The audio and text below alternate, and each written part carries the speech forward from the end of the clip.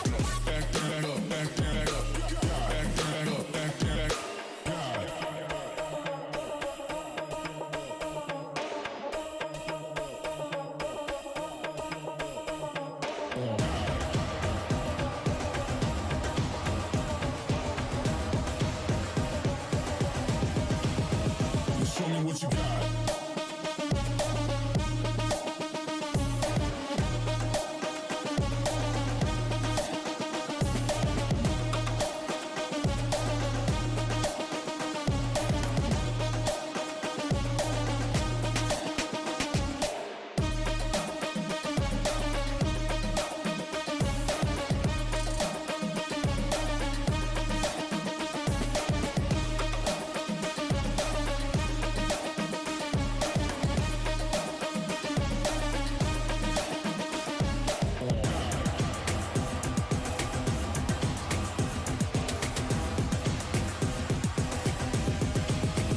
Show me what you got. Down, up, back, up, God, down, up, back, God, down, up, back, up, God, down, up, back, God, down, up, back, up, God, down, up, back, God, down, up, back, up, God. Ain't no reason to back down, so step it up. God, down, up, back, up, God, down, up, back, God, down, up, back, up, God, down, up, back, God, down, up, back, up, God, down, up, back.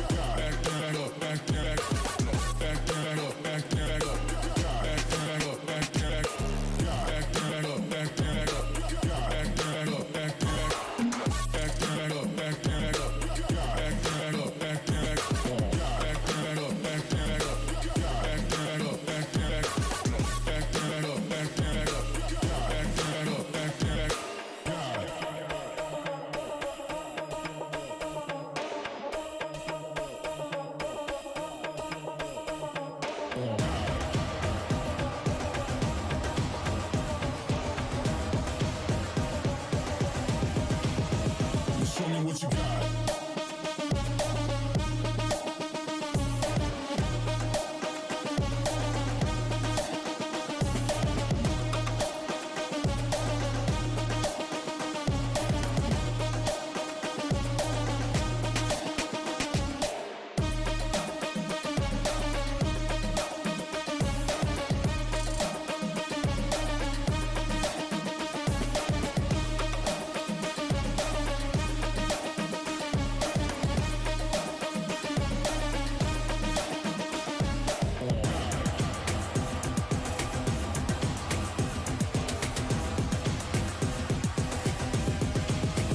Show me what you got. Down, up, back, up, God, down, up, back, God, down, up, back, up, God, down, up, back, God, down, up, back, up, God, down, up, back, God, down, up, back, God. Ain't no reason to back down, so step it up. God, down, up, back, up, God, down, up, back, God, down, up, back, God, down, up, back, God, down, up, back,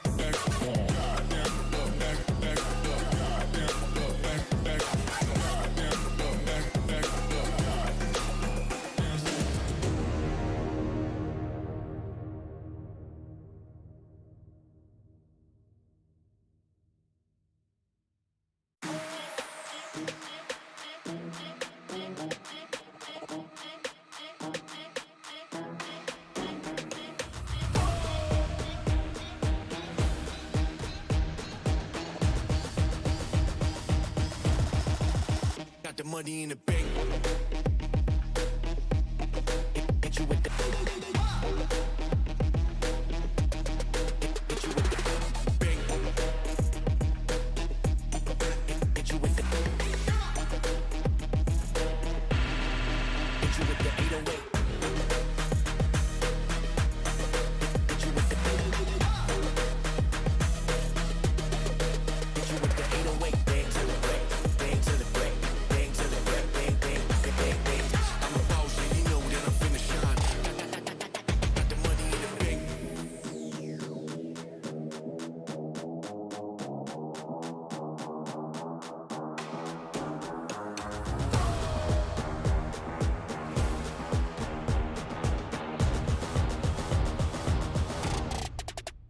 money in the bank.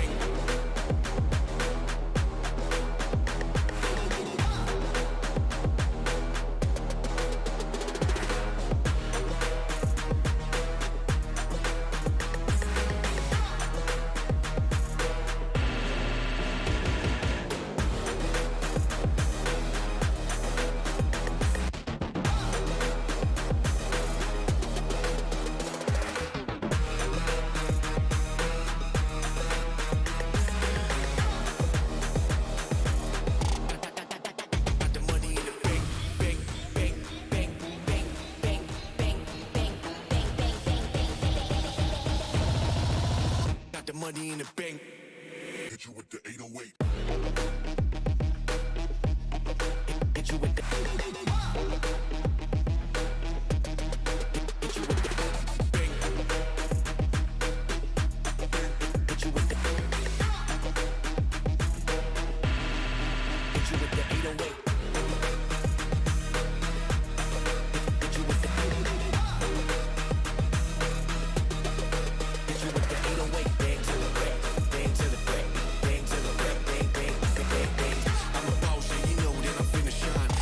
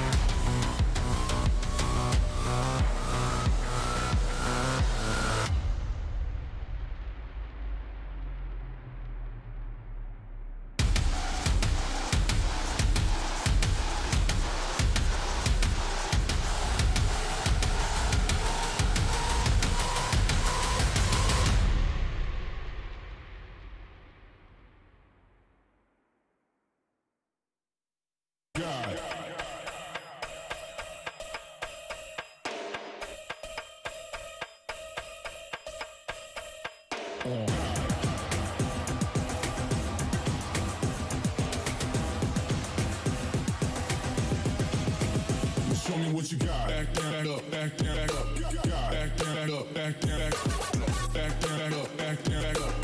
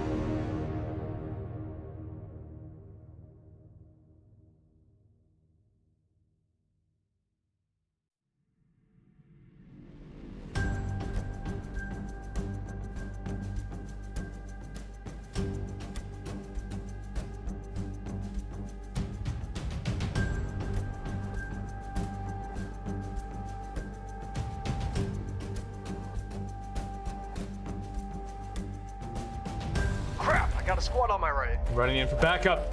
Yo, run, he's right there in front of you. Ugh. Sorry guys, it happened again. Damn, that's the 10th one today.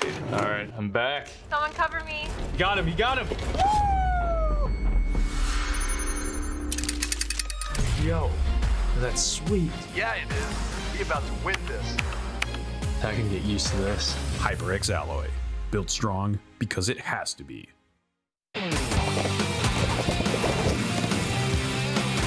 Blast X! New from Playzilla!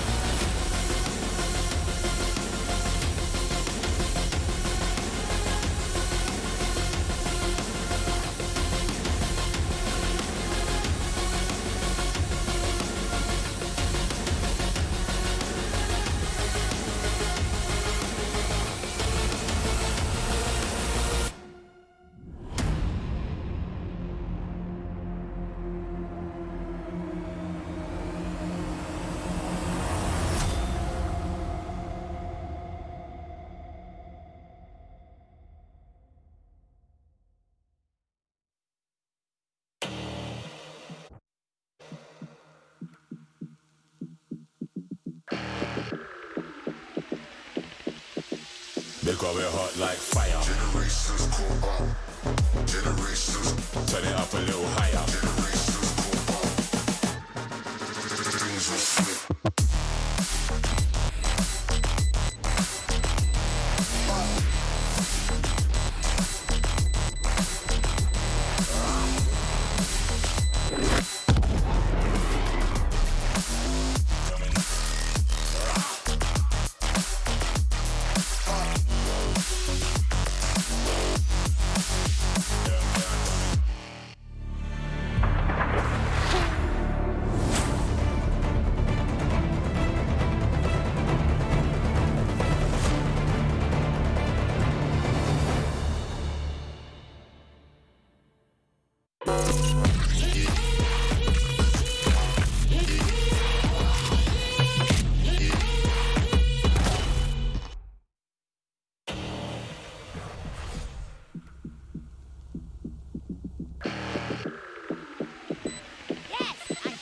Because we're hot like fire in any season. Still I roll like tire, we don't need reason. We build the empire.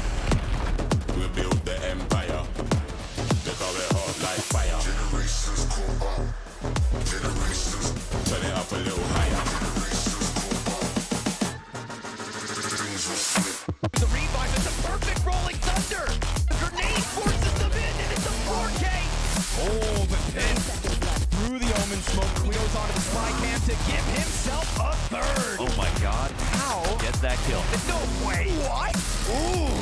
3, 4. How have they done that?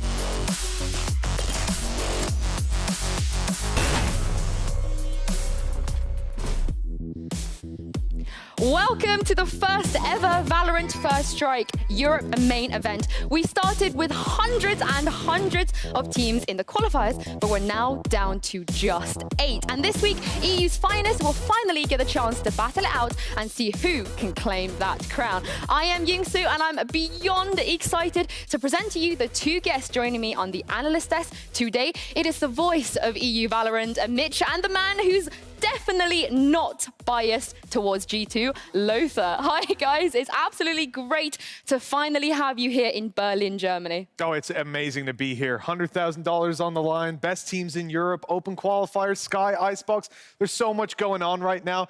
I can't wait to get these games started. I'm still in that intro video, you know, and just bouncing around to the music. It's just so good, it's insane. But I'm so happy and excited to be here at the first Valorant Major. Of course, the first massive EU Valorant event, and we are all here for one reason and one reason only, and that is, of course, to find the best team at EU First Strike. And here is a breakdown of everything that's taking place this week. We are in the knockout stage of the tournament. There are 4 quarterfinals, 2 today and 2 tomorrow, seeding in from the 2 weeks of qualifiers we had prior to the event. You'll also be able to find the 2 semi-finals here on Saturday, and we will end on Sunday with our best of 5 finale. Each day will start with a half-hour pre-show at 4:30, and Agent Select will be at 5 p.m. CET. But that is enough from me. Let's take a closer look at the teams that will be competing at the main event. First up, from the first week of qualifiers, we have G2, Team Liquid, G2, Team Liquid, Summon FC, and FPX. Of course, like I said, these 4 teams are made it through the first week of the qualifiers. So in theory, they are our better teams in this tournament. But Lothar, would you say that we are looking at the 4 best teams in Europe right now? It's hard to say if they are the best, but you can definitely say they're the most pressured. They have to, let's say, convince everyone of their position. Will it be for G2, the best in the world, right? Team Liquid, do they actually stand as a tier 1 team in this competition, right? Then we have also Summon FC, who are kind of like perceived by pro players to be one of the best teams, but they didn't prove yet to the public that they will, you know, have to earn their place. So in general, the teams coming from the week 1, they have a lot of pressure in front of them, but we'll see how they go. Well, of course, in the quarterfinals, those 4 teams we just mentioned will be taking on the 4 teams that came through the second week of qualifiers, and they are Nopenki, Auglis, Prodigy, who used to be called Prodigy, Purple Cobras, and Team Heretics. Mitch, how serious are these 4 teams as contenders, or are they really coming into this on the back foot? You know, I never want to say a team is coming in as food for the bigger teams, but to an extent, I'll say it this way. For Orglis and Purple Cobras, I don't expect as much of them against the teams from the first week. But for a team like Heretics, although the public might underestimate them and not know them all too well, I don't think that the other teams in this tournament will give them that same leisure. They are a very skilled team, definitely one that can cause upsets, especially with how the brackets have worked out for them in the first set. And then Nolpenki, a team that's been around for forever, it seems like. They haven't picked up an organization. They've had roster changes, most recently bringing in CNET and VAC. There's a lot of potential there. I don't think they'll be able to take the crown off of the likes of a G2 or Challenge and FPX, but it's a proving ground for a team like Nolpenki to get their foot in the door, show the world what they're capable of, and possibly pick up an organization. Because at the end of the day, for teams like Orglis, for teams like Nolpenki, that is the goal here, to show yourself off, and who knows, maybe they could be the next Fnatic. Yeah. And one thing is certain, if Fnatic gonna pick up someone here, you know, from the tournament, it's gonna be the second place. Again, not biased towards G2 at all, ladies and gentlemen. Well, yesterday marked the 6-month anniversary of the release of Valorant. That's right, the game has already been out for 6 months, and would you look at that? I am also joined by Jonas and Hypok. Guys, it is also great to have both of you here in Berlin, Germany as well. And as I was saying, the game has been out for 6 months now, which also means the competitive scene have had 6 months to develop. So looking at this tournament that we're going into this week, what does this mean in the grand scheme of the Valorant competitive scene? I mean, 6 months has absolutely flown by in my eyes, but you know, so far we've had the appetizers. Here we are, the main course. This is the week where, you know, we're officially looking to crown the kings of Europe. I can't be more excited to be here, obviously, to obviously crown those first champions. It's really exciting. I think we've got a fantastic, you know, bracket on our hands and potentially a couple of upsets. Yeah, and that's the cool thing. Now that we recently had some changes to Killjoy and Cypher, we don't really know if the meta actually is going to be what we are expecting. So I think that's a really cool thing, that we have this huge event, but we also have huge changes to how the heroes work, which means that we don't really know what's going to happen, and maybe some of the smaller teams can cause some upsets, and that's what I'm really excited to see. We have Sky coming in here with a lot of flashes, we have Icebox coming in, and I hope to see some crazy plays on Icebox. As you said, we have smaller teams, but small does not mean they are weak, and there is plenty of amazing talent across this tournament. I want to focus on some of the players that are standouts, you know, those that can have the biggest impact for their teams. Hypok, why don't you get us started on who you think should be a player to watch over the next 4 days? Well, I've gone very bold. I've actually picked a Raze main. It's actually Zipan from Fun Plus Phoenix. I mean, this guy has looked absolutely fantastic for a team that, in my eyes, you know, FPX have been on an upward trajectory recently, you know, really closing the gap and becoming one of the top contenders in the region. A lot of this comes around, you know, that duelist role is the one we expect to go out, make these highlight plays. I mean, his aim is on point, and just the way in which he plays Raze has been fantastic to see. Yeah, personally, I know you all probably expected me to say something like a Sova player, but I'm actually gonna do something different. I'm gonna go with Mixwell. And Mixwell, of course, he's a Jet player, and of course, he's using the daggers, and he's using the operator a lot, what we call the Wardell Kick W strat, if you'd like. And the reason why this is so common is because it works so well. If there is a really strong Jet player with a really good reaction time, and he plays really well with the operator, it's really hard for a team to counter it at the moment. So it's going to be excited to see if any teams are able to do just that. Well, thank you so much, guys. It's great to speak to you. I'm sure we'll see you both on the caster desk very soon. So I am going to head back over here because there are 2 more players I feel like deserve that spot as players to watch this week. And I'm going to come to you, Lothar. Who is your pick? I'm gonna pick someone who's, let's say, less known to the public eye, and that will be Pora from Team Heretics. Team Heretics in general is a team that I will be looking very closely after in this tournament, because I feel like they might upset, you know, a lot of teams in general. And Pora is this silent, let's say, deadly force behind the team. He's lurking a lot. He gets insanely valuable information for the teams. He's also playing Cypher, which comes hand in hand with his playstyle. And when he gets that precious clutch, like in example the 3K that he got on bind with Classic against a full buy round, it turns the game around. Like, Pora is insane.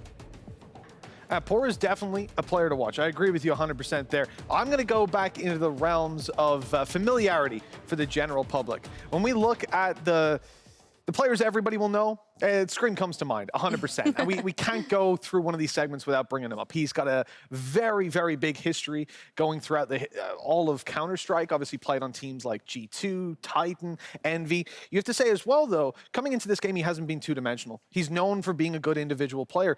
But when he joined up Fish123, obviously they got Team Liquid. He was helpful in getting that.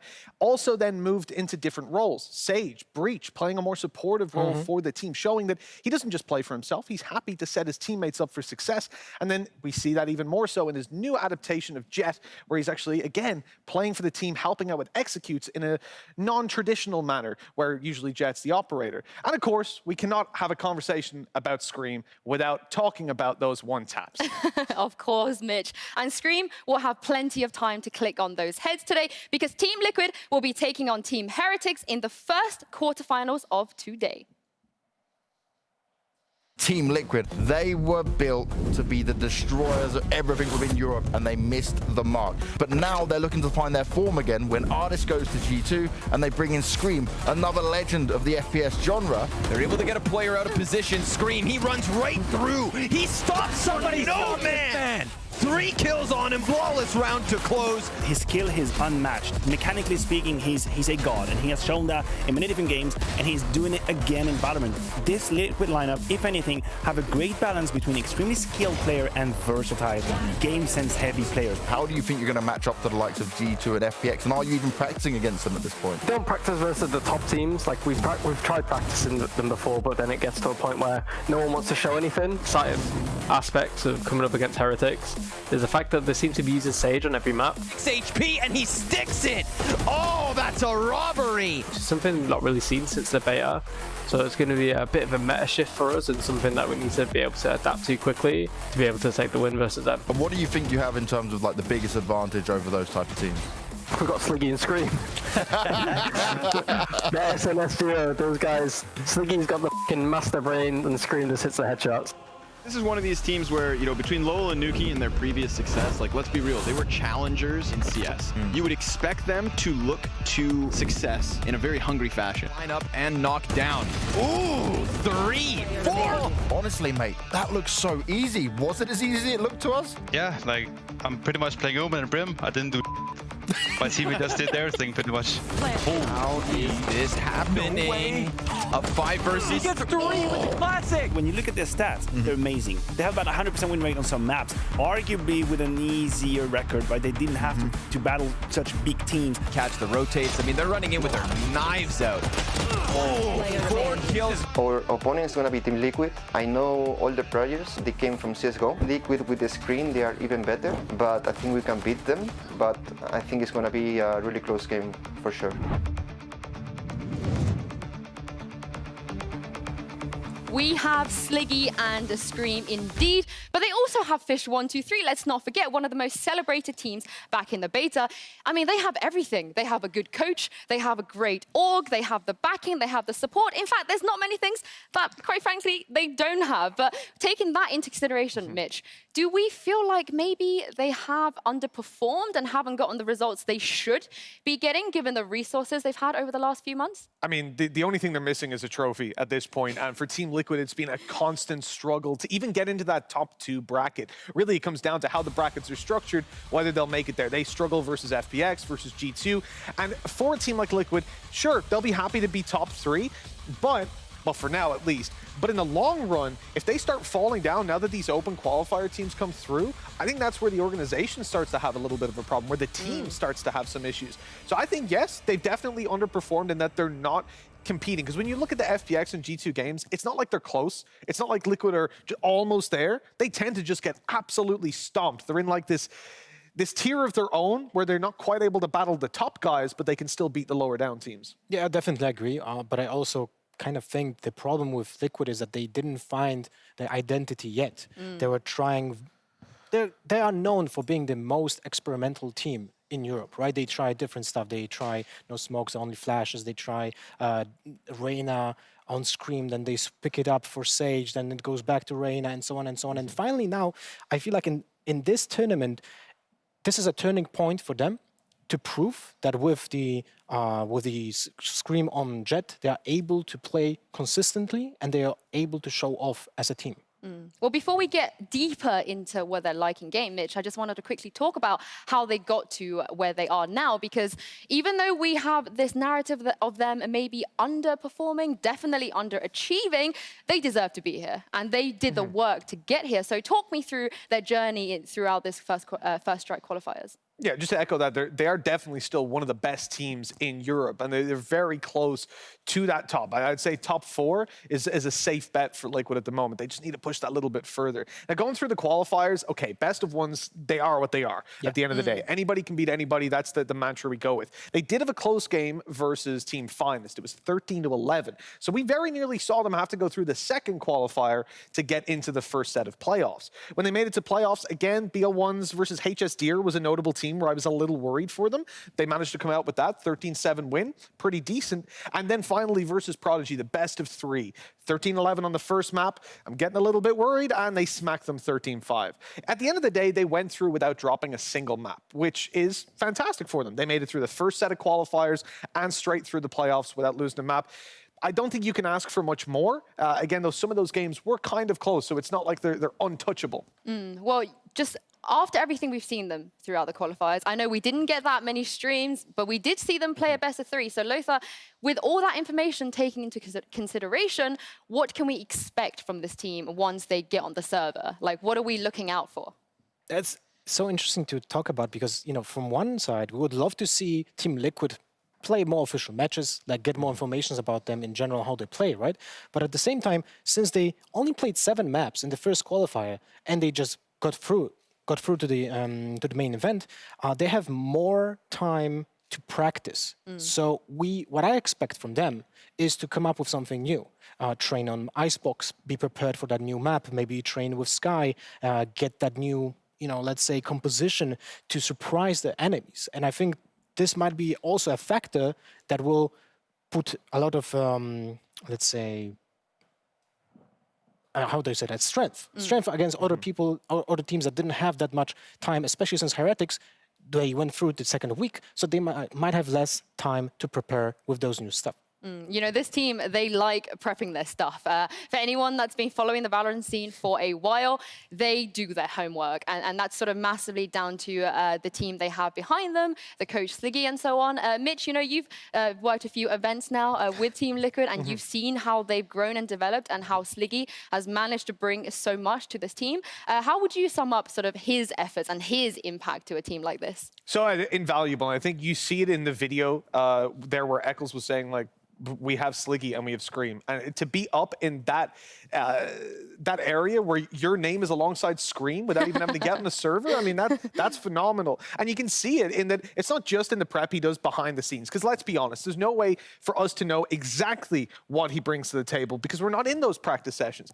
But then you watch even when he just does on his own streams, he is watching every region. He knows all the compositions that are out there. He's theory crafting constantly and pushing the team to try new things. And I think the best thing about Liquid for me is the fact that they're not afraid to be laughed at. And what I mean by that is that what you said about this Blast comp, right? When they came into Blast and they played with no smokes or nothing but jet, they're playing majority flashes. It was a composition that everybody was saying, like, how the hell do you think you can get away with that? And it's a big tournament as well. It was a 50K. It was the biggest tournament to date at that time. So they came into that trying a completely new thing. And obviously, and I said it at the time, so I was working that event, if it works, you're a genius. If it fails, you're a moron. Everyone's just going to laugh at you and go, how did you ever think that was going to work? But that's how you find out new things. And in a game like this, that kind of innovation is necessary. And Liquid are not afraid to be the ones to step forward and say, hey, we're going to innovate. And I guess you don't expect it from someone like G2. If you're at the top and you're winning every game, if it ain't broke, don't fix it, right? You're not going to mess with that comp. But for someone like Liquid, they know where they are. They're good, but they need to get better. And so they do exactly what they need to. And without Sliggy there, I don't think it will be possible. Yeah. What I really love about Valorant is that every single 2 months, we're going to have a new agent, right? So this will change the metagame constantly. Teams will have to innovate. There will be no stale moment in the metagame where teams can just be like, whatever, we just play whatever we play, right? And then there will be no innovation needed. Because I feel like those teams that will just be in their own safe place, they will just get wrecked at some point by the innovative teams. Well, it's fair to say that Sliggy probably hasn't been challenged that much yet throughout the first strike qualifiers, but they will have a massive challenge today because they're going up against Team Heretics, a team I know that Lothar is extremely excited about. Tell us why you're so excited about this team, because on paper, they are not as well established as the likes of Team Liquid. Well, they almost went through the first qualifier, and they lost to NIP 11-13 on Aston, which was very close, by the way, like insanely close, even closer than on paper. But in general, this is a team that caught my eye because they play in a style that I love, you know? They work as a team, as just like 5 fingers on one hand, working together to establish map control, to get informations, to trade, perfect usage of utility with follow-ups. It all looks just so nice, you know? And because of that, I really put a lot of faith into Heretics when it comes to this tournament, because I feel like the public eye doesn't really know them well, right? So they don't expect anything. But when it comes to professional teams, professional players who scream against them, they actually do say they're very strong. So from my perspective, I feel like Heretics might be actually a little bit favored. I mean, Lothar, you mentioned earlier when we talked about those 4 teams from the first batch of qualifiers that in theory, Team Liquid, G2, Summon FC and FPX, you know, are the stronger teams. But if you are saying that Team Heretics could be the favorites going into this matchup, are you then by extension saying that perhaps Team Liquid are unlucky that they drew the short straw? They probably picked the worst and the hardest opponent they could have gotten?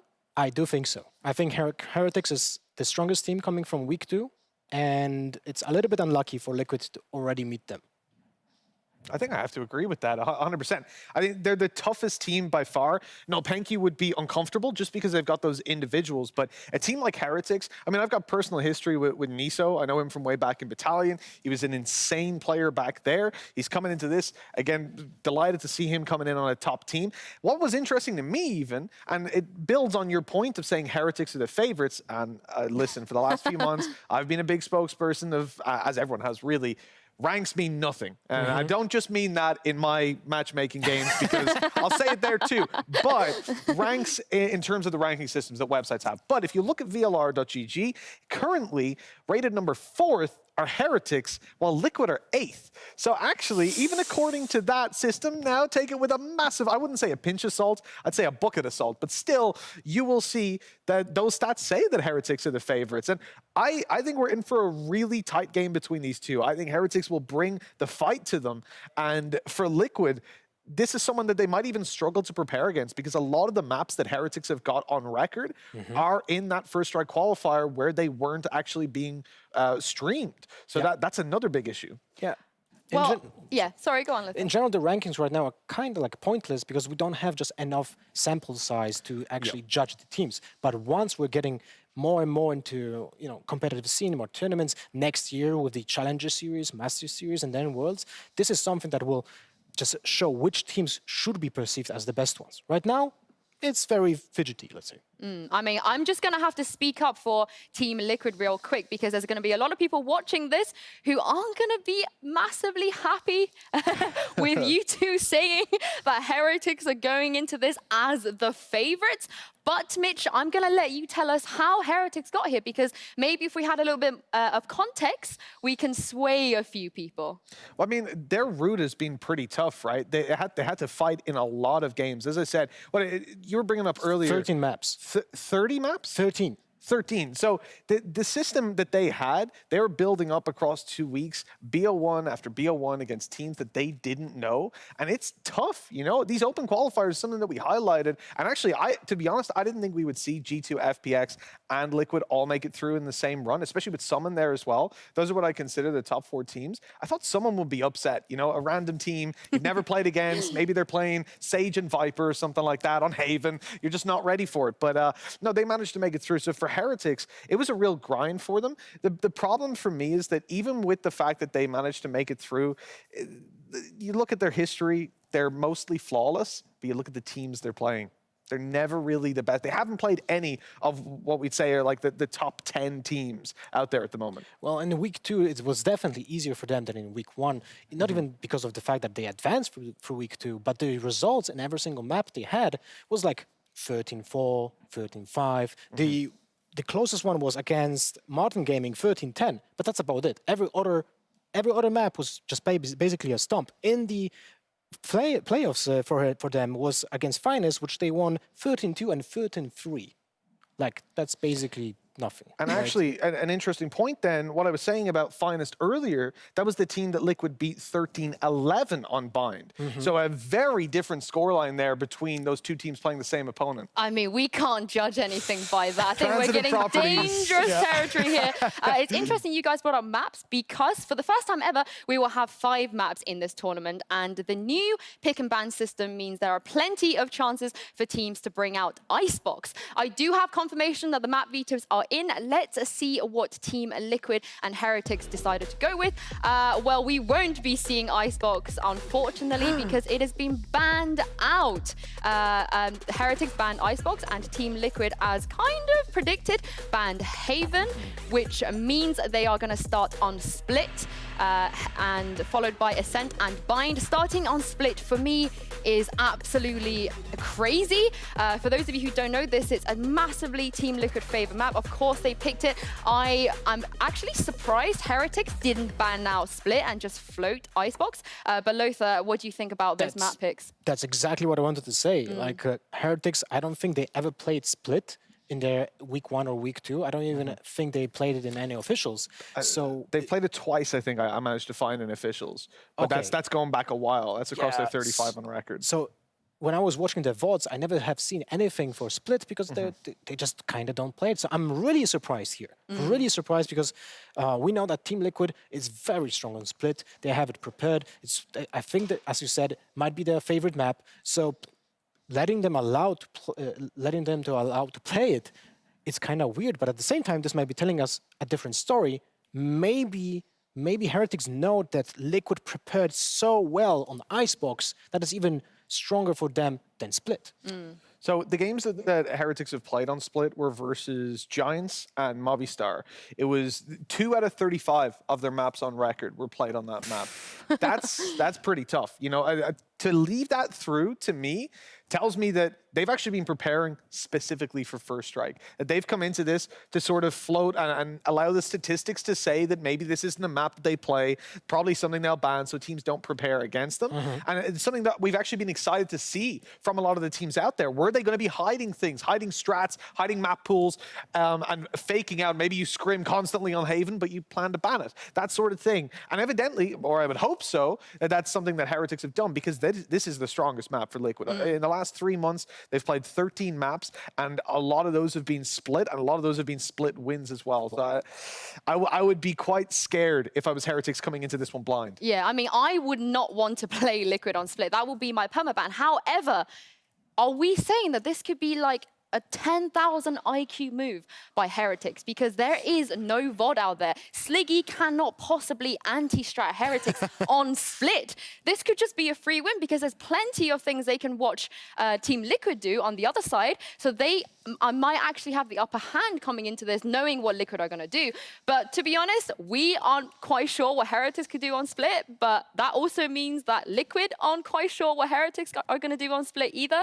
So either, I feel like, it's going to be a stomp, or it's going to be the biggest brain move ever. And I'm hoping it's the latter, and I'm sure you are as well, Lothar. I hope it won't be a stomp, but this is a beautiful example of, the first Valorant major. For us as analysts, this is absolutely delightful because we can read into the strategy of the teams, learn from the teams what their playstyle right now is. The only thing I worry about is that Heretics are playing Split first. If they will get stomped by Liquid in the first map, it will put a wrench into their bike right now and they will just, fall off it because there will be no momentum. So this is a little bit worrying for me. Yeah, it definitely is. I think realistically for Liquid, this is a high-pressure zone for them. They've gotten the map out that they would probably want, at least from our perspective. But there is always that thing in the back of my mind when it comes to an event like this in a scene that doesn't have anywhere near the same amount of games that you would have in other FPS titles, going on officials, that is. You do not know what's going on behind the scenes. We don't know if Heretics have exclusively practiced Split against the teams they've been playing. We don't know if they've got an amazing surprising approach to it. But based on what we're seeing, that is, on paper, a very easy first map for Liquid. I mean, I view that as a mistake because Icebox, we know Liquid have been looking to play it. I mean, Sliggy's been talking about it on a stream, the comps they were playing around with. For Heretics, maybe they want to ease away from it because they haven't got much prac. I know a lot of players don't like the map currently, although players just don't like change in general. And then the fact that Liquid have pracked it, maybe they got a little bit spooked. But maybe that's exactly what Liquid wanted. Well, with all this on the table now, are we sticking with our predictions? Because I feel like, Mitch, you've switched teams after seeing the map vetoes. You've gone with a bit of a Heretics, because, you know, they could be the favorites too. Yeah, they are losing map 1. Look, I think I'm going to go with the stats every time. I'm going to go with what I know. There's always going to be factors we can't take into consideration. So for me, Liquid get a free map. It should be at least a 2-1 win for them. I'm on their side. Lothar, what about you? You're going to have to really sell this one for me to believe that Heretics have a chance. You know, I was favoring them 55 to 45. Right now, with the map, the first pick, I'm not really sold myself on that 55% for Heretics, but I really hope they will just pull through and do basically an upset right now, because we all perceive Team Liquid as a tier 1 team. I'll be, let's say, maybe more certain about what will happen when I'll see the characters agent selection, right? If Heretics pick up a Viper, I'm gonna know they are prepared. Oh, I love that, Lothar. I love that. Well, it's good that you mentioned Agent Select, because we are going into Agent Select. And now, let's see what these teams have prepared for on Split. I think on the side of Team Liquid, we are probably going to see some things we've seen already. I would be surprised if Team Liquid decide to sort of switch it up. But as you guys can see on your screen right now, that they are locking in their agents. What do we think, guys? First impressions? I like that Scream is going to be sticking with the Jet. I think in combination with Link on Omen, they can get a lot of those executes in towards the site. As we said before, you know, Scream, we didn't talk too much on the desk about it, that he doesn't actually use the operator with this Jet. If you're looking at this, you know, as a new viewer, you're coming in, you're like, oh, okay, so Scream's the opera for this team. That's odd, because he never used it in the past. And actually, no, he still doesn't. Instead, uses those smokes so that Omen, obviously, he has that wind-up time. He lines up a smoke, throws it. You can do it at the start of the round if you want to faster execute. But then you have to get the other one, take it out, throw it, kind of line it up again, push it. There's time for it to travel, to land. It takes a long time. You're telegraphing the play that you're going to push that site if you're going for a faster execute. So that's why it's nice then to have that Jet to throw down another smoke separately, and you get into the site very quickly. Yeah, this is a very good point, which now Heretics are actually lacking. They play, instead of a Jet, instead of a Jet, they play Reyna, which is a very egoistical character, right? She plays for herself typically. The flashes, rather the blinds that she does, have an activation time, so people can follow it up like a breach, an example. But still, the character puts a lot of just, you know, pressure on herself instead of the team. And I'm really surprised actually by this pick, because I thought they're going to be playing with a different set of characters, since they will lose a lot of possible, let's say, execution time on attack. Right, when they play Reyna, they lack the mobility, which now the Liquid has, and this is going to be amazing to watch, because they should have a plan how to use that Reyna. The other aspect as well that I think we need to touch on is the fact that Heretics are one of those teams that play with a Sage. We see it come through here again, and when I say one of those teams, I mean Heretics are the team. I actually don't know another team that commits as heavily as Heretics do on every single map. Could help them out on Icebox for sure, but as we come into Split, this is where I'm curious to see exactly how they're going to deploy it. I really like their combination of the Sage and Cypher to maintain control when it comes over towards Haven.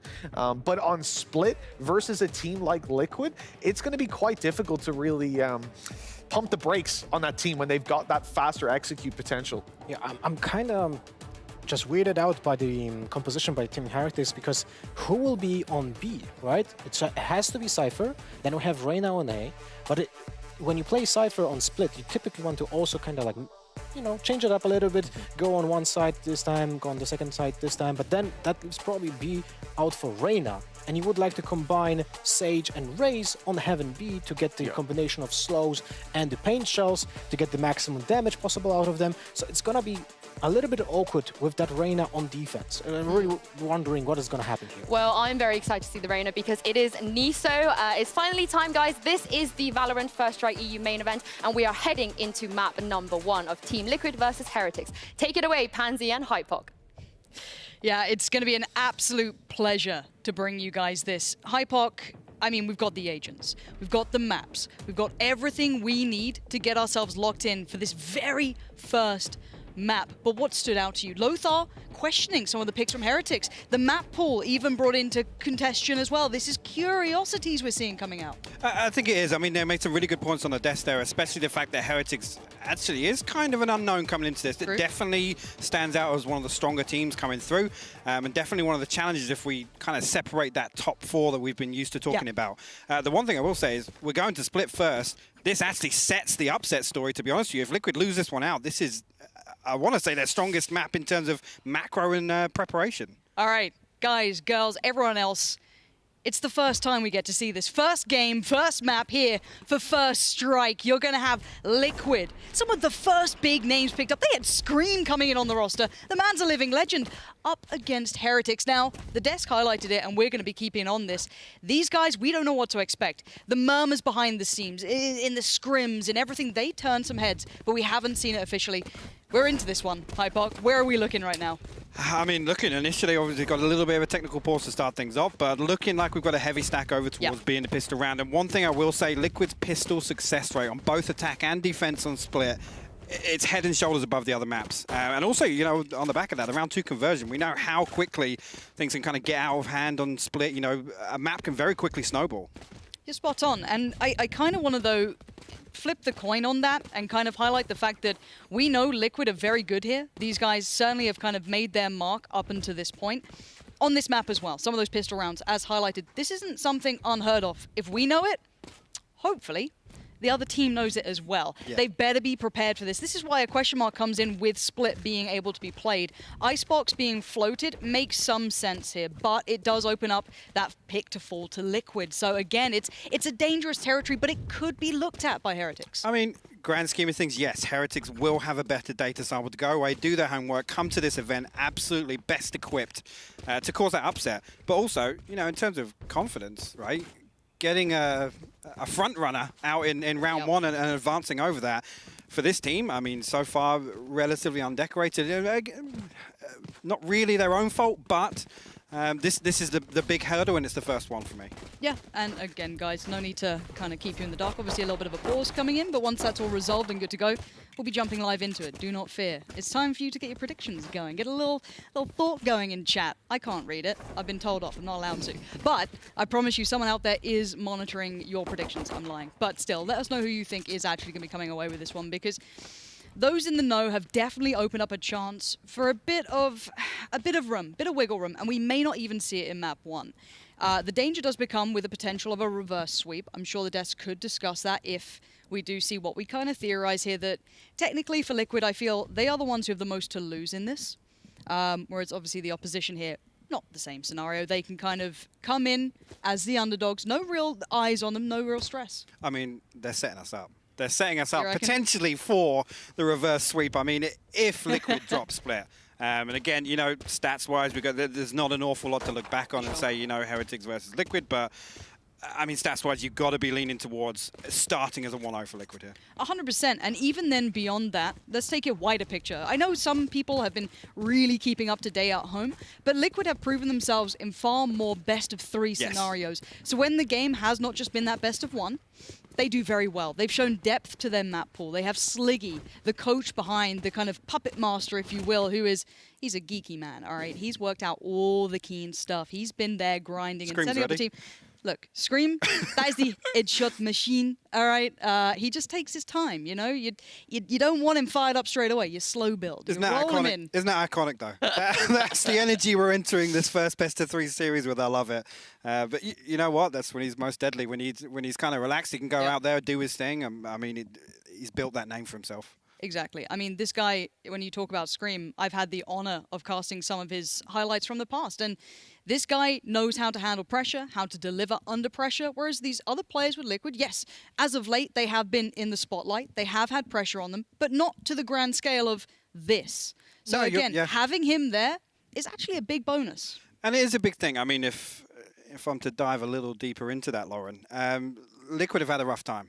Yeah. Since losing Ardis. That Fish 1, 2, 3 kind of legacy, there's a there's an allowance period after obviously that roster change. And obviously since Scream coming into this, we've seen glimmers of hope. We've seen glimmers of magic from Liquid, but they need to solidify that consistency. And I hate to be the naysayer. And I'll do it for the sake of those who know this game inside out, who've been dedicated since the very opportunity to watch it.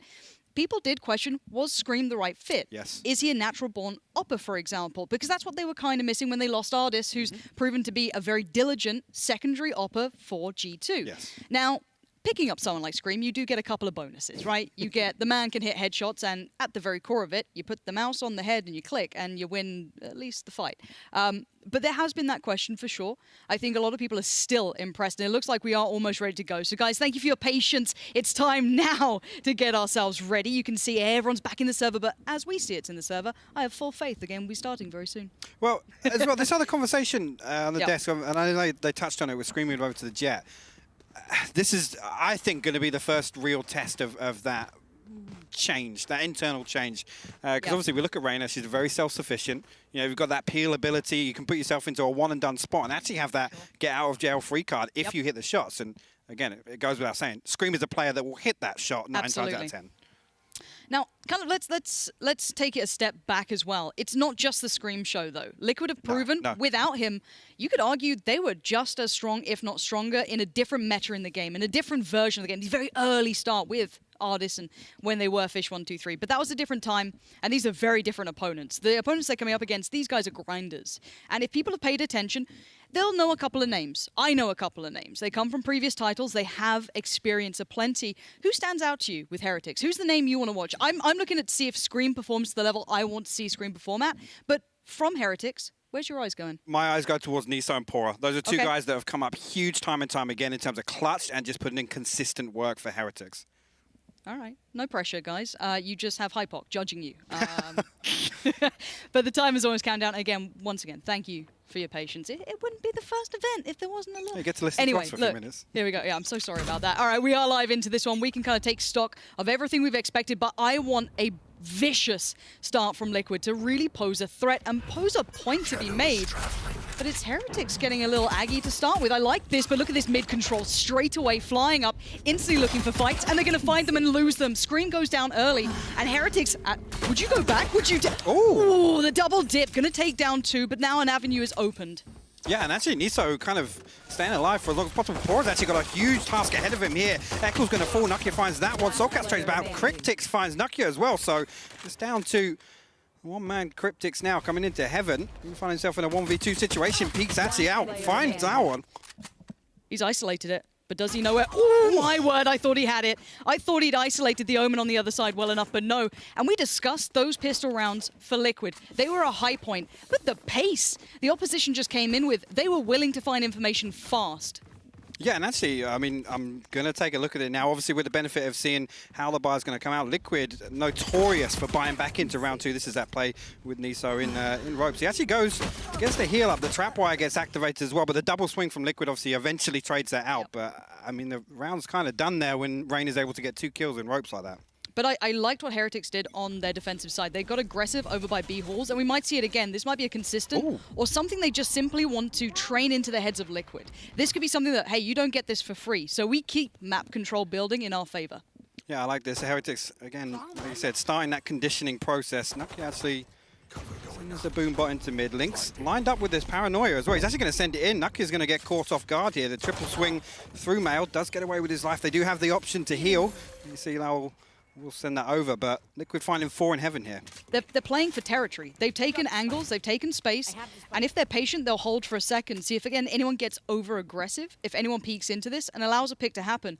The purchase is substantially better with Heretics. Look at the guns. They've upgraded a few, no big rifles out, but enough to, pack a punch here. So looking at that, you've got to consider here that Liquid are playing a smart game. They want to try and force the opponents to make a mistake, but for now, we're seeing a very patient side. Yes. Yeah, you can see now they're just waiting for... I mean, Heretics not really giving anything away, obviously, against these pistols. They're going to go for a full-on push towards the stairs here. Cryptix will eventually trade that one out. Niso now in the defensive spawn, got to get something done to stop this push. Yes and no. He can hold this deeper angle. left. It does give up the site, and they might fall into a retake, but with Scream doing some work, this is getting dangerous. That's a nice little response, though. Scream being quelled is going to help, but keep your eye on the spike and where they go with this. They're down to 18 seconds. They're running the clock low, and they're running the opponent slow, but they need to make their move. That frenzy to hand is going to kind of pale in comparison to even these SMGs, which are doing the work. The spike plant would be fantastic. Gets denied. Well played by Heretics here. Maintaining composure is absolutely essential. Now, it's going to be important to note here whether or not we see Heretics again go for that control of the garage, again start that conditioning process and kind of make Liquid just second guess it, be fearful of whether or not that push is going to come out. Obviously, a few weapons going to be saved across in that round from Heretics. One, they are coming onto the board, but obviously the buy from Liquid is strong back into this one. Yeah, looking back on the buy, we do seem to have rifles out. Look towards Scream. Maybe some aggressive play towards middle could be the way to open this one up. I'm still looking at Scream on Jet to see what he brings to the forefront with this. Mid control is going to be key, especially on Split. It's one of those maps that really does lend to it. However, seeing Heretics take extremity control is also a wonderful answer. Quick little mid fight. That's a little bold, but it does force some utility out and show presence. It does indeed. And you know, getting some damage down on Eccles as well, that can cause a problem later on in the round. But he's got 3 to worry about. His Scream just swings on that one, lands the headshot. What? How did... excuse me? What is going on this round? This is very, very messy. This looks nervous play almost. I hate to say it, but it doesn't look as clean as they'd like. And well, for now, we do see the res coming back up. So for Heretics, they will at least get some of their buddies back into action. Scream... You know, we're gonna let it slide. He's still a little new to Jet, but you're right. They've caused rotations. Omen's still lingering, so you're gonna have at least information. And look at those rotations. 3 through spawn for Heretics. They know they're in the wrong spot at the wrong time. Scream's gonna lead the way, but already players being lost left and right. Where is that spike? In the hands of Omen for now. And there we go. Spike should be planted, and we should be in a post plant. You can see actually Heretics stacked up over towards defensive spawn. Pora headed over towards the heaven. Let's see how they try and crack this retake here. A little bit of utility down on site for Liquid as well, so it's going to give a little bit of information if any of those players do decide to peek out. But look here, the dark cover comes down. Here comes the push. Yeah, Niso's going to be the first one there, at least for now. A little bit of an alarm bot will ring the alarm, but it's patient. It's slow. They're waiting for that pick to be given, but they're not getting one, and suddenly Scream denies the first. That's Pora dead. We're down to just 2. Niso and Lol trying to make something happen, but they're given no opportunities, and Scream is denying everything. Just a 1v2. And maybe they can do some damage, but the defuse was a mile away from ever happening. Link going to be the safe pair of hands. Yeah, initially I like that. Heretics obviously backing away, giving up B. They're kind of resorting to that retake factor. Feeling as if I guess they were pretty well set up for it, but also, you know, of over playing his life effectively there. There's no point him committing to holding site, maybe getting, you know, 1 or 2 kills on the way in. They still lose the site, the spike's going to go down. So really good stuff from Heretics there defensively. Unfortunately, couldn't pull together the retake. Looking back at this, obviously we did see the economy was a little busted for Heretics there, so seeing a couple of scuffed weapons here. But Scream did fantastic work from the backside here. Again, Link just has to wait this out. At this point, time's in their favor. Yeah, playing the time perfectly. And it looks like we're right into this. Again, pacey start, but I still have to go back to that conditioning until Scream's taken 2. Just cracks open middle, continues forward. The man's aggression knows no bounds. He was desperate for it to land, but he just styles on Avova. Goodbye, I've just got the sight for you. Is that a little bonus maybe from Liquid coming in the paycheck? I feel so. And maybe he's not done. Finally gives it up, but the information's found. The sight's theirs and the spike's down. Yeah, absolutely love that. Again, the aggression that Heretics showed gave Liquid an inkling they can push mid like that, and Screen just absolutely popping off. I mean, you shouldn't have got that 3rd kill, I've got to say. I mean, the thing is, rolling it back a bit, it was on a lighter purchase coming out from Heretics. It wasn't the full investment. But having a freebie like that and getting Scream confident like that is going to only help you going forward. If Pora can get some damage done here, that would be wonderful. Maybe take some rifles away. Not going to be the case. Cryptics, again, well played, calm, controlled, and we look at a pretty even start here. Yeah, it has been. I like that response from Liquid. Again, just kind of bouncing back off of what Heretics has shown them in the first couple of rounds by committing to that kind of B garage presence. Liquid there. I mean, in the previous round, we saw 3 stacked up. It was Scream, Eccles, and I think Cryptics down the bottom mid. This is that 3rd kill. Avova should have had that one, but I mean, we'll give it away to Scream. But like I said, I love that response from Liquid to kind of just pivot to another side of the map and take aggressive control early round. Yeah, I want to see Heretics' next kind of level. We're starting to see at least Liquid smooth back into this game. And again, the mid presence going to continue. It feels like they've just let Scream off the leash. They've gone, right, take your fights. Take your fights and do that. Open it up again and again. This confidence is building. Information relayed, but well played by Pora just to deny any take there, to be too quick. And actually, nearly getting caught off guard there as he tried to activate the cage. Nobody from Liquid opting to push through. You can see Soulcast has got himself tucked in at the top of rank, and now a slow push comes through. Maybe a bit of a stalemate here with this wall cutting off Heaven. And I don't mind taking a pause for thought here for Liquid. They've taken the early damage. Initial picks will always favor an attacking side, even if it's a 1-for-1, because generally they can stack a site. And it looks like a potential misread, or maybe just hedging their bets for the defensive team here. They've already kind of backed away from the stack towards A they were considering. Yeah, maybe this is to explore some information back towards mid, but here you go. Cryptic's actually going to drop down the ultimate in Heaven. Nokia, I mean, he's kind of stuck in this corner. He can't really go back to the defensive spawn. Cryptic's eventually going to shut that one down with the Bulldog. Now the rotation comes through. They have to hold back in the spawn for the time being, which is going to give site control over to Liquid. Yeah, this should be a spike plant and a decent post plant as well to boot. This should be pretty comfortable. Retake-wise, to be fair, these post plant positions are all on the site. So there is actually an opportunity for some damage to be done. Spike is going to go down. Let's have a look at where they try and find that first foot forward. Not any players playing outside of the site. I don't know if I like this. This gets a little risky. Again, I feel as though they should be able to control it. First contact made, draws out the utility, backs away, but now double dipping in. Cryptics is there on the crossfire. This is going to get sketchy, but already a 1-for-1 trade out. Numbers still favor Liquid, so they will control. But again, it's getting a little close and a little uncomfortable, but we do have now the 1v1. Looking at Lol here, he looks like he's got the angle, but it gets ripped away. And yes, Liquid, this is getting dicey, but they are just winning out. Yeah, I mean, you could see the decision-making happening there. Cryptic's managed to get his utility into elbow. Eccles was considering sending that fault line down, or maybe sending through a flash and clearing out screens. I mean, it was two players stacked up there, so potentially could have backfired on them. But this lockdown here, again, completely zoning off this control from Heaven. Once they find that kill, it pretty much gifts them site control. But you make an interesting point. They didn't make it easy for themselves by all committing to site post-plant. Potentially, they didn't expect Heretics to back away that much. They probably thought there were a couple of players closer by, and I actually think that's a pretty fair shout. We do see a bit of an eco round coming in. It's going to be a lot lighter. Last time around on these, we did see Scream kind of just pop off and run through them, but maybe some danger could be found. It looks like some a little bit of damage could have been had. No, Soulcast deals with it very comfortably. The push out may have found information, but this default has held perfectly. Yeah, again, just, I mean, Heretics is looking to do some damage, maybe take a weapon off the board for the next round. I mean, at this point, you know, Nokia, anything that he does get done is a bonus at this point. But again, this is the first time we've kind of seen Liquid resort to that default. Again, reading into the buy perfectly. They're set up to counter some of that early aggression we've seen from Heretics. Yeah, I think that's a great mid-round call. Whoever made that for Liquid, very well done.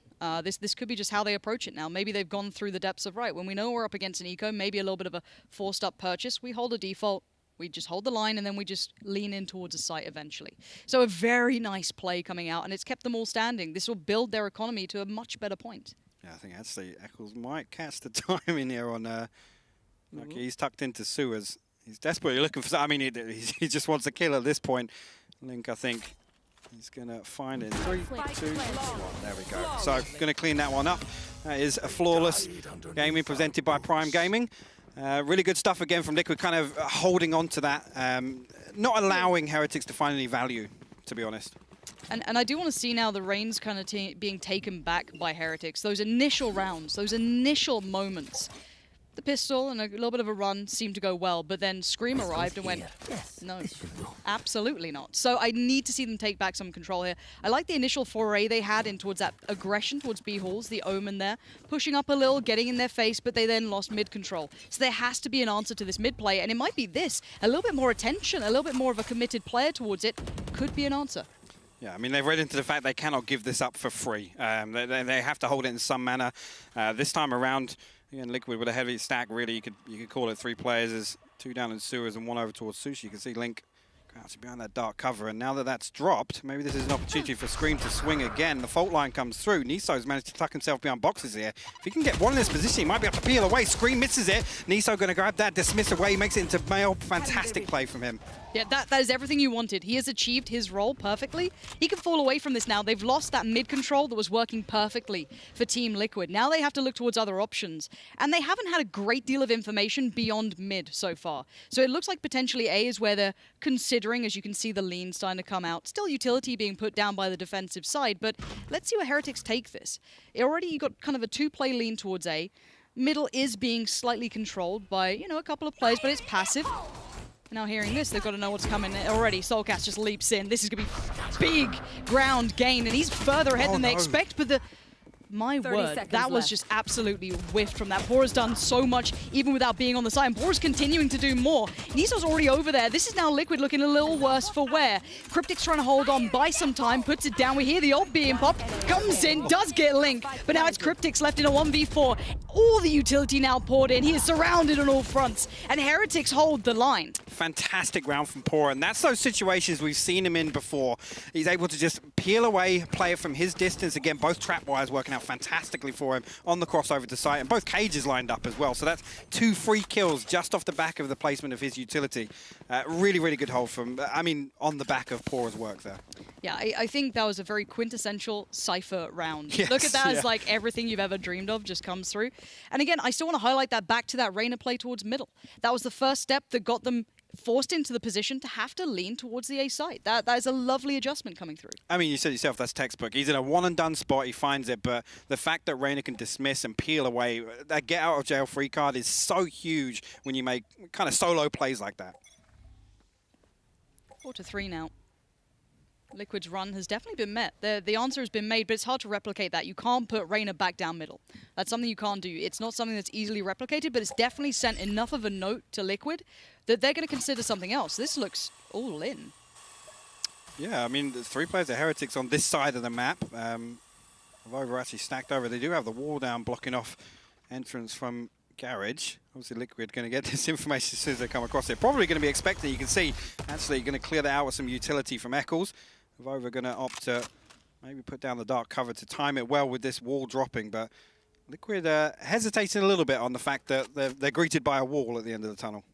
Yeah, clock's down to sub 1 minute now.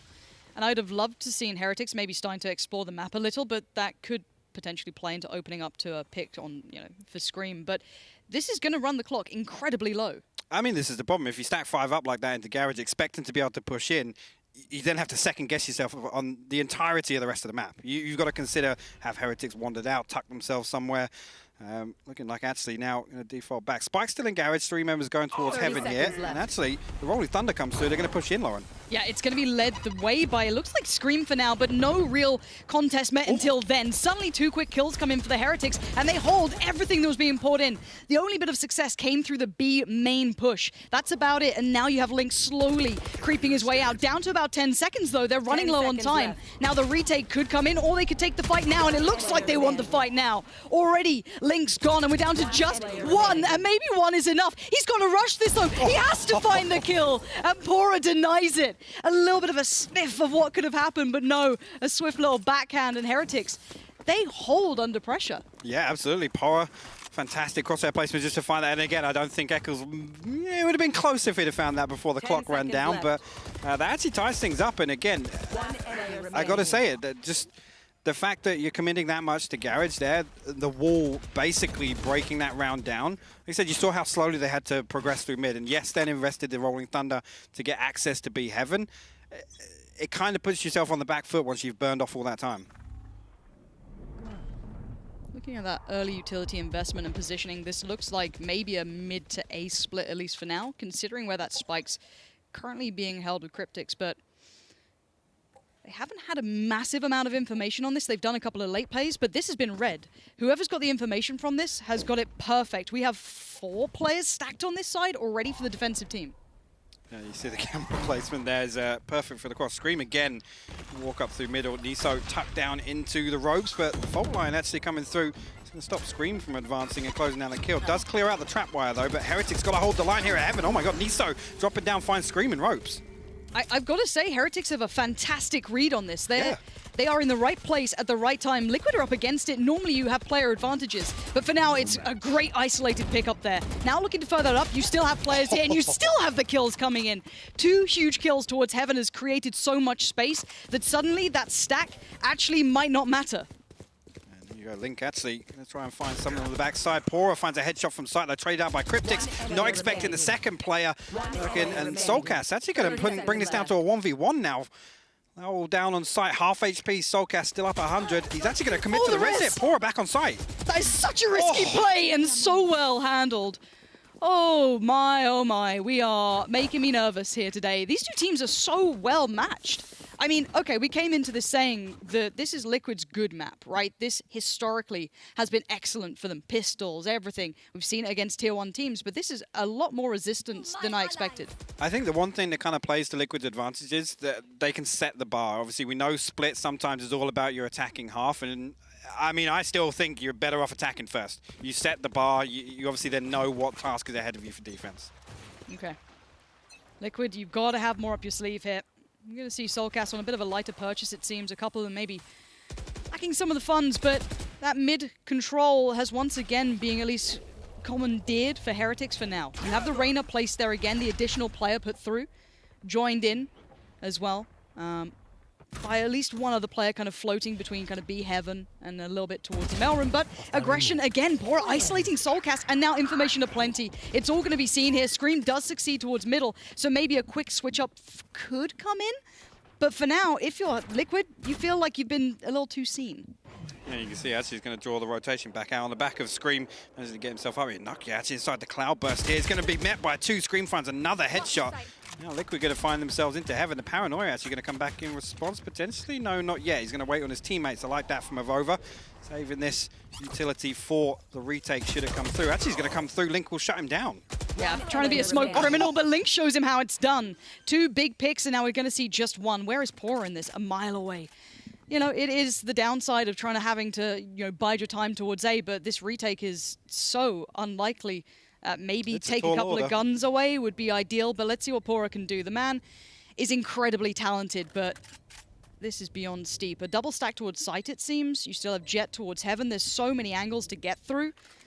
Pora knows it. Maybe trying to just play for a couple of kills would be good, but now time beginning to tick. And just reveals position. Nicely done by the Killjoy, and the aim was nice on the first for Cryptics, while controlled on the swing there. Yeah, I mean, really good stuff from Liquid on the back of that neural theft to obviously swing back to another side of the map, rethink things a little bit. You made an interesting point about, you know, what do they pull out of their sleeve? Do we think Liquid are going to kind of show some strats here? Obviously, this is split. You've got to say this is their best map. Maybe this is the one where the playbook is deepest. Are they going to want to show their hands against Heretics in the first game of this tournament?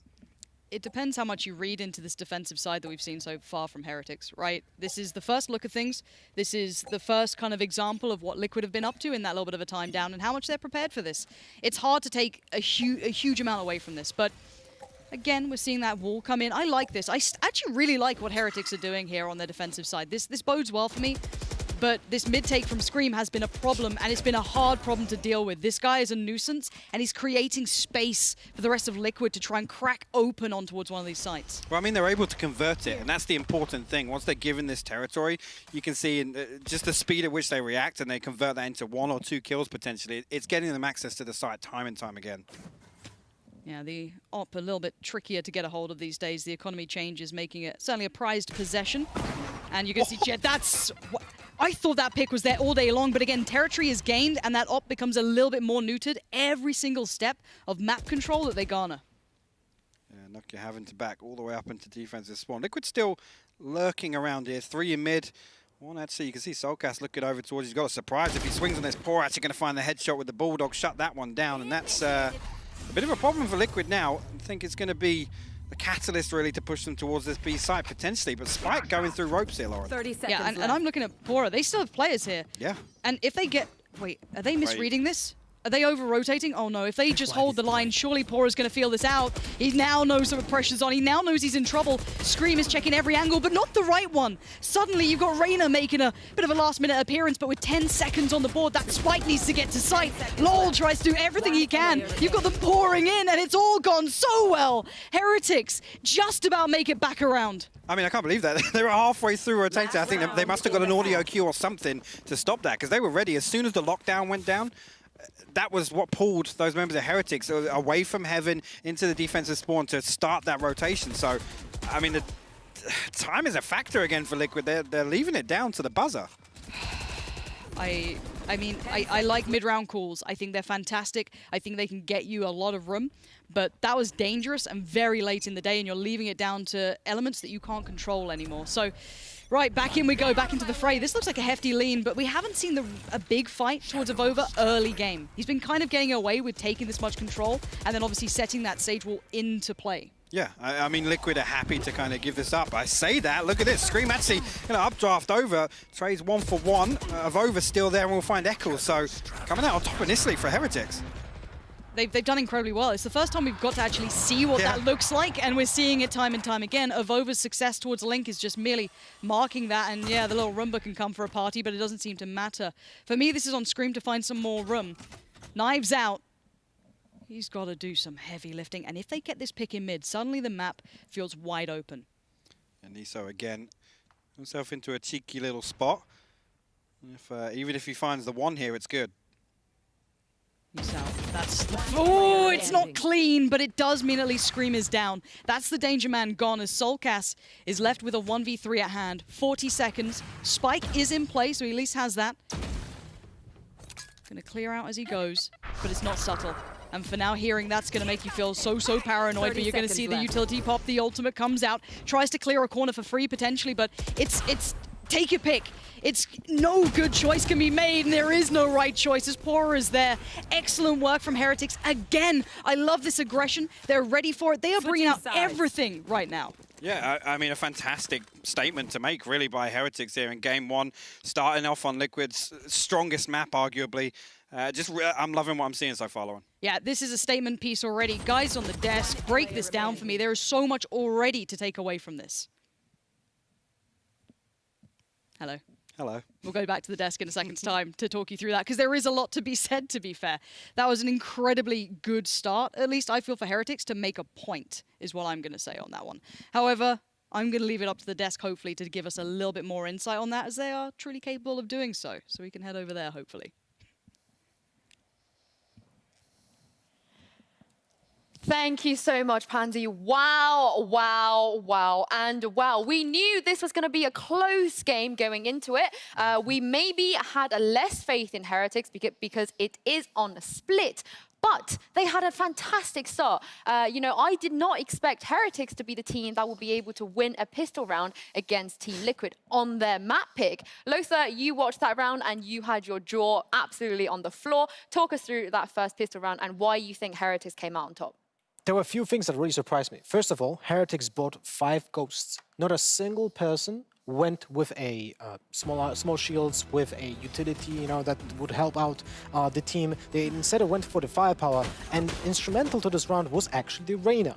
Reyna, when you have a Reyna on your team, she is basically built to win pistol rounds on her own. She's a tank. When she gets a first kill and then heals to 150, she's almost unkillable. And here, Niso getting the double kill on Vents was basically setting up the entire round, because they have a 4 versus 3 after that. And it should have been a like 100% win for Heretics. But it wasn't that easy, because right after that, I feel like Liquid caught the moment in the timings to catch Heretics unprepared. And they were typically something that we see in Heretics is good trades.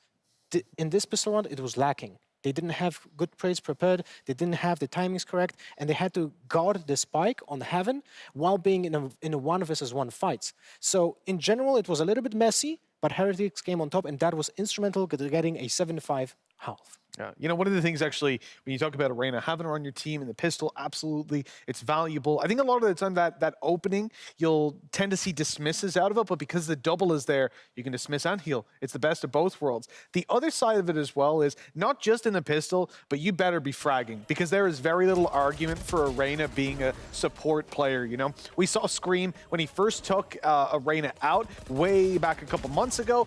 He was actually playing that as a flash. It was instead of the breach that they slotted it in.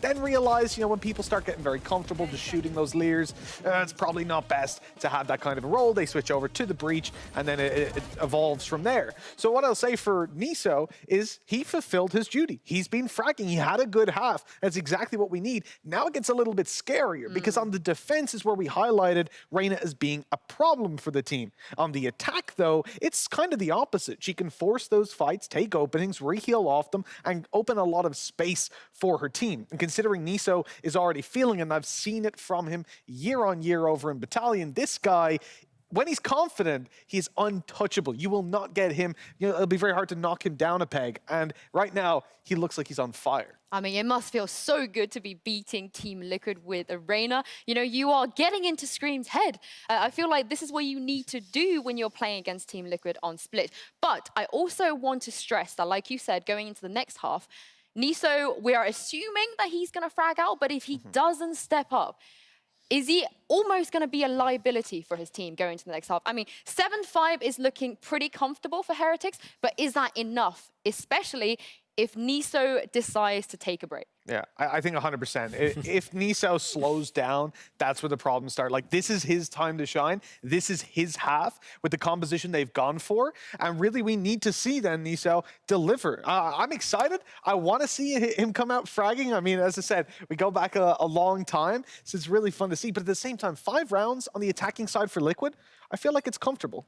Well, I would say that in professional play, Split is actually way more balanced when it comes to attack and defend.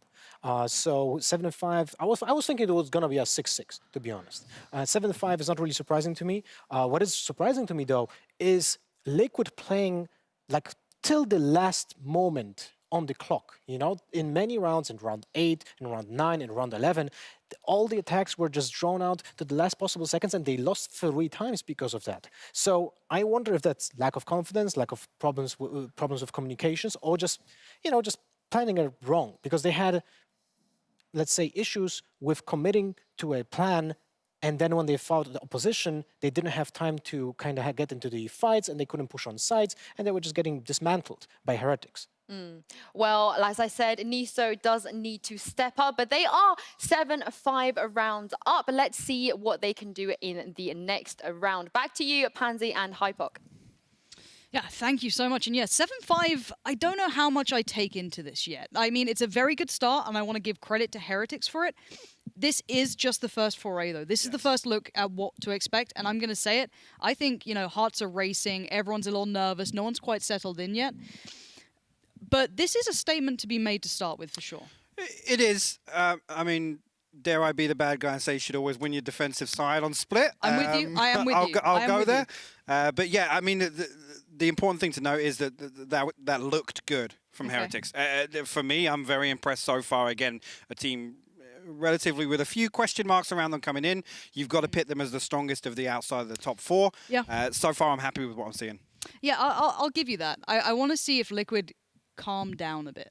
I feel like the pace they're coming in with is a million miles an hour. I feel like some of the decision-making is good, but when it gets to the mid-round calling, they are stumbling a little bit here. I think you're absolutely right. Those audible calls where, you know, first 40 seconds has been eaten up and then they have to go and re-explore mid and you know, find that space elsewhere to move up and get set up. That kind of was the demise of them in a few rounds. And, I mean, it's heartbreaking to ever see, you know...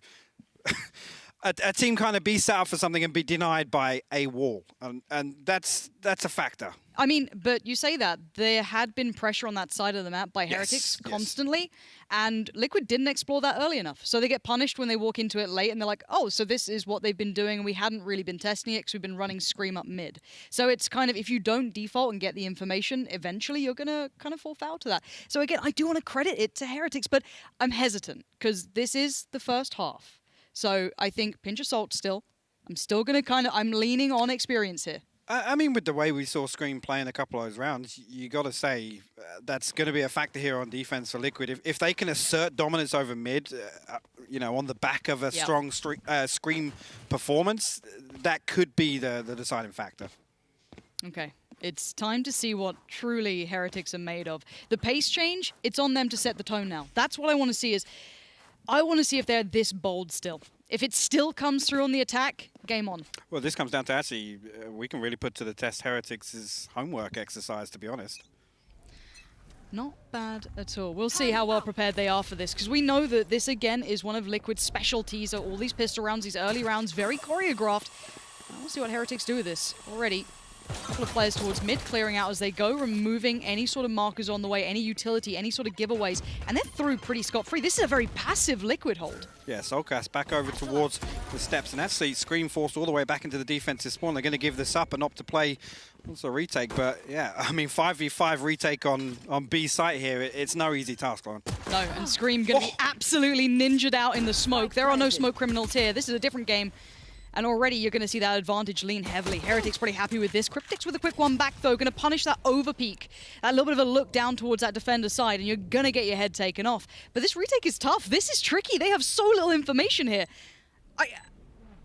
Is this really how this is going to go down? Heretics just need to buy time now. Plenty of utility still left with Liquid, though, and we're going to see that come through. The screen just torn asunder by this. Soulcast going to use the time well, but Nisa with the response, and a quick one at that. Exactly what you want as Pora. Holds back, but does get traded on, eventually leaving in a 1v2.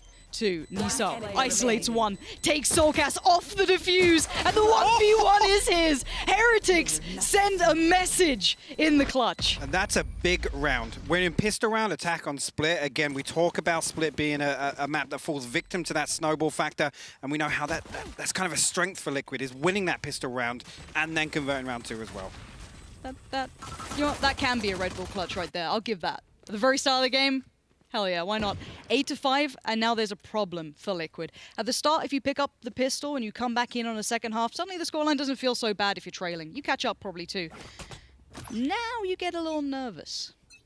Yeah, I mean, for this, this is going to be a great question to answer, is how much respect Heretics show Liquid here. And again, you know, Liquid notorious for buying back into round 2s. They haven't done so this time around. See how they're going to play this one out. They're not looking to find any of these early kills. Let me get some of these weapons off the board, but again, fairly spread out on both sides, to be honest, Lauren. Yeah, I like a little default to start. I mean, when you're coming up against maybe a slightly upgraded pistol, team like Liquid currently have, you want to kind of feel out if there is a stack. Are they up to any cheesy business? Have they done anything a bit naughty? Scream's going to be already forced slightly further away, but does draw out the initial utility. But this should be go time for Heretics. He's actually going to come through. Dark cover coming off the defensive spawn. Cryptics on site behind default here. Actually, Spike going to go down. Scream finds one. Cryptics finds a second. Niso good for a trade, and Avova finds the kill onto Cryptics as well. But side control initially contested here. Yeah, they've been brought into the blender. This gets a little tricky and a little bit too sketchy, as now there's still players alive. What has Soulcast got to work with here, though? Look at that HP. It's so little. I want to see it from his perspective. If possible, he's trying to go up and over. And that's a big deny. And that should be comfortable in the end. But there was a second where that could have been robbed away. Yeah, like I said, I mean, the trade's coming back fast and furious there on site. Important, though, as well, Scream having to use that the tailwind early on. Again, that was his get-out-of-jail-free card, and not converting that to a kill instantly puts them on the back foot. And, I mean, it looked like they were going to kind of revert to holding for the retake, but they actually fell on challenge for control there. I mean, they're up for it, but a round's a round. We're almost at double digits for Heretics. And that's where you put the marker down of this. The scary number. Yeah, it is. It's as soon as you get double digits against you, it is scary. So Liquid know the pressure of this round. And they've gone for a bit of a cheeky purchase here, Heretics. They've kept over some of the lighter weaponry as well. They've still ensured that they have a good buy with a couple of rifles, but a dash of lighter guns. So if even, let's say, this goes astray, they will still have money going forward. Yeah, it's damage control. Obviously, if they lose one of the 2 SMGs, they're not going to be too upset about that. I mean, the Bulldog as well, to be honest. So, kind of, I guess, equipping themselves to maybe close out the half in the next 2 rounds, to be honest with you. Economy-wise, obviously, once that gets steamrolling, can be a problem. Speaking of problems, actually, Liquid have 5 of Heretics staring down A main right now. The dark cover going out across heaven and screens. Looks like we're going to have the push through. Yeah, they're on the way. Scream's going to have to get over here quickly. Pora already with the opener. Link's now gone, and there's now trouble aplenty. and it's going to be Nisa on towards the side. Where's Scream? And the Scream only gets a 1-for-1 trade. That should be the side theirs. Surely the spike's going to go down any second now. They can control this pretty well. Cryptics and Soulcast on the retake, both from the defensive side spawn. Lol could be good for this as well. He's currently watching towards Heaven. It's a bit of a dirty angle, but in pressured moments, if Liquid don't check this, they're going to be in trouble. But luckily, Soulcast, smart play to split up from the other teammate for now and try and clear as he goes. Create maybe a safe haven. Good work from Cryptics, clears his corners, using the turret incredibly well. Soulcast finally gets that first bit of contact, but Cryptics does find a Vova. Quick trade now. We're coming back into this. So again, closing down. Very, very stable play from the Reyna here for Heretics, and that is the danger number. Double digits coming in. Yeah, I mean, it's a factor on both sides. They're not a lot of utility. I mean, Heretics invested nearly everything to get onto the site there, but I mean, once you get it and you're waiting on 2 rotations, you don't necessarily need utility to hold onto that control. It's going to be interesting here, economy-wise, just taking a quick look at it. Obviously, did lose a couple of weapons there on the side of Heretics, but looking like we're going to have, I mean, 3 ARs back on the board. A relative investment, to be honest with you, and Liquid actually, I mean, force it up, to be honest with you. They're buying back. We've got a judge on 2 judges on the board. Yeah, they know the value of this round. They need to stop this. And they haven't had an answer yet. And honestly, for Heretics, they've been running just kind of straight up sight hits. There's nothing too fancy about it. No kind of defaulting, pulling rotations, trying to get the pick. No, no, no. It's just get in there. And Link. It is a treacherous position, a dangerous one for sure. Already, you can see everything being set up. All the build coming into play. Poro will probably be the first through here. Acting as entry, Link does deliver. So that's first down, but can you do more than a one and done here? That's my question. No is the answer. Already Heretics getting the first step towards the site. And some good support from Eccles, though, sending out a couple of flashes. Actually, this one's going to be huge if you can do it, but the wall comes up and blocks him just before he wanted to peek out off the flash. Soulcast heading over towards ramp, though. Again, a concern. Heretics are kind of boxed into the site here. They don't have an awful lot of control outside of that. Yeah, but you've got to say Judge's Bulldogs on retakes are going to be pretty rough. And time's ticking now, and it's favorable towards the Heretics. And look at the time towards the defensive side. Just seconds being bought and playing in the additional man. There could have been damage done, but Scream knows better. The man's a veteran of the most highest variety. Soulcast dealt with, and now still plenty of opportunity, but time ticks. Scream needs to go right about now. There is no second guessing. He's got to spray and pray and hope they land. He's going to find one, but the second evades him. And Heretics just about hold on again. I mean, that was a huge round. It comes down to a 1v1 at the end of it, but economy-wise now, I was speaking about Heretics potentially being able to close this out and have an absolute stranglehold on Liquid. The fact that Liquid forced back into that now, I mean, that double-digit round score becomes even more terrifying, Lauren. Are we really going to get an upset on the first game? Yes, wouldn't have it any other way. Liquid fans in dire straits. It's map 1, it's okay. It's a best of 3, do not fear.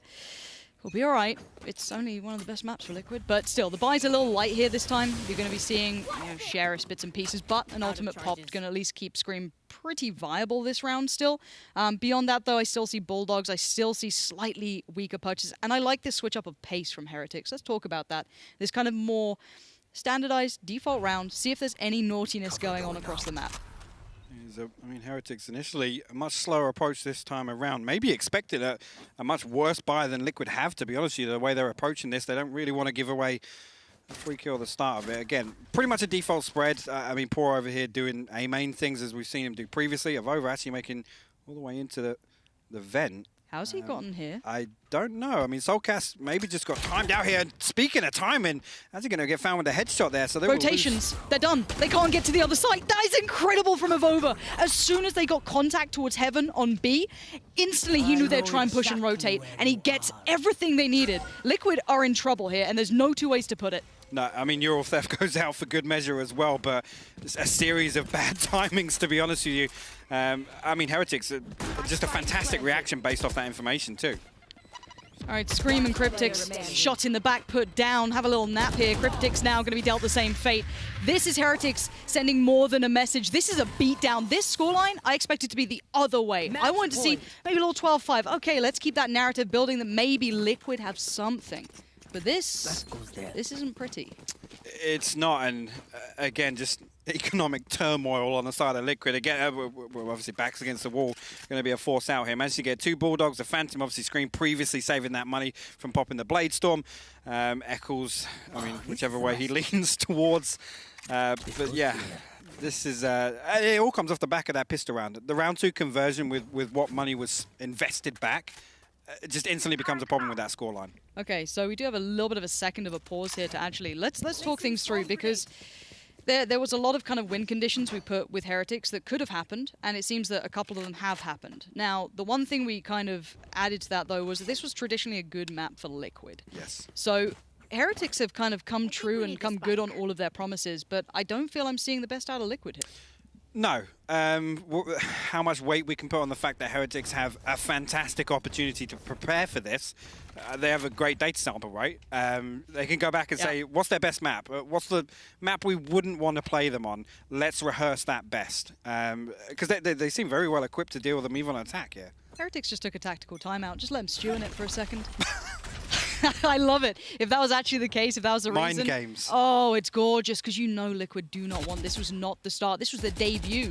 And these guys reigned supreme for so long under various titles, Fish 1, 2, 3, and then the addition of Scream was meant to be the crowning jewel, but it looks like the crown weighed a little too heavy, and others have certainly kind of already usurped that throne, but there's still a round to go, and this is only map 1. Best of 3s, it can be a long series, but if we keep seeing this from Heretics, I'm on board. Get me the t-shirt, buy me the jacket, I'll go full Simo.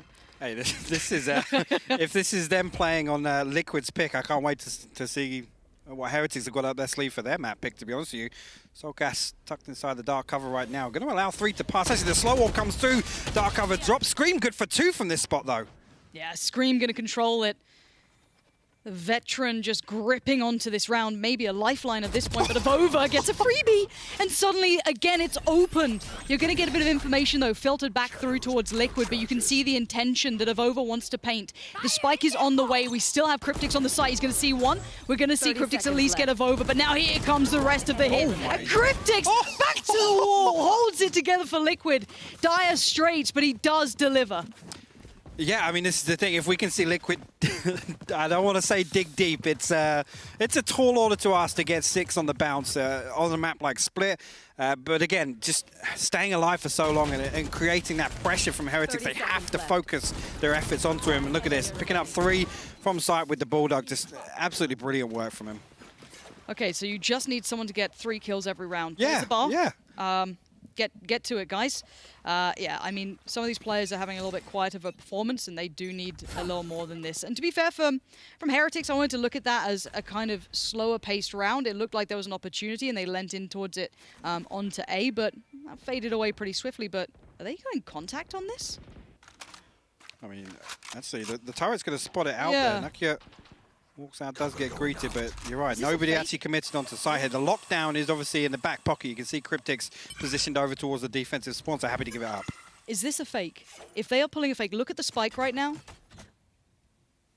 Oh, if they're going to try and draw, at least, if they can keep 2 of the players present towards B, ideally 3, just off the back of that little information on the turret coming in, that would be everything. Now, you're going to have the likes of Link over here, and it looks like Scream will be as well. So 2 heavy hitters, to say the least, but still, first bit of contact's going to be made any second now. Once they breach in towards Heaven on the top side of those rafters, Scream's going to get first contact, and it does seem as though they have the rotation in the right place.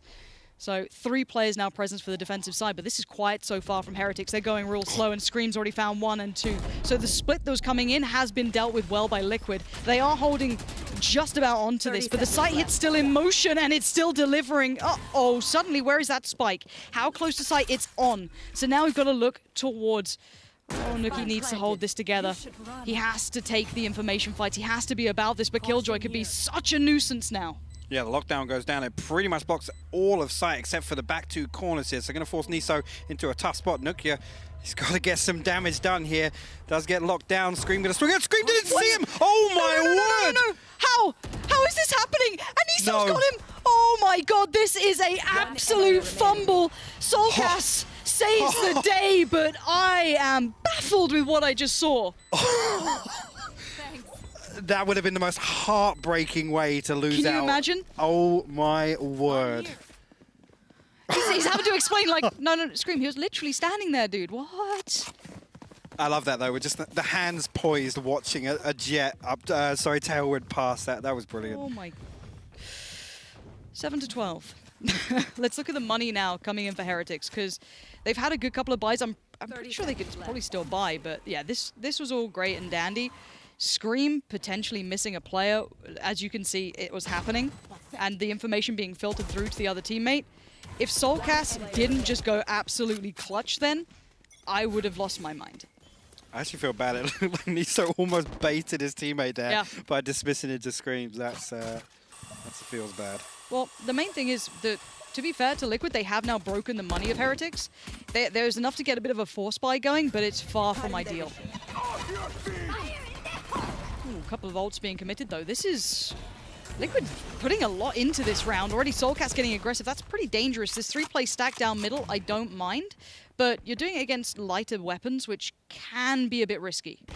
Yeah, that's a lot to throw down on. I mean, in terms of investment, there's not an awful lot put in from Heretics. It's especially to not convert anything off that. I mean, it's not really great map control, and they haven't taken any players off the board either. Yeah, I'm not blown away by it. I get the intention, but the execution and maybe the round timing was not so perfect. For now, though, Heretics are going to regain this control. Because they didn't post anyone deep in towards middle, that whole aggress down towards a deeper end of mid was for nothing. So suddenly, there's a bit of a problem because you've got only Scream here? Oh no, there is one more player. Okay, Link's already filtered across, but that's a bit of a misread. That could be a bit of a misread of information because Scream's now dead, and the site's looking real open and available. Avova has to be careful. He wasn't careful enough. People need to check their corners. As Avova falls, Link controls this, and now they know the intentions completely. Yeah, the delay on the dark cover there. Actually, we're going to get the revive invested here. Avova back on his feet. The paranoia comes through. Link now going to swing through Screams.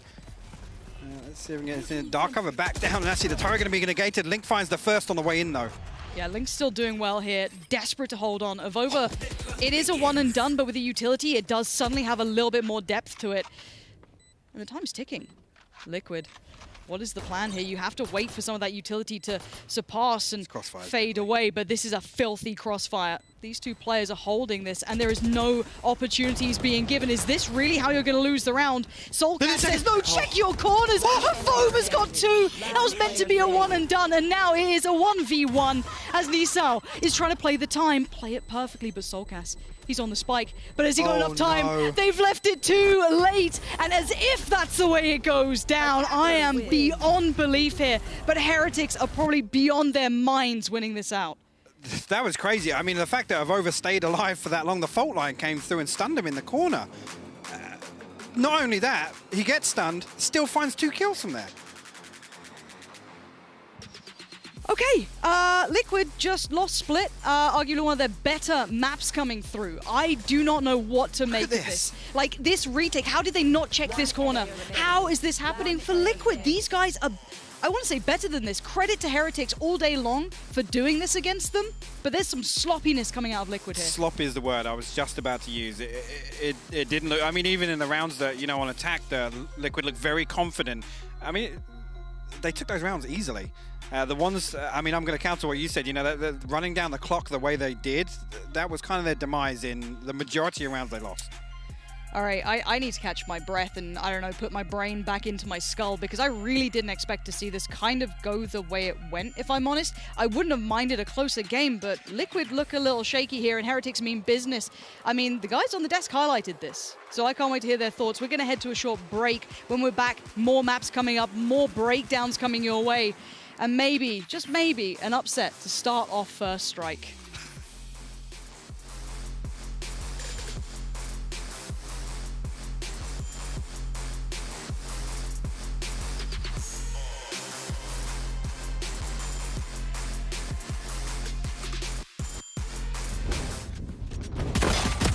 Insecto.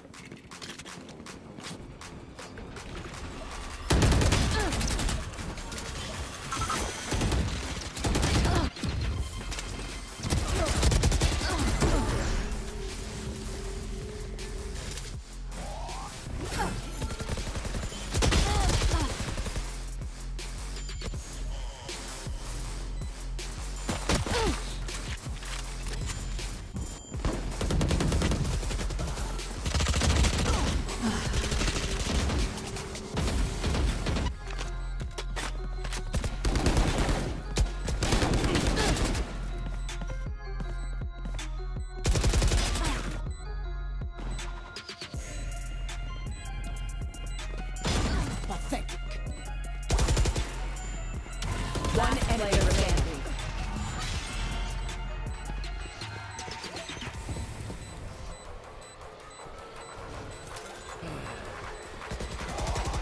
One enemy remaining.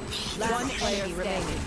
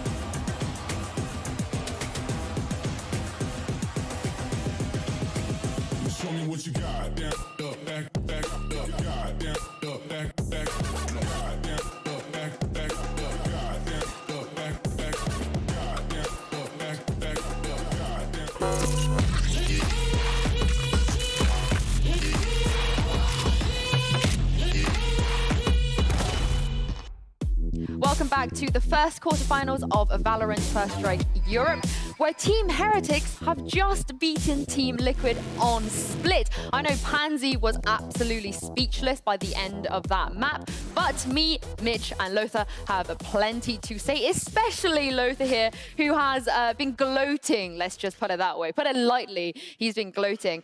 So, we started with a pistol round the last time we talked about this in the break, and I think it's only fitting that we go back to the pistol round because Team Heretics won 2 pistol rounds against Team Liquid, and Team Liquid aren't a team that roll over during pistols. They're super organized. Sliggy knows what he's doing, but for some reason, and the reason where Lothar is going to fill me in now, Heretics were able to just take another one. So there was a good plan from Team Liquid. They wanted to do a 5-man retake on B, but the problem is they lost control of mid. When this run was developing, they wanted to rotate and retake the B side with Omen just blinding Heaven B, so they had no idea where anyone is. They had no map control, even though there was already a bomb planted. They had no certainty where everyone is. They had no certainty of any crossfires. They actually look kind of honestly lost, you know? And I feel like when you compare it to Heretics, Heretics had a plan, and it was a very good plan. They knew exactly what they're gonna do. They bought this time Classics with utility on Reyna and Raze, which is a stark contrast to what we have seen in the previous pistol round when everyone went for the ghosts. So from my perspective, Heretics are really well prepared, and I was a little bit worried when I saw they're gonna play Split against Liquid as the first one, but now I'm almost certain that this is gonna be Heretics all the way. Yeah, I mean, like I said, statistically, this had to be Liquid's map because the numbers don't lie. But there was the caveat there. Heretics are not terrible at this map. We just don't know how good they are. And now, I think we do. Also, that pistol round, we talk about, yeah, they played the classics, this, that, the other. It did come down to a 1v3. And in the end, it was just Nisao abusing the right click of that classic. I've seen so many tweets, heard it on so many streams, that right click needs to be nerfed, and you see the power of it there. And not just the power of the right click in general, but when your Reyna has already had those kills to get up to 150 health, and those other players have been tickled down by your opposition, and you'll see it again and again, Nisao actually doesn't dismiss nearly as much as most other Reynas do. He prioritizes that heal to just get back into the fight straight away. It all depends which angle does he get. In the pistol round, he actually isolated the breach. He knew exactly when there was a skill happening from the breach. He timed it perfectly to get a kill on him, and then he knew there's absolutely no angle. Someone will peek him, so he just healed instead. In general, I feel like Heretics played this really well. There was seldom any occasions where there was no follow-up on trades, which is, as I said, a very stark contrast to Liquid, which kind of like were always alone on sites, no trades, no follow-ups, certain difficulties when retaking sites as well. And I did love the fact that in the pistol round, so before that, we had our halftime analyst desk, which was a first for me, but I really enjoyed. And we talked about how, you know, okay, coming into the next half, this is where Nisao needs to deliver. This is where he's in a position. I'm doing it now, Nisao. This is where Nisao needs to deliver, because on the attacking side, that's where the most pressure is for a Reyna to really come through. And then he opened up the pistol round the way he did. And I thought it was almost poetic. Like, he was just showing, you know what? I'm not here to cool down. I'm here to win us this game. I felt like he heard us, because all 3 of us were like, this guy needs to actually step up. And it's very rare that we see players who understand and know that they need to step up and actually deliver. And, you know, in Europe, whenever we talk about Reyna, it's always Scream. You know, we almost criticize Scream sometimes because we feel like maybe he shouldn't be playing the Reyna. But honestly, after today, if Niso wants to play Reyna, Niso, you go and play Reyna and you win on Reyna, because that was absolutely beautiful. It's like a little bit of a BM, right, from Niso here, showing Scream how it should be played, right? Because he was absolutely stomping people in this match, and he was, for me, he was the MVP. It was a little bit, you know, shaky in the beginning. After the pistol rounds, he didn't have like clear showing, but later on, he was doing massive work, massive. Before we move on to Ascent, we just have to take a replay, another look at the Scream Killjoy ulti there. I just want to, like... I can explain what happened. Yeah, I want to propose a question first. In this scenario, do you think Nukie inted more, or do you think Scream inted more? Who is the bigger inter in this situation, Lothar?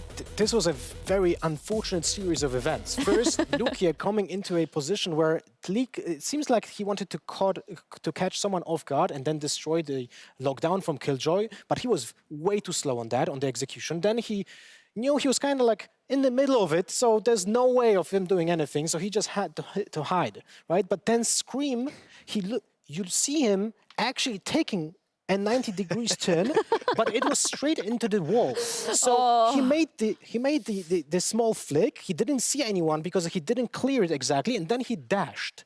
And he just didn't see Nukia at all. It was a miracle upon a miracle.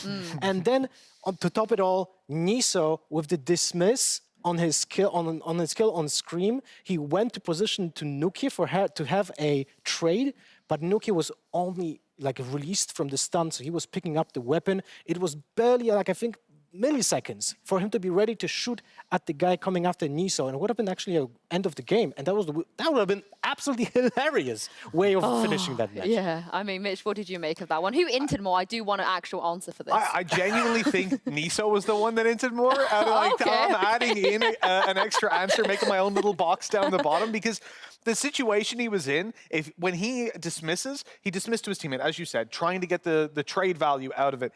But in that situation, you're forcing your teammate into a gunfight. A trade is still a gunfight that you can lose. If he dismisses to the site and those players have to hunt him down, they're 100% certain already there's no one behind me. Because why the hell would Nuke be in that corner? He never would be. And Screen cleared it, right? At that point, you have a backstab. And a backstab, short of, I guess, the player closing his eyes, should be a 100% kill. So there's no risk to it almost. And all Niso has to do is then try to delay a little bit or win the fight himself. You should have at least one kill out of that instead of the risk of probably having one kill out of it. It was an unnecessary risk, but then again, I don't think that situation happens at all. I think Nuke moving forward to make a play, I think Niso going forward to try and get the trade situation, all of that came out of the fact that they were so far ahead and the confidence was there, because we'd seen it the previous round. Niso was peeking up on top of ice walls to just get every single frag that he could. And once that, as I said, I said it in the halftime, once the confidence gets rolling with Niso, it's very hard to really knock him down a peg. To answer your question though, I think Scream inted more. You think Scream? Yeah. Yeah, I think Scream. Like, he cleared that corner without any confidence. It was just like, oh, let me peek into that wall and then go straight, I mean, it's not very often that we see A, Scream inting, and B, Scream going past someone and not shooting at them. I think we've seen a real first here today. But moving on to Ascent very, very quickly before I pass this over to the caster desk. Team Liquid must win this one. They have been in this situation before. They've been in situations where they've been on the back foot, so this is not new. But do you guys think that they can come back from this after the fashion they lost on Split and actually be able to win on Ascent? Well, I mean, look, we do still need to obviously see the agent select, and I think there's going to be a little bit of a mix-up on that one from what we've seen on that map.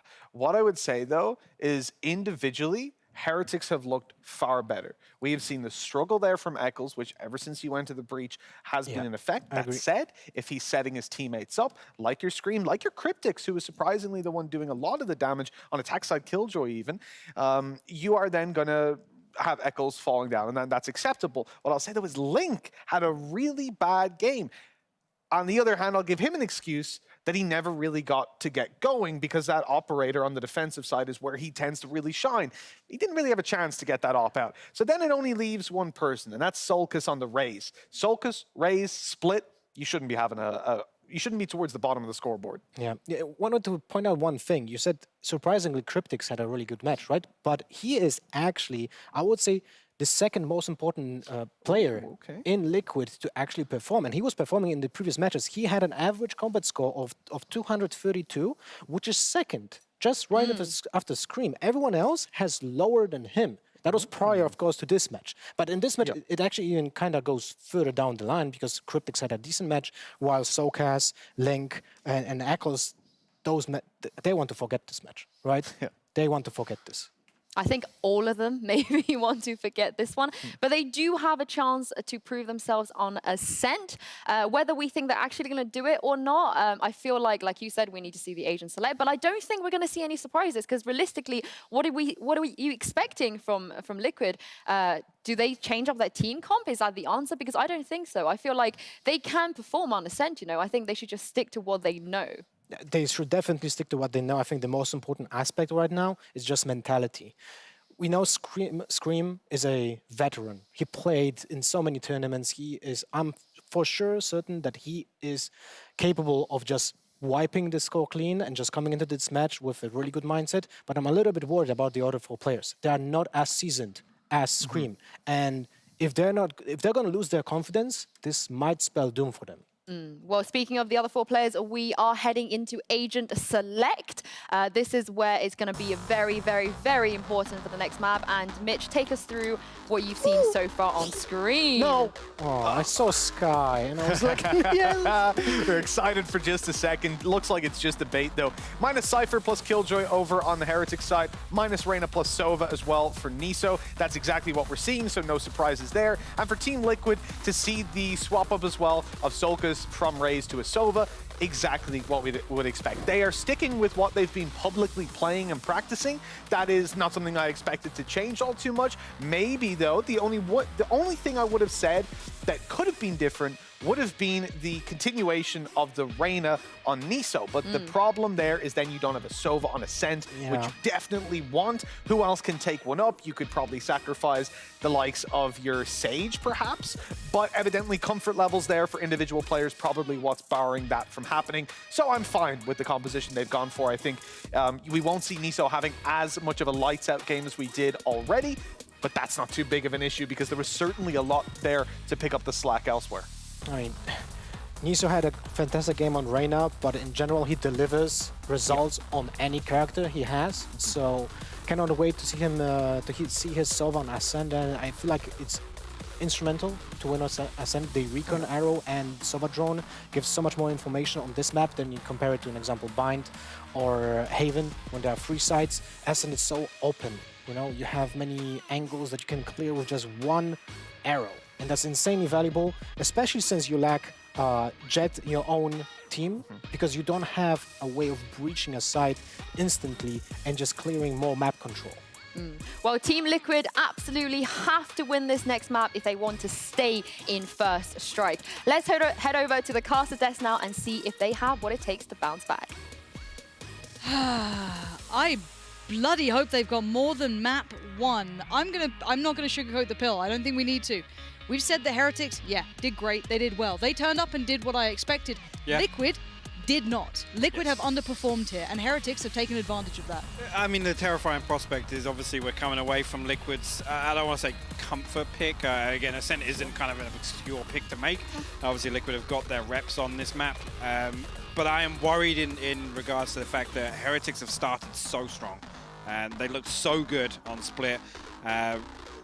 Now, I mean, Liquid have to reverse sweep this. Yeah, I mean, the thing that I didn't want to have as a narrative was a Liquid maybe planning too far ahead. Were they considering the next game? Are they considering the bigger opponents? Were they, you know, tricks up the sleeve and now suddenly they've kind of fumbled a little early on and now they could actually maybe leave the tournament first round? I think it's important to make that decision early enough on in a map to say, look, guys, you know, we didn't want to show our strats or anything to the other teams. Obviously, standing by watching this, expected to play us on further down the bracket. But, I mean, if you're up against being knocked out in round 1, pull them out. Come on, please. I just can't believe that I just had to watch a game after saying that Scream's this, like, ultimate veteran, not checker corner. It burns a little sting there. It is what it is. We move on, and hopefully for Liquid they can mentally reset. Put Sliggy in there right now, and you give them the talk. You get their heads in the right place, because on paper, Liquid should have had a much better game, fundamentally, than what we just saw. Now, again, Heretics are a fantastic roster. They truly are. They've shown exactly why they're here, why they're dangerous, why the desk even said, technically, you could favor these guys. But there should have been more back. And we're now coming into Ascent. This is going to be Heretics' choice. This is where things get even scarier. It is indeed. I mean, starting off on attack, looks like we've got 3 over towards B main and 2 stack at top mid. Niso and Lowell over here. But, I mean, this again, winning map 1 for Heretics here. Massive confidence boost. I want to see them carry that momentum into map 2 here.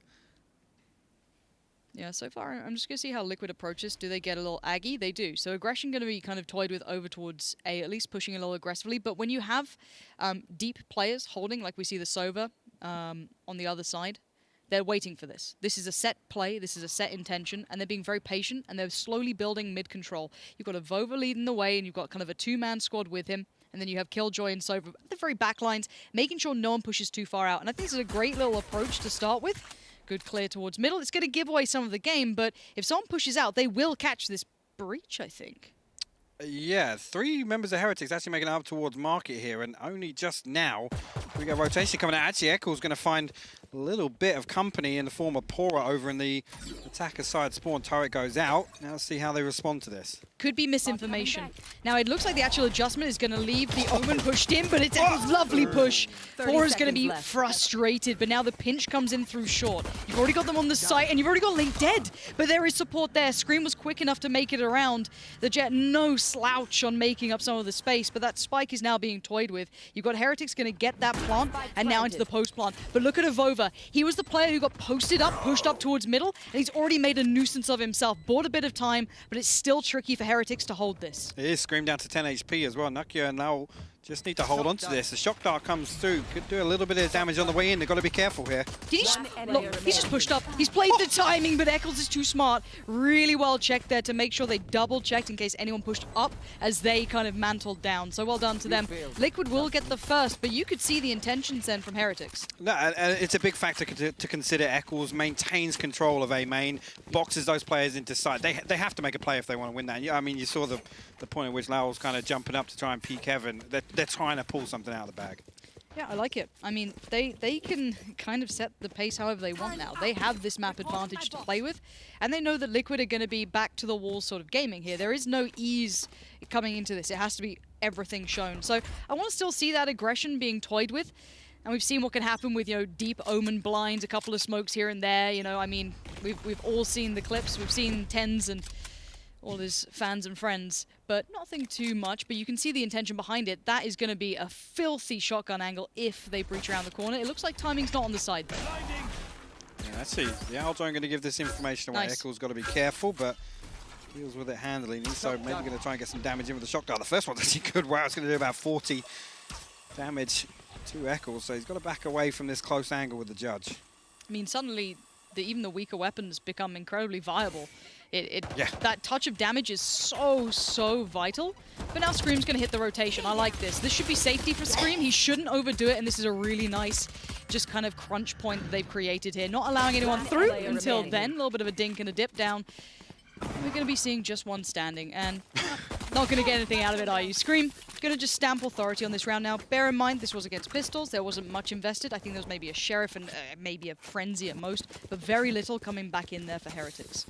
Yeah, I mean, a much more cautious approach this time around from Heretics. Obviously, this time starting on the attack. I think they definitely want to get a feel for Liquid on Ascent here. I mean, on split defense, we saw how eager they were to kind of push out and find map control. This is just lining the map. Actually finds 2 from up here in Heaven. I mean, actually, unfortunate not to get the headshot ghost there through the dark cover as well. But obviously, again, just don't let them even take the orb. Don't even give them something else extra out this round. Just giving nothing away. Yeah, but now look at this purchase coming back in for Heretics. Because they bought absolutely nothing really in that previous round, they do get a fantastic purchase coming in this time. Rifles galore, utility galore. They're happy with what they've got. Now, I do like this consistent element of pushing up, because eventually you won't need to necessarily push Eccles to this position, because they're going to intentionally believe that there's going to be someone there. Now, this looks like a curious positioning coming out from Liquid. They have no one on B. Yeah, it's just the Killjoy utility, and actually the alarm bot's over in mid, so it's the turret that's going to give this away. And actually a massive investment of utility here from Heretics to get on. Fault line, that's a nice little lineup there from Eccles all the way over in the defensive spawn, but I mean, control's going to go over to Heretics immediately. This is going to be a retake situation here for Liquid. Door comes down, Echo's going to pop at him easily. Lowell actually swings onto that, but there you go, Cryptics is there to back him up. Really good trading then coming from Liquid. As soon as there was a bit of a threat, they piled in. Something we didn't see on map 1, so that's a much better look for any Liquid fan to hold on to hope. But Soulcast's gonna try and reveal some information, get the plays going. Scream's gonna work in off this. That's the man you want leading the way on this retake. Pora, though, gonna steady his aim, steady himself for the absolute wave of players coming in. Blinded up, sprays in. Can't do it. Scream is having a absolute belter of a round, and this is the investment they made, and that's a defuse you can't stop. No, it isn't. And I mean, that there is a fantastic example of how to maintain control, even if you give up the site, just not allowing anybody to come out of that site. This is notorious, obviously, B site on Ascent. Once you're boxed onto site, it is so difficult to maintain control for the full duration of that spike ticking down. And I mean, at that point, yeah, go away, save the weapon. Niso, correct decision. Scream's 8-0. Do you think they've kind of poked the bear a little? Yeah, he's warmed up now. Maybe he's, I guess, that corner clearance is stuck in his head. I'd be mad. Yeah. I'd be embarrassed. I mean, hey, tilt motivates some people. There you go. It can. We're going to see what comes back through here from Heretics. They've yet to really make a statement on this. That previous round, it was okay. I wasn't in love with it. I didn't hate it. They kind of got the site for free, and then they fumbled on the retake, which was the main kind of part of it. But Scream's playing a bit of a looser style here. We've not seen him push up towards middle, or at least this far up short yet. So maybe a look at what they're intending, maybe dealing with a little bit of that mid play coming back. Wait, he's still going on. He's just caught a glimpse. He's definitely seen one. Isolates one. Is there another? They're daring to go. Almost hits the 180. Spins around, but quickly dealt with. And now suddenly you can see Heretics shuffling around, looking for that next step opportunity to present. No one's there. If you're Liquid, you've got to fall back, and you've got to bide your time now. I mean, I'm fine with that. Scream, again, no information given over from Heretics. Nobody actually peeking away from top mid. Gave him the feeling that maybe he's got an opportunity to swing onto tiles, but Soulcast actually got a big task ahead of him. You can see Heretics stacked up here. A little bit of utility sent on the way in, but they're actually going to swarm in. All right, Soulcast, it's on you now, buddy. All on you. There's a lot of players here. Cryptics on the crossfire comes in just the nick of time. Perfectly played. This man is exactly who you'd want to turn up. Right timing, right place, and Heretics are not getting a foot through the door this time. No, again, this just maintaining composure there. They weren't worried at all by that. The crossfire, the angles that both those players holding over. Soulcast got all the support he needs from Cryptics there. Just a fantastic hold, to be honest. This is what I was talking about. I'm fine with this. Yep. If Scream can just do this 1 out of 3 rounds and he's allowed to do so, it's going to be so problematic for Heretics. And it sends a message that, yeah, whatever, map 1's done, don't worry about it, we're back. It's the kind of swing of pace and intention coming out, and it just shows that, do you know what, I hope Sliggy had a good chat with the boys, gave him a little, you know, clip around the back of the ear or something, saying, all right, let's stop messing around now. This is the big deal. You don't get a second shot at this. This is your best of 3 to win. Now Heretics still have plenty of rounds to play with, but a 4-0 start is a statement however you want to build it. Indeed, it's. I mean, it looks much cleaner as well from Liquid. To be honest, they're looking way more composed this time around than some of the situations we saw with Split. A lot more decisive, kind of in the heat of the moment. Meanwhile, do have Heretics looking for something through mid again. And it's interesting. Liquid are happy to give this up. Little bit of utility back up in the form of the turret and the alarm bot. This time, the turret tucked into Pizza, and looks like Cryptic's just going to play an off angle based on his contact. He's going to peek a little bit, finds a bit of over, actually comes down on the top of that. The dark cover comes down. Probably going to see an explosion onto the B site here from Heretics. But is there anyone there to stop them, or are they being quite passive again? It looks like Soulcast is going to potentially give up the site if this utility lasts long enough. Ooh, they're actually going in on size.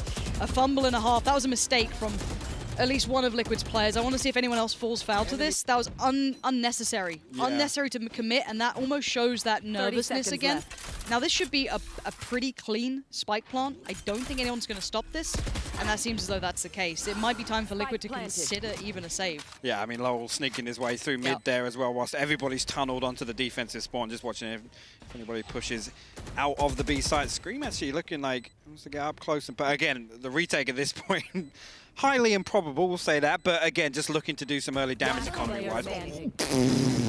Okay. Pora checks his corners, mate. I don't like what Eccles did there, if I'm honest. Especially with Soulcast stood behind him. Exactly. If you're going to go for it, fully intend to go for it. You have to have that commitment, that intention, and the execution to it. If they can fully reinvest next round to no problem, fine. I guess if that was just your kind of throw to the wall and see if it sticks. But it looks like they're desperate to keep control at least of this rifle, so I feel as though there's something to be said about the economy here. Yeah, I mean, Soulcast has done well so far, so I mean, maybe he can pull something out of the bag here. The fact that he's kept that on the board. This was an interesting scenario here. Obviously, Cryptic's playing this one perfectly. Avova just coming out on top in terms of the aim duel.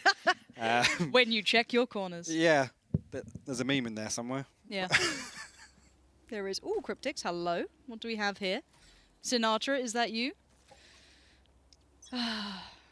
NA Valorant. It's weird.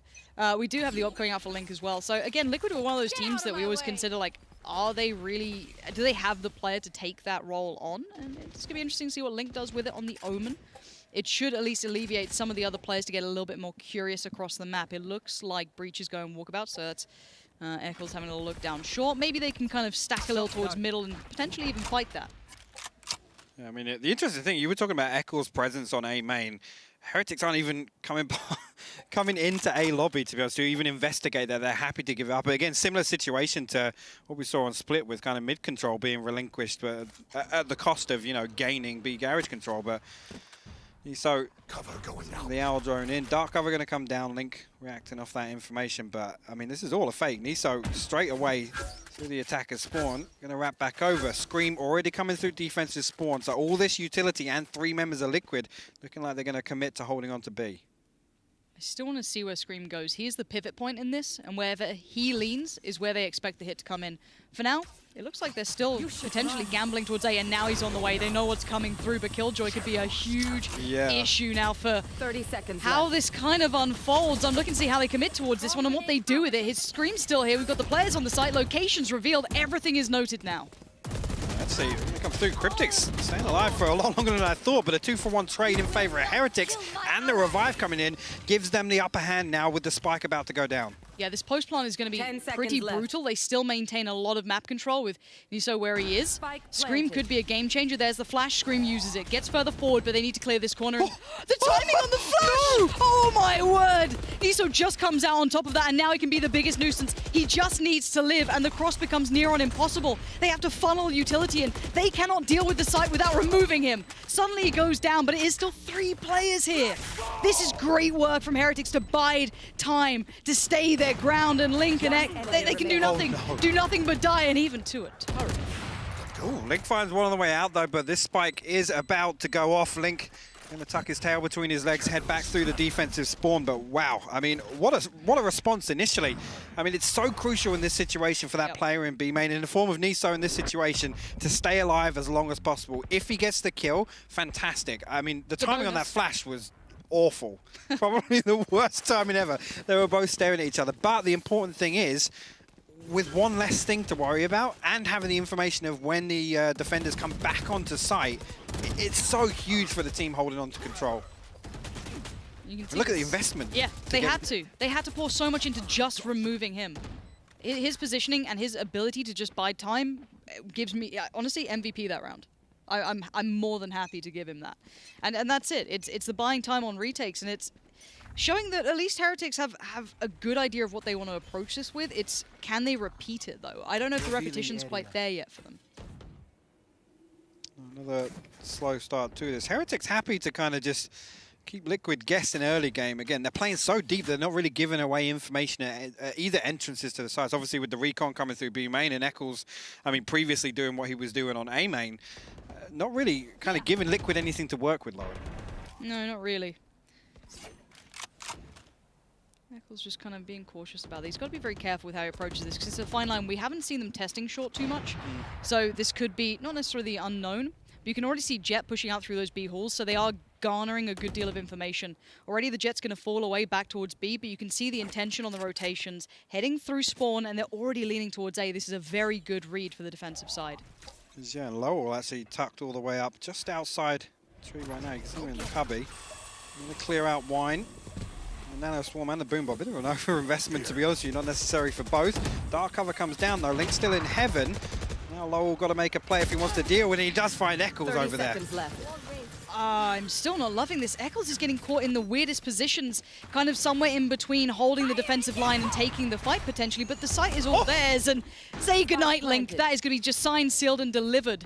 And you're going to see now this retake looking so unlikely. So much utility still with Heretics to bide their time and build that wall. It's not impenetrable, though, bear in mind, as Cryptic's already is going to find one and maybe open up an opportunity. But these kills would have to happen quick. Yeah, I mean, time's a factor here. Again, similar situation. The longer that Niso survives in A main, the harder it becomes for Liquid to kind of break this hold. Look at this around the world as well. They're already chasing these guns down.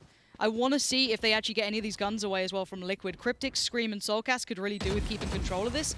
But looking at where they're going, they could potentially chase down some of these weapons if they're feeling quite bold and get them out of play. But you can see Liquid very, very hesitant to leave the safety of this cubby. An impressive round from Heretics. Oh, actually going to cross over, and Nokia fortunately missing those shots. But again, I'm liking what I see. When Heretics have the opportunity to kind of set up for those post-plant positions, it just looks so strong. And I mean, even their Liquid have read that situation perfectly. Like, guys, like we got 15 seconds. We've already kind of missed the mark and backing away from that. But the problem being, I mean, Link dying there to the showstopper. Yeah. That's kind of sealed the deal for them because that's their pivot from heaven. But the point I'm trying to make, Heretics, once they're given the opportunity to set up, they have such a tight hold on these sites in post-plant scenarios. Yeah, they do a fantastic job, and I feel like now they've been able to determine that pace more. I think they've calmed the game down a little bit because Liquid came out incredibly strong. It was like, hey, we're back in the game, and it also helped that Scream had a really good start. Now, he's not been able to do that for a couple of rounds. He has been kind of tamed down here, and this is what happens when you start, defaulting a little more, taking your time across the map a little bit more. It makes it harder to make those individual plays. It doesn't bode so well. And it looks like a heavy sight lean towards B, and it's a correct read again. No one's here. This is going to be that full 5 retake. Yeah, again, just the Killjoy utility. Turret over in Pizza Alarm Bot just outside B main here. Dark cover going to come out from a over-expected market, and obviously the defensive spawn to be covered off, break those lines of sight, and actually Lowell with a, oh hello, Hunter's Fury coming all the way through B main, actually going to find Lowell, so Soulcast stopping this push initially, but Heretics have got access in now, they're through B main. Soulcast looks like he might be trying to line something up for the plant there, waiting for the audio cue to send out these shock darts. Let's see where it goes. Planting in the back of sight. Spike planted. Didn't make much of an effect to me, if I'm honest. And really, a sight take for 1 player loss? I'll take that. I'll take that all day long. This seems good so far, but let's get in the eyes of the players if we can, because it looks like Liquid are kind of hitting their head against a wall here. I want to see what the go signal is for them to get into this. Maybe the players going all the way around, trying to come through those B halls at the backside, but Scream gifted one. Pora maybe opening up opportunity now. This is a problem, and it's starting to crumble. And Liquid gripping onto this as they suddenly work their way forward. They still need to get towards the site, though. 2 players to try and hold this down, but they're tucked to the back. There's still a utility being poured through, and they're dead, gone, and buried. Say goodnight. Yeah, I mean, really, really good stuff from, and again, on the flip side of what I was talking about in the previous round, give Liquid the time to set up for that retake. They invest 2 to take control of B main. And again, removing that factor is so huge in maintaining control in post-plant on B site. Just really, really good stuff. I love this ultimate from Soulcast, by the way. Again, just a fantastic angle to line this up. And even just finding one, maybe doing a little bit of damage. Extra bonus, but again, you're not risking anything to kind of output some damage before that push comes through. No, I'll give that the credit of at least being a prime gaming flawless round. I'll give that one over. I'll let you have that one on the retake. You don't often get those so cleanly. I'll let it happen. For now, though, we do see the purchase coming back in. It looks like Heretics are bringing out the op as well, so that could be a bit of a game changer. I want to see where that gets utilized. On the attack is a little tricky in my mind. I still feel it can be. I've been proven wrong several times by like Wardell just running around like a madman, but I want to see how it looks here in Heretics' hands. Again, I mean, you asked the question as well, putting on the raise. Yep. There is an agent pool issue there. Actually, Scream going to go full aggressive on the back of that flash. A 1-for-1 trade in mid, though. Liquid look like they want to commit to it. Eccles just got left with his pants down in middle. He was just exposed to the world. It is the worst place to be. Feels a little uncomfortable. And suddenly everyone's pressing the issue. Heretics just see a little bit of blood in the water and they are chasing it down. Liquid just made a mistake. That was trying to be a little bit cheeky in mid, a little aggressive, but maybe not communicated well enough, or maybe choreographed, but Cryptic's trying to hold the cross. Nice utility usage to just give safe passage. No, I love that. The dark cover comes down, slow orb behind it. Nobody can push in, walk into that dark cover and be a nuisance for Heretics on the way in. But again, now, given the opportunity, given the freedom, look how Heretics 30 spread seconds before left. the post-plant. 30 seconds left. Spike planted.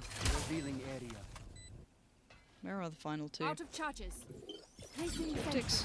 Running. Yeah. Is there a way we could see the money left as well? Just want to check in with Liquid here, because some of these rounds have been kind of up and down. I'm kind of curious how they're sitting. Again, because they're just being very cautious to take guns away at this point. I mean, I've got to feel it's close to the wire for Liquid. I'm sure we'll have an opportunity to take a look at it in between rounds, but I mean, this is going to be the third round in a row, right? Going over to Heretics, and a reasonable investment, you got to say, thus far for Liquid. So, going to be holding on to these two Phantoms for sure. Lowell already drifting over towards A main. Both players tucked inside Hell, probably not going to get spotted out there. Another clean take onto B site. I'm going to be honest, it seems Heretics are favouring that direction, especially on the buy rounds, when they've got a couple of ultimates to complement that. But this mid push was kind of crazy because it fell apart very quickly and then they committed to it. Like you said, Eccles lit to the corner with his pants down. I felt so bad. It's like, when you're in school and you call the teacher mum, it just felt weird.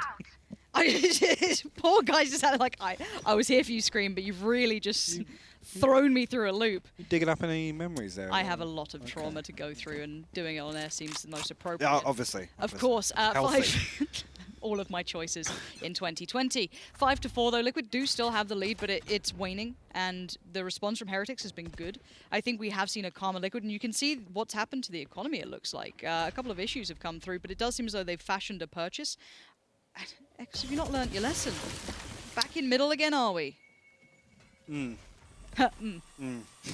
little bit more passive this time, though. Yeah, a little bit more. Again, it was an overcommitment. This time, Scream actually over in B main, but I mean, Liquid got to be careful here. Heretics creeping over towards A short. The other spike actually tucked over. Too strong over in A main as well, so this could be a tidy split if they decide to go for it. Lowell will invest in a little bit of utility, maybe just to kind of bait a rotation out of Liquid, maybe keep them second guessing this. Yeah, it definitely could. We're going to see what they go for already. He finds one as well. Lol's going to found, yeah, and it's Eccles in mid. The guy's having a nightmare of a couple of rounds, trying to maybe deal with these kind of lurkers. We saw what I think it was Vova was able to do when he had that mid control a couple of rounds ago, and it was pretty devastating. However, another pick comes back in, and this time it is the aforementioned Vova going down. It's going to be Link at least controlling that, but it does seem as though the spike will be planted. So at least the time will now be favorable towards Heretics. They can maybe set up the post plant, but this is still a tricky one to hold. I was going to say, this Lowell lurk here, Scream actually going to spot it out. He does come out on top of that. That's huge. Lockdowns invested on both sides here. One coming through from Tree, one actually just outside Gen here. So Liquid got to be quick, actually, if they want to deal with this. And I'm not seeing any quickness to this. Oh, this is horrible to watch. I don't like it. Do you want to cast this one? No, I don't. I'm glad Heretics aren't pushing in there. Again, it buys them time. The fact that two players got locked down, Recon Bolt comes through, Paranoia to follow up, but Niso actually finds Soulcast on the way in. Yeah, the trade comes in, but it's too little too late, in my mind at least. But nice work from Link to do the damage. But look at the time. The time is gone, and it is too late in the day. And once again, Liquid being caught out in a couple of scenarios that I didn't expect them to be. No, I mean... I love that though. The best response to a Killjoy lockdown is to throw your own down. As soon as Cryptic's invested that in Tree, I mean, it was instantaneous for Pora to respond. And the positioning of both, I mean, Heretics was much better protected where it was. So just straight away there, the time's running down. The fact that the two of them get locked down, I like the fact that Heretics don't try and close the gap there and, go kill hungry, because time is in their favor there. Yeah, they played the clock perfectly. Yes. It was the additional ally that gets added to the side. And a 5-5 scoreline, we are getting towards a kind of pointy end, at least, of the half. And Soulcast getting curious. This is the first time we've seen this, and Heretics know exactly what's coming their way, but this mid-crunch is working well for now, but it's just Scream off a leash. I don't know. Where's the next step? There it is. Okay, Soulcast finally got in the action, but it felt mismanaged. It felt a little mistimed. But let's see if it's misplaced. The spike has been picked back up, and we have to see if now Heretics can kind of deal with this weird round coming out. I love aggression, but it is just here, there, and everywhere, bits and pieces, and an isolated fight towards short could have been a problem. Luckily for LoL, he does have the heal. Link's there, and now a 1v2. And he knows where both of these players are. Yeah, I mean, I like that. The fact that they were synergized and Scream is able to get to mid-link that quickly to kind of attempt to pinch with Soulcast. I like that aggression. Maybe if I mean, it didn't necessarily pay off for them, but it's looking like they're going to win the round anyway. We'll see. 40 seconds, spike to hand, yeah. and a 1v2. It is certainly Prove me doable. wrong. Prove me wrong. Avova. I mean, positionally, he's It's got a not bank bad. to rights Now, at the minute. now, I do like the 30 fact that Liquid have seconds doubled up. They're trying to play a safe round after playing a very dangerous round. That is not a bad plan. Now, that gives away the game here. Now it's all noted. Oh, this has gone poorly for Avova. This has given away too much. And now you can see the quickening of the pace. Liquid want this dealt with, but now he's down even lower. Look at the HP. It is dire. But a 1v2. He just needs to land those shots, but he doesn't have all the information. All the pieces are not in the right place. 19 HP. And the clock is still ticking, but Liquid quiet and cautious towards the site. No one was facing, but well handled. Both staying together, trying to minimize any potential of easy free picks. You make a good point. They stack up, they move away. The utility's there to bail them out. Or, I mean, at least on half of the map, they can prioritize mid, they can prioritize B. They know that they're going to have that information fed over to them. And actually, the Nano Swarm's just absolutely farming damage there, to be honest. It's unfortunate for Avova. But, like I said, I want to make the point. I like that synergy, that play there to pinch into mid-link. Initially found a little bit of value, but it looked a bit shaky, I'm not going to lie. I love the intention. The execution was a bit sketchy for me, but I like what they're trying. I think the intention is correct there. So, again, not the worst in the world, but I'm looking at what purchase they come out with this time for Liquid. This is a very close half, though, overall. Yeah, I gotta say it. Nucky's having a stinker. He's 1-7 right now, and that's obviously on the razor. Again, we can talk about duelists and people obviously playing those roles and whatnot, but we haven't really seen him on the map so far. You know, elsewhere on Heretics, Poor not necessarily having the greatest game, but you know, obviously he's got a role to carry out. I mean, this time around, a much better rounded game from Liquid, I will say. Scream's still popping off a little. I mean, we started 8-0, right? He's now sitting at 13-6, so much better stuff. Obviously, do have a little bit of a, I guess, a tactical timeout right now. So just going to hold on. Let's see. Clock restarted as I said that. They must have heard me. Oh no, Hypox telling us to start. Do you reckon that was it? No, I highly doubt that. Yeah. But no matter what, I do want to see how this plays out. I think so far for me, I actually don't know where to put Liquid in this. Is this them doing an exceptionally good half, or is this them holding on? Exactly. Clinging on for dear life. Correct. So I'm still curious how this now looks in the bigger grand scale of things. But this will be the final throw, at least towards the site, and that's the opening pick. Link now down. This raises the alarm bell. Everyone starts panicking, but they are at least on the site. It looks like Scream's committed in the site itself. Where is Scream right now? I really want to see what he's up to. He's found Boar already. Lol's a little bit curious. He's like, but I swear my wall was there. Cryptics and Scream, sick play in combination. This time they committed to the fight. This time they weren't left in a horrible retake. But also this time, Soulcast just wanted to interlit it. Oh no.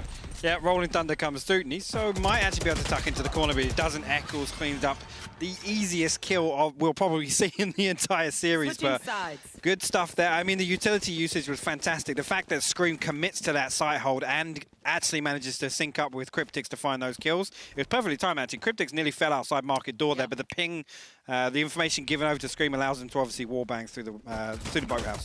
Yeah, I'm just happy to see Scream kind of committing to those scenarios. It was dangerous because sometimes it can catch you off, but we have seen them constantly postured for those retakes. So seeing him diving in a little ahead of that's a tick in the box for me. I like that. You got to lean on your players, and I think Scream was actually quite integral this game.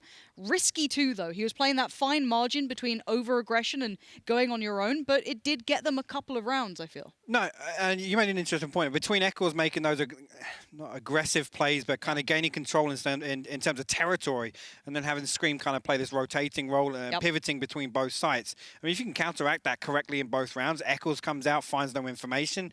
I don't want to say gamble stack, but Scream actually in a position to kind of assert that aggression and find a kill elsewhere is huge for Liquid. Yeah, I think stabilization is where I'm leaning here. Liquid, it's not the best half. I'm going to be very honest. This is not a commanding lead by any means, but it looks like they've calmed it down a bit. You know, they've got control of themselves again. Anyway, to give you a little bit more insight, and I'm sure to give their own thoughts, is the desk. Let's have a quick check-in with what they're thinking. So, we are on Ascent. We have Sovas on both teams. This is why I'm here, and I'm super excited. So we're going to explain through a couple of these rounds to show you kind of how Sova can be really important in a map like Ascent. It's not necessarily for the Radiant or Immortal players, but more like gold players like Mitch over here to maybe get him to Platinum or something like that. So definitely gonna be very interesting to kind of share some knowledge on that. So we're gonna go through one of the first rounds, actually the pistol round. So the cool thing here is that they are retaking the site and they don't really have vision on the final player to take out, but Sova is one of the few characters that has the utility to clear a corner without peeking it. So Soulcast shows some really good geometry skills here by shooting it off the back wall on the bomb site and actually taking out. So you'll see it, he comes here, it does the shock dart there, first one misses, he actually gets stunned first and then the shock dart actually almost body hits here, and that takes out Nuki, who's, it's actually really well played. It's almost like they knew exactly where Nuki was playing because the breach stun kind of came in and, wait, the breach stun was from just outside the side, right? Yeah. Towards that's the attacker just spawn. Really, really beautiful. It speaks to the coordination a lot of these teams have, right? Just to set the record straight, Diamond, or just dropped in the pot the other night, solo queuing, you know, what can you do? But yeah, for these kind of setups, like you're never going to get this in a matchmaking game, right? Where your teammate's able to have that level of coordination to pop in and clear the utility at the exact same time. But these lineups are really helpful. If you're looking to play Sova at home, you want to learn how to play it a little bit better. That's what we have beautiful Jonas here for. Because look, I see these guys all day, right? We'll see your Soulcasts coming in with these amazing lineups, and I'm at home thinking, I can't wait to get home and Ascent, play some Sova, and then it turns out the only thing I know how to do is wall bang with an Odin. So we're here to learn a little bit more. What else can you show us? Yeah, so speaking of Odin, this segment here is interesting because Soulcast is not actually using the Odin, but Cryptics is playing the Odin, which is kind of cool. So they're kind of combining utility here. So we're gonna kind of see how Soulcast is able to deny the push for so long. First, it just sends a regular shock that it's not really a fancy lineup or anything, but this kind of like it scares them off a bit, right? And then he throws a recon afterwards, and this is to check for possible wallbang possibilities or if they're pushing. And still, they're not pushing at all. And then Soulcast, he sends another shock dart, and they're still like, I'm not sure if I'm gonna go. There's still some more utility. And even then, he still has his drone. So it seems like, you know, the attackers are just, like, he's literally shaving off a minute of their time, which forces them to maybe play less ideal because of all the time he gives his team. And unfortunately, they didn't win this round, but here you can see the drone play here, how as soon as they hear the drone, they're not going to push because they know there's still a potential Odin there. And now, finally, with 50 seconds left on the clock, all the Sova utility is out, and then you still have the Killjoy turret. You still have the grenades as well. So this is a perfect example of how much time you can shave off from the attackers by just using utility really wisely. There's two things there that I wanted to touch on, and perhaps we can go back to the start and just slowly watch it through. There's a difference. So the first thing was you mentioned that obviously Cryptics was the one playing with the Odin. Yeah. I really like that because when you put the drone out, obviously there's a little bit of a delay between you tagging them, canceling, taking out your weapon, they're already gone. Now you tag them, instantly Cryptics is spraying if they're in the right position. Didn't work here quite that way, but it's what you'll see. The theory. What I want to see, so if we play this one through, the first shock dart is a bounce, right? It goes up, it bounces down deep. Yes. Now, for the people at home, when he switches over to the recon, he fires that. I think that placement of the recon is very important. He doesn't actually bounce that all the way through, right? Yes. Because, so when you hit the roof at this point, so this B main, you know, it's like a, it's like an intersection here. So if you hit the recon dart, up in this corner, you can see both ways because you could have someone pushing in and being almost already ready to push out. And if you're still aiming at the wall, you know, you're gonna have problems. So hitting the recon there is really smart, but at the same time, one of the most important things as a solo player is to switch around because the enemy team starts to know where you put your recon darts. So make sure that you don't have, Mitch, make sure that you don't shoot your recon dart in the same spot every round. Usually a good sign is if it starts getting destroyed before it gets a single tick off, that's when you switch up and do another lineup. That's when some fancy lineups can be used, That's where some fancy, and speaking of fancy lineups, Mr. Soulcast here might have received a few lineups from yours truly in a Discord DM. So I'm kind of excited to see him using them, and we saw one of them being used in this round, actually.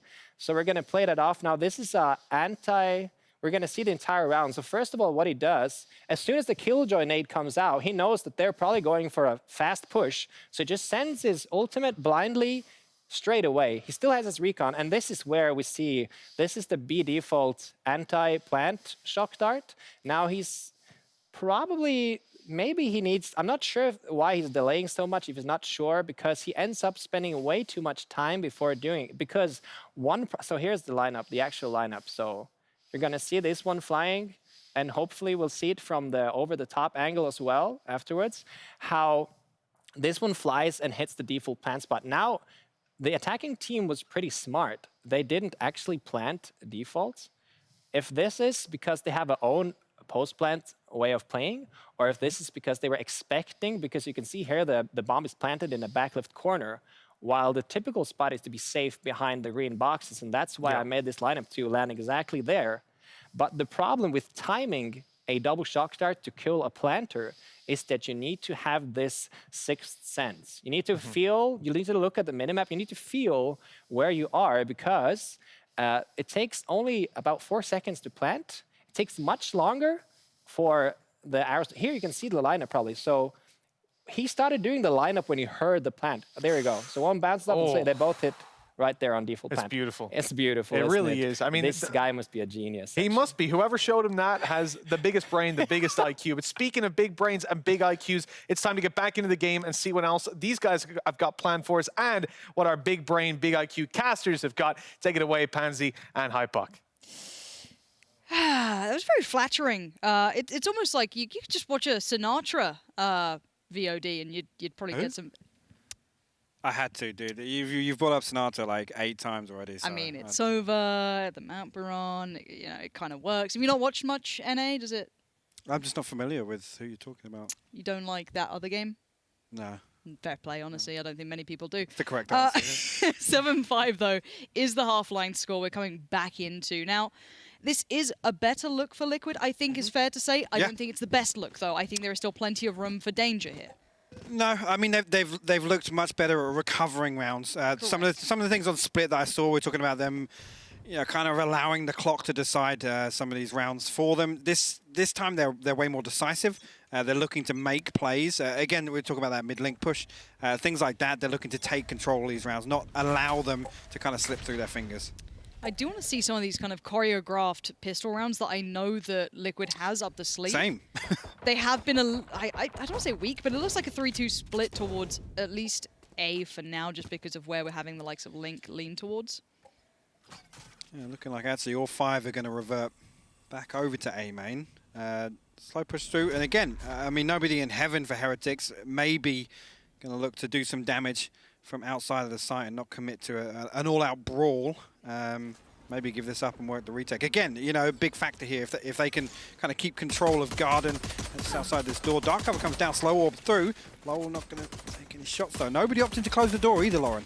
Yeah, that is going to be curious if it comes back to bite them potentially, but for now it's going to be Scream posted kind of at the forefront here. Utility will keep Liquid safe, at least for the plant. That was a little later than I'd hoped, but it will at least be now safe. Now you've got to look at where these post plants are. Scream is being set up for success potentially here.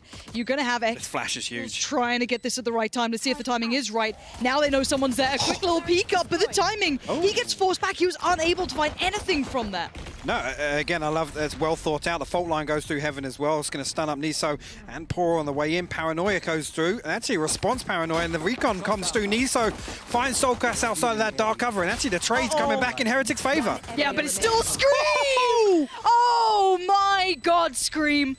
When the chips are down, he's always the player you want. Just, you put an animal in a corner, back to the wall, it comes out fighting for its life, and he just did that. He's on 19 kills. I mean, I gotta say it, all of Heretics was staring at A main there. There was no focus put onto Hell from what I can see. Maybe Pora here looking over that direction, but I mean, Scream just win. I mean, basically 3 back-to-back gunfights and then 1 kill in the back. Just, I mean, huge play there in the pistol round. Production, can we just get that POV whenever and just put some Linkin Park on it, like a little bit of slow-mo, some like lens flare coming in, just really ham it up a bit. But still, nice work from Scream. Good to see his confidence flowing, and if that would maybe kind of echo throughout the rest of Liquid. He gets pumped up, everyone gets pumped up. Oh, it's just a normal game for us. Cool. And Heretics, you're going to feel a little bit shaken by that. Yeah, it is. I mean, I was talking briefly about, you know, the little wins, the confidence boosters, and that's definitely a huge one for Liquid. And actually, on the flip side of that, a bad one for Heretics. Scream has to get himself into cubby. Lowell actually going to find that with the Classic, though. So advantage goes over to Heretics immediately, and Liquid haven't come out of B main yet. They're actually retreating here. They should. I mean, okay, they have to be cautious because they are on the SMGs. They are the lighter purchase here coming out for them, and there are potential threats, but there's no armor. There's nothing really that should hinder this. Maybe just caution, and I don't mind that. If this is going to be what the look's going to be, is just kind of a cautious, considered approach, sure. Why not? Waste that utility down, draw out whatever they may have. I don't mind it. Well, actually, on the flip side of what I was saying, this is the situation where you want to run the clock down a little bit. Pressure Heretics, you know, once the utility's out of the way, take these long-range battles with the weapons they do have. Yeah, but 25 seconds, things go wrong. This is where things get sketchy, and there's like the double that. ding. This is where it gets a little bit of a problem. A one-and-done spot can do damage in this. Again, this should be clean, easy sailing for Liquid, and now Avova's got one. It's a 2v2, and it's going to be a post-plant, but look at the weaponry. Have they been able to scavenge much? Avova's got himself a gun. Soulcast, though, he's like, all right, guys. I know you're trying to build a narrative, Lauren. I know you're trying to build a bit of hype. I'm going to just walk up and kill him. All right? We've still got the round. Stop you in your tracks. Yeah. Thank you. But, I mean, you've got to consider it there. Maybe there is also some hesitation on the side of Liquid. They don't want to throw away around like that. Obviously, Scream bursts in there. He doesn't find any value off the initial utility into market. I mean, Niso able to, I'm pretty sure it was Niso, able to play his life and stay alive long enough for Lowell to swing out from the defensive spawn. So, I mean, nothing too scary just yet. The round 2 conversion from Liquid, we know that's one of their fortes. Let's see what Heretics have up their sleeve for the next round. Okay. I want to see what Scream's money's going to be like throughout this. It's looking a little wacky to me, but I'm sure he's going to kind of supplement that with potentially the ult coming out, which I imagine I just heard. But again, this is a very decisive hit. It's an all-in. This is not defaulting. There's already information for the defensive side looking down middle. They know that there's no one there. There's no one on B. This is going to be a stack from the defensive team, but Liquid already in. Scream right up ahead. Vova's got the pick, though, so it's going to be on Scream to control this. Nobody can pass this, otherwise they are in severe trouble. Oh my. Okay, Scream is playing a very dangerous game here. He's still got the Blade Storm popped.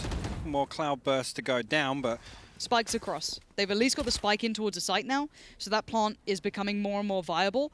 So, but this retake can still just hold. They can just wait pretty patiently for that spike to go down. They're not being given any opportunities yet, but now with the plant coming in, they can wait. yeah, we do have Pora. Is a fact that you can see over on the minimap there.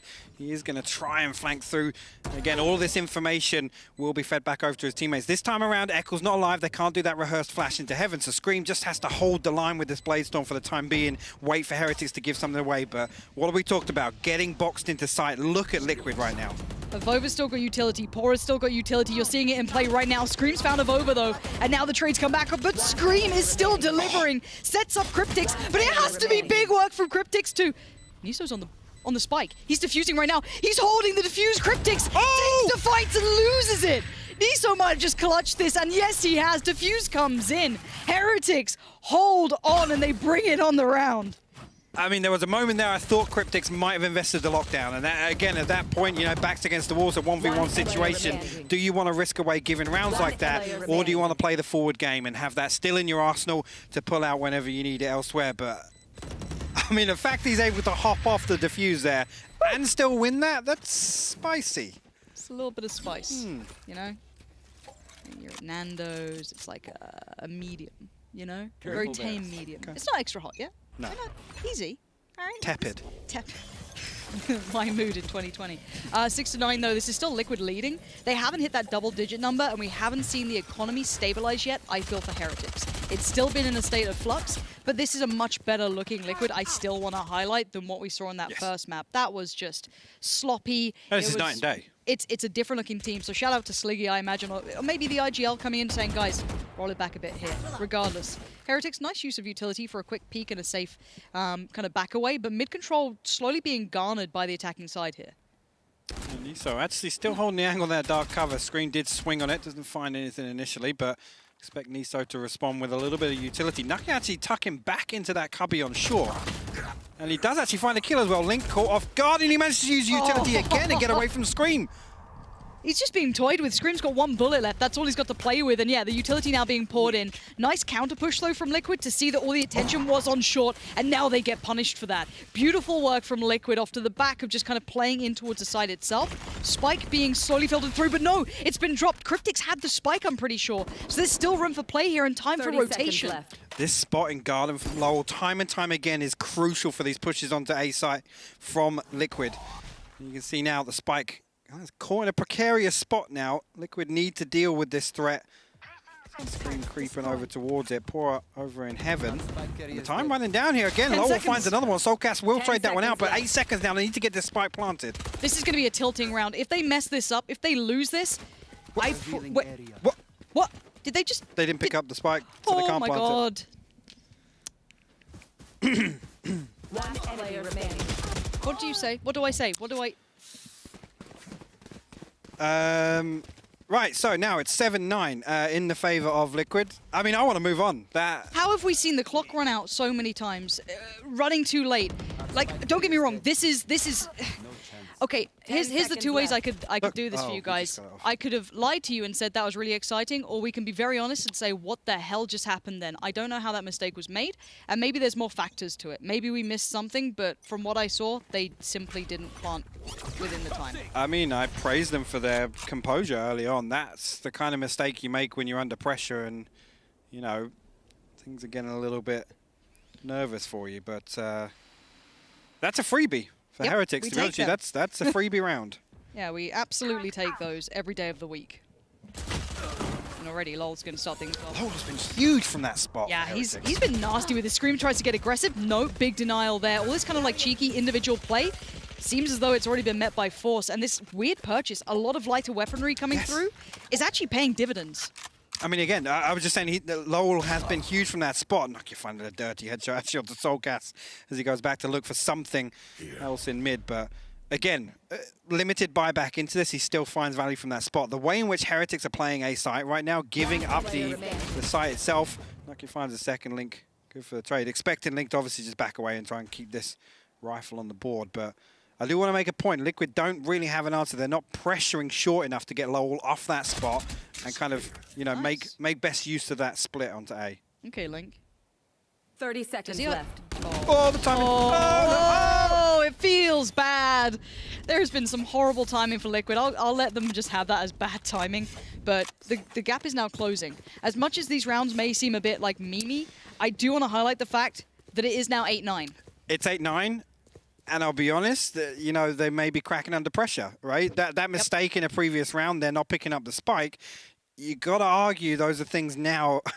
I mean, you're getting a little sweaty, a little warm under the pits, so to say. That's not what you want to be happening, especially when you've dropped map 1 and you're looking at potentially going out if you lose a second.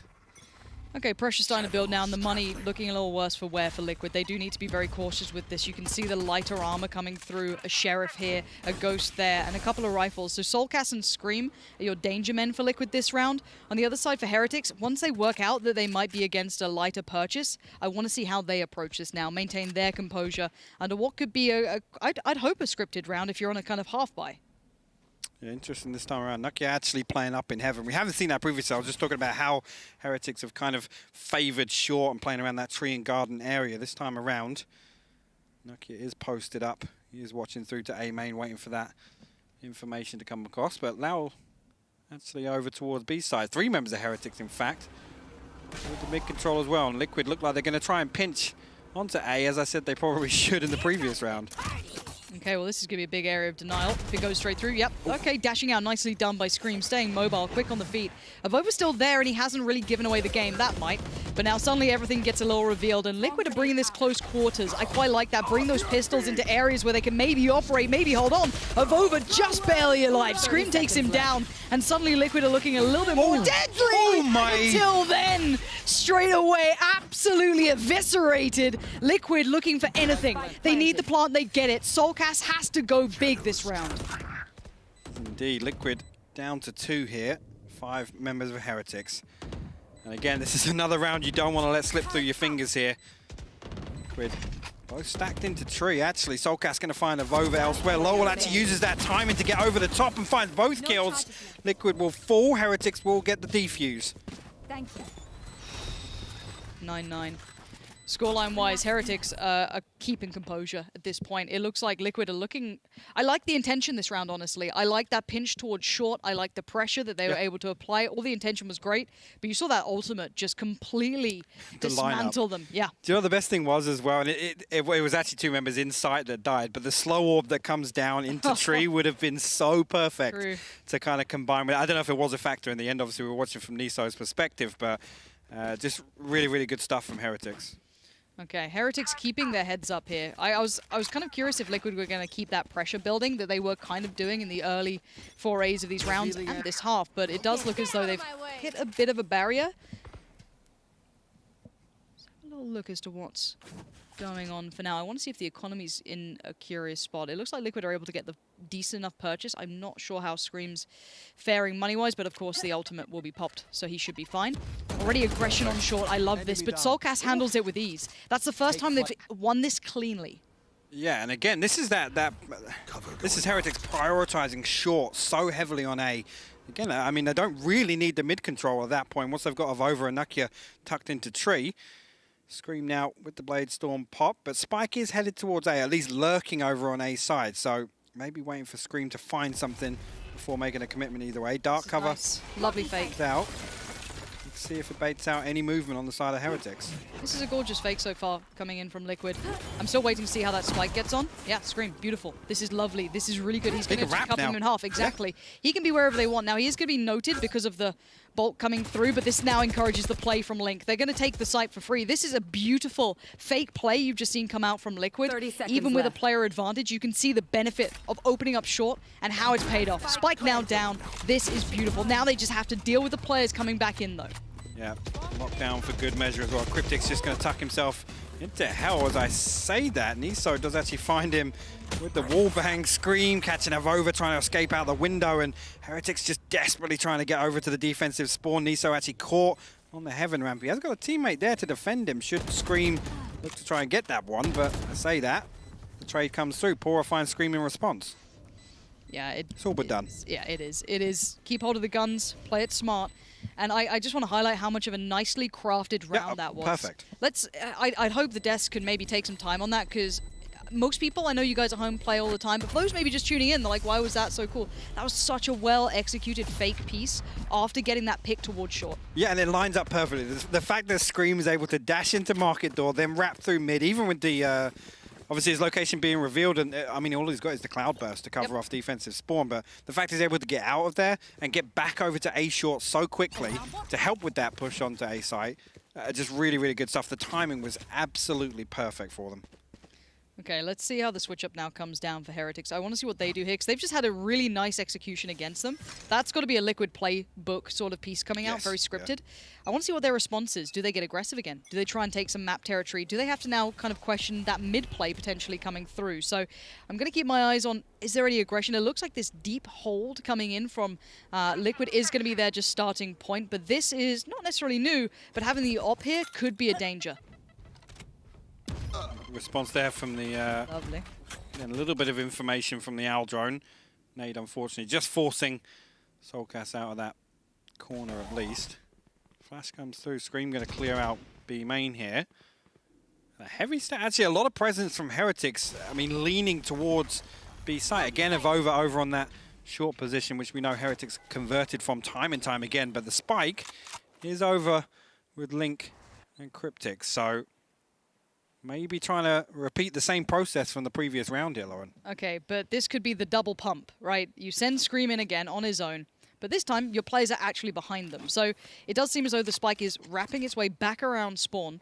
So we'll be seeing if they actually go for this and where the information's going to come from. They don't have a great deal. They've heard the op now shoot. They know that's in play. Yeah, you can see now the rotation from Heretics coming away. The Scream does find the entry here. Recon bolt onto side. Nakia are going to find Cryptics on the way in, though. Lockdown goes... in favor of Heretics. Actually, Echoes manages to tuck himself on. Avova will fall. Pora now. He has his lockdown destroyed. How is he still alive? I don't know. How is he got? Wait, that was the spike. They just bounded in with that, and now we've got 10 seconds. I get nervous, but it shouldn't be a problem. Switching up to the rifle, a little bit more, I guess, viability with it rather than just running in with the op. Isolates a fight, but Scream's not going to let it go. 3 kills for the man, keeping good control in this, opening things up. Initially, it got a little dicey then. I don't like the spike committing towards the the back of the house there. It gets a little bit dicey. I got really confused there at the fact that Avova managed to tuck himself into Boathouse. Yep. I mean, literally right on top of Eccles. And I mean, the good thing is that they didn't seem phased at all by the fact that the lockdown had been planted on site. Again, the Hunter's Fury being invested to deal with that. But yeah, you're right. I mean, again, down to 10 seconds, the spike's making a play towards Boathouse. It's not really what you want to see. Until they clear it out, it's understandable, but... I like percentage plays where you play to the safety, but it looks like a fast piece towards A. We've got to jump on with the likes of Scream. He is offering himself up as the spear tip. Throw me in, chuck me in there. I will be the first in. I will open these sites, and it's a quick plant too. Look at the pace change on this. They've just shifted up a gear. Liquid are playing. This is the style of game I expected to see from them. Now they have to hold the retake though, and there should be plenty of utility with Heretics, even if some of their guns are a little weaker. Yeah, that's it. I mean, the setup from Liquid is fantastic here. Again, lots of emphasis onto A main. Soulcat's actually holding close contact here on the door as well. Scream is very low HP, but comes through. Soulcat finds Avova. Yeah, the trade's going in favor of Liquid all day long. 3 for 2 here. Scream does actually get picked up though, so this makes it interesting. It's a 2v2 now. The wall is down, blocking off some sight lines over towards A main, but Killjoy utility buying so much time. And yeah, time is everything of the essence, and it is going to be dribbling away from them. Even the spike kind of closing things down the end, but it is going to be Liquid. I want to highlight, not the end of that. That just, it was a little bit here and there, but the intention, the pace, the direction, the quickness, that is the Liquid we were expecting to see. This is the higher level approach. I mean, isn't it? The thing to consider really, that position I've talked about Heretics playing over on A short, I mean, it's very easily countable. If they're just going to give up sight and heaven, I'm surprised I haven't seen really Liquid either lean towards splitting A and putting a lot of pressure onto those short players, or at least just kind of, getting in, getting control. I mean, smoking off the doors, obviously, they have the opportunity to do that. That there is kind of the response I'd expect to see from Liquid to get control on A. Pora actually coming out on top of that 1v1 over in B main. And that's a player. That's a player you wanted gone. Get Scream out of there, because he's been offering himself up as the entry. He's been setting the pace for Liquid Exactly. As well. He's been their entry fragger and kind of... Oh, I think Eccles just saw that. I'm pretty sure he got a glimpse of Omen just dodging back in, which would be Avova here. Now, again, a little bit of information now trickling through. Yes, they got the pick towards B, but with that little bit of a spot, they're going to maybe start leaning back towards more of a kind of A lean with a little bit more attention towards middle. And it's right to be feeling as such. Liquid are still exploring their options. Yeah, Spike slowly making its way up short, though. You can see this time around Nokia, Avova, and Lowell all here, and Nokia will find the first. Actually, Showstopper gets popped. Cryptic's got to be careful here. No utility for Nokia to close this gap down. Does get sent out, unfortunately, just missing the mark. But all of this comes out now. Spike headed all the way towards market here. It's going to be a B hit. Pora finds the first, though. Eccles good for the trade. Oh, that was so good. Avova's there. That Spike lost, and now Cryptic's lost in the wastelands of the map. He can maybe look short. He can try and find a pick, but he's got 20 seconds and no Spike to play with. This was well controlled and well considered by Heretics to back away towards middle. Shut down, and it's going to be another lifeline for Heretics.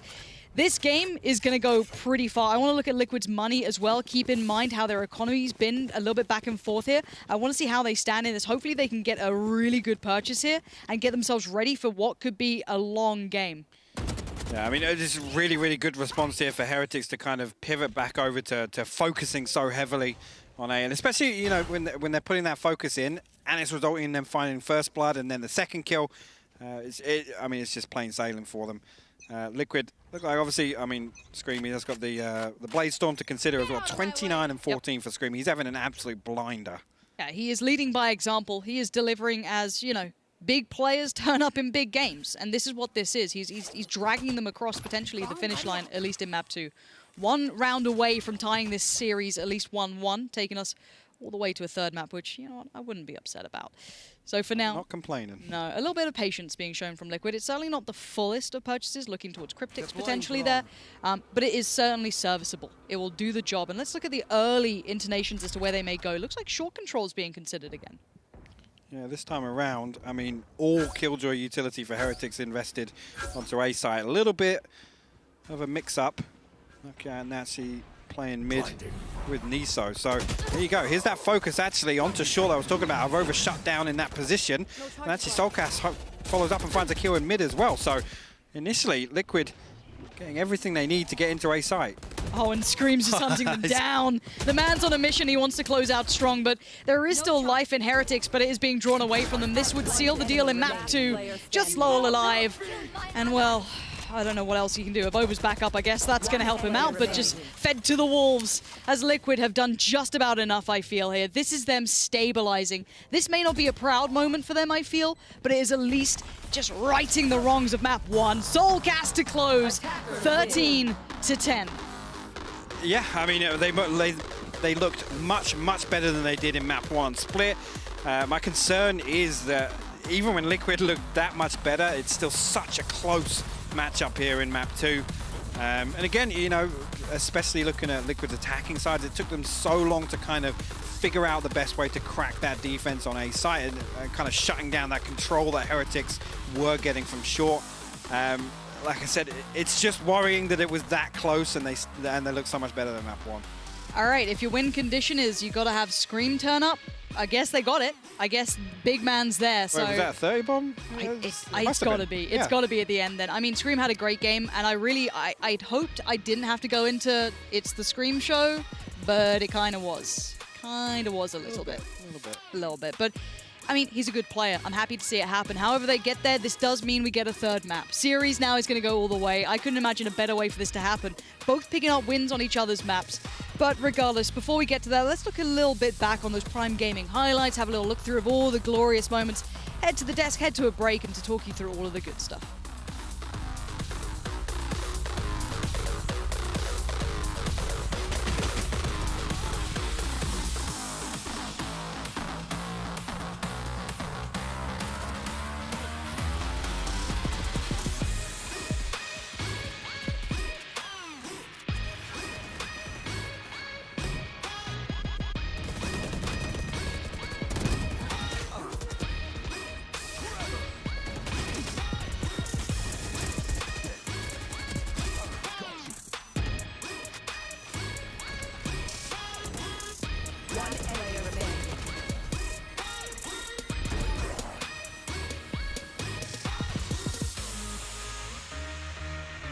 One enemy remaining.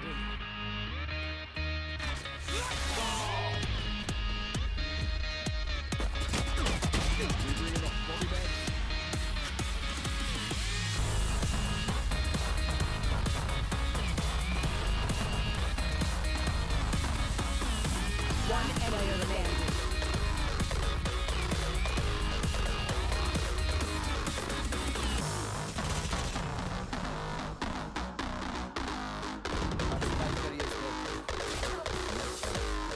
Seconds left.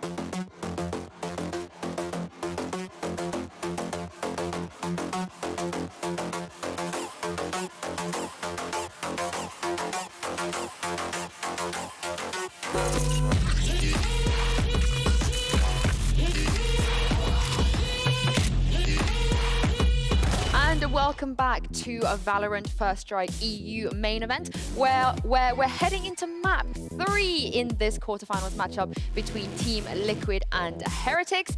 That was a bit better, guys. It was better from Team Liquid. It wasn't perfect, but I think, Lothar, let's talk about the good things they did.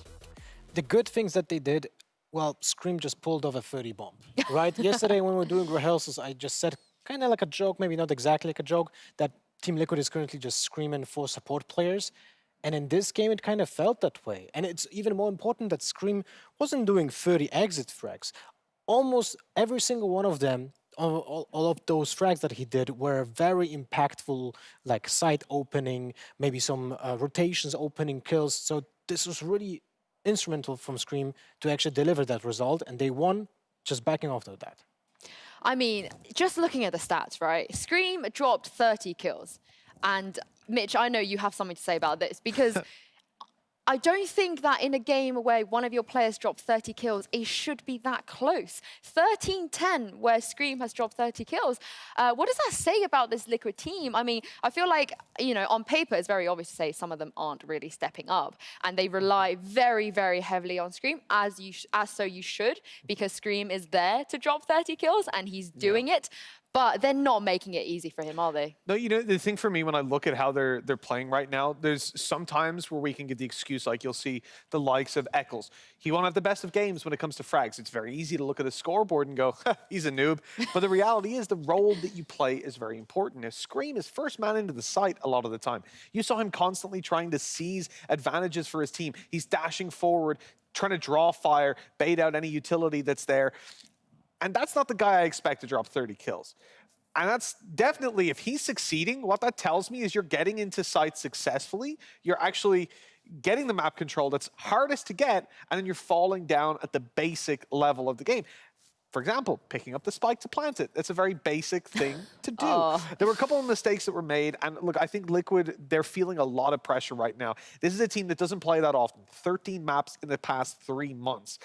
This is a team that has constantly struggled when it came down to big events. They've gone out at the very start and gone out early more times than I can count. This right here was what I was talking about. With the spike, look, Eccles thought he picked it up. He was so distracted by the recon dart that he actually didn't realize it wasn't in his pocket, and so ended up running out of time and losing the round. And in such a close game, a play like that can genuinely lose it for you. In general, there was like a theme for Liquid on split, running out of time, right?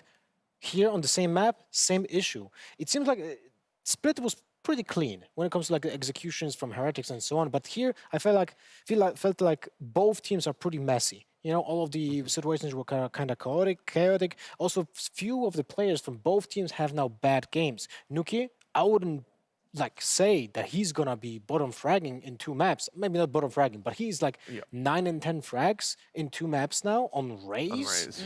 That is really tough. And Heretics still won first map and now are 10-13 in the second one. It's kind of hard to say what's going on in both of those teams, but if I would have to bet on someone winning the third map, I would still say it's Heretics. I mean, as you guys can see from the spike pickup, and as you mentioned, certain players not stepping up, they both clearly have their issues. And they both clearly have issues that they need to fix in a very short amount of time. So if you were Sliggy and if you were Tannis right now, the coaches for these teams, what is the one thing that you'd be going to these players right now and being like, look, we need to fix this before bind, because if we don't, one of us is going home? I think for Liquid at least, just level-headedness is going to be something like they definitely lost. Maybe it was the pressure, the nerves getting to them.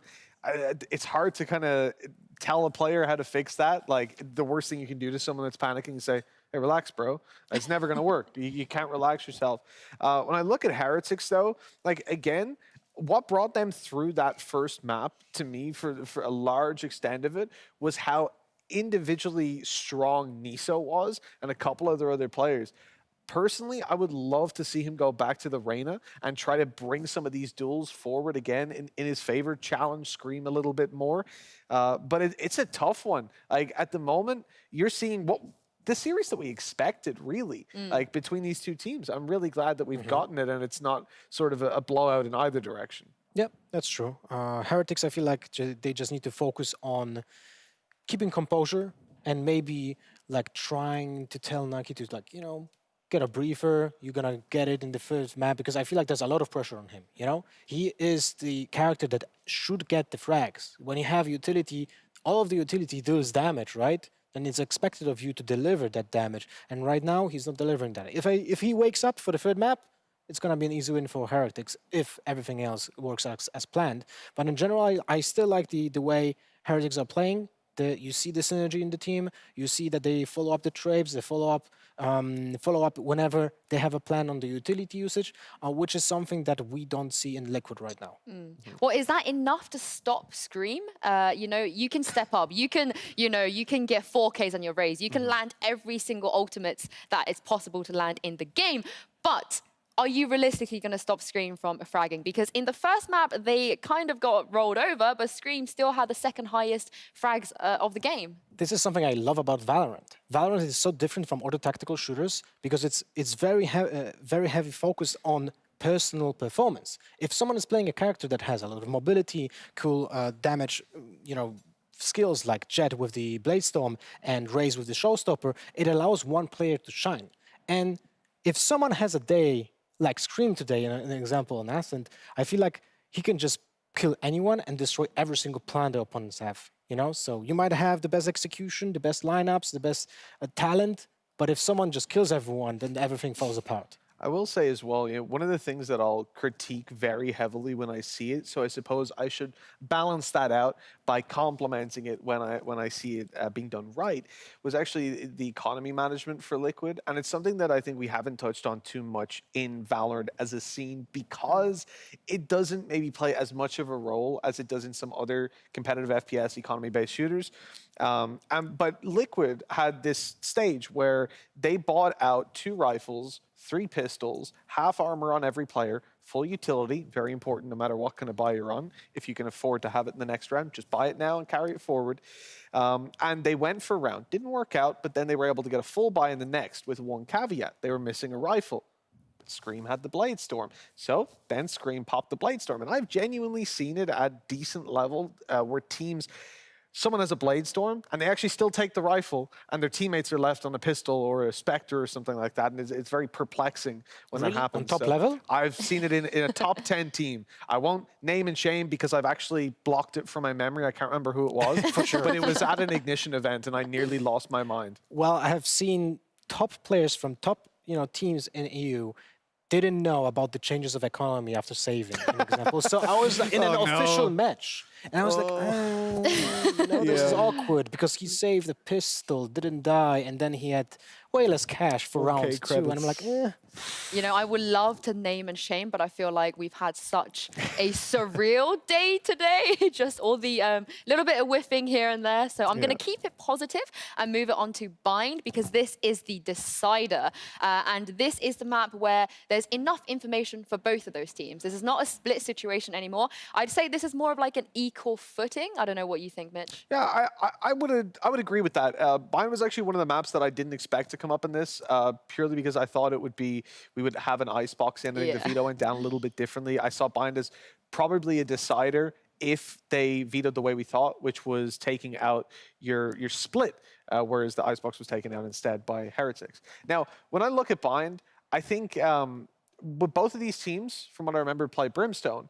I would wonder now with the adaptation of taking the jet to make the faster executes, if we're actually going to see well, that kind of ruins the point because Link's already gone and picked Brimstone. So we are going to see those skies opened up. And I think his ultimate is just insane on this map in particular. There's plenty of reasons to pick him, but I love his ult for clearing out lamps. It just causes such paranoia, even though he's not Omen. You know, Niso always plays a Sova on Bind. We're not going to see that Reyna, unfortunately. But yeah, Lothar, what do you make of the Asian select so far? I really like the switches to the Brimstone because, as you said, it on lamps is very powerful, but the same can be applied to elbow on B.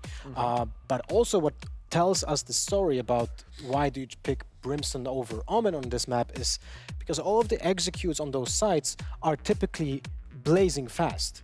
You have to smoke so many angles at the same time, especially on A, that Omen is just not fast enough. Especially, sometimes they have the jet that can help it out, but here, dropping all 3 smokes at the same time, way more important than the Omen's potential like blind usage or just getting better positioning. The other thing as well is when you think about it, let's take an example. Attacking side, you're moving towards the A side.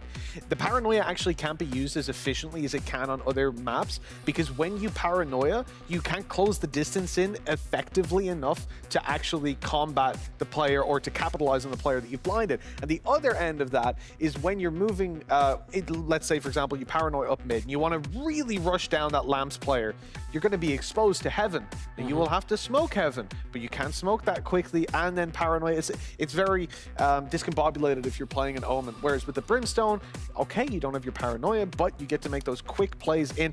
And one other thing that Jonas, I'm sure, would chime in on is I do not see nearly enough lineups for post-plan situations with the Molotov of Brimstone. It's very, very powerful. It guarantees you push the players off the spike, or indeed, I think a lot of the time it's used to cut off choke points whenever you're pushing and need to capitalize on the advantage. But it excites me when you see, like in man disadvantages, those post-plant lineups that come over and just destroy it on the spike. The problem with it is just one piece of utility that, you know, there's a difference in playstyle for many different players, right? Some people might just use it in a different way, especially when attacking. You might cut off corners, which you don't have to check then because the DPS of Brimstone's Molotov is just so big, right? So in general, I like to see it, but Brimstone only with one of those mollies has to typically also change his positioning very far away from the site, and that doesn't allow him to then trade effectively with someone who is taking control of the site anyway. So it's very awkward. The same goes to Viper, you know?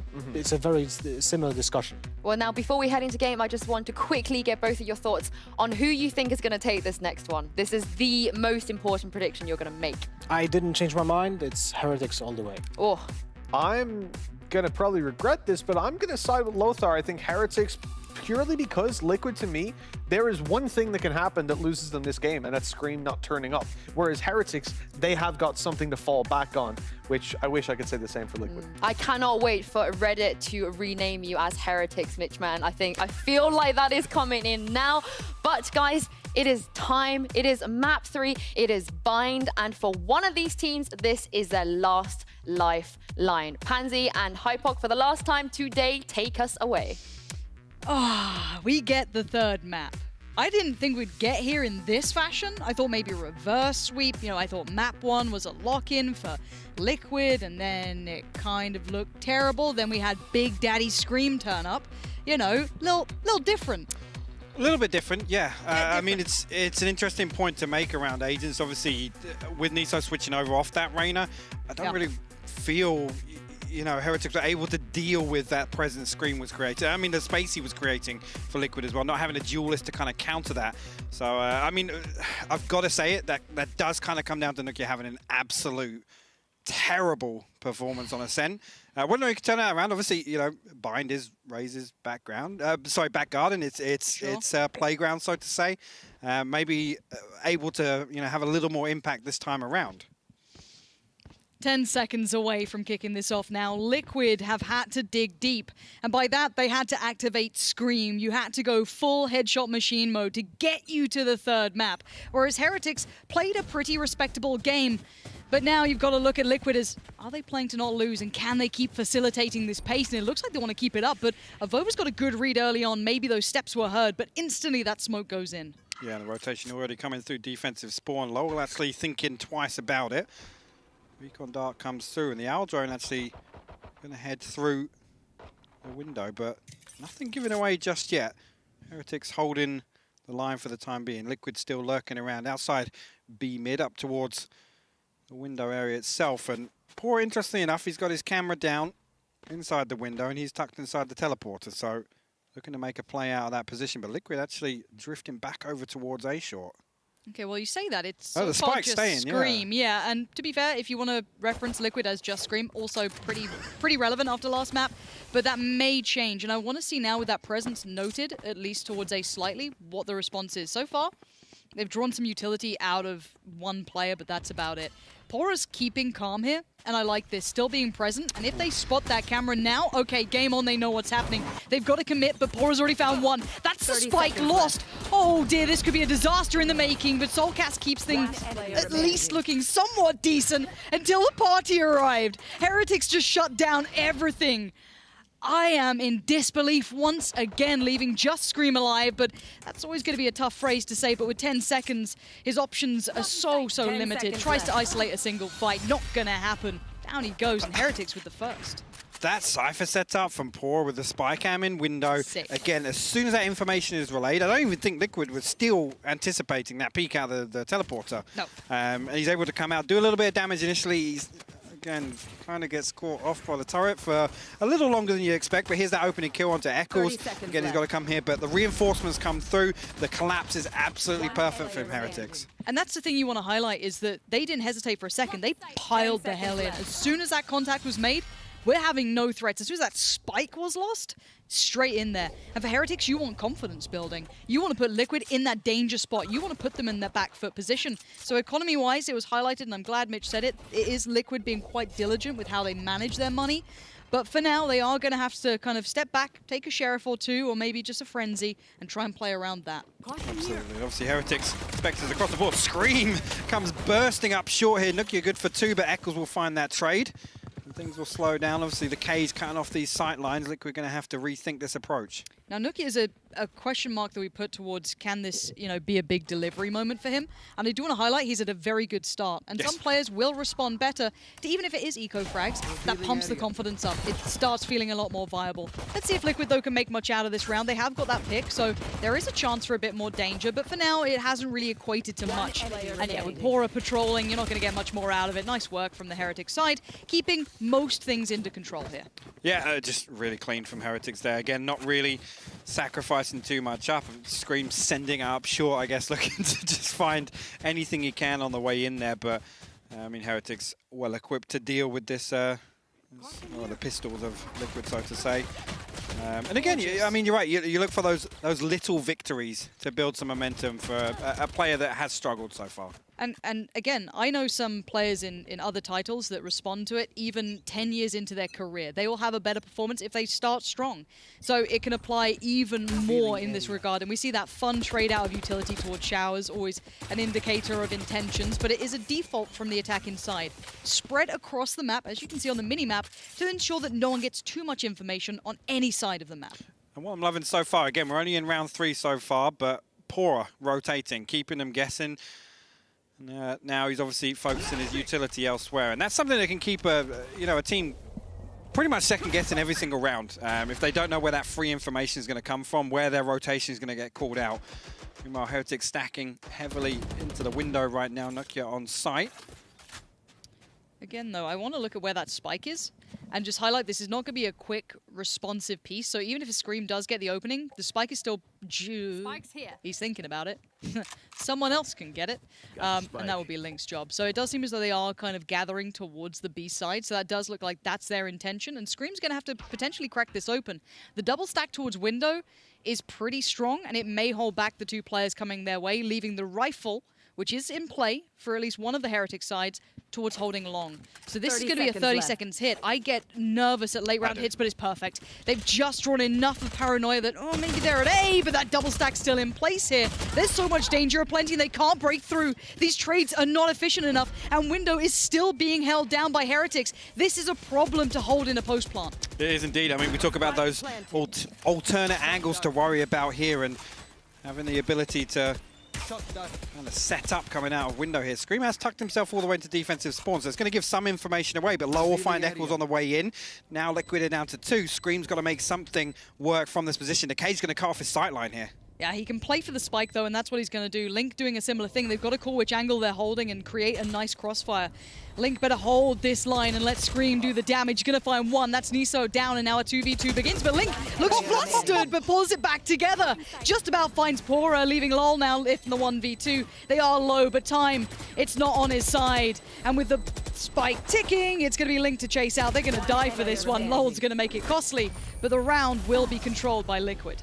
Yeah, alluding to the fact maybe Liquid cracking under pressure in the previous map, but maintain composure there. That's how you hold on to control over on B site in a post-plant situation. Again, Scream, just look how much territory he buys. And again, not even concerned about the window situation. Gets in there, feeds that information back over. He's done his job. He's got the 1 kill in.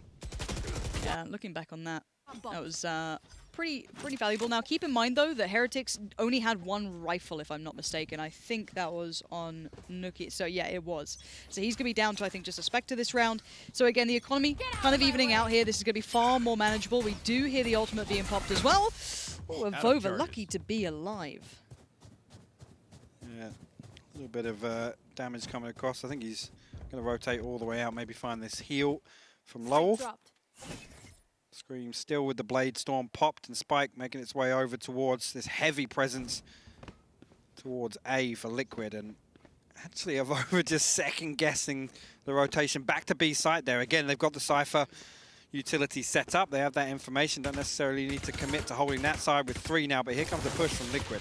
All right, Scream's definitely seen one. I'm pretty sure the angle was a 50-50. Both could see it, but the first challenge might be of Vova, but you can see the kind of complementing off angle coming in on the site.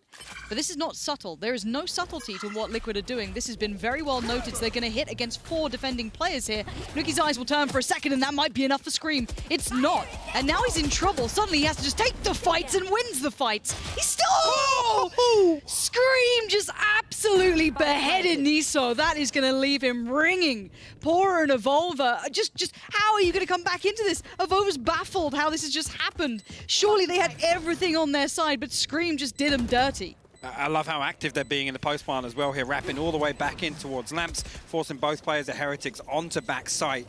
Scream now just lurking, looking for an extra one. Now this one comes in a little bit damage. He saw the barrel of Over will fall. He picks out again. Scream is good for 4 here. What a fantastic round from Liquid. Just call him Aatrox. This man's a world ender. That is absolute filth from Scream. His ult didn't get him the success. The damn pistol did. Oh, he's 2 off ult again. I don't know what to do when Scream does this. All right, what do you do? Like this, I was like, well, that's it. Guess that's done for. This double dink is disgusting. Look at that. And the barrel. Oh, dear. I could watch that all day long. All day long. That was gorgeous. And can that be a Red Bull clutch as well? Because I think that deserves to be. Can we go for that? All right, maybe even a Prime Gaming flawless round. Like, apply every goodness on that one because that was just stunning work. Anyway, I need to calm down a bit. It's going to be Heretics on a bit of a half bar. And a much slower start this time around. Again, Liquid, though, this is what we maybe criticised them for on Split, is when Heretics weren't looking too good in terms of utility, equipment, weapons, whatever. weren't cautious enough, and Heretics were finding a lot of value in those rounds. This time, you can see Liquid's post up. Eccles just holding this angle on B long. For teammates now to back him up, the Owl drone comes across, but they don't want to give away these frags to Heretics. Oras swinging out there a little ambitiously, but Scream will find his second on the round now. Miso, he's in deep trouble. Yeah, Scream, it was a mercy killing at that point. Just, I'll put you out of your misery. Don't worry. Have a little nap. Think about next round. He's checking corners as well. Oh, Love to see it. Love to Scream's see getting confident. And you know what? If that first map was merely him being activated, that just, okay, I made a meal of that. That was not to my standard, and Scream's gone, let me show you what I can do. This is why I have this price tag. This is why I got these guys picked up by Liquid. This is why I committed to this. This guy walked away from a career in another game. He came into this full intention. Now, this is just kind of an eco bash, but this has been throughout this map so far. It is indeed. I mean, you talk about Liquid occasionally being a slow starter, but I mean, once they get going, they can build the momentum. This is the byproduct of that. So absolutely fine with seeing Scream step up and have this much impact on a game. It's definitely the expectation of a player like Scream. As we have Liquid here again, a heavy stack into showers actually. They're looking to kind of break this control that Lowell is having with that wall, and actually laid over the top. Orbital Strike gets invested as well. Split Liquid up a little bit. Yeah, I'm not sure if I love that, but let's see how it kind of unfolds beyond this. Plenty of trades have come through, but mostly favorable towards Heretics. They've held this pretty well so far, and Lol's just kept presence noted. Eccles definitely knows where the player's remaining as well. So Liquid, this is horrible. They barely made it out of spawn. Down to 2 as well. Lowell pushes out, finds his 4th on the round now. Revive on the board. Is he going to invest it? Niso very, very tagged up, stuck inside that teleporter. Whether or not Lowell is going to opt to get this, maybe go for the safer revive over on site. Yeah, he's going to get Nukia back on his feet. I got the spike. Now that gives them a little bit of reinforcements to close this round out potentially. Cryptic did get control of the spike there, though, as Lowell rotated off. Left. I like that Cryptics just made a couple of steps there. It might have at least drawn him into a fight, and he's got it. Really well played. Smart play from Cryptics, faking the footsteps, but now he has to kind of commit towards A. He doesn't have time. So it's going to be hard to isolate these fights, but let's see what he can do with it. There's one tucked in on the corner. So, yeah, nicely done in the end by Lowell. Very well controlled over towards these showers. He just made it his domain. He did indeed. And again, yes, the orbital strike, not sure about it, but it splits Liquid up. It allows Lowell to get more aggressive from that position. Absolutely. You're absolutely right. This bait from Cryptics was perfect. But yeah, Lowell indeed picking up the ace in that previous round. I like that. Really like that. Nicely played. And again, it's things like that, using utility, and I think that's something that came through not necessarily early in the game, but people are like, oh, you could do damage with this, but actually zoning with that ultimate on Brim is so viable. It just gives you area control. I mean, Mitch... Hold on, is this aggressive? I want to just know if Heretics are going to push this one. It could have been an early fight. I don't think they're going to push it, but they might get info. Carry on, sorry. I was going to say, Mitch and Lothar obviously talking about the use of it onto lamps and onto window, and just how quickly you can force the enemy away from those positions, and pretty much gain free entry, or at least gain free ground over towards either of the sites. Hey, observers, I guess you worked out who's one to watch at the start of rounds? It's like, okay, Scream's getting near an enemy. There's just like an alarm bell starts ringing. For now, let's see what he does with it, though. He's not really committing to this, so I feel as though this is a bit of a show. Going to get that utility building, and I want to see where they now take this. Do they then go through towards window, potentially, where we had that double stack before? Roll your mind back, you'll remember it was there.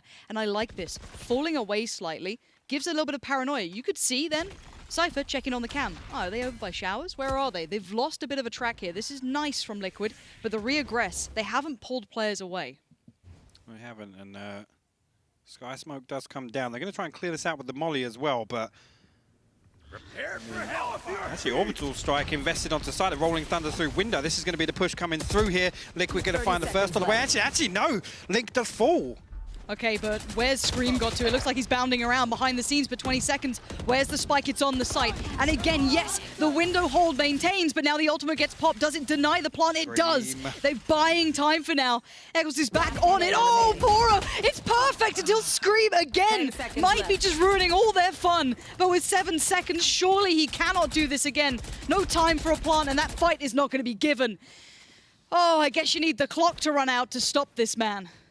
I mean, Scream getting tucked into the corner in L, but really unfortunate he hasn't got an angle to stop.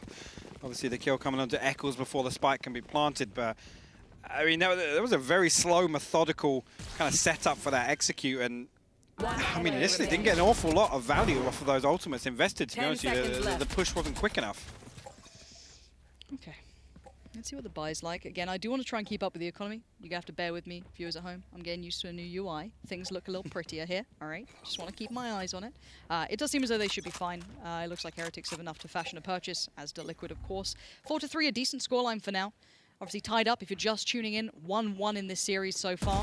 We did see the activation of Scream in the previous, and it seems to have carried on. However, into this, though, Scream still tendering for that early fight. Not subtle, no nuance to it, just throw me into them, and I'll get you the headshot you need. Doing more Scream things. How does he get away with that one? The trapwire activated, though. Lowell will respond onto that. Hunter's Fury invested from Solcas. And that's it, yeah. They've run all the way back through Market. And they're going to be able to catch Solcas on the rotation after that ultimate. Yeah, this is really well handled. I love that trade coming in for Heretics, but now Liquid have to quicken the pace. But it looks like Brim's already over here. Where is the Brim? Where's Avova? Avova's in elbow. Yeah, exactly. So this is perfect. That smoke being put down has cost them everything. He's watched the cross, information now relayed. You've got Sova coming over. Niso's over there now. Link's on the site, but they don't have the element of surprise, and they want to fight towards CT. Oh, that's sick. Really nice. Don't give up that map control. Fight for it, but where do they go? Are they about to wrap A? It looks like they might have a beat on exactly how Heretics have played this one out. You can see Lowell pushed all the way through Market. They're running back towards A. Oh my god, they could get backstabbed here if they've read this perfectly. It's the switcheroo. The attackers are now on the defensive side of A, but now the spike can go down safely. This is so well handled. This is huge, though. To have control of backside and Heaven in a post-plant situation is going to make it very difficult for Heretics. Yeah, this is a horrible retake. You were never expecting to be here, and now you've even got a harder element to deal with. Yeah, and the lockdown being invested in Heaven, they cannot destroy that from here. Niso does find the first one on the way in. Eccles will fall. Avova has a little corner to tuck himself into. Nobody locked down from that one. Avova finds the second. It's all on Cryptics now from Heaven. The turret lighting up, give the information over. Lowell finds that one. That is a fantastic retake from Heretics. They deserve that every day of the week. Absolutely. What a weird round, though. Like, talk me through that again, because we had such weird action. We had, I want to highlight, who was it? Avova. Over on that kind of like L-bend area. As soon as that smoke down towards window, he's playing the time. Yeah, and he's bought so much time for his team. And even though they catch another kill over on the B site, and again, I mean, we talked in map 1 about Liquid and audibles. That's a fantastic example of how quickly they can react to that information. And you can see what happens when good trades come in. You have to trade him. He will get you the kill, Scream. He will get you that. But if you're willing to trade out, you're back in the game. So yeah, this is kind of how it seemingly wrapped up, I believe. And yeah, it was a little bit of a questionable round. It was good fun to watch, though. Yeah, I mean, just look at the stats here. Scream obviously on another tear, 13 and 4. But I'm looking elsewhere. Solcas 2 kills, Eccles 3 kills, Link 1 kill. I mean, it's pretty similar on the other side, but. But what I want to highlight is this is a timeout for Liquid, and I love this. This is time to discuss and kind of roll it back, because yes, we can depend on Scream, but we need more. Something that we can replicate. We need the surrounding factors, those foundations. That should be the discussion. How do we approach this now? Because Heretics have had a decent beat on them. They've done quite nicely to get 5 rounds. They've been pretty weird rounds at times, but repeatable rounds, I feel, for Heretics more than Liquid. Yeah, I'd agree with that. I mean, it's an interesting point to make at this point. Really, it's the start of the rounds. I mean, Liquid aren't playing that same kind of pace that they were on Split, which kind of caught them off guard a few times, kind of put them into a weird spot. This time around, again, a very slow approach here. Yeah, and one thing I like to say, I love seeing utility used on one side of the map, and then the player goes all the way over to the other. Used to see it with Sage, with you know, the slow coming in. I love these sort of little elements to display more power towards a site than there is. I don't know. It is weird. We've got a double stack towards Showers and an aggressive stack. Sage has pushed beyond this, but we do need to see the player on the side stay alive. Lowell has done so well. Solcas is dead, and now they're going to be so confused and surrounded. Scream's on an island, and he needs to deliver. This is a pressure moment for him, and these are angles you're not expected to clear. However, with Cryptics now going down, this is a horrible round for Liquid, and a gorgeous one for Heretics. Oh, this is stunning work. Watch this back. How to play defensive aggression. Link can do the best he can. can, but this looks all wrapped up with a bow on it. He's isolated another, but the trade comes in. Sick round from Heretics. Yeah, I mean, Nucky again, 2 from that spot. The Cloudburst, unfortunately, not cutting off that sight line, and when he finds that second there, it's all but done for Liquid. I mean, Scream's backed into a corner. He's still heavily focused on clearing out lamps. There's nobody there. There's nobody giving him anything because of that weird setup in the early round. 3 over to Showers, 4 of Liquid pushing up short. But do remember, there was that constant back and forth of utility from Liquid put into Shower. Now we've seen that when it's not there, Heretics are willing to push that. And I mean, any Sean Gares fans out there, I know there's millions of you, he loves to talk about the trade out of utility and showing intention. So as soon as they didn't show it, I love seeing a team exploit that. Yeah, I mean, it's fantastic to see, especially if you can give away the information of 2 agents over on one side of the map and then completely pivot off that. Like you said, throw the rotation down. The recon dart goes over on B site. Hold that thought. Oh, again, finding value. We saw him do it on short on Ascent. We're seeing him do it again here on Showers on Bind.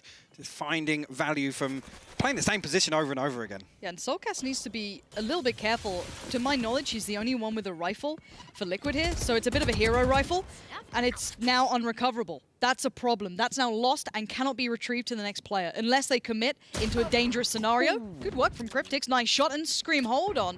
He's got a little bit of something to be said about this. I want to see what he can do now. Damage maybe could be found. Yeah, Niso, got to be careful here. He's in a weird spot to be the last man standing on A site. Pora still over on B. Invested on relying on that utility, but Spike will go down on A site right now. Of over pushing in solo. This is a weird play from Heretics. Yeah, but look at all the guns recovered for Liquid. They're now on a full buy round, basically. They are sorted in this. Avova has something to say about the matter. Isolating Scream is excellent. He now knows there's more close by. Now takes the pressure. Moment! Perfect play from Avova. And now, where is Cryptics in all of this? He still has a smoke. Oh, this is so smart. This is going to make Cryptics sweat bullets. He has to peek through, and he's going to lose out. Liquid fans given just a little bit of copium, and then it's ripped away. I mean, that was huge. He actually had another smoke to spare on top of that as well. He had full utility for the retake. I mean, just I questioned it at first of over walking into lamps when Pora was barely through the defensive spawn. One thing I will say, I'm glad that one came up. Nukia has looked so much better this time around. And again, it just goes to show when that one player steps up and maybe aligns better with you know the team's performance, what kind of difference it makes. Because look at this scoreline now. 7-3. This starts getting scary territory for Liquid because you still have Scream doing well, but on the attacking side, it's not quite as much as you'd want maybe for now. And I've got to say, LoL has basically cut off half of this map. Not allowing shower presence gives so much information. Now, it looks like a contact piece up long, and when I say that, it's when they're being quiet about it. Now, the first bit of utility will be heard. Hearing the owl drone here gives away their intentions, but Scream has not made any noise at this point. A couple of steps. Might have given away a little bit of presence. I'm not sure if the Cypher on the other side is close enough. And the important thing here, I mean, Link does have the orbital strike to invest. Again, orbital strike for Avova as well. Not an awful lot of utility, so Heretics still able to buy time here if necessary. Look how passive they are, because look at where Sage is. Yeah. Have a look. It's just, they can play this as slow as they want on B. Yep.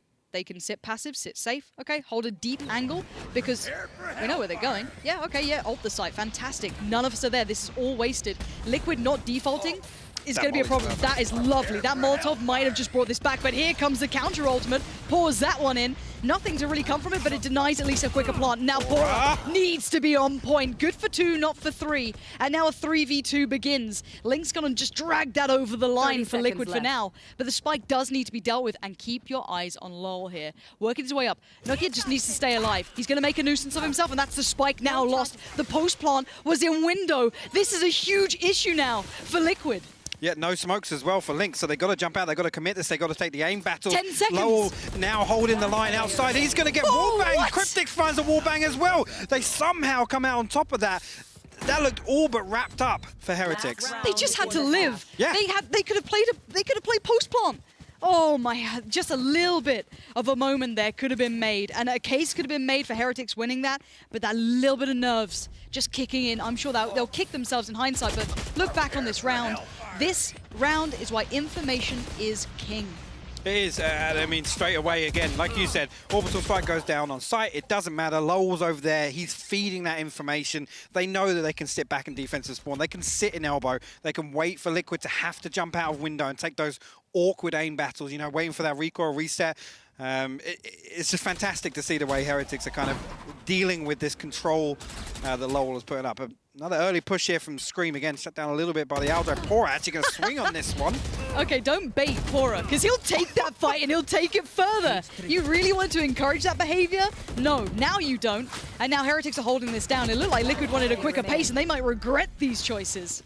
Yeah, it's Soulcast, last man standing. Lowell going to get Pora back on his feet. Molly comes through for good measure. Unfortunately, doesn't catch Soulcast before he makes it through the teleporter. A little bit of utility over here still, but two members of Heretics going to follow him through the TP here. Until Fury gets invested. It's bang on the money, Soulcast. I mean, he can't catch a break. Yeah. We actually might have an upset here. Quite genuinely might have an upset. It's 8-4 Liquid. I thought they had this one really working for them. I thought that initial start, yeah, not bad. Okay, Scream's looking deadly. All right. But then Heretics have just turned up. Yeah, I mean, just a fantastic setup from Heretics time and time again. And like I said, the way in which they're putting all this information from Lowell to effect is so great to see. And it all comes down to putting a wall at the start of the round. Okay, I need to kind of catch my breath here because I'm seeing a world where Liquid lose out in quarterfinals. I see a world where Scream might not make it out of quarterfinals, which is a storyline that we kind of considered, but I didn't expect to see it. I'll be honest, I mean, I was excited to see Heretics. Pora's been one of my favorite players to follow throughout the last few months. I mean, even thinking back to that kind of dynamic duo with Turco and Pora on Prodigy.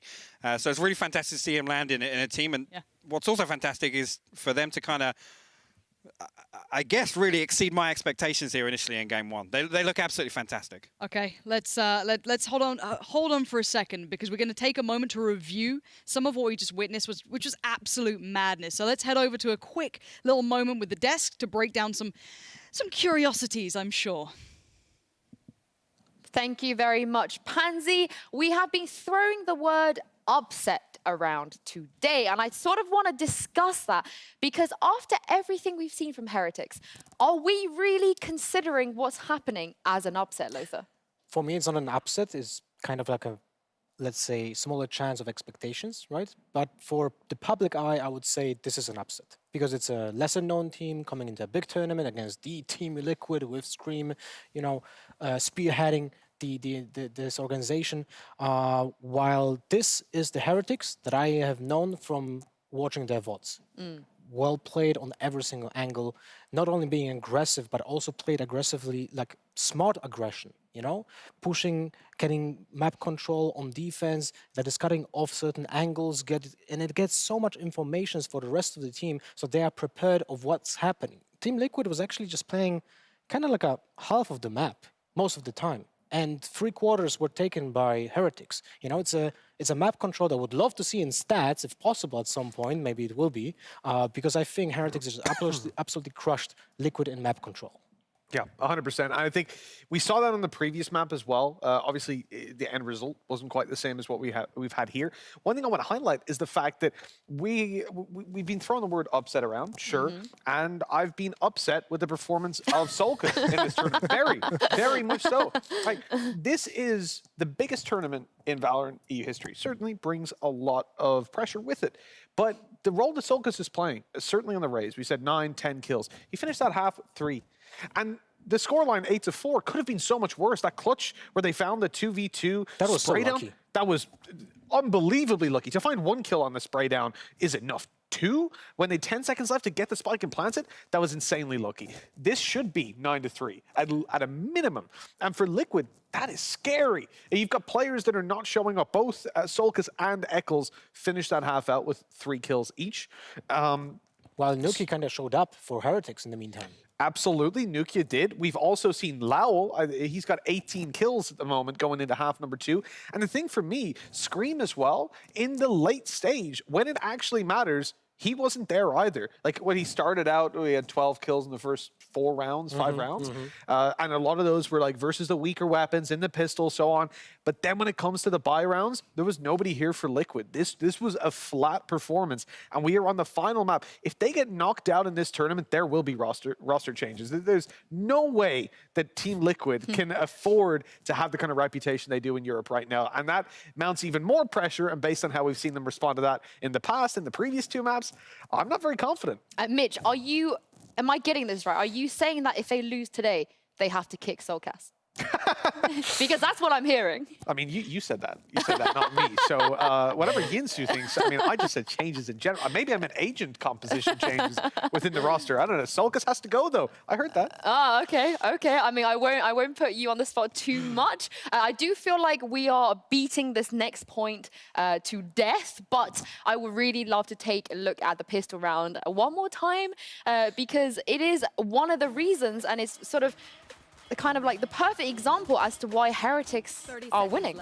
I don't understand what happened here because Team Liquid had perfect information that someone is in the teleport all the time because they heard it in the beginning of the round. They were waiting for him to peek, and yet they left Eccles alone there when they executed on site. So this was really sloppy from Team Liquid, and I don't really understand what was happening. Would love to hear the communications there because Eccles should have just gone probably long B if he didn't know that there's someone in the teleport, but he should know. And even when he did go to hookah in the B window, there should be someone from Team Liquid securing him, you know, to allow him to go there to them and just meet up in window. I would love to hear the communications for both of these teams actually throughout this series, because I think that would be very interesting, and I think we will find some kind of contrast. But before I throw this over to Pansy and Hypog, Mitch, I sort of want to hear from you what you think the Team Liquid need to do in the next half to make sure that they're not embarrassed by this and they don't just go home this way. I mean, I don't think there's an easy solution here. You've got a team of Heretics who are well organized. They are the team that I would argue they're even better than the team that we expected to see coming in. And that's not taking the general community who might not know them that well. That's taking the research we've done, what we're hearing about them. And you're contrasting that with Scream. Okay, yeah, he's got 14 kills. But again, in the rounds that mattered, in the buy rounds, not really there. I think he's probably had about as much mid to late half impact as Eccles and Soulcast have. So you have got now basically nobody winning aim duels on the Liquid side. I don't think there is a way to fix this past people maybe DMing for the last 10 minutes, like practice their crosshair on the server. That's all I can see. I have only one advice. Just win a pistol round because it's going to be horrible if you don't do that. Exactly. And speaking of that, we are going to head into the second half. Let's see if Team Liquid can actually win a pistol round today. I guess, yeah, that's the way to start it, right? Pistol rounds, it is the first go-to. And traditionally, we'd give credit to Liquid for their creativity and some of their previous results. They did well. Not today. No, haven't seen it today. Haven't seen anything to back up that stat line, to be honest with you, which was a talking point coming into this game. Very much so. You've got to say, you know, it's a talking point versus a team like Heretics that haven't necessarily had time to establish those kind of small things that become important in pistol round synergy and you know, these fast executes.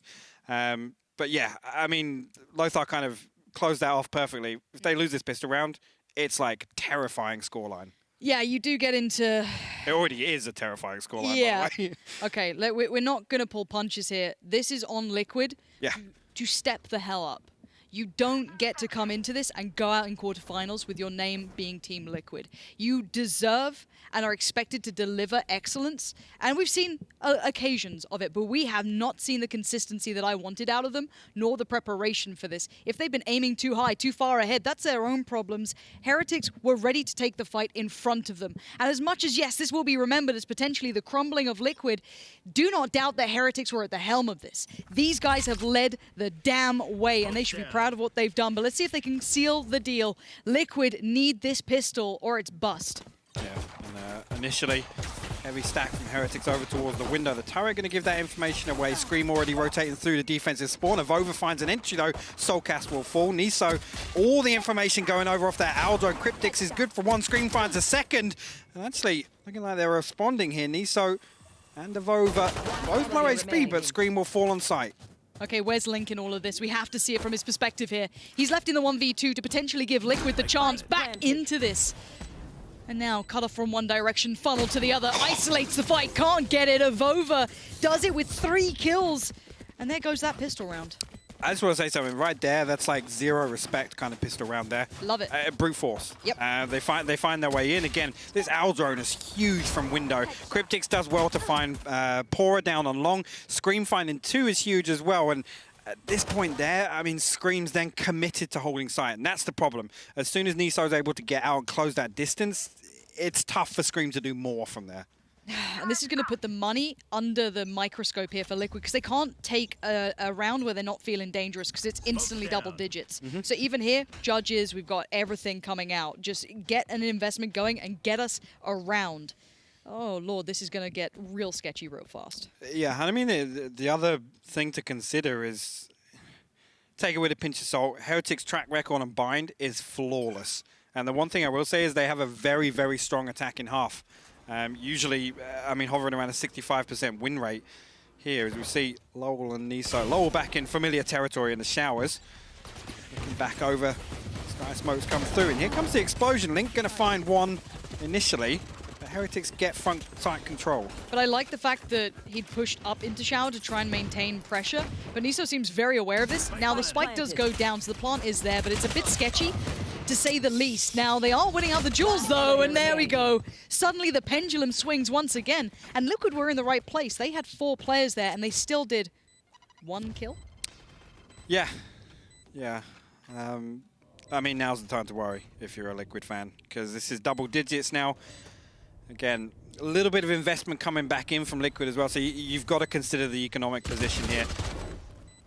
Really finding a Vova, but down to 6 HP for Eccles, and he will clean that one up with the Spectre. This is scary. This is very, I mean, it's great for Heretics, but it's scary to consider that Liquid weren't able to put up more of a fight here on the decider. Yeah, I think what we look at, and the big deciding point is, do they get a gun round in? Hopefully they should at least get 1, but it may be with not just match point, but series point against them. So we have to wait and see for this. This is a little playback of just the end of this. And yeah, it looks like they're going to go on towards the Sheriffs. And again, a slightly viable, a slightly dangerous purchase, but not much. Yeah, well, a few Sheriffs actually, and Bucky and a Spectre in the hands of Link and Eccles.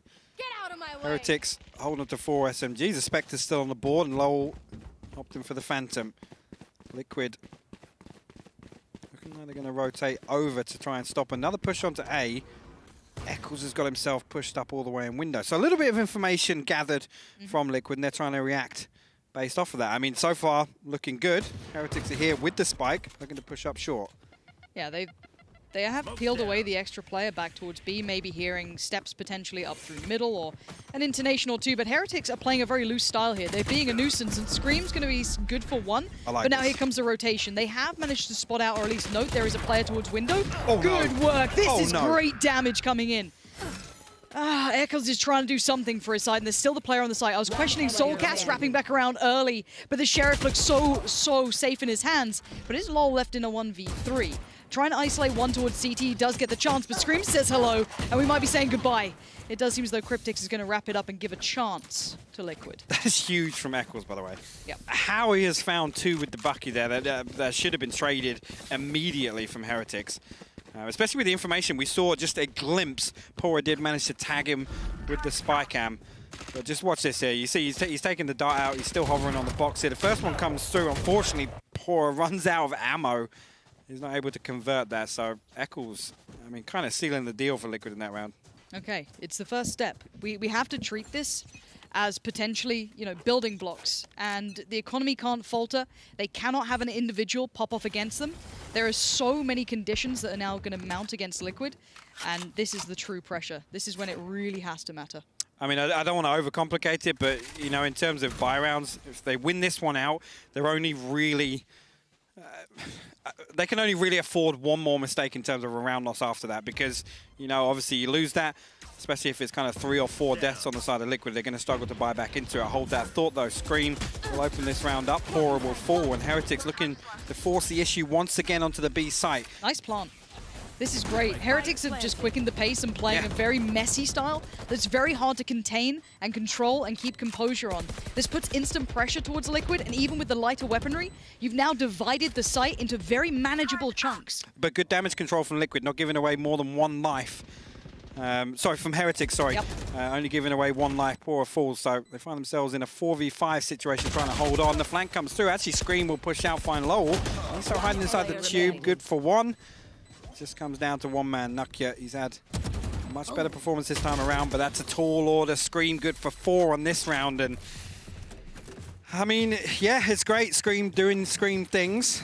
Can he keep up this momentum for another 4 rounds? To be fair, I don't think that was particularly, like, yes, he did nice to pick up those kills, but they weren't like, if I look back at the key rounds, it's when he's like cracking open sites. Like, this is fine. Like, he really did keep it safe, but this retake I think would have been okay.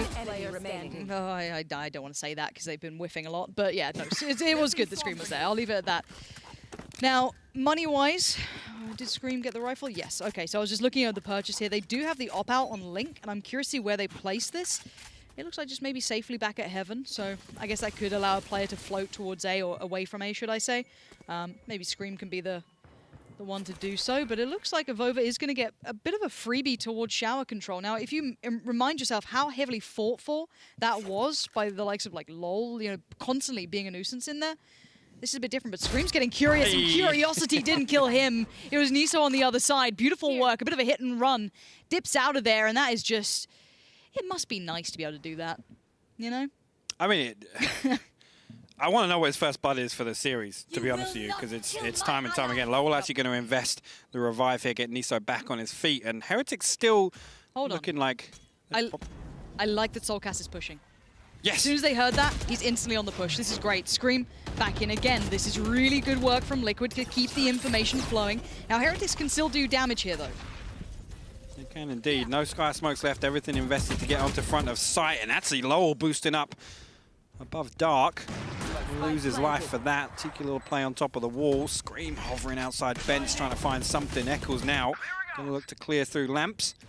He should find the first one on the way in here. He does. He actually finds a second as well. 2 kills with a judge. Yeah, absolute perfection. Pora now. Last one alive. And last one to fall. But no problem again. Liquid now building. We've got 7 rounds on the board. And this is why I said we wait for the gun rounds. Yes. We wait until the money comes in. And Joe, if they'd had the pistol, very different looking scoreline this would have been. It wasn't how it went down in the end, really. But in my mind, it's more that Liquid have stabilized here. This is stabilizing for now, but we've also seen a very loose style from Heretics. We have indeed, and the problem with playing loose and you know, spreading this wide on a default is Scream's able to do things like that. He can swing out short and isolate a 1v1. I think the more Heretics allow him to do that, I mean, it goes without saying, the worse it's going to become, because Liquid right now are kind of riding that wave. There's still 3 players under 10 kills for Liquid. Scream up to 23 now. So this has been a tactical timeout for Heretics coming in, and I think that's the perfect option for them. Discuss before things get too far down the line. You've currently got a little bit of a buffer, sure. You've got a couple of rounds to play with, which is perfect. You've got a little bit there, but you don't want to let this spiral, which is the perfect time to call this, I feel. Yeah, it is. I mean, this would have been the big question for me, and I know we touched on this on the desk coming into this game, is how well Heretics are equipped, you know, how deep is the playbook, what answers are they going to have for Liquid? Because we know Liquid are arguably the best prepared team in this entire tournament. Okay, 8 seconds. Turret's still doing his darndest. Look at that guy go, a little cutie. But yeah, we are back into the fray now. Link once again, up on the op. I'm looking at Cryptics, I'm looking at everyone here, actually, to start turning up. And it does seem as though they are, but Heretics' purchase here is very weak in comparison. All right, it's Heretics again leaning towards A side. 3 members of Liquid here to hold the line. Soulcast going to send the Aldo now. Information's going to come out that one person's made it into lamps already. That's Nucky on the raise. Actually, 2 tags coming out from the Aldo and from Niso. There's a lot of information to garnish. Eccles finds the first. Showstopper did get invested there, but no value whatsoever. So far, this is good for Liquid. They're keeping them at arm's length, which is exactly what you want to do with rifles. Oh, no. You do want to let those SMGs get close, and you're showing exactly why when Liquid play well, it looks good. They are composed, they are calm, and they don't let threats begin. So for now, Niso and Avova, okay, try and find a pick. Try and be as dangerous as you can be. But for now, you're getting nothing for free. Yeah, absolutely right. Again, the turret gets... Oh my god. Okay. I was going to say, it's a matter of time before that spots Niso, the turret getting put right in front of him. Link will find a Vova elsewhere. Niso, like you said, just wants to do some damage before falling. Fault line comes through. Going to make it very difficult for him to do anything here. 30 Scream seconds left. foaming at the mouth outside lamps for this extra kill. Again, this is all momentum for Liquid. He's just begging someone to feed as first. Uh-oh. No mistakes. Thank you, Scream. Okay, Liquid, again, the next step up the mountain. Okay, the way I do this in other games, if Liquid hit double digits, then I talk about the comeback. And that's how we're going to treat this. Until that point, Heretics is still doing fine.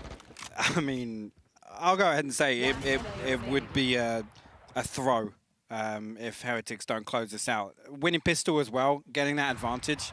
I mean, this is fantastic so far from Liquid. What a response. After, you know, some questionable conclusions to these rounds. They're digging deep, and I mean, it's still on. It's still on. This is an important round, though, in terms of economy, in terms of the equipment now. Obviously, Heretics, after those save rounds, they've managed to amass up to 3 ultimates. So looking good in that regard, but Liquid do have ultimates in response. But this is the thing. Sometimes I feel like Liquid are just, you know, we get Jekyll and Hyde. Sometimes we get this composed attacking squad that has this wonderful approach to rounds. They're very well considered. But then sometimes it's this manic awkwardness. They forget a spike plant. They forget bits and pieces that just should never be there. For now, though, we are getting the good side of Liquid. We're getting a little bit of a hectic side of Heretics. Never going to say that again. But they are back on the buy, and I gave kind of room for Liquid to get the guns out, so I'm going to do the same. And now this is where I look at Heretics and go, let's see what your answers are. Well, this is the thing now. You look at the economy. Liquid now are well-equipped to give away 1, potentially 2 rounds, and it's not going to break their economy. And that's huge in this situation. When you've mounted this comeback, that's when we talk about things snowballing. And Liquid are a team that time and time again demonstrate how effective momentum is in Valorant. Okay, Vova just playing up towards long. Nothing too much to talk about. Very as is. No one gifting freebies here. It does look like Scream's getting quite close to this, though. And they're playing contact, so they'll pick up the pace now. And it looks like Scream's going to get involved. He knows there's another... My God! The third! The man can't be stopped. That third kill was ridiculous. He has just dismantled Heretics. I mean, that's it. That's the push stops. I mean, the way Liquid have been playing, that's the round over. They're going to be able to obviously collapse over this. They haven't got control of the spikes. There's still a possibility for some magic. We know how effective Lowell has been. As I say that, he finds Scream over in window. 2v4 situation. It's doable, and not Nucky catching that shot dart. A lot of damage done out there. Lowell will heal him up a little bit. But wow, I mean, that's just absolutely huge. And we're seeing it consistently from Scream. Again, being in a one-and-done spot and finding 3 kills is just crazy. Yeah, truly. Heretics, though, still have a chance to isolate a fight here if they... What? Wait, how did he just get 2? How did he just get given 2 kills? Isolating a fight was the sentence, no more. That's going to be a plant as well. 13 seconds, they can't stop this anymore. And retaking with an op is horrific as well. Ultimate invested. Cryptics and Link are now sweating bullets. This was never meant to be the scenario. This was a 2v4, and now it's a 1v2. Cryptics, where are you? Rez comes in, safety net's there. Cryptics now has to go big, or this is a disaster in the making. 1 kill is fine. The second isn't necessary, but now the third. Surely, the ultimate's up, it's over. Surely this is done for. Vova just needs to play smart to the Fofa. He gets it at the end. What on earth did we just see? That was crazy. Again, one of the most back and forth rounds. If you pick up 3 kills like this, there is no way you should be losing this round. I gotta say it, why is Scream pushing out window in a 5v2 situation and giving away a kill in that manner? But then, not only that, Lowell finds 2 on site after that. I don't know. I don't know how you give up 2 kills like this. Just quickly though, Lowell getting that revive. We talked about Brimstone, how effective he is in buying time in a post-plant, denying that defuse. The orbital strike comes through. The important thing, he still had a Molotov after that as well. Yep. Heretics. Okay, 11 rounds now. And that is going to be a spirit breaker for Liquid too. Did you see the face? Yep. Did you see the face? Yep. Okay. Okay, Scream though, nice work on the first. Going to pick up Lol for free almost, back away. No possibility for a trade, but you can see Soulcast now trying to find his own information if possible. Going to get it, but instantly going to lose out on the drone. But this is all the back and forth. This is the trade out of information garnering, but of course Heretics having to operate with just 4 here. And Lol's he's been pretty good, honestly, at kind of bailing them out of some tricky spots, but Rolling Thunder invested down A short. We did see Scream actually dash across to follow up on that. A little bit of information gone across to Liquid, but Pora has snuck his way into Elbow. He finds out when the Neural Theft actually going to give away Link's position. He's got the Operator over in the defensive spawn. Pora doesn't want to peek that one. Cyber Cage going to go down and cut off some of the sight lines for Liquid, but site control going over to Heretics here. They've got themselves on. They're going to be able to get the spike down. yeah, I want to see that pawn come in though. Still waiting for that to come through. They are all being held back in this exact angle. If one of them pushed up here on the attacking side, you'd have potentially seen a lot of map control going through. This could be nice. Much damage, didn't see too much come through. Maybe missed it there, but we do still see ults available. Scream has his, but they need this kill. And wait, Over's done more again. The trades, yes, but they're sloppy. And Pora is not. Pora is on point, and he's locked this one down. Heretics were at a player deficit at the start here. They were operating with 4. They found a free site. They've got the spike down, and this is surely a 12. The team kill just came through again. Time not really on Link's side. Does have 2 Sky Smokes, but the Hunter's Fury is pulled all the way into B long here. Perfect lineup for it. Going to be able to buy loads of time and just force Link into a tough spot here. He's actually going to swing around, try and save the Operator now. That was close though. Nukia killing his own teammate with the nade. Not ideal. Yeah. Okay, Link even losing out on the op there as well. Match point. I mean, their spirits are broken. I'm sorry, that previous round, you cannot allow that to happen. We're talking about, you know, cracking under pressure. That, for me, is sloppy to see here at the 11th hour on the deciding map from Liquid. And Heretics... Smiles all around. You're starting to see those smiles creep in. They know what they've done. They've broken the backs of Liquid here. And the money, I don't know how it's sitting. I'm not sure. They did have enough to at least get through a couple of bad rounds. They built up. But they're against... not just map point, match point. It's do or die here for Liquid, and I cannot believe they've dipped out in this fashion. Link, though, still clawing at holding this on. Scream beheads Lao, and there's still a chance for them. But Heretics have been dirty in the way they're doing this. They've worked out scenarios like this at a deficit. They've played this smart, and once again, they're building towards it. I mean, I'm not even going to say anything here, regardless of what advantage is given over in the early round. Pora pressuring over towards Elbow now. Going to get a little bit of control of that side of the side. The lockdown invested here, and the Nano Swarm over on default is going to force Niso off temporarily. Nukia actually going to bail all the way out. Eccles finds Pora. Niso did look as if he was going to go and try and shut down the ultimate. Wasn't able to do so. Molotov comes through. Nukia going to walk through. Can't find the shot through the cloud burst, and Link going to find it with a Phantom. So Liquid costed one more chance here, but no more mistakes. Absolutely zero from them. It's quite hard to keep replicating this sort of thing, though. Exactly, That was a kind of one-off piece, but have they broken the money? It's enough to at least get Spectres out. So this could be 10 to 12 now, potentially. Now, Heretics, excuse me, look like they're quite well equipped with how to deal with these rounds, though. I like how they approach some of them. They seem to have a plan in mind. So yeah, he's dropped another 30, has he? Another 30 bomb from Scream. And look how difficult it is for them to close this map out, even having said that. Okay, Link towards Avova. I'm looking to see if any of threats from Heretics come through. That's what we're looking for. Do these pistols get to an area they can do damage? Does Pora get a freebie? Is there any mistakes coming out from Liquid that opens up the chance to close? Because Heretics, again, are going to be working with less. And Pora gets a fight, doesn't win it out, sadly. We're going to keep seeing Heretics kind of pour bodies at this. It feels kind of like they're going in one by one by one. Yeah. Just going to try and recover the gun. And just pedal away. Maybe, I guess, looking to do a little bit of damage in terms of economy here. Heretics, I'll be surprised if they can turn this one around in their favor. Nukia now with the Guardian. Try and get something. Actually, Eccles going to swing out from underneath glass. Actually, Soulcast did get the tag, but he doesn't want to re-peek onto that, but give it up to Scream to find one of those. Niso and Lol, the last two standing for Heretics here.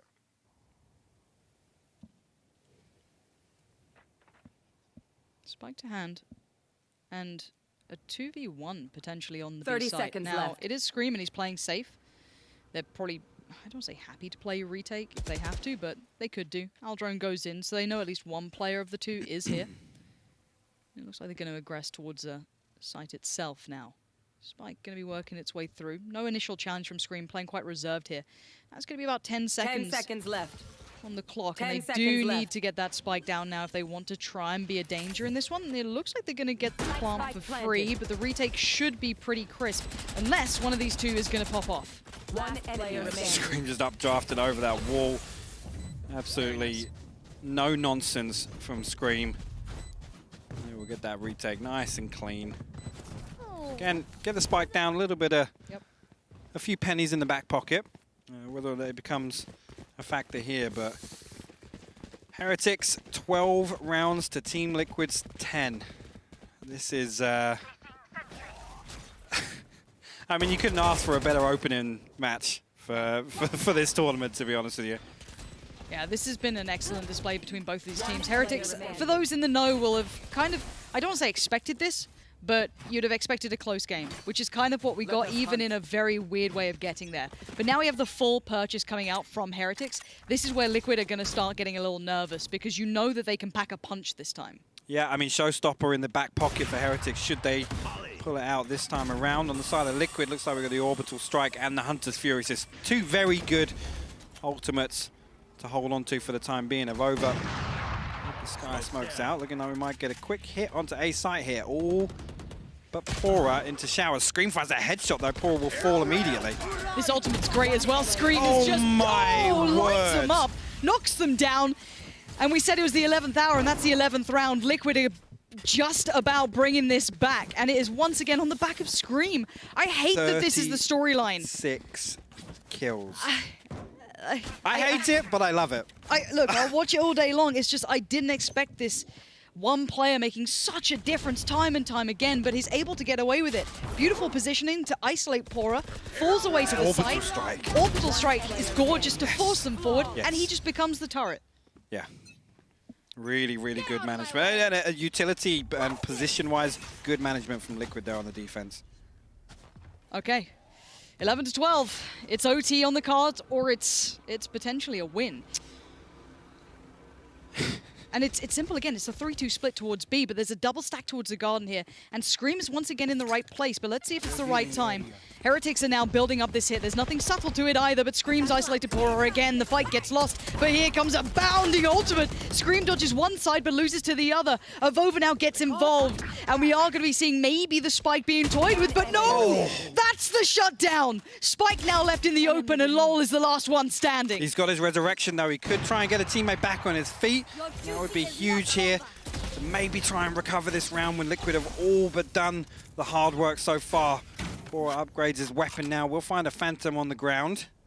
2v3 now for Heretics. And they have just got bodies on that Spike. They do not want to give a chance for them to come back in. Link, up in hand, Cryptic's there, Soulcast there, wall goes up, gives a new angle, Link gets low, and now it's just Pora left in a 1v3, and they had it all, they were on match point, and now isolates the one close, looks for the fight, needs it clean, not clean enough, we're going all the way, 3 maps going into OT, 12 to 12, Liquid, do the unthinkable. Switching sides. I'm going to be honest, I wrote them off. The way Heretics have been playing, obviously the pistol round's got to be a factor when you think about this. I am so impressed. They have clawed their way back to this scoreline. I hate to say it, but I don't want to see, you know, the sloppy mistakes that have happened throughout this series now from Liquid. Don't let the pressure get to you. Don't be messing up easy rounds. Again, I've got to talk about the Scream 3-piece and then walking out window. You've got to say that kind of just gifted that back over to Heretics. You can't make mistakes like that, especially coming to this overtime format in Valorant. And actually, you know what? For those who aren't in the know, define that OT format if you can. Talk us through what it means, because obviously they're backing good purchases, and Heretics were operating at quite a poor buy for a while. Yes, yeah. So this is actually not bad for Heretics to come back in with good money. I mean, it bails them out of a sticky situation for sure, but obviously round by round we're going to be switching. You've got to win 2 on the bounce in overtime to close this one out. And that's why we may be seeing a little bit of a slower start to these rounds. Obviously, everybody back on with full equipment, full utility. No operators on the board. Obviously now with the change in price for that weapon, it is a consideration to make once we get to overtime. Don't often see them. We're running a glass cannon if you did. But Liquid, again, coming back to this A-short push. Eccles over in showers the owl drone from Soulcast. Actually coming all the way through a 1-for-1 trade initially. Yeah, Scream's still going to push forward here. But as said, he's not going to be the one with the spike. The spike's a little further away. And Eccles has been doing pretty well, if I'm honest. He's actually started to be his, weight in gold at this point. He's went over last two standing, kind of deep at this point. Just as I hype him up. He just gets shock darted down, but an adjustment and a quick rotation, it should at least get them a clean spike plant. You see this again, all three explode out. Actually, the molly coming all the way through from the defensive spawn. Not going to tag up Link at all, though. No damage done. And it doesn't deny the plant.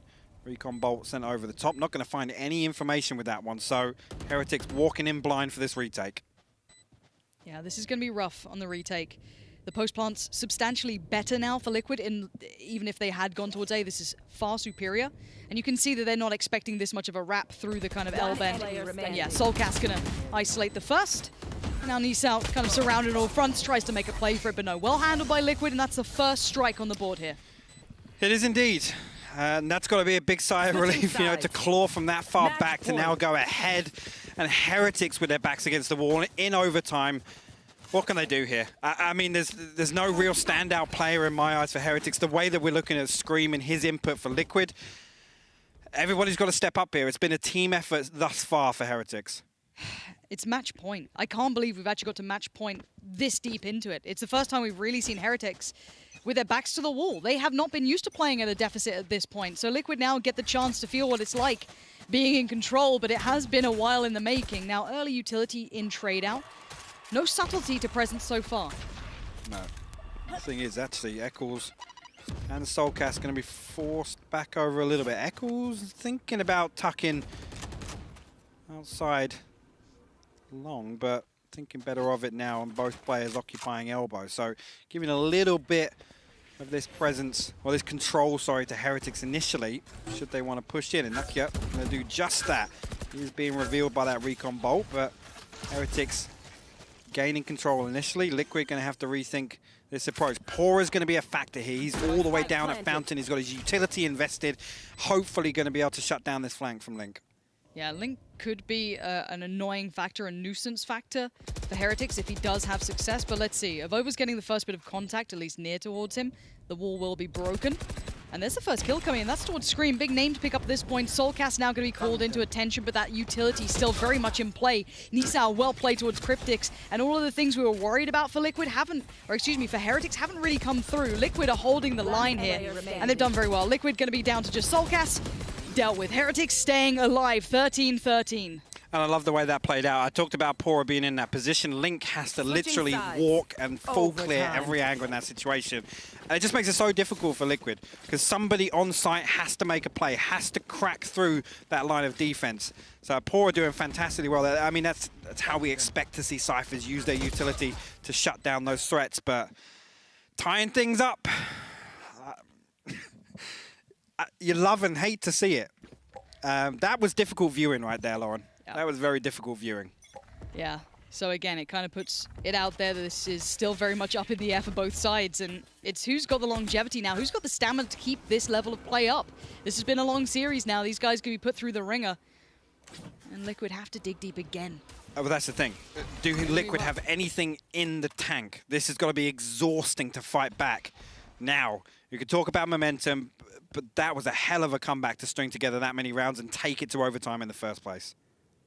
Let's see what they've got still to work with. Looking like they kind of implied they were looking towards B for now, but switching up towards A. I'm looking at the kind of counter rotations off the back, and already Scream. A little bit quiet there on the entry, gets isolated himself, put down, but a good trade out comes in. Yeah, Lucky didn't really need to repeat that. He's already got the value finding the first on the way in, and it being Scream as well. Eccles tagged up a little bit. Pora now with this shower setup. Soulcast, no idea that this camera is going to be here. And actually swings out, finds the headshot. Fantastic stuff. 2 from that position. Finally traded out by Eccles. Advantage Heretics. Yeah, they're holding the numbers for now. Now, where do the last two try and make their stand from, though? Where do they try and make their play begin? 30 Niso seconds seems left. aware that showers could still be a possibility, but puts himself in towards Lamps. I like this. He's mobile. He's being across the map. He's staying on his feet. He's not being predictable. 20 seconds left on the clock here. Niso going to shut down Cryptics. Eccles, last man standing, already tagged up. The slow orb comes down. Molotov denying the default plant. Eccles all the way over on B side now. Going to flash through, maybe find one, but nothing. And now, Heretics, series point. Switching sides. Match point. Okay. Okay. Okay. Okay. It's gone from like this kind of potential of this mad comeback. It's happened. And imagine losing in OT after that comeback. That's the reality we're living right now. As Heretics have done incredibly well to stabilize here after having a couple of troubling times, and Poro doubling up on that, exceptional. Yeah. True weight in gold in that sort of play. Otherwise, yeah, 1-for-1 trade could have had so many different repercussions, but no, he handled it so well. 14-13 now. Heretics have control of the helm, but they still need to steer this to the very end. But a proactive peek towards long. Scream! Oh Scream my again! God. 2 kills. I don't know how he gets away with this. It's murder. It's daylight robbery. But Heretics are still standing with 3. That could have been worse. God, I don't even want to watch. It's just, they're trading blow for blow. And again, Scream still finding that amount of value just so early. Off the back of a flash and his tailwind. That's it. That's all that's invested to find those 2 kills. Okay. And now let's who's left for the Heretics side, who do have the chance to potentially close out here if they're able to find maybe a pick and build. But you can see now Liquid sitting quite deep. They're not allowing easy picks to happen, but this could open up an opportunity for a spike plant. This was their demise last time. With that 2v5 clutch from Heretics, Liquid giving them control over, allowing them to plant the spike, waiting out for that rotation from their teammates. I do not want to see history repeat itself here. Spike planted. Lol's just going to tank that. Quick heal on himself. Liquid now into a retake, a 4v3. But bear in mind the pressure is mounting. We still have Lol alive towards the site. Cryptics now starts to make his position noted. Turret goes in, baits it, but Lol's now got it back to even footing. It's a 3v3 now, and they have to put everything into this. The pressure's starting him out. Niso's found Soul Gas. Oh, Cryptics has just held on for now as Pora left in the 1v2. His position's not Oh noted. no! He gets oh one. no! He gets 2, and that's how they close it. Heretics do them dirty. That is absolutely huge from Pora. Again, just so much time he's allowed to exist and live there. Again, it's planted for long. They're expecting window because Pora's obviously conditioned them to feel that way in the post-plant situation. But what a series, Lauren. What a series. That delivered on all fronts in every single way you could imagine. We had OT, we had, map choices going to the stark opposite side. I mean, we had it all this time around. I mean, I'll be honest, the stage was set for Liquid there. And Heretics have absolutely stepped up to the mark. I was excited to see them. A couple of players I really had my eye on. Look at the disappointment. It's got to be heartbreaking for Scream. He played an insane series. But you can see what this means to Heretics. I mean, this is the thing. For those in the know, we come into this going, right, there is a very real chance that this goes this way. However, for those who maybe just watch occasionally, they're like, but that was Team Liquid, right? I thought that was meant to be the big dogs. But things change, and they have changed. And now having a little look back there, maybe that's helped you decide who your HyperX MVP would be. Get on Twitter, get involved for that. I'd love to hear your thoughts. Obviously, it's easy to look at Scream, but they lost the series. Yeah.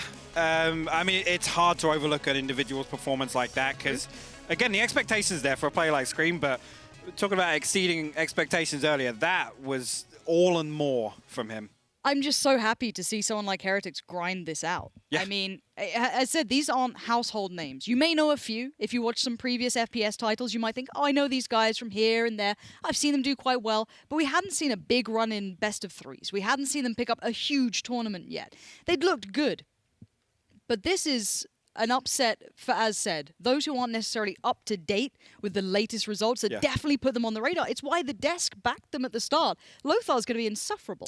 I mean, I can't actually bear to go back and listen to him backstage, to be honest with you. But Lowell, for me, a standout player. I have my eye on Pora. It's been fantastic to watch his development as a player. And obviously find his feet in this roster as well now. It's fantastic for that to then convert to some success here at First Strike. But Lowell, man, that came from left field for me. And again, a bit of history there. You know, definitely there was a higher expectation for him. Again, he's got a bit of experience in terms of FPS.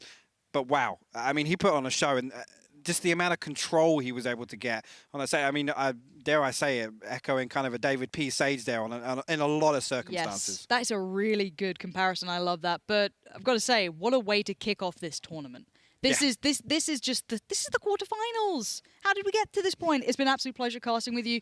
As always. I need to cast my breath, catch my breath, as you can now tell. We're going to head back to the desk to kind of walk you through everything. Guys, how insufferable is Lothar? Can you... Let me see his smile. Look at his Let me see his smile. Look at it. Oh, God. Take it away. I mean, as Jonas so well put, Lothar was already pretty insufferable. So this is making things a bit worse. And Pansy, as you said, this is only the quarterfinals. You know, I'm getting a little bit worried because it has to get better than this. But I personally have not seen that many series of Valorant that are better than this. We have to address the elephant in the room a little bit. But, you know, Scream showed up with 39 frags, 10 first bloods, which is insane. And this can be like, you know, we can say, oh, he just had an insane game. Too bad they didn't pull it off. But what I tried to find is how he made it. And I think there was I have my notes like here, you know, from all the games here. And every single map was Liquid trying to retake sites. Playing for retakes, playing safe, using the Sova to get more information and so on. In a pivotal moment on Bind, I think Scream just said, you know what, I'm just going to do my thing. And I'm not going to play by the book that we have prepared. I'm going to be aggressive. And I think that was around round 10 when he just every single round was peaking, getting a kill, going back, changing his position, trying to get more kills. And this was the moment when he realized he needs to carry because their strategy is not good enough against Heretics, who just played on map control. Absolutely beautiful play on Bind. I wasn't really that happy with the Heretics that I have seen on the previous two maps, but this one was really why I loved them from watching their VODs, you know? Perfectly played by Heretics. And, you know, it's funny, you bring up that about the confidence about Scream going forward for some of those kills. It was in round 20 when he took the ult push through Bathroom. And I think that was the first time we really saw Liquid successfully or start to successfully chain together rounds where they were getting Bathroom control early. They were able to actually compete with Heretics for it. And it wasn't just Scream. I mean, look, the guy dropped 39 kills. So technically Liquid lied on Twitter. They said 40 or nothing, so it is nothing. They got what they asked for. But on the other hand, Link was a guy that really impressed me because he followed up. When Scream started to move towards the other side of the map, he said, you know what? Bathroom's been working out for us. I'm going to keep going there. Started to get more aggressive with his operator and really give it to Heretics. That then took back some map control that at the halftime, we'd be mentioning how Heretics had pretty consistently had like 3/4 of the map. All of a sudden, they were being fought for it at every single inch.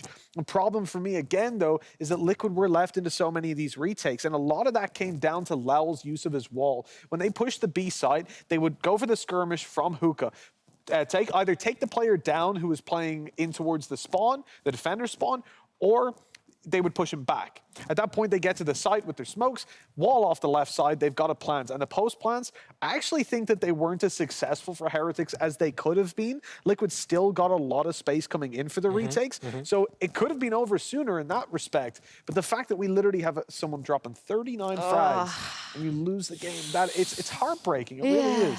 Yeah, not like this. That's how I feel right now. I'm just like, oh, it's not like this, not like this. But I do actually want to talk about that Sage play from Lau. And also, do we feel like perhaps Team Liquid approached this game as if they weren't playing against the Sage? They clearly had a game plan, right? But that game plan, so many points were sort of foiled by the fact the Sage wall was just there. I think they took a while to adapt to it. I think eventually they did adapt to it, but maybe it was just too little too late. No, it comes back to the point where they had to change the gameplay. And play style, sorry. So basically, instead of being defensive, they had to be the aggressor on defense to get something going against Heretics. Because Heretics, they're playing the battle Sage, if you will, a term that was crafted by watching David P play in G2, which I very much love, by the way, because when a player playing on Sage gets the kills, he gets more value out of his ultimate, and he is allowed to snowball the economy for his entire team, something that we have seen actually on Bind with Heretics. And I feel like both Lowell and Cypher, Lowell and Pora, just pushing Liquid to their limits was something that pushed then Liquid to change their playstyle. You know, so it's actually cool to see this kind of dynamic being played by one team of another. But for Liquid, it's a little bit too late. The third map was a little bit too late to change. Yeah. Now, for Heretics as well, though, when we talk about changing, I guess not a lot really changed for them in how they approach the game, playing off each other. And there were some rounds where I noticed, like, for example, Niso was over in Lamps in one of those last rounds. It was a 3 versus 3. He heard a player running close. He heard that he was by himself as well. And he backed off. Even though his teammate flashed through for him, he backed off, not wanting to take a 1 versus 1 fight when that would obviously risk the round. They're then in a 3 versus 2 retake, and it could get very difficult. Instead, he just pulled back, and they were confident. It was actually over in the overtime. They were confident in playing for the retakes themselves, and I really do like that. The sort of smart play, not necessarily always going for the individuals, or, you know, someone's got a flash. Oh, I'll go get the peak, I'll get the kill, win us the round. They're happy to play as a team. And speaking of playing as a team and being smart, we do have one of the most integral player on the team today for Team Heretics. I'm joined right now by Lau. Lau, you've just done one of the, I guess, impossible going into this matchup. Many people would have said. How do you feel after that best of 3? First of all, I'm really tired. Like, I'm super tired, but I'm feeling super happy about me and my team. So because we won, of course. But yeah, we're feeling really happy. I want to sort of take everything back to that first map, Split. Me, Mitch, and Lothar, in preparation for this series, thought maybe you would sort of ban the Split straight away, because it is a map that, of course, Team Liquid have proven themselves on.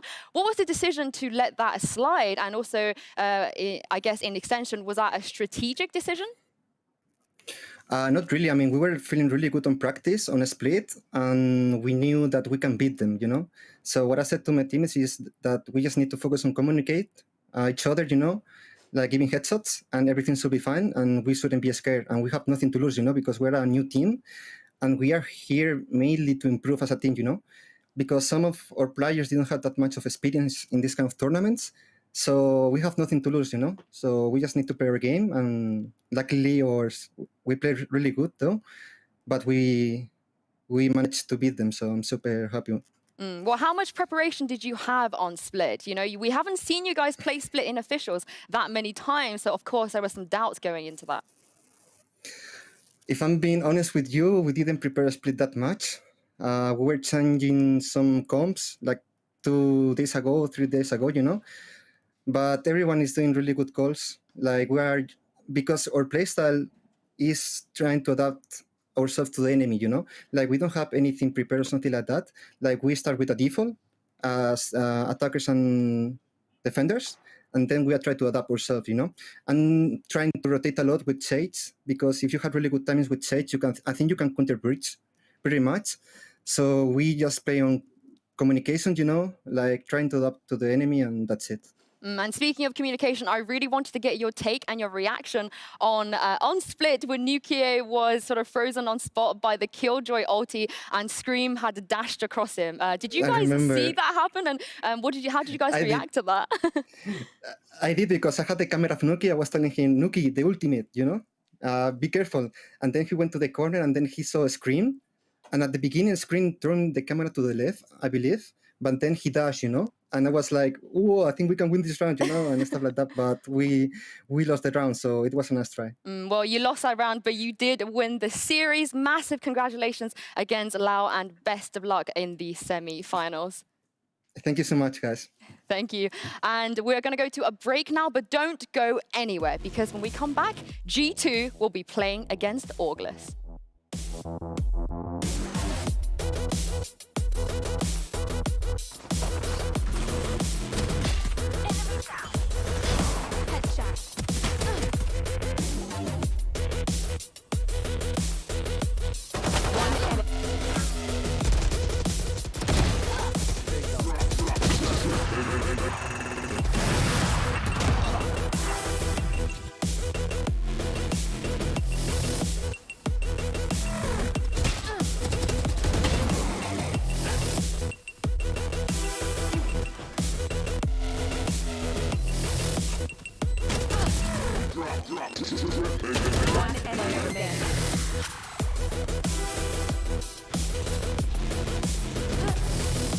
One enemy remaining.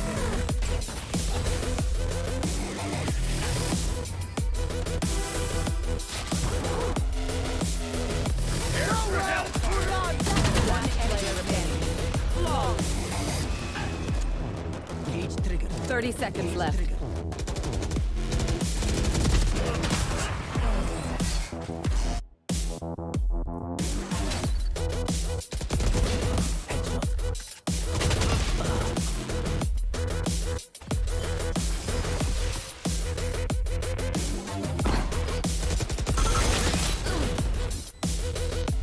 One enemy remaining. Attacker.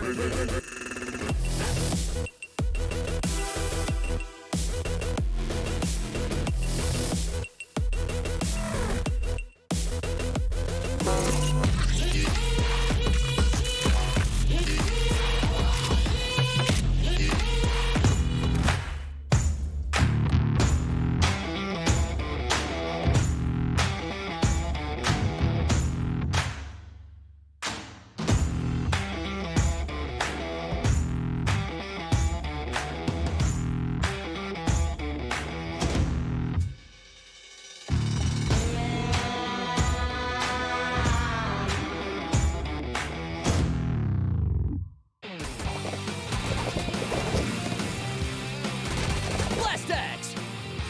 New from Playzilla!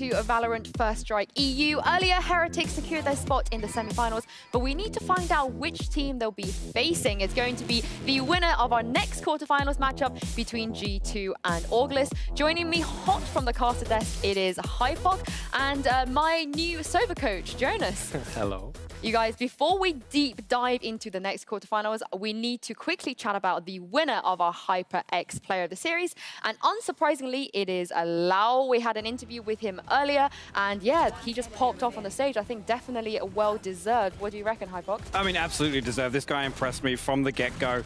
Again, you know, I kind of alluded to the fact that this kind of screams that David P. Sage, and, you know, in terms of that lurking role and consistently finding value off of that from a solo position was kind of the backbone of some of these rounds for Heretics. Well, moving on to our next quarterfinals, you know, so whichever team that wins this one between G2 and Oras will have to face against Heretics.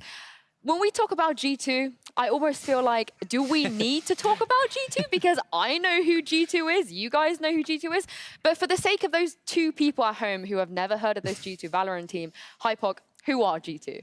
I mean, it's safe to say that they are the kings of European Valorant, just without a crown so far. They've even openly said themselves, everything up until now, which is a flawless track record, let's be honest. I mean, 6 victories over the Ignition series, haven't lost a best of 3. These are all accolades that are absolutely insane considering some of the teams, obviously, we've got in European Valorant so far. But this is the one they've openly said means the most to them. Everything up until now will only be validated if they're successful this week. Jonas, I think you've given the greatest analogy I've ever heard when it comes to EU Valorant teams. So feed us the G2 one. So my analogy for G2 is G2 is the bad boy. He's the guy with the leather jacket. He's the guy you have a great one-night stand with, but you don't marry him because he's going to break your heart. That's G2 for you. That's my honest opinion. But that's why they're like a fan favorite. Yeah. Because it's so interesting to see their chaotic play style. They're mechanically so good. And I think it's a really interesting team to see play because you don't really know what to expect. And that also makes it really hard to prepare against. Because how can you prepare against controlled chaos? Like, it's not easy. But I do feel like it is the case of the higher you climb, the harder you fall. They have a huge target on their backs because when you're the best in Europe, everybody wants to beat you because beating them means that you will potentially be able to dethrone that and take the crown for yourself. Hypok, Oras are the team that have this challenge and they will have to be the one to try and attempt taking down the Kings. Do you think they can do it? I definitely think it's possible. It's going to depend a lot on, you know, the terms in which G2 set at the start of the series. There's not a lot of history for Oras, obviously.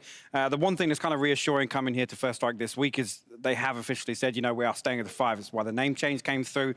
They're now invested in this team unit. Obviously, with Waylander coming in as the coach as well, maybe that could address some of these, I guess, issues in the backline, so to say, or behind closed doors. But yeah, the biggest factor is them kind of being able to take the pace that G2 sets and not being afraid to take the fight to them, to be honest with you. There were some names on Oras that I think definitely could put up a fight. It's how effective they are in kind of synergizing as a team. I mean, just quickly before we head into map selection, I do want to talk about Happy because, you know, even though they are a lesser-known team, Happy is not a lesser-known player by any means. Oh, not at all. I mean, Happy kind of achieved the pinnacle of success in Counter-Strike. He's a 2-time major winner.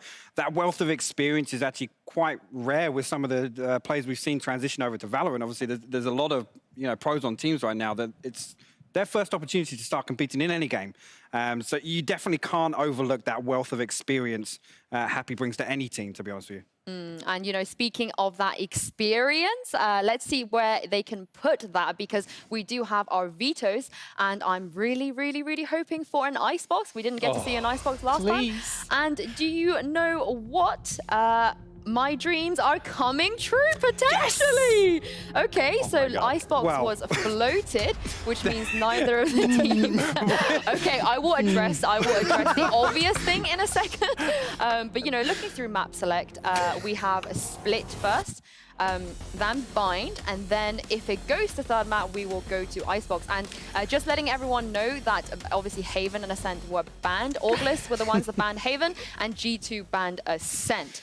Okay, you're both laughing because I feel like we might see Icebox, and I feel like both of you don't think that we're gonna last long as that third map, perhaps. G2 are trolling, all right? They're coming out of the gates trolling. And I mean, we were talking about them being the bad boys. Their personality shines through in everything they do. I think this speaks to that perfectly. I think I'm just hoping. I'm just hoping that we're gonna see Icebox, and I have a challenge for Artis as well. Every time you get a kill with my shock start lineup, I'm giving you 5 gifted subs. You better get shocking, boy. Okay?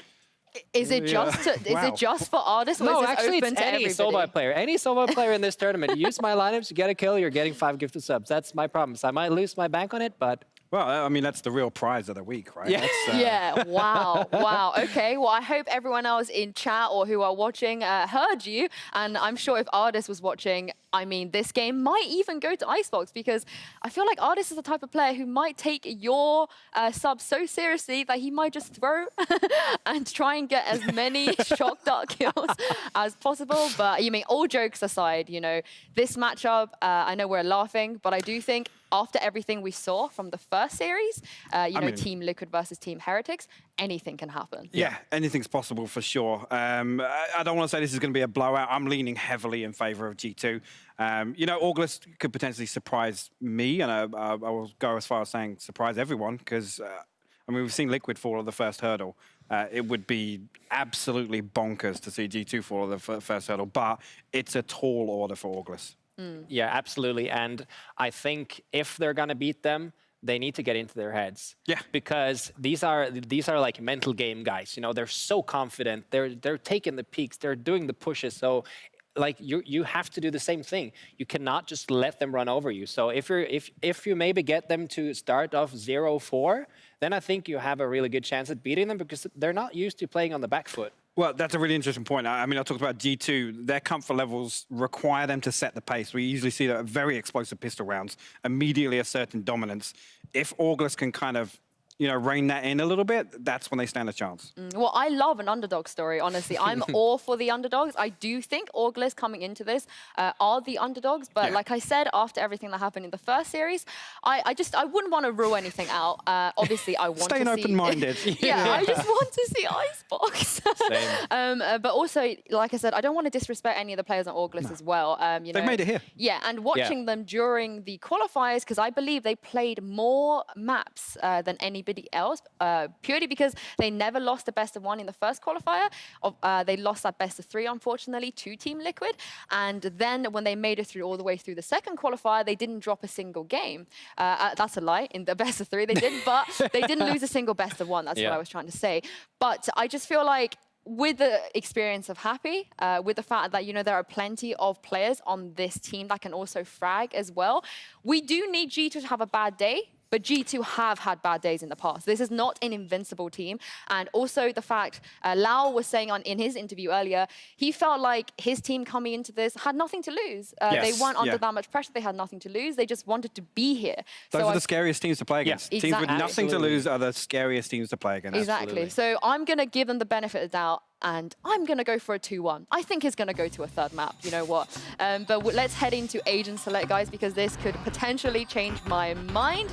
Hypok, seeing anything that stands out to you right off the bat? Oh, Ardis. I mean, over on the left side, that makes me smile initially. I mean, not just seeing David P return onto stage. Obviously, a couple of teams coming back onto this, but Ardis on the breach, Mixwell on the raise. Okay, Ardis does to not want those Sova subs. Jonas, you guys can't see Jonas, but Jonas is devastated right now. I didn't expect anything else. If I see someone picking Sova on split, I would be worried. I'd be literally worried. But it's really interesting to see how Ardis is playing Breach. This has been a lot of American teams are starting to do the same, where they have the Sova player kind of flex into Breach. For instance, Hiko does the same for 100 Thieves, and it's been working really well. So it's interesting to see how this is going to work out for them.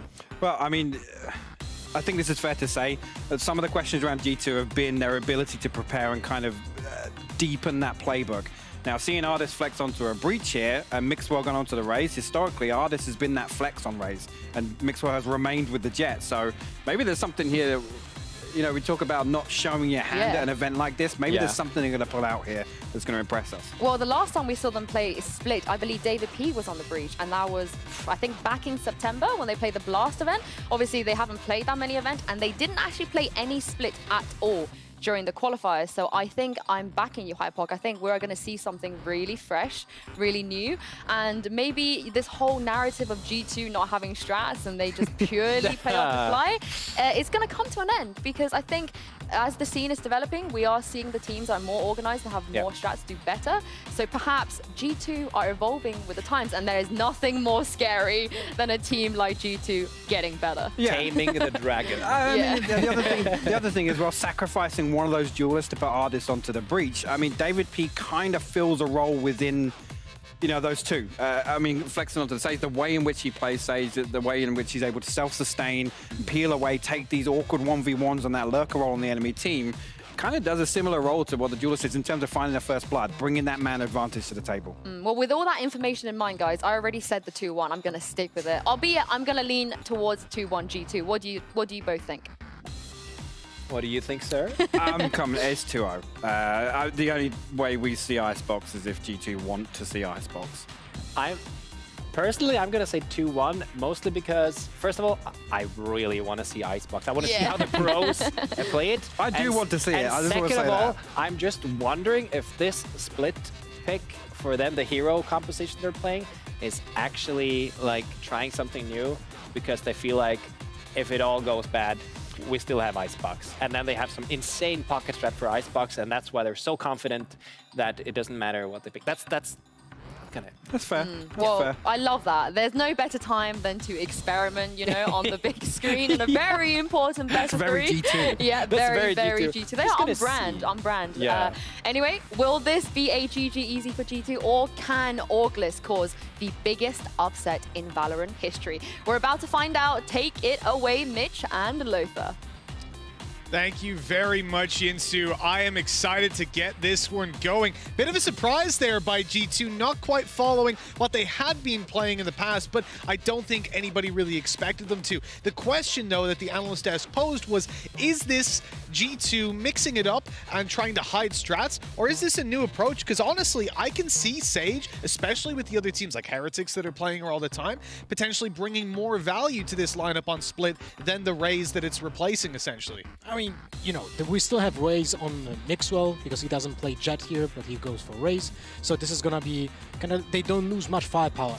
While David P is so experienced on Sage, it's like I feel like G2 would just benefit from that Sage so much just because of confidence that is being put on David by performing on Sage, right? What I wanted to say though is, I spoke with Mike, who is the manager of Valorant G2 team, and he told me they actually started practicing with a coach.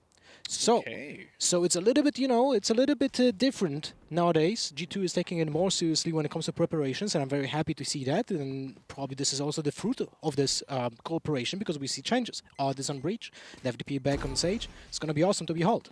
You know, I spoke a while ago with, was that a misclick from Mixwell? I spoke a while ago with Mixwell about this whole situation. I was asking, you know, when are you guys going to start looking in towards coaching? And they said the whole time they've actually been looking for a coach. They've been looking for an analyst. They just haven't found anybody that quite works with their team. Now, good to see that they have, or at least starting to get that little bit of extra work done. That's a nice fault line to start things off, slowing down what would have been a very quick push to the A site, as we see G2 looking to try and take the pistol with a very one-dimensional approach until they meet that little bit of a barrier. Then they slow it down, and they will spread out across the rest of the map to look for a little bit of control. And they're very worried about someone having pushed up in B. Yeah, that was quite a stop.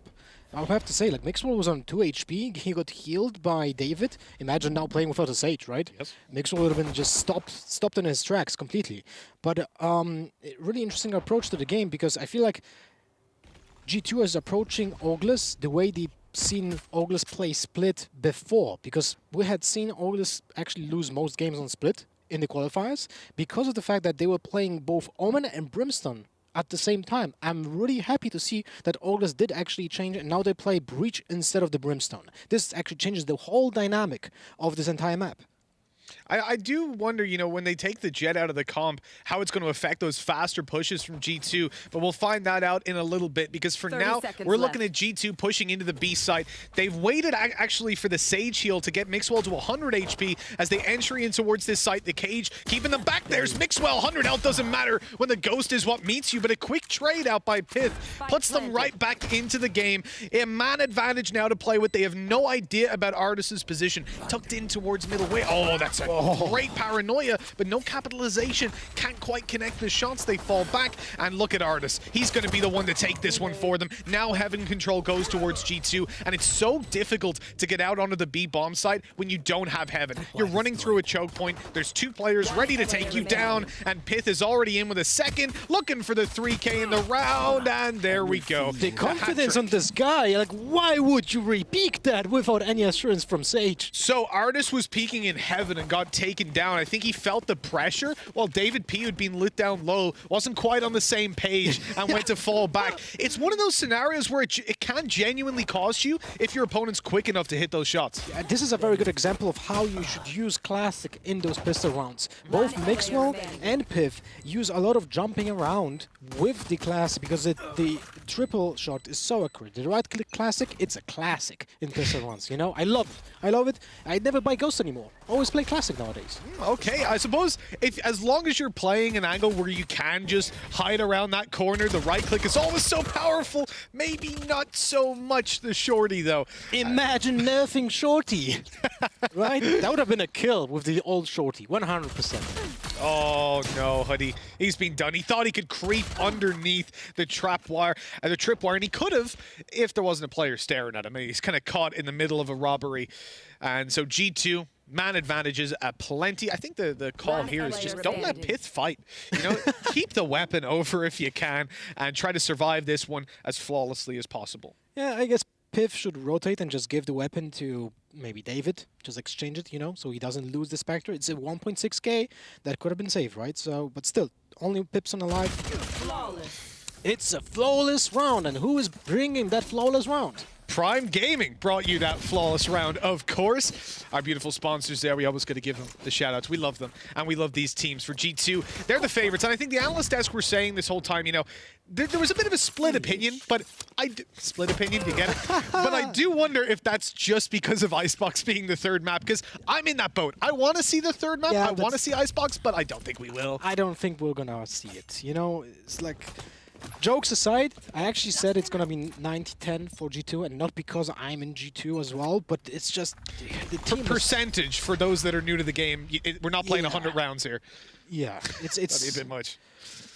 I don't know. G2 is just so good. You know, mechanically speaking, even when they play just improvised gameplay, they are just so well, you know, skilled. Yeah, exactly. They've got the individual skill. This buy round, though, is going to test that. They have weaker weapons dashing out to the B site, even without a jet. As Artis picks up the first, a second as well, going over towards the G2 side. They should secure a plans. Patatek swinging out wide, looking for this very advanced position. There's no need to go aggressive at this stage. All the advantages are theirs, but hey, it wouldn't be G2 if they weren't just WTing. And you can see they're just giving Orglis no respect. 3-0.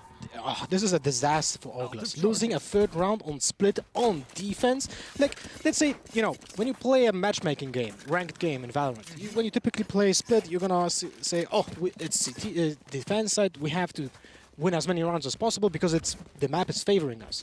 In a professional level of play, I would say split is evenly split.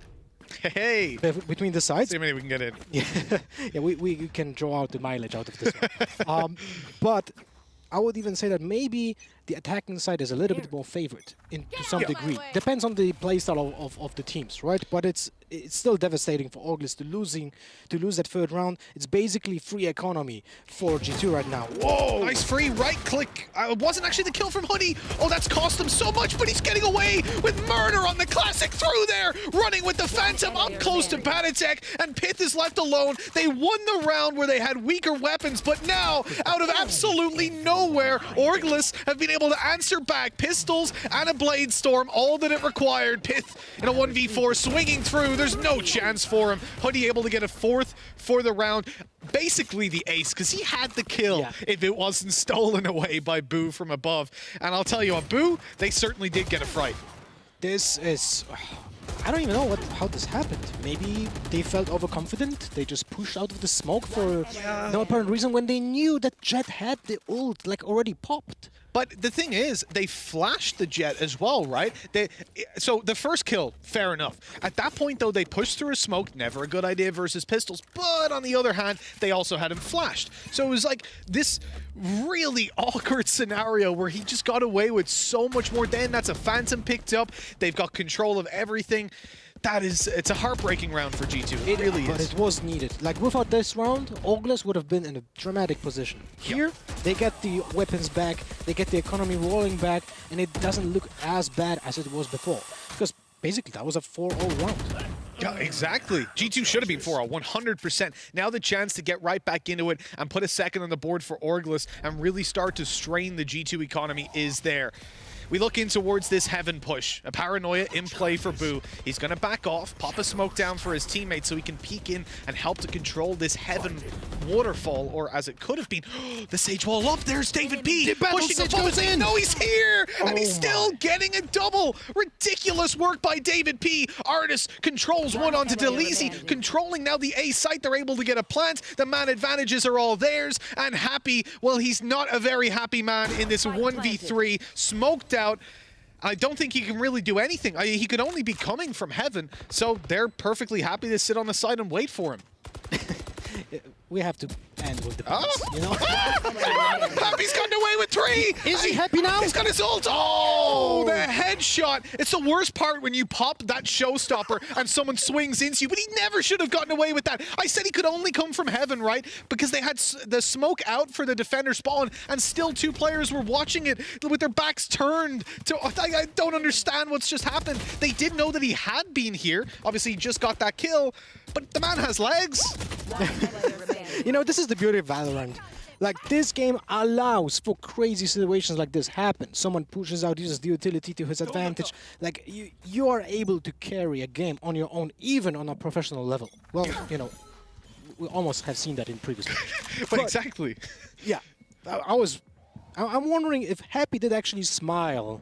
He must have. If you know him, you know, from his previous, let's say, appearances in the gaming industry, I think this is one of the most funny nicknames that someone can get, you know? It's like completely opposite of his character. I've seen that man one-tap so many people with pistols and then just look like he's had to eat margarine raw. And he's not a happy guy, that's for sure. Oh, Pipson? He's got a good fight here. I think he might have spotted Mixwell just about and stepped into an angle that Mixwell had cleared 2 seconds ago, so the crosshair placement wasn't there. G2 now looking to force a fight in towards this site. David P, the Battle Sage, he most certainly is, opening up with 2 as Patatek grabs another. It looks like we're going to have a Rolling Thunder just to make sure that B is clear. For good measure, as the plant goes down and a 3v2 is left for Orglis to try and recover. They have got an operator to play with here, which makes it that little bit more difficult to get into the site if G2 aren't peeking. And as Boo goes down, I don't expect Hoodie to even think about going for this. Yeah, that was really tough for Boo to actually do something out of this, because even if he uses the Paranoia to clear up Rafters, he didn't. There's no way of hitting someone underneath Heaven. So it's pretty hard to breach that. And by the way, that Rolling Thunder, because this round is basically done, I can speak about a little bit that Rolling Thunder. I think it was a great, let's say, recon utility, because in this case, even when he didn't hit anyone, that gives information, because otherwise there would have been a sound of someone being popped in the air, then dropping down and making noise. So there was absolutely no one on that side.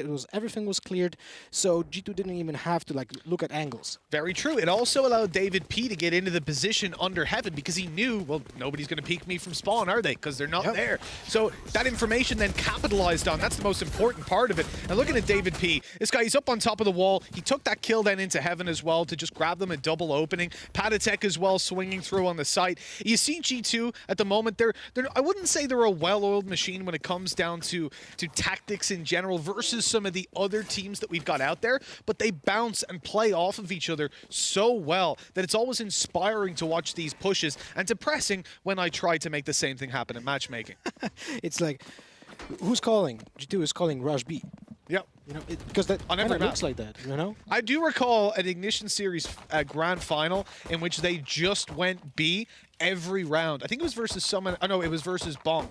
They just went B, B, B, kept going, full rush. I loved it. And even in the interview afterwards, we asked David P. So, like, what was the communication there? And he was like, oh, every round someone went, should we just go B again? And we all went, yeah, why not? Maybe he should be renamed to David B. David B. Oh, God. I mean, he's the IGL nowadays for G2, you know, because a little bit of insight.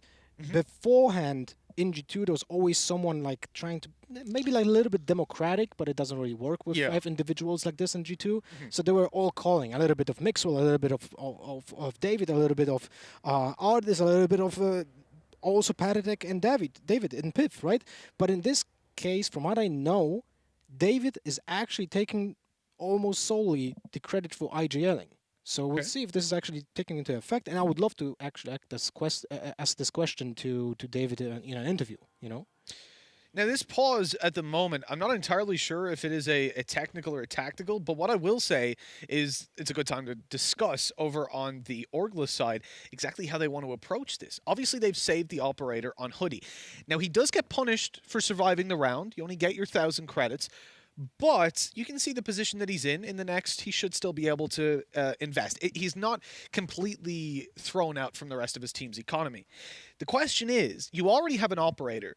Do you invest fully into this one? Do you throw yourself at the round? 5-1 down? You don't want to allow G2 to pick up too much. You made the point earlier that obviously G2 are, or rather split at the professional level, can play out to be an attacker-sided map. I would argue whenever G2 are playing, if they're on the attacker side, it's an attacker-sided map. So, but more so because of the momentum. Remember, the one round that they have lost was versus Pistols when they pushed through smoke. At the moment, when it comes down to full buy rounds that aren't kind of thrown away or gambled on completely, they've been pretty clean. And that's worrying for Orglis. They might feel the pressure to get into the game right here and now. It's an interesting dynamic, that's for sure. When you play, I can only imagine, but when you play against G2, it's kind of hard to be prepared because anything can happen. Like when you watch other teams, when you review their VODs, you kind of draw conclusions. An example, Team Liquid was actually playing exactly the same strats on Ascent that they had played in the qualifiers. Like nothing changed. Even the utility was exact same place from Killjoy on market, which then allowed no one to be on the garden and so on. And it was actually kind of interesting. But against G2, you can't really do that. Yeah. Because there's always something new happening. They just feel like, oh, we're gonna just completely throw our plan out of the window and we're gonna do something completely different. You know? So this is actually something that we spoke about with Angel, where we asked him, prepping for a G2 game, how do you do it? And he said that they're probably the most annoying team to actually prepare to play against. Because of that exact reason, you cannot expect some of the plays that they make because they are heat of the moment kind of things. It's not something that they've practiced in scrims that you can find out or that you've seen before. It's artists going, I might just swing through and push B main with my blast packs. Why not? And then he runs into Fori and still manages to get out of there with a couple of kills. Just to let you guys know at home as well, the reason that we are talking over for so long is because there is a little bit of an issue, a latency issue for one of the players. It is not an extremely 700 IQ tactical pause. I don't think there's that many tactics to physically talk about for them. And certainly if they haven't decided at this point, I would be worried. Yeah, that's true. But now I'm thinking, how would I play this out when one of my players has an up and the rest are on, let's say, half buy, right? Because we see that Boo is buying a Sheriff.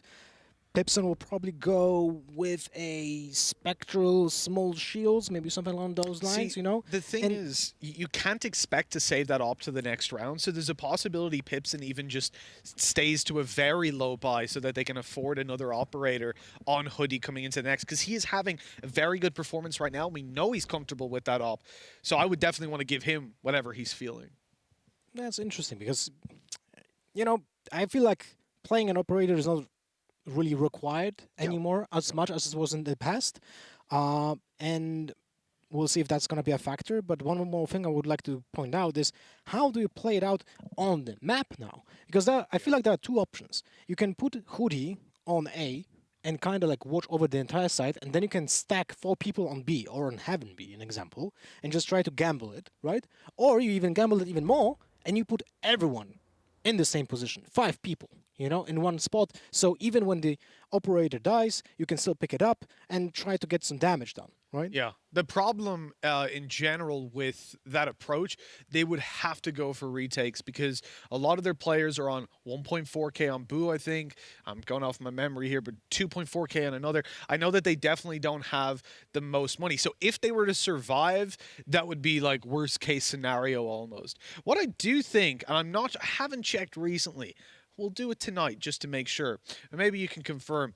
If you're in one of these rounds, defensive side, you have pistols, you play for exits, let's say, and nobody gives you an exit. They all go the other way. Now you're left. Oh, I'm going to get 1K for the end of the round. I'm pretty sure if you jump into the spike, you still get the money. You get the full buy. So, I mean, sorry, not full buy, but you get 1.9K for dying to the spike. So it's definitely, let's say, encouraged, even though you don't find the exit kills, as you mentioned, you go into the radius of the spike detonation and just die to that. Because in most cases, you don't want to keep that ghost, you don't want to keep that sheriff, you'd rather get the credits that you can exchange for a full shield and a rifle, an example.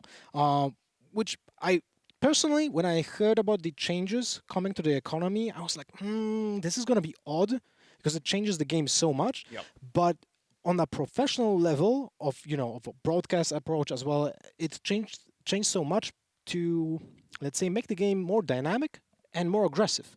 People know that we don't have to save almost every single round. In other tactical shooters, you see teams actually save in a lot of rounds. They don't go for the retakes because, you know, it's more clever to just keep the weapon and play for the economy, right? Yeah. In Valorant right now, it promotes going for the rounds, which is very important also for the broadcast quality because we have more action, you know, in general. So less downtime, it's more interesting for the viewers, more interesting for the casters, actually more interesting for everyone. So it's a win-win situation, I would say. And also Valorant has this kind of, let's say, quality of putting a lot of performance focus on one player. So there's always a hero play is always possible, especially when you stack utility, you get a refresh on paint shells, you get a refresh on a dash, you get suddenly an ultimate that you can pop off with. So there's always a lot of room to just be insanely good at the game and play your odds, even though they might be astronomically low, but you can still win the round. I mean, we just saw it with Happy there, right? He had that 1 versus 3.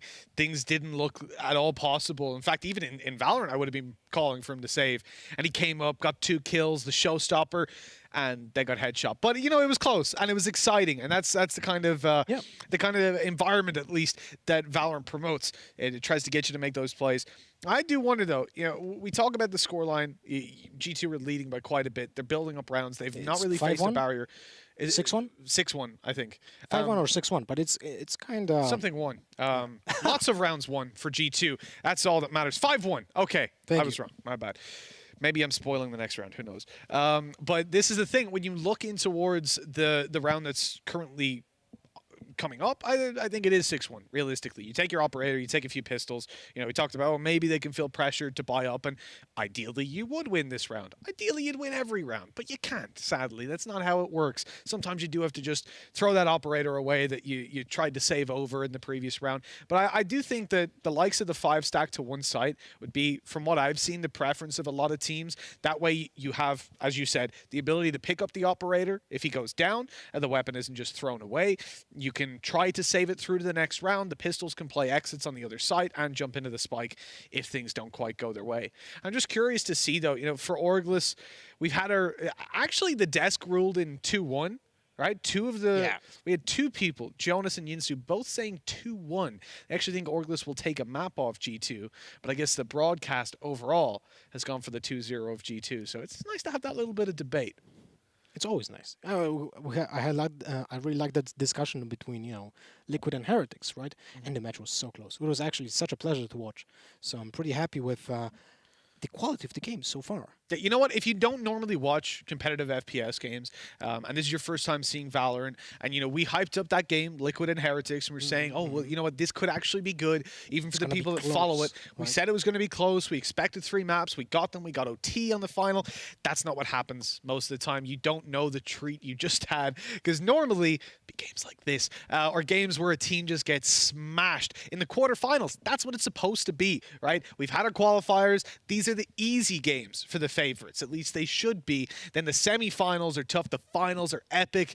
At least we would hope so. G2 have a tendency to ruin that for the most part. But if you take G2 out of the environment, at least it follows that narrative.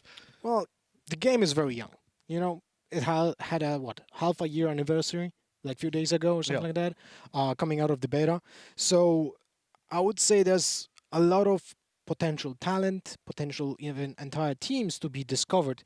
And especially since our qualifiers were best of ones, we could have missed some teams that should have maybe been here in a best of 3 format, but they didn't go through the best of 1 qualifiers. It can happen, but we... Oh yeah, no, it 100% can happen. I'd imagine if we were to get all those teams, there would be a guild of teams that could have been here, but in the end, they're at home in their pajamas. And I think that is the sad part of it, but BO1s, they are what they are. We don't need to talk too much about them. Obviously, then you move through the fact that it was the first open qualifier. These teams, like a team like Heretics, and it's a simple fact, they do not get invited to events. Maybe now they will, but they didn't before. And this was something that I had for the last 6 months. Obviously, we had to invite teams, but there were plenty that got invited to tournaments. That there would have been better teams in there had it have been an open qualifier, let's say. So, but just wanted to throw it in. I understood your joke, but it didn't give me space to actually laugh. So. I just wanted to make sure that we didn't lean on that one too much. I've heard that there's a little bit of a delay for these guys. Again, trying to fix some latency issue for the players. So we've got our analysts back to have a little bit of a chat with you guys and bend your ear while we wait for these tech issues to subside. Thank you so much, Mitch. Yeah, we do have a tech issue at the moment, but we will update you guys shortly when we know more about what's going on. But for now, Jonas, I've seen you take so much notes over the last few rounds. So break everything down for us. What are you? Everything. I have so much time. What's a standout for you from what you've seen so far? Because it is kind of getting to that stage of a stomp. I wouldn't want to say that too early. So the thing that's really interesting to me, it seems like Orglis, they have done some research because they are trying to, it seems to me they're trying to play in a way that when G2 plays very aggressively, what they will do, they'll have someone peek and then most likely they'll win the duel because that's their play style, to play very aggressively. But it seems to me like this is why Orglis is deciding to play very together. So excuse the pun, but they're kind of split in 2 teams. And they have 3 people on basically very close to each other on one bomb site and then 2 on the other bomb site while they put Cypher trips in the middle. So they still get information if G2 takes any sort of mid push. So they gave up middle completely for free in many, many rounds in a row. And at start, it didn't seem like G2 noticed this because there was a round where they played, they went 3 people through B main, even through a Cypher trip and even through a Cypher cage, and still they win their duels, even when Orglis had 3 people on the site. And that gives me well, not just a slight thought of worry, but makes me really worried because that means that they've literally counterplayed them in a way that they're expecting what they're doing, but it's still not working. Well, I mean, it comes back to that thing we were talking about, and G2 is a team where we see that personality shine through in their playstyle. And we talked about them, setting the tone very early on in a map and in a series. And that really, I think, echoes a lot of what Jonas is saying. Really, they don't care what another team's setup is. They want to come in, they want to play on their own terms. And you can say that, sometimes that could be their own flaw, maybe versus a team that's able to prepare a bit better, maybe execute those counter attacks, I guess, in a better fashion. But I mean, so far, I don't think we've seen anything too surprising out of G2 because they're just doing what they have done for a while now. Yeah, and the other thing is that Mix will mention this in a past interview, that their playstyle, even though it seems very chaotic, it's very much based around assessing the environment. So instead of just, sometimes, they just push, they win their duels around over. Great. But it's also this thing where they adapt to the environment. Yes. So after a while, they realized that, okay, it seems like they're always giving up middle to us. So we should definitely put more pressure in the middle, because then they started slow walking up in the middle, and they would be all the way into A heaven or B heaven before the rotates came out. So that kind of proves that even though it seems like it's just mechanical gods doing their thing, it's a lot of thought put into it, and it shows that they're adapting to what the enemy team is doing, which makes them a really good team. Because no team can just be chaos and keep winning. That's not how it works. No, eventually I don't want to say your luck runs out, but maybe that strat runs a little thin. Yeah. Again, we said before this map started, it's a tall order for August, whether or not they're the team that can particularly challenge that aspect. Because, I mean, what's one thing? We haven't really seen G2 get tested too often. And the big question comes from a team that's effectively able to kind of put up a setup that is going to break that lock that G2 likes to have on maps. Because they're bullies in game. And it all comes down to kind of that conditioning factor. I mean, where's Mixwell going to swing out in the first 10 seconds? Nobody peek mid, let's leave a trap wire there, don't worry about it. Yeah. All of these things add up to a bigger picture that just gives G2 so much freedom in game. I do have a few more questions for you, Jonas, about G2, but I have an update for you guys on what is going on. Essentially, some members of August, or one member of August, are having latency issues, which means they have to restart their PCs and get everything up and running again. So we might be here for a little bit longer, but that it is a technical pause. Hopefully they can get everything sorted out ASAP, Rocky, and we can get back onto the server. Nice. Tournament officials are also currently investigating a solve, so I'm sure we're going to have them back in no time. But just circling back to the G2 sort of strat crafting part. What I did say sort of going into this, that maybe we are seeing a different G2, maybe they are evolving, maybe they are doing less of what they did in the past. And I think both of you have made really good points that we are definitely seeing some of that sort of coming out on this map. I want to highlight that they do have a new coach who was trialing. I'm not sure if he's got the position yet, but Mike was trialing for them. And he is a very, very smart guy. He's very well respected. And he's clearly very well respected by the players on G2 as well. And if you are a coach that's going to gain the respect of the likes of Mixwell, Artists. and artists. I'm thinking about artists. Exactly. So I think you've definitely got a few things in your pocket, and you definitely have things that can clearly improve this team, right? Yeah, it's definitely something to consider. And those of you at home that obviously haven't followed European Valorant way back to when we first started seeing events and tournaments come out, G2 did kind of just roll over teams, and there wasn't really anything special to it. There was no real kind of macro element to what they're doing. Like you said, mechanically, they're nuts. And really, you are kind of gifted a certain allowance period for that to come on. But obviously now with with the Ignition series ramping up, and obviously First Strike being announced, there are going to be a lot of teams that have gone back and said, guys, I want this one. Let's topple G2. Let's be the team that kind of stops this run. Yeah. So I definitely think now with Mike coming on board with G2, that does kind of give them some kind of future-proofing protection, so to say. Yeah, and so just so we don't sound like the G2 fanboys that we have in our caster booth, I want to also look at how Orgles is actually...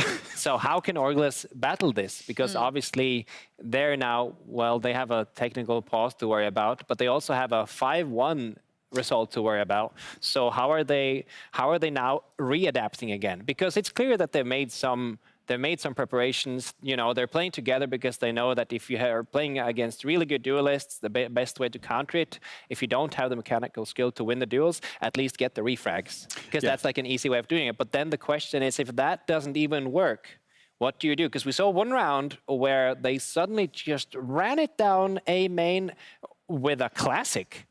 And it almost ended up in an ace if it wasn't for a stolen kill. So and of course that was something that threw G2 off completely, because it was such aggression, much wow. So can they do that again? Can they be so overconfident that they can get them on their back feet? Yeah, I mean, in the pre-game, talking about it, we obviously brought up Happy. We didn't really touch too much on Pipsy. It was obviously the IGL for Orgles. One thing that I guess could be overlooked is, I mean, Happy has that FPS pedigree. And that role that he kind of fulfilled previously in his career, That lurker role and the way in which he puts it to use. So the best thing you can do versus G2 is gather that early information. G2 like to stack up, especially on execute rounds or buy rounds, where they don't want to give anything away. They're quick. They're moving within the first 15, 20 seconds of a round. So, yeah, that role that Happy plays, if he's able to kind of position himself, and there's definitely a luck element to it, but the way in which he reads into games, it can't be overlooked. The fact that he's then going to be able to relay that information effectively to Pipson is coming from a trusted source. That kind of needs to be something that August definitely put into action. Because I think, you know, I mean, you're talking about the heavy stacks into B garage and stuff like that. That's G2 all over. Yeah. They don't look for a first blood from a default setup. They stack up 4 and they'll swing on a solo on a site, find that kill, they walk in. I'd actually really like to talk a bit more about Pipson, because I feel like this actually goes out to all IGLs, especially in EU right now, because Pipson has been criticized quite a lot over the last few weeks. I personally don't agree with the sentiment that IGLs are also expected to frag out. I don't agree with that. I don't think that is a necessary characteristic an IGL has to have. I think it's a bonus. I think if your IGL can frag out, that's great. But fundamentally, you know, every team is different, but I suspect on this August team, Pipson has the responsibility in game of calling, has the responsibility of reading the opponent, has the responsibility of making the calls that they go with, the rest of his team go with. And I do think they respect him. Obviously, if they didn't respect him, they wouldn't have him as the IGL, especially on a team when you have Happy. And he even recently responded to a lot of his criticisms, and he was very eloquent about it. He said, look, a lot of people just don't understand what I do. Yeah. He was unhappy. Jonas, for the love of God. You've managed to out-dad joke me, even though that I've taken on the role of the dad jokes. Yeah, we're only on day 1. Yeah.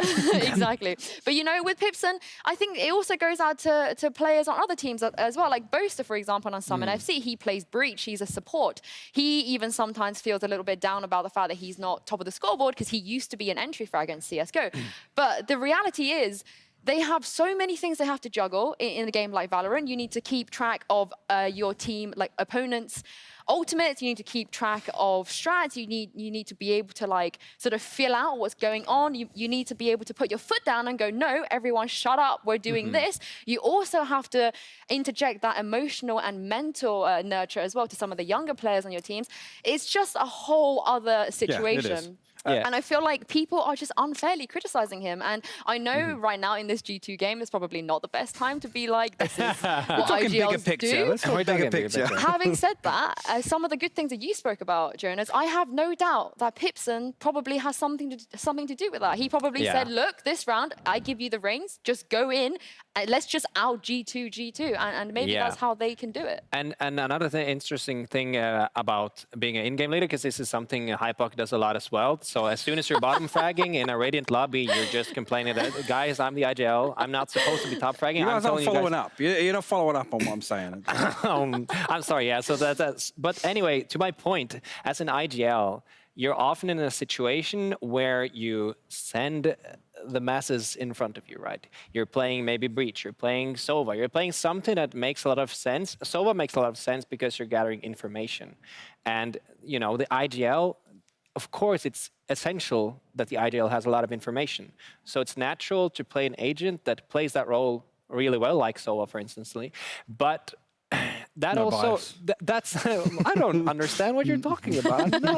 I don't understand what you're talking about. Any excuse, literally. But what I'm going to say is that this is also something to do with the score part, because considering the fact that you're usually sending your team in front of you, this means that if that fails, you're often put in a clutch situation, or a Red Bull clutch situation, if you'd like.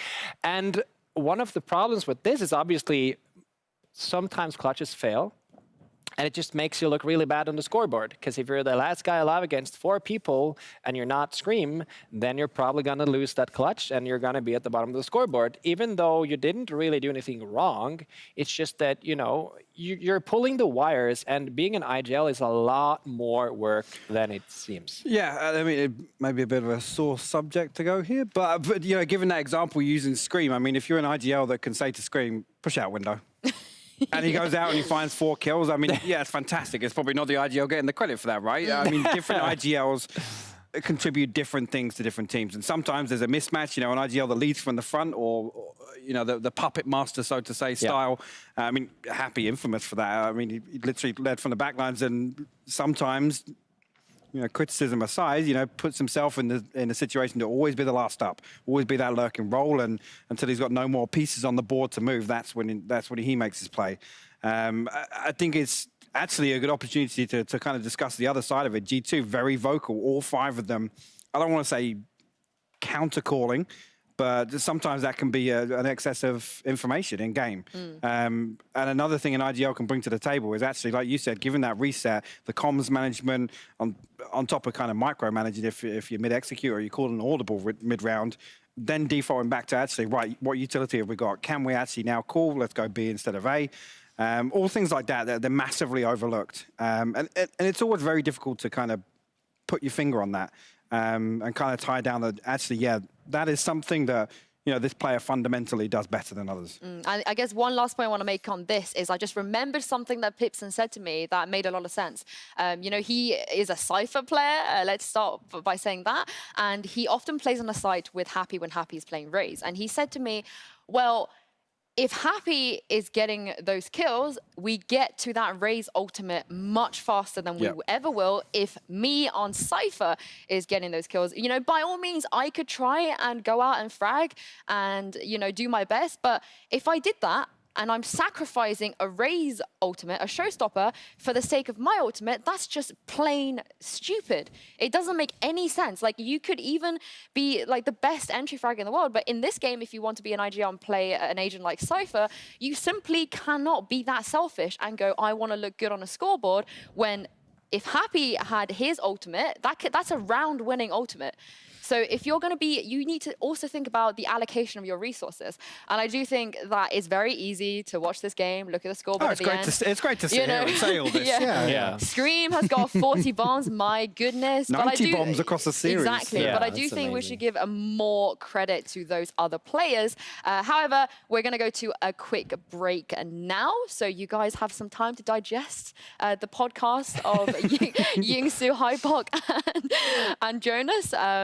Use this time to practice some Sova lineups, you know? Good idea. Tweet them to him. Tweet them to him right now. Tweet your Sova lineups to me Jonas. to death, please. He will rate your Sova lineups, and if anybody can find a decent Sova lineup that Jonas has never seen before, I'm pretty sure he's willing to drop you some Twitch subs as well, won't you, Jonas? Yeah, but that's not going to happen, so that's okay.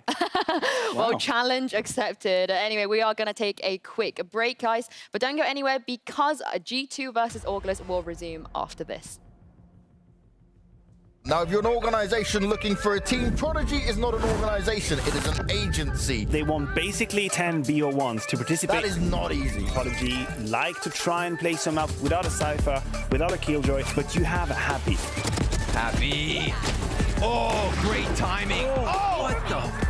Happy's been pretty much raining fires so far. He's always topping the charts. And this is a player that many people thought wouldn't make a return to competitive gaming at the top level. Oh my god, he's actually going to get a kill off.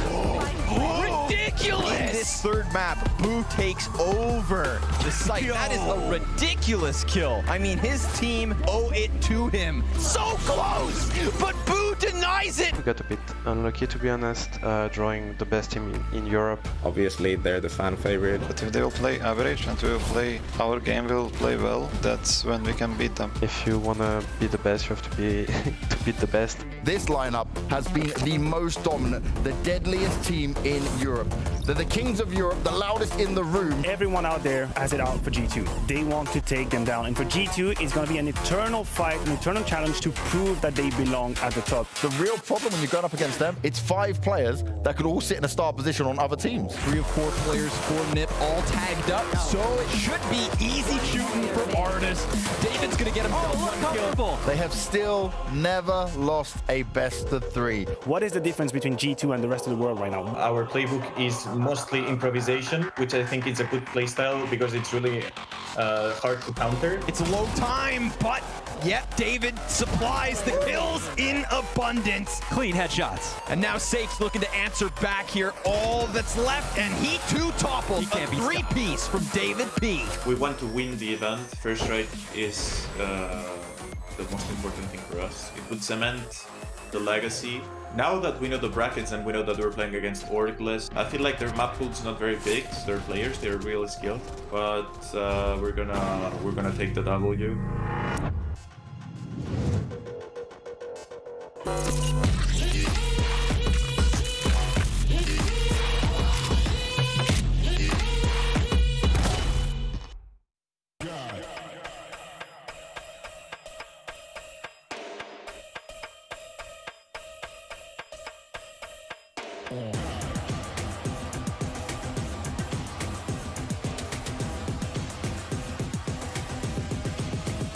Show me what you got. Back down, up, back down, back up.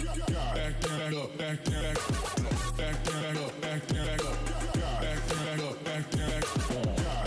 up, back down, back up. Back down, up, back down, back up. Back down, up, back down, back up. Back down, up, back down, back up. Back down, up, back down, back up. Back down, up, back down, back up. Back down, up, back down, back up. Back down, up, back down, back up. Back down, up, back down, back up.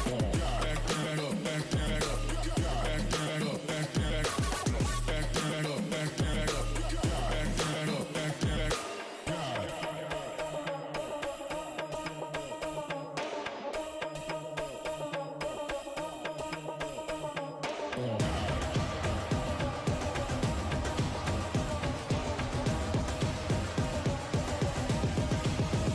Show me what you got.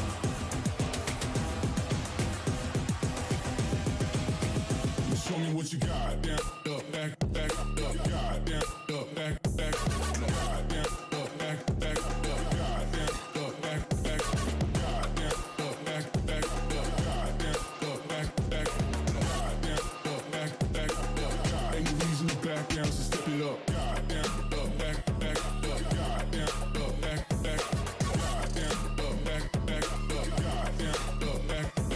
God, down, up, back, back, God, down, up, back, back, up, God, down, up, back, back, God, down, up, back, back, up, God.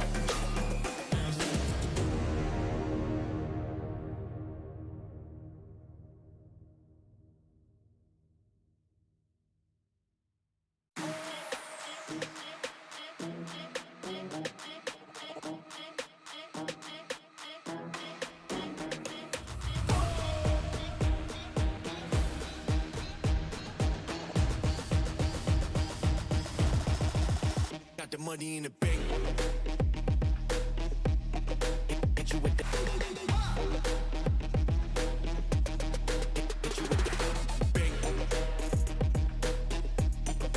Hit you with the 808.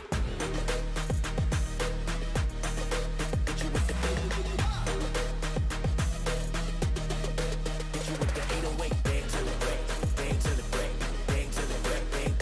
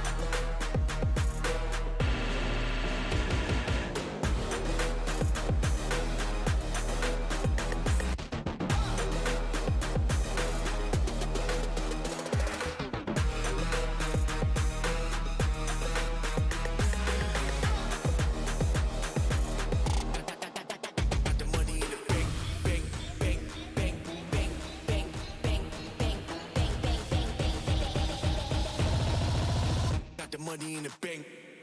Hit you with the 808. Hit you with the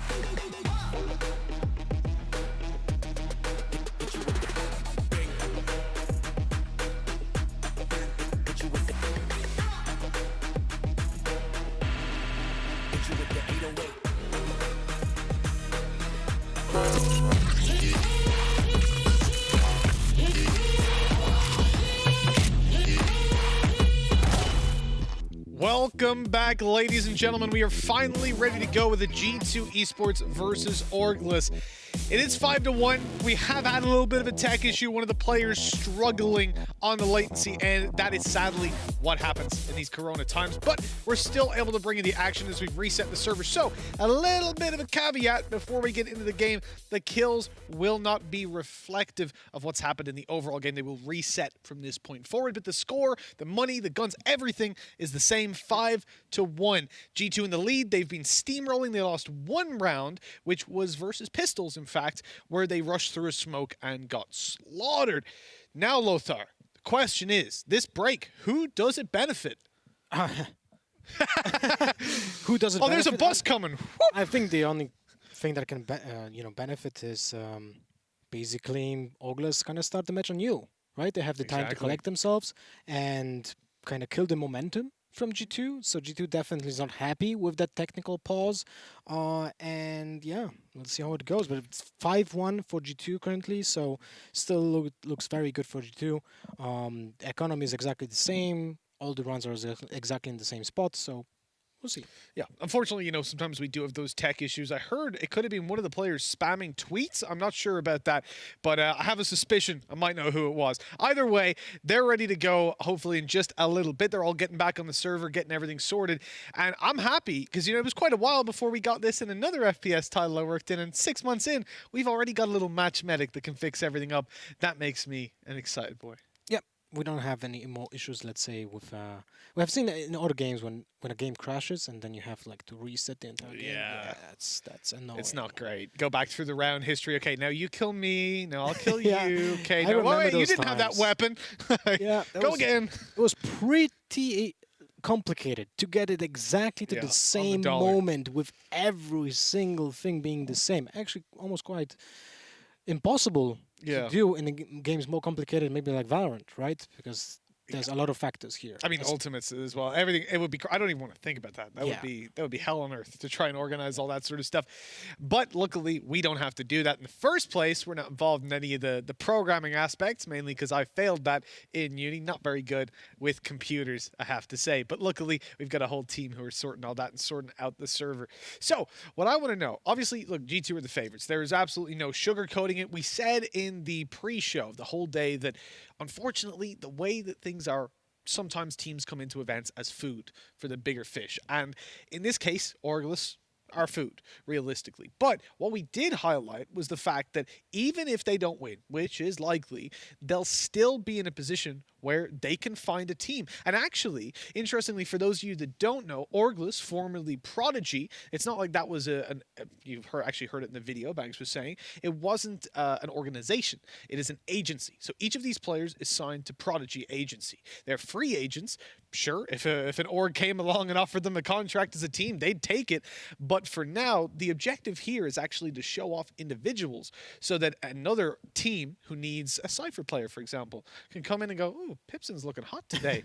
Let's get him over here. This tournament is a little bit of a scouting ground for a lot of organizations, so we're going to see how that goes. But I'm really happy to see that Orgless is actually changing the playstyle a lot, because them showing up to this quarterfinals, and if I would have still see Brimstone and Omen on split, I would have been like, I don't think they learned any lessons from their qualifier games. But here, coming in with a different setup, with different strategies coming in, like not the same strategies that I have seen in on the VODs, different playstyle on pistols, it's actually promising, and I'll hope they will actually do well against G2. I'm gonna get some close matches, but for now, it's 5-1 for G2 on attacking side on split, which is not really positive for Oras. No, it's not. And G2, with the ball rolling, with the momentum, is never what you want to see. As you said, though, Lothar, there has been a little bit of a break. It hasn't benefited G2 in that aspect because they've had to slow things down and they've lost their momentum potentially.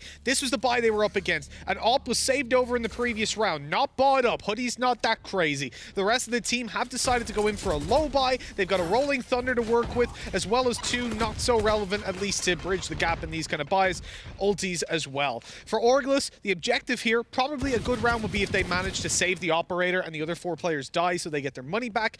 If they can manage to pick up a couple of weapons along the way, they would be delighted. But they're at a disadvantage in every fight except for that one, which they lost anyways. The Op now on the floor can potentially be retrieved. I don't want Pith to defend it aggressively till his teammates are here, which does mean that it gets picked up, but another player falls. Really love how the execution fall went through for G2. Piv lurking on A side. They knew they were playing against an op, so they need to take close quarter battles. So the lurk from Piv was actually pivotal for this round. It's actually quite beautiful. So I would like to explain it a little bit more in depth, because Piv used 2 of his smokes to just smoke off the entrance from A. So in this case, if Hoodie would have been on CT, he didn't see if someone crossed or not.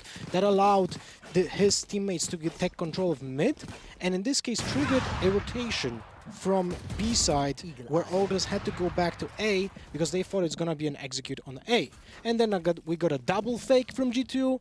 On Vents, they went back to mid and then went back to A. It was quite confusing to follow, but it really paid off because of that allowed Piv to get that lurk and get that kill on Hoodie at some point. And so you see the respect that they're offering their opponents now, having lost at the previous time with pistols! Oh, boo! He's able to take down Mixwell, having caught him with the paranoia mid-air.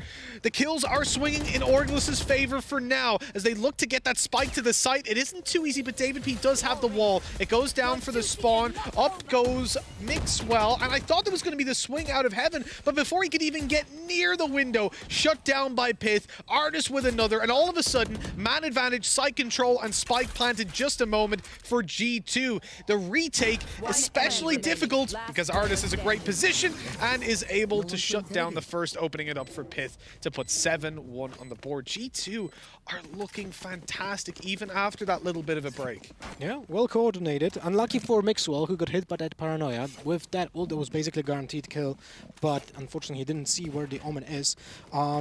A small mistake by David, when I'm not sure if you've seen it. The wall on CT didn't cover the entire entrance, so he went for the res.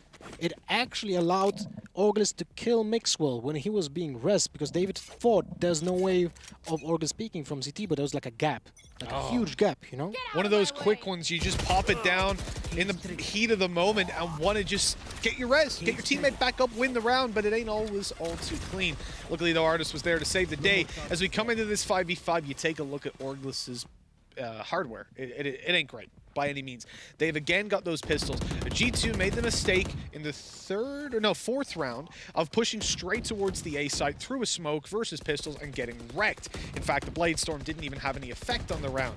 This time, though, they are looking for a much slower pace. They're allowing the pistols to peek into them and trading when they go forward. This is textbook in how to handle these kinds of rounds. They now have heaven control. They wall it off, which is very difficult to break when you've got pistols, which essentially means that Orglis have to come through the spawn. And with 2 versus 4, they need to hit the heads. It's next to impossible. I think you're looking to farm some ult charges if you can, if you're happy, and just make it as costly as possible for G2. And it ain't costly at all. They just lose 1 player. Perfectly acceptable. Yeah. You can see a pattern also in the 3 rounds that I've seen now. G2 is moving as a unit. An example here, they wanted to breach B, while Piv was lurking on mid. When the rush on B failed, because they had to go back after seeing Cypher from the B side, who then gave info for rotations, they took control of mid for 3, because Piff was already there and had heard like the rotations coming in for B, so they are allowed to kind of slow it down and take more map control. So really well played. We'll see if that follows the pattern in this round. You know, for G2, I do wonder, this level of confidence versus Orglis, we were thinking that we would see it, and we are. But when they come up against teams like FPX, teams like would say Liquid, I guess. Take a look at Piff. Look at Piff. He was undetected, went to heaven with absolutely no information from August that he actually went there. But Hoodie, still patient, was waiting for a player to go back. Unlucky. I don't think he heard it, but now he knows. Yeah, there was no way out.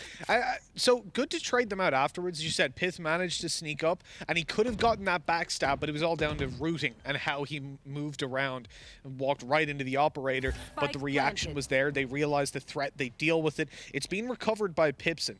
2 versus 3 is winnable. This is probably the best chance that Orglis have had at a buy round at all. But just take a look at where's Pipson right now? He's just playing passive. So this mixed signals right now, right? Pipson doesn't want to go for it, but his teammate is pushing down. He's the option to fall back now through spawn or through ropes, but he's staying here. Pipson's too far away. Pipson's still not moving. They're definitely not going to go for this. So it seems odd that you have 2 different strategies being deployed that are very contradictory. Yeah, I guess Pipson wanted to save the op, worth a lot of cash. But at the same time, maybe the plan was, let me get 2 kills and then we retake. Yeah, it's never going to happen, though, is it? I mean, the majority of the time you'll be traded. 1 kill, hard enough to get. The second, though, afterwards, you won't have time. And he was too far away. Whatever the call was, they've managed to carry the operator forward, and I guess that's the be-all and end-all of it. There's the miss by Mixwell on the second blast pack. Now, the last time that the first time, in fact, that Mixwell took that agent, that he played a Raze, I remember we said, oh, well, look, he's Master Jet. Who knows what he can do with Raze? And then he killed himself with the showstopper. So, yeah, I was always nervous every time I see him pick it ever since, but he hasn't quite gone that far since the very first time. You know what didn't change, though? G2 is always trying to initiate something happening at the beginning of the round. The round starts, something is happening. G2 is breaching somewhere, using the utility to kind of start and initiate and a utility from their opponents as well. I really like that playstyle. It's so different than from what I've seen from Heretics and Liquid so far. And in some cases from G2 in the past, I think you are seeing them shift up their strategy, although it's going to be confident. They're looking to add extra levels to it. Now, speaking of extra things, extra rounds would be great for Orglis to pick up. There's 2 left to play for, including this one, and they're in a 3v5 retake. Going forward here is risky. I like the paranoia, but nobody's pushed back through. And so this is the round is done and dusted. The question is, how much do they walk out with over on the Orglis side? And I couldn't really disagree with that push anymore. You cannot do damage to G2's economy. There is 1 round left after this one, and they've got plenty of cash. The only question was, how easy is it going to be for you to buy? And now even saving that op is going to be difficult. Hoodie in danger, the TP behind him. It was a brave play. It was a ballsy one, but Patatek not getting away with it. What he has done, though, is kept Hoodie in this position for his teammates to come up behind him and hopefully take him down.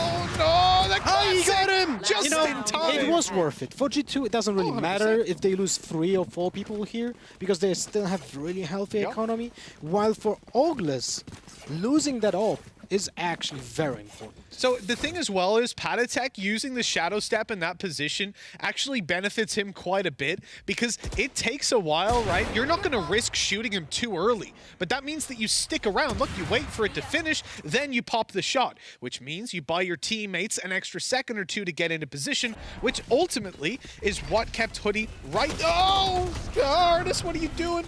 He just swung wide before the smoke had popped. Got taken now by Hoodie, and there's a free kill to start things off. The res comes in at least, so they don't have the man disadvantage, but I guess it's armor gone for no reason. I love this playstyle. There's no fear. Everyone just breaches these sides. Piv just going in through the smokes. Oh, Happy got a kill. This is the first time with Showstopper in this half. So the reaction, though, of G2, immediately they wall off in heaven and they rush towards the B site. The problem is a player has already made it into position. Pipson down below with a Spectre in hand. They're jumping back and forth through the cages, giving a lot of information away as a stun comes in to slow the play. Now, David P on the A site. He's got the spike and he's managed to sneak right past them. They have an idea that he could be here. Happy looking back and dropping the nade that's going to keep David P at bay. This was a hectic round from G2 and a big clutch needed. At least it starts off well for Dave, and he can regroup with Artis at this point. Artis, remember, doesn't have the armor after being rezzed up earlier on, and this is where a res could be extremely beneficial to be able to get a teammate back into the fight. As Artis falls, a 1v3 in this round should go by the wayside for G2. That spike oh, hold on, they haven't actually challenged him. They thought he was faking it, which would have made sense. A chance for David P, but yeah, only the one. It was actually well planned from both of the teams, because first G2 wanted to fake going to Heaven B for to initiate a rotation from August to B, but then we have seen Boo staying on A the entire time because they were anticipating a fake.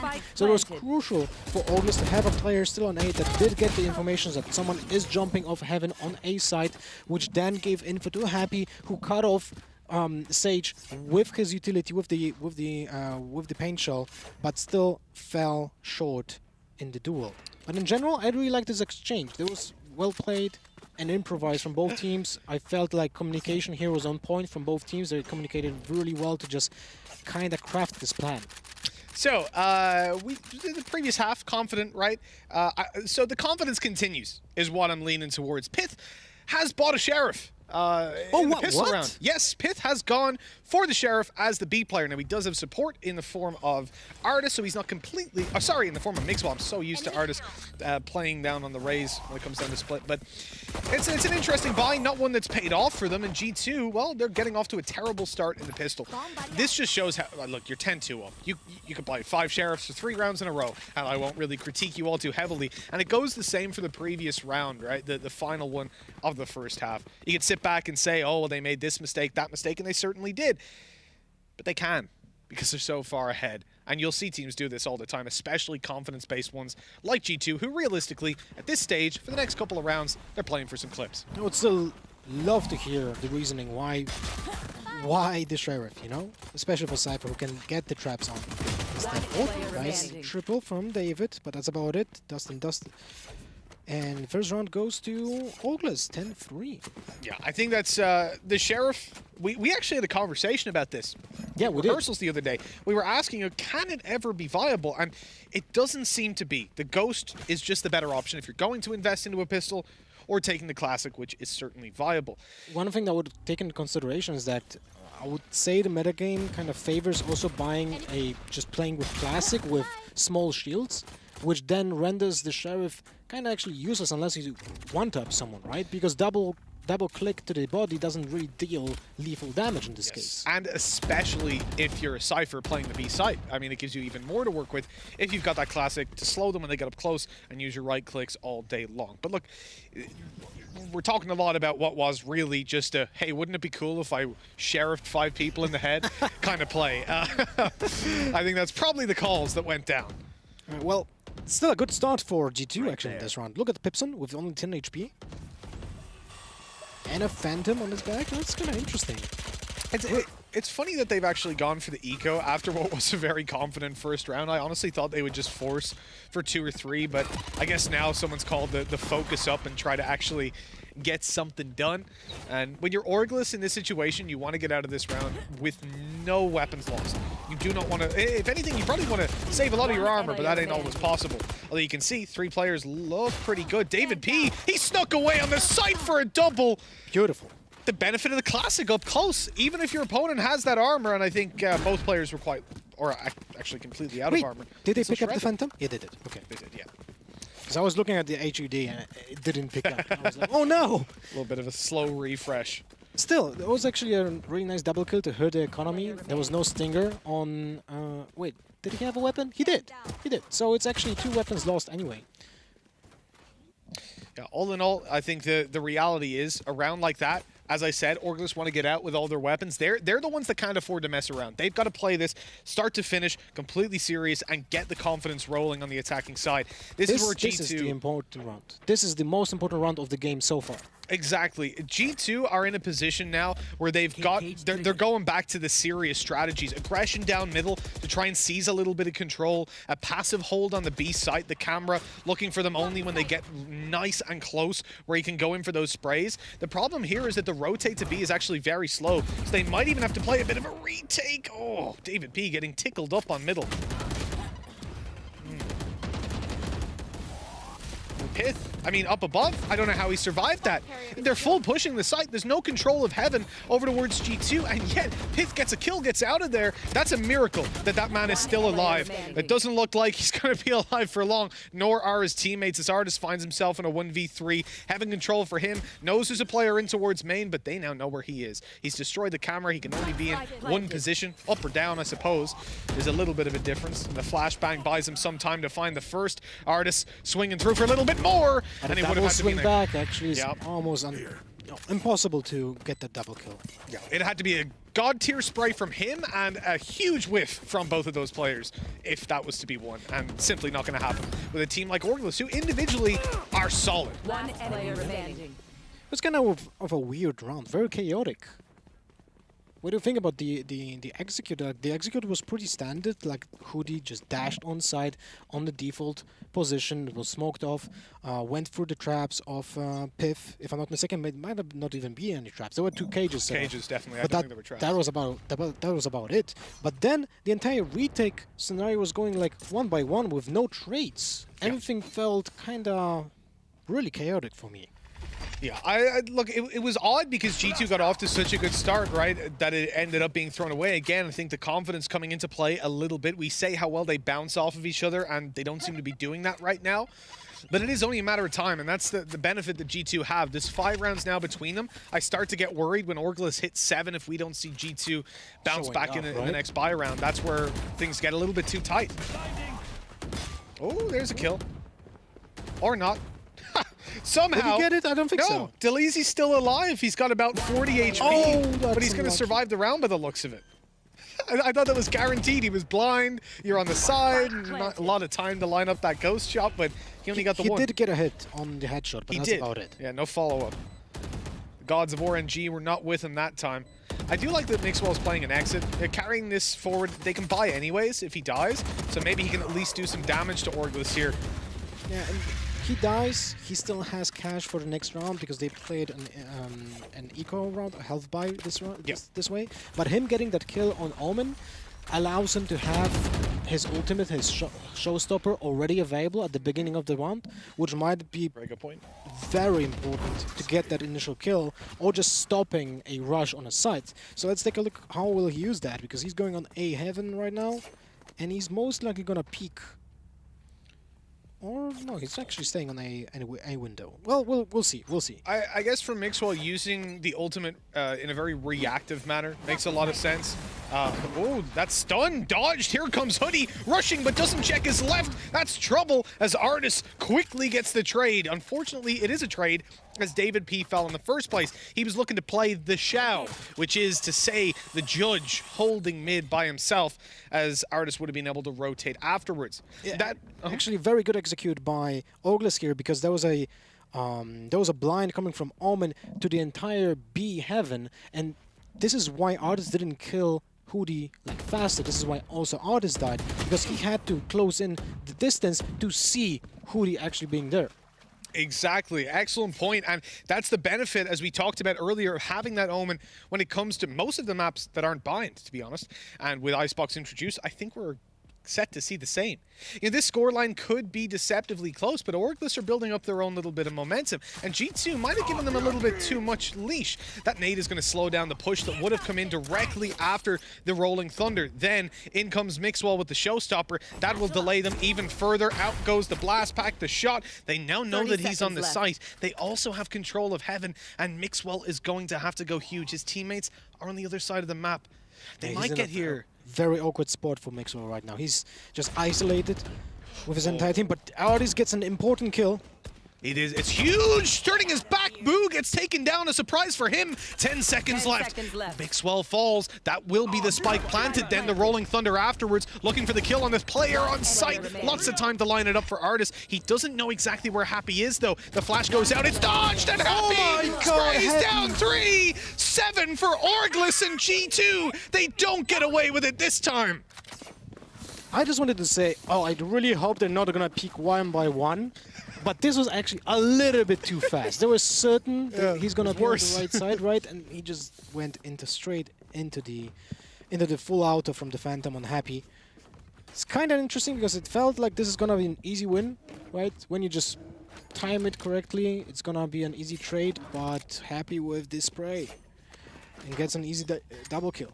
I mean, I think this whole game felt like it was going to be an easy win. It was 10-2 at one point. Orglis have now won 5 rounds in a row, and I would argue, you know, maybe 3 of those were thrown away by G2, but that one right there, they were trying. They're focused up, and what does that do to your mentality when you lose? I think this is where you start to say, okay, guys, listen, okay, we've had our fun.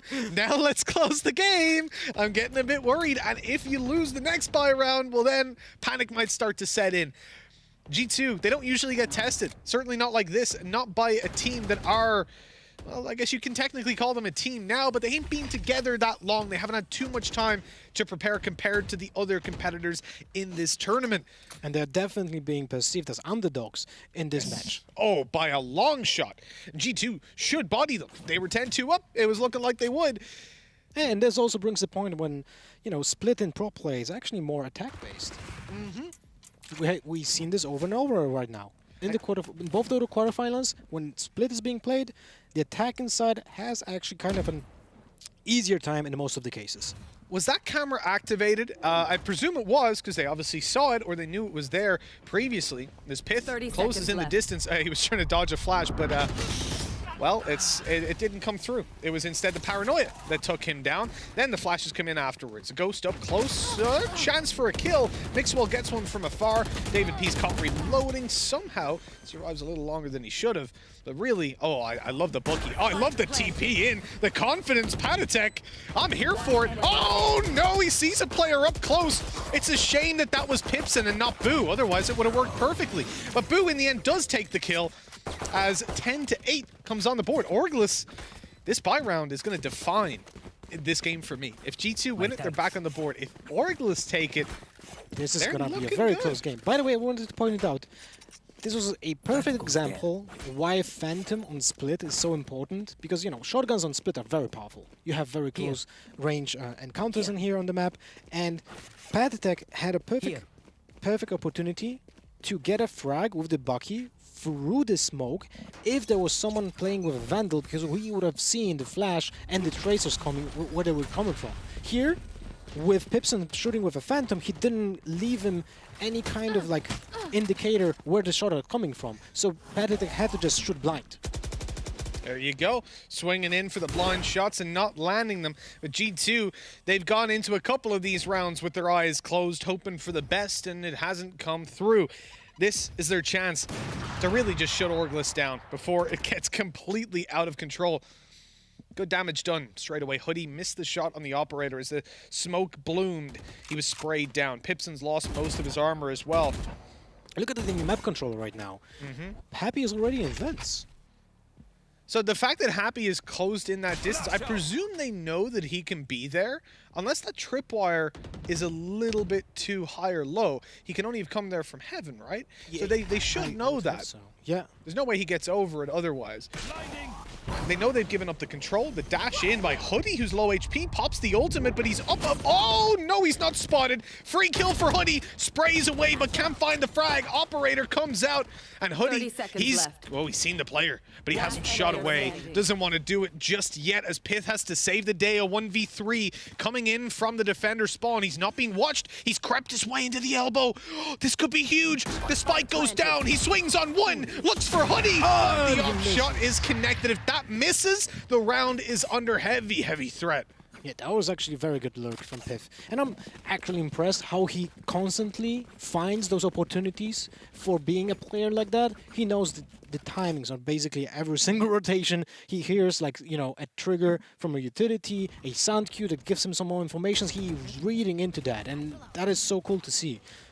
I do love as well how Hoodie was above the player but didn't get a headshot. It's like the chances of that, but luckily he connected all the shots. Otherwise, I think he would have been very angry. But, you know, it's getting hot in here. 10-9 right now, 7 rounds in a row for Oras. You have to ask yourself, was G2 trolling in that pistol round? I mean, they bought a sheriff. At least Pith was. At least Pith was messing about, surely. But either way, you know, the fact that we are in this position, the fact that Orglis are being challenged, or the fact that Orglis are challenging with all these consecutive rounds, it's scary. G2 have picked up the opening kill in this round. They've just popped an ultimate as well to get that little bit of information. They've seen Orglis entirely outside of A. That leaves Orglis with 2 options. Rush into the A site right here and now, or play it slower. And potentially, that they've spotted a player inside, but it's not that much information to play with. I don't think it would have taken a genius to presume that there was going to be one site. So they don't really achieve much. Yeah, didn't really achieve much. That no one was breaching the sites, and no one took advantage of it. Basically, it was like a hurricane arrow from Sova that said there's someone here, and that's it. Where you know there's someone probably. Yeah, and you have no one that can follow it up anyway. This is dangerous, though. The pistol's up close. This is where they can thrive. With his back turned, though, Pith got caught completely off guard. Mixwell went out to trade. Now here's the benefit of the ult, right? They know Patatek was on the site. They just make sure. But the Shadow step across, it's expected. They know he could be here. Nice opening for him, TPing all the way through to spawn as he gets away inside the smoke. The call is there, the shots.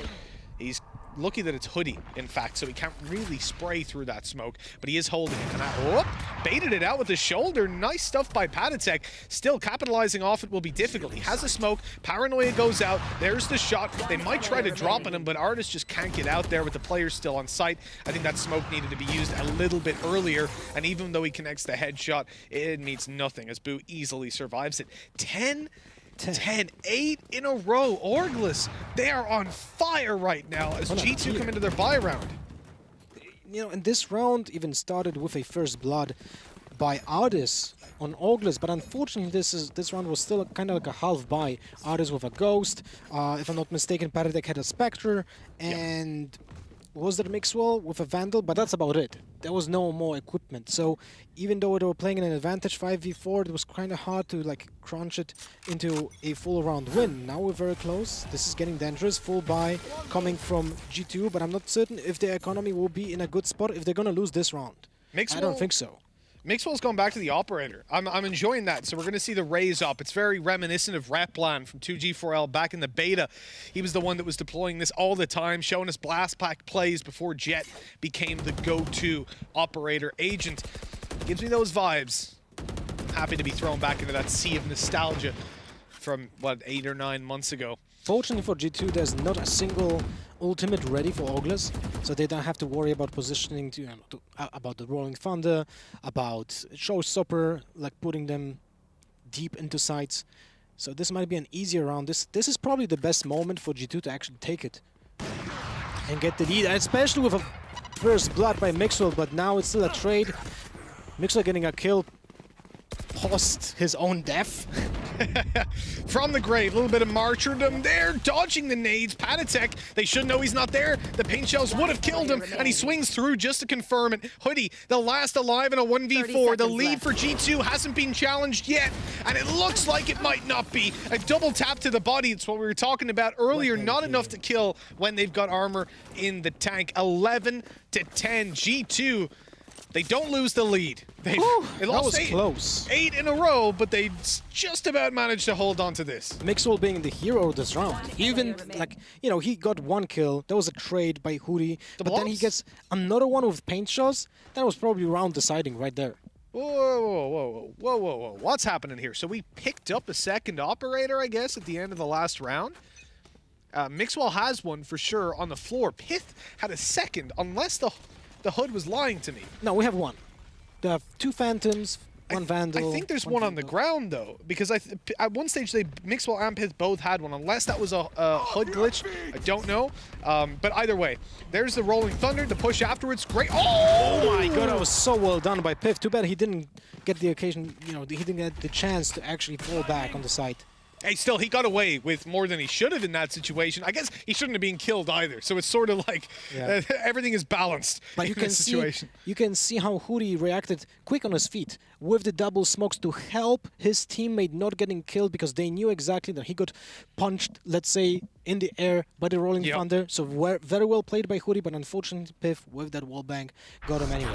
Yeah, very few players are going to be popping a Rolling Thunder and going, well, that ought to scare them. Like, you're going to go for the trade, the kill. Oh, it's huge. My God. The Raz popped happy. He gets the double. Orgless back in a 3v3, pushing the A site. They've scared G2 into a rotate, so they find the site completely open for business. It's free today. It's a once-in-a-lifetime sale. And Orgless, this one started out in an okay manner for them, but they've started to shut them down. Out goes the operator. This has to pull it back. The kill from Patatek traded immediately. He was a little bit over-eager. I don't know why he's re-peeking before his teammates are there. He was teleporting right now. He was. Yes. The TP, that's heartbreaking. As we end up in the 2v2, G2 want to get back into the site. Hoodie, though, he's repositioned. And he catches another ultimate popped, updraft in, and Mixwell. Oh, he dodges the knives. Expert play, but he has to find both kills with an operator. It's not easy. 11-11. Hoodie from below, baby. Tied up yet again. Orgless, they're not giving up yet. This was actually beautifully played by Orgless. You know why? Because they knew that Sage had a res. They will come for it 100% because it's already, like, the match is so close. So they baited into a full rotation. They made so much noise coming into mid, making noise that are gonna go A, but left happy with that showstopper. That showstopper was so impressive because it doesn't matter that you just get a kill instantly, right? But the timing of it, the plan, the execution, everything was here. The only thing that was kind of bad for them was Happy actually dying. Yeah, but huge brain. I don't know if that was Pipson, if it was Happy, but whoever called it, you're a genius. That was amazing. It was so smart. That's what we love to see. The innovation. You know the players there. If you're pushing the A site, they're going to go for the res. Showstopper, boom, double kill. He doesn't get out of there alive, but it's more than enough to buy them the space to win the round. It's exactly what you needed in that moment to stop G2 from regrouping and coming back into the round. Now G2, 11-11, tied up, forced down to this weak buy. 2 stingers in play. 2 stingers, a bulldog, 2 bulldogs actually. This is not looking good for G2. No, it's not. They've literally got one strong rifle in the hands of Patatek. I love the Bulldog, but it ain't going to hold up against your Vandals and your Phantoms. Certainly not with the way Orgless have been playing them. A 10-2 lead. Possibly the biggest drop-off we've ever seen from G2.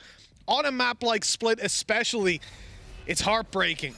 And we'll see what Orgless have got up their sleeve. 35 seconds left. Rolling Thunder being lined up as we speak. But there's 3 players towards this B site. Mid is being approached very passively, but he's boosted up on top of the wall. He has no idea. Oh, this is going to be massive. But with the Stinger as well, David B can't even peek that. He can't do anything at that range. The TP through. Boo is close. Does he check his left? As he pushes on through, he gets blinded. Time is so low, they've got to make a move here and now! And the pistol, the weak buy! This is ridiculous! G2 get away with everything! Okay, so I'm really confused right now. There was the wall, Jet was over the wall, Rolling Thunder actually went into the site before the wall got destroyed, so they couldn't follow it up. No one was actually following it up, the Rolling Thunder. I'm honestly kind of baffled here. I don't know. I don't know what just happened. The logic here, even pushing in while paranoid for the close fights versus a low buy, leaving the time so low, 40 seconds to even set up that push, that was a really messy round by Orgless. Everything has looked so clean so far, but now they give over a Prime Gaming flawless round to G2 to put it 12-11. 1 left to go in this half. We're either going to hit an overtime or G2 take it 1-0 and set out to close this series 2-0. Either way, Orgless have done an insane job. They were 10-2 down, now 1 away from reaching that overtime. And the hiccup of the previous round, it can be forgotten if they come out on top here. But the difference is G2 have got the rifles this time around. Yeah, but still Orgless with a full buy, they have everything apart from the ultimates. The Rolling Thunder that was used last round would have been just so helpful right here. I wanted to commend Oras for the previous round when they played so patient, because I wanted to say, they are aware. They are playing against a lower buy. They want to get a pick when someone has an inferior weapon. But then they went just up close and was... Oh, man, I'm a little bit angry inside, I'm with you there, brother. I'm with you 100%. It was a frustrating round to watch. You could see the problems start to evolve around that 40-second mark, and to see it then end in disaster. Now we have map control by Oras. Even though they have only 4 players, they got control of vents. They don't know, of course, if someone is rotating behind them, but still, they're allowed to get on A. 2 players from G2 just waiting for that. Piff with the sneaky beaky play next to his plant, just waiting for someone to drop from heaven. 15 seconds! They have to go! The spikes drop, the round's over, you've lost! They have to run! They have to 10 rush! seconds! 10 seconds! There's no time! It's literally done! They all get killed in the end, but that is 2 sloppy rounds from Oras to lose that one out. The Team Liquid special on the last seconds of the clock. Exactly, but unfortunately not even working out to the same extent it would for Liquid. That is heartbreaking. G2 take it 13-11. Man. I'm honestly really surprised by many things happening in this game. 10-2 for G2, which kind of looked like this is going to be just, just going to win next 3 rounds. That's going to be it. It's going to end up 13-2 or something like that. Then they lose the pistol. Then, 8 runs in a row? They have lost on split, on defense? How does that even happen, right? I love how this is just breaking you. It's doing the same to me as well. It's like we have this narrative of G2, they smash, they're the best team, they're winning, and then they stop taking it as seriously. They throw away a couple of rounds. Okay, it's understandable. They start to take it seriously, but Oras, they've all of a sudden, they've got this ace up their sleeve. They're pulling out some great rounds, some great individual plays. That 300 IQ showstopper from Happy. And then what were those last 2 rounds? What happened? Did their team speak get disconnected? Did they stop talking? The mic stop working? I don't know what was going on. But that did not look like the same team from the 2 last rounds. And the whole half before it. They were 2 completely different teams. They were really trying their hardest and being focused for the entirety of the second half, and they just kind of threw out of the window in the last rounds. But hey, at least you know what's the upside of this? What's that? We have a series in our rounds. In our hands, because the second map, I'm sure that G2 is going to take this very seriously right now. This guy, you're a funny man. I think, though, in all seriousness, I would hope that they take it seriously. I'll never gamble on it. It's G2 after all, let's be real. But they have managed to go unpunished, 13-11. Now we look on to the next map, and I think when you're in a position for Oras, I don't know if it's good or bad. I've heard from many players in the past that it is the worst to lose these games in such a close manner. But at the same time, they've now built up the narrative where I'm happy to say they won't get smashed even if it is 2-0. That's my opinion, but we've got some big brain people. Maybe they wouldn't quite come up with the same play that Happy did, but close, very close. Let's throw it over to the analyst desk to see what they made of that wild and wacky map after this break.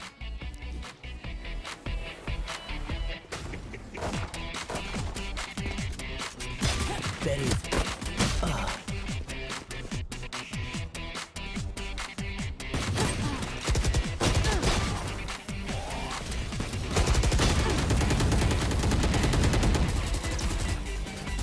One enemy remaining.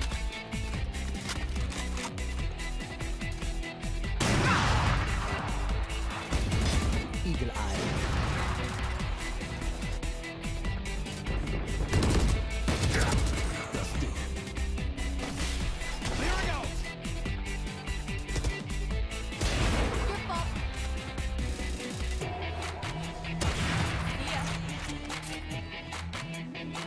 Spike planted. An enemy remaining. Stand down.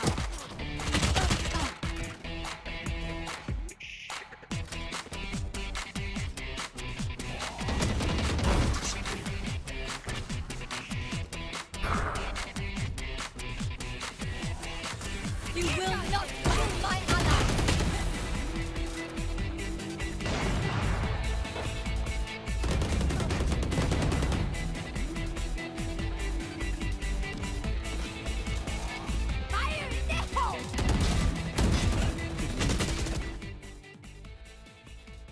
Hello everyone, my name is Pansy and I'm here to help you brush up on some of your Valorant terminology. So let's get started. Trading. Trading is securing a kill on the enemy, even after losing your teammate in a short window of time. Essentially, evening out the score. Defaulting. Traditionally talking about an attacking side, taking overall control of the map to ensure no defending players can get free information by them potentially pushing out aggressively. Trying to default first and then lean into an execution. Execution, a scripted, telegraphed site take with pre-planned smokes, flashes, and set intentions.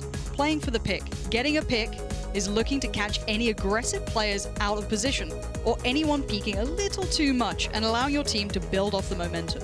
Map control is generally a term of understanding which areas of the map cannot be breached by your opponents without them letting you know about it. The more map control one team has, the more information they have without seeing the opponents. This allows for rotations to happen earlier in anticipation of your opponent's next action.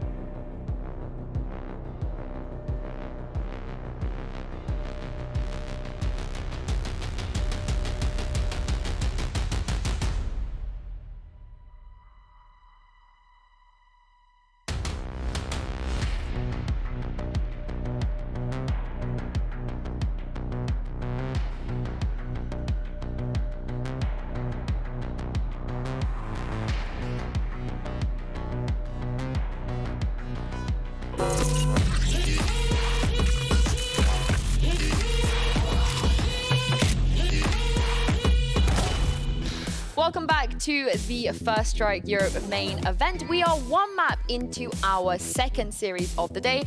Are things going as we expected, guys? I mean, you say we're one map in. I feel like this one has gone on so long. I mean, obviously technical pause aside, but wow. I mean, that was August's map to win, to be honest with you.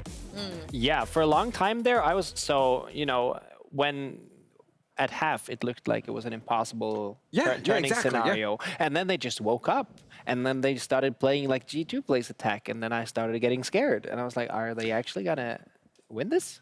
You make an interesting point, playing the way that G2 attack. And I know we were just talking about this a second ago. So whether or not that's kind of like I don't want to say a tilt factor for August, but they were just like, guys, look, we're down so far. Let's just start rushing stuff. And it kept working for them. And again, whether that's maybe an element of complacency from G2.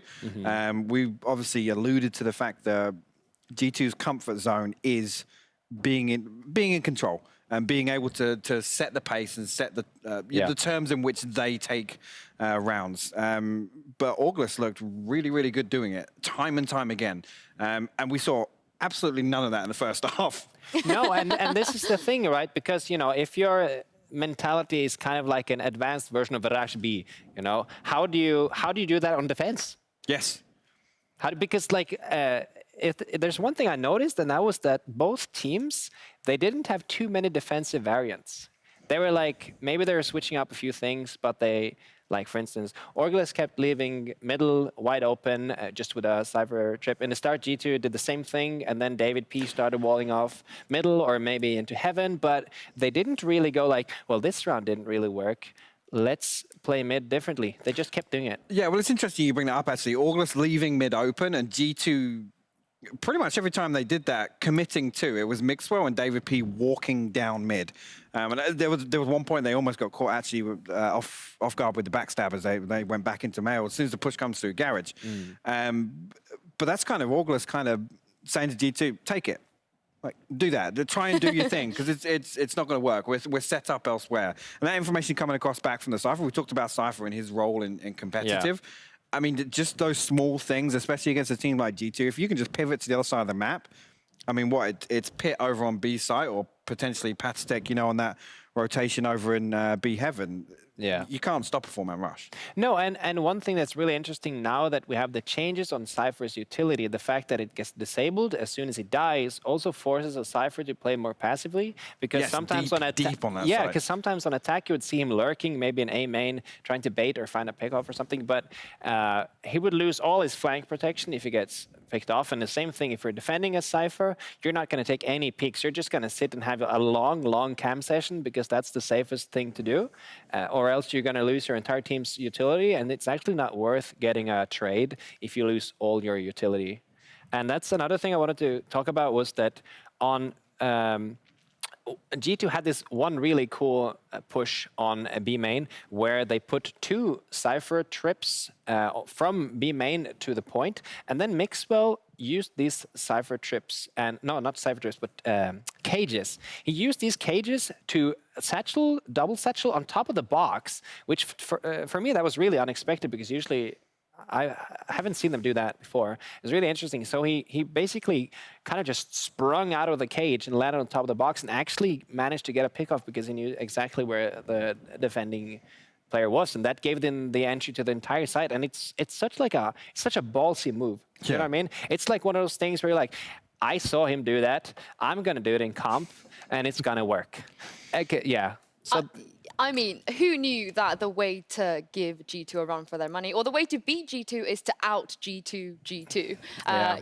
We saw the Jet Orb, and we saw how powerful that Jet Orb was, and it wasn't on Mixwell, Hypo. Yeah. How big of a surprise was that? I mean, it's actually interesting you bring that up. Mixwell didn't necessarily have a bad game. No. I don't think that's the statement at all to make here, but maybe there is potentially a mismatch for Mixwell Flex Onset. I mean, historically we saw Artis, and again, Artis looks absolutely lethal on pretty much anything he plays, but particularly, way back in the day, G2 were very strong on split, and it comes down to that aggression, their ability to take control of mid, and teams feeding into that.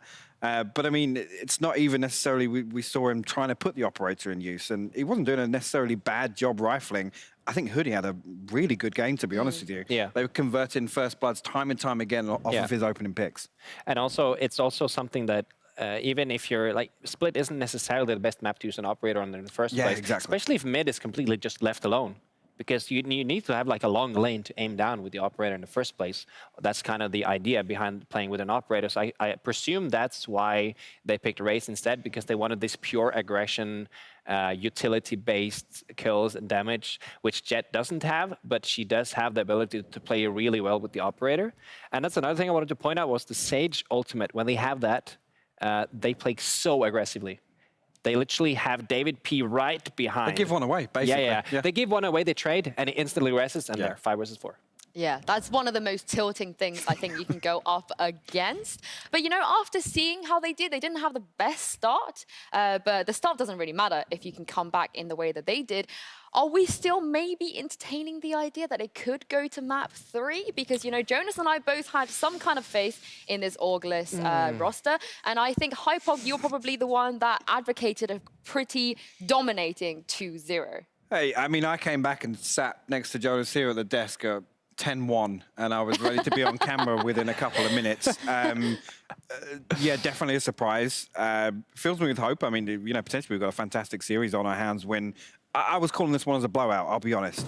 G2 have rarely been tested. Augurless have shown us they can. Oh, I'm so sorry I need to cut you off, but we have another Viper! And it's Boo!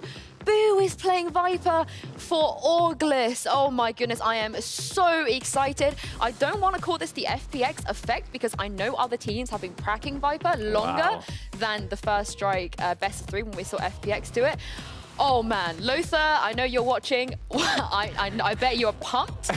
Jonas, you were a little bit disrespectful towards Viper. The thing is, right, I don't necessarily have anything against Viper. Actually, yes, I do. But the thing is, because a lot of people said this when Sova was played in early beta, they were like, well, people are sleeping on Sova, and eventually he's going to be great. And then people said the same about Viper, and now Viper is starting to show some play, and we still have yet to see if that's actually going to be great. We'll see now, maybe. And I'm also kind of worried because we have 2 huge Viper fanboys in the casting booth. They're even more fans of Viper than G2, so I'm like worried that this is just going to be like a toxic haven now, even when we're on Bind. Oh yeah, throw me in there. I'm a huge fan of Viper. I think she works. I think she works on Bind. I think she works very well on Icebox. I'm really hoping we get. Can you imagine 2 Viper games in 1 series? I would be absolutely delighted with that. I think it's very, very interesting that they've pulled this out because this is a very different lineup to what they did in the qualifiers because they played Bind quite recently. So they've only had a very, very short amount of time to get used to Viper. I'm really glad you just said that because I was talking about Waylander stepping in as the coach for this team, and one of the big questions for me personally coming into this is Augurless then saying, you know, we're established as a 5, we're sticking together. This, to me, demonstrates the fact that they have done some homework. It's difficult to kind of go into a game and say, we're going to play Viper, and it's going to work, and we're confident it's going to work. So this, for me, actually kind of ticks off one of the boxes that we were talking about in the pre-game that was a major concern for Augurless. It's like a statement, you know? Yes, it's like a statement. exactly. And something I'm really interested to see now with this statement is the fact that, like, just on the previous map on Split, when we came to 11-11, there was just brute forcing. And then it literally was. And then suddenly the gameplay slowed down. And suddenly they pushed when they had 30 seconds left on the clock, and they didn't do that for almost a single round before that. So is this why maybe we're going to see will we see some slower gameplay now? Because that's literally what lost them the previous map. Because on 11-11, really it was interesting still point. just like rush B all the time. Yeah. So is this going to change now? Will they slow down? Will there be like more strategic plays with Viper? I mean, I'm excited. You're getting me way too excited for this. From 1 Viper fangirl to 2 huge Viper fanboys, Mitch and Lothar, I bet you cannot wait to cast this next game. You know what? I'll say one thing. I'll say one thing. Viper pick on attack side. I love it. Let's go. The confidence from Boo in this agent being the best in the pool. I'm 100% behind it, and I know you are too, Lothar. Yeah, I'm a big fan of Viper being played on Split and on Bind, and now also on Icebox. I think she's very good. Not as good as on Split, by the way. But on Bind, you have so many really cool angles. On defense, you can put a one-way on B Garden. You can put a one-way on A on Showers. You can put a one-way on A short as well, right? Then you have an opportunity to use the wall to defend both A and B at the same time. You can cut off basically everything. There's so many setups. And then in attack, you can do a full setup that actually uses the snake bites to cut off many angles because it's only 100 credits each. And by the way, Viper is, alongside Omen, the cheapest character in the game. Only 4,300 for a full buy, when an example Reyna is 4,600. You know what I'll say? At an entry level, I feel like Viper is much easier to use when you're on the defensive side. It's more intuitive. So there is a little bit more of a challenge to how you place down your wall. And we saw it placed very early round here for Orglis, but I'm behind it. Boo, let's see what you've got to show us as we come in to bind round number 1. Pistol underway and G2 on the defensive side, as we said. You can see now the wall cutting off the angle in towards Lamb's hoodie, struggling to open it, but he does manage to deliver onto Patatek. That wall blocking out a lot of vision as Pith takes the TP.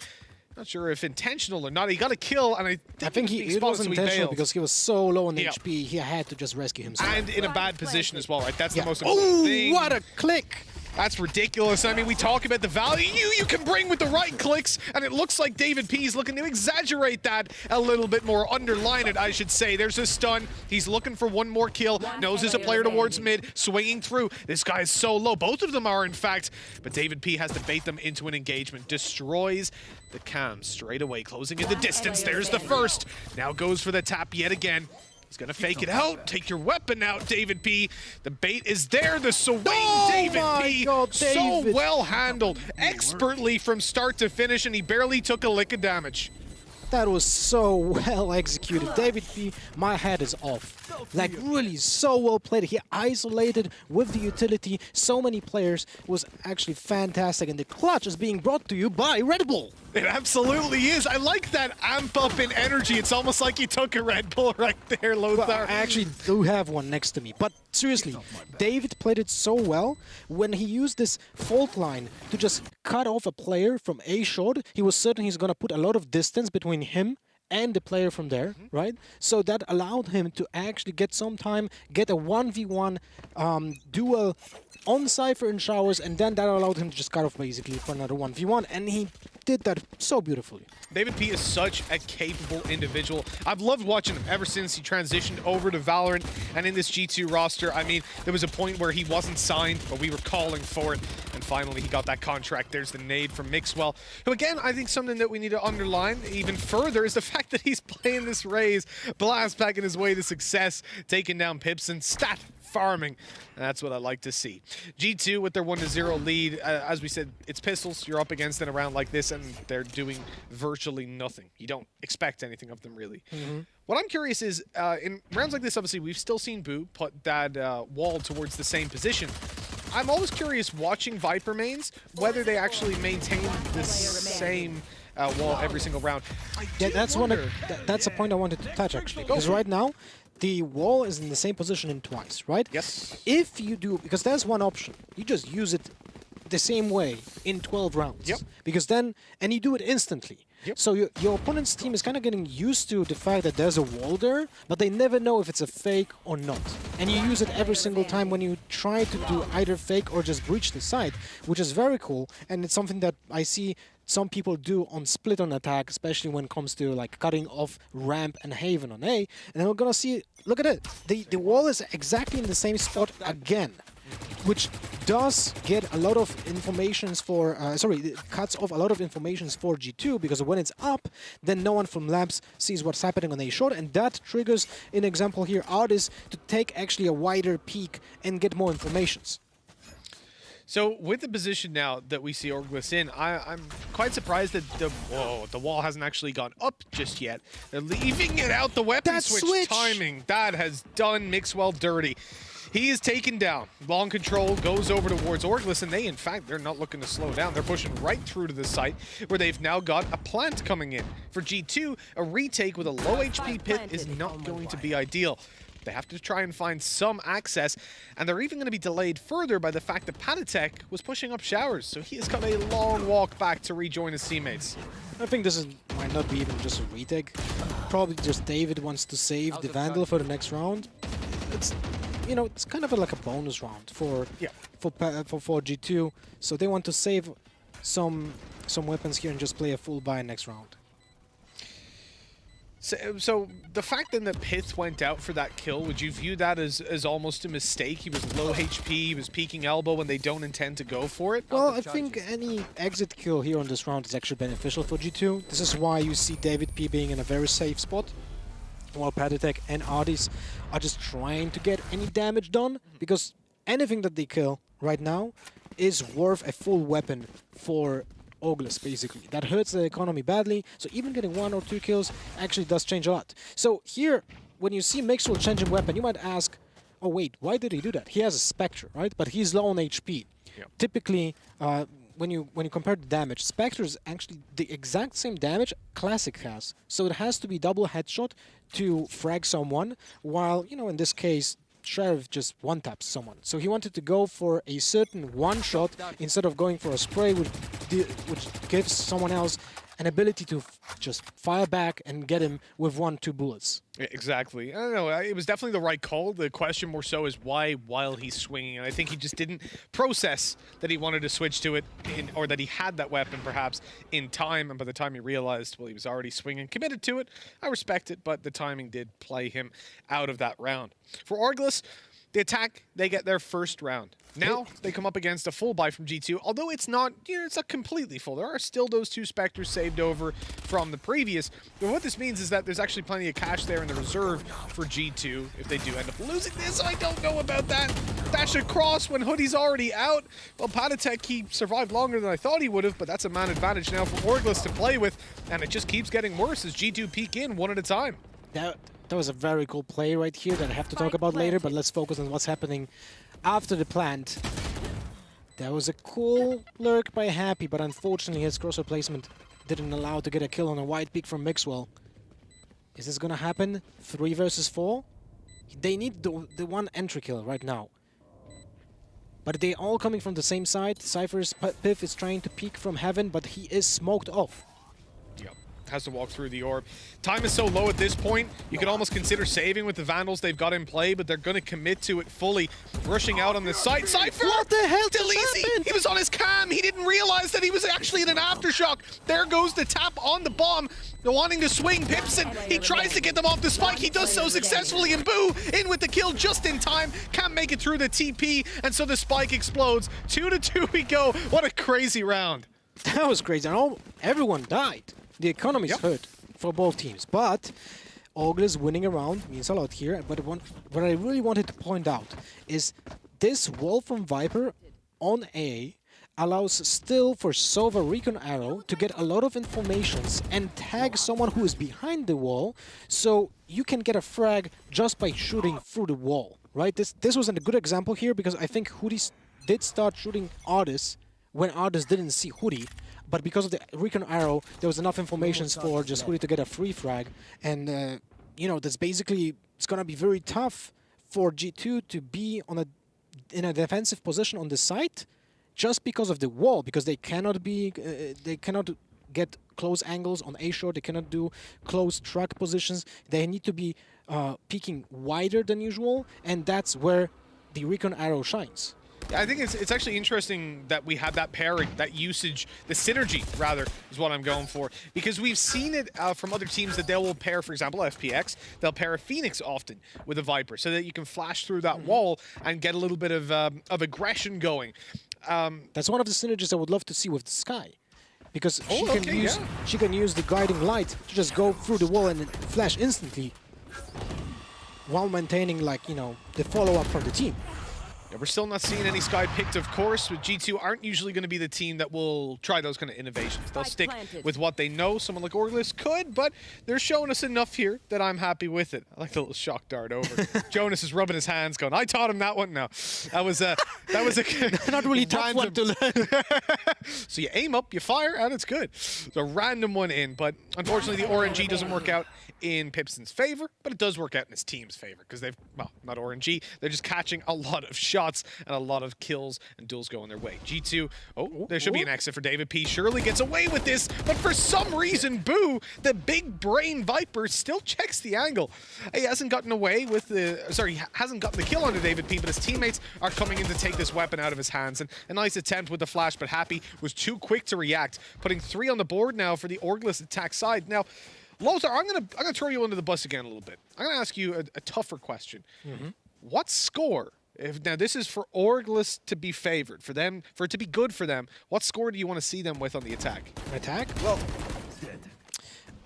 honestly believe that in pro play, attacking side is easier for the teams than on the defense.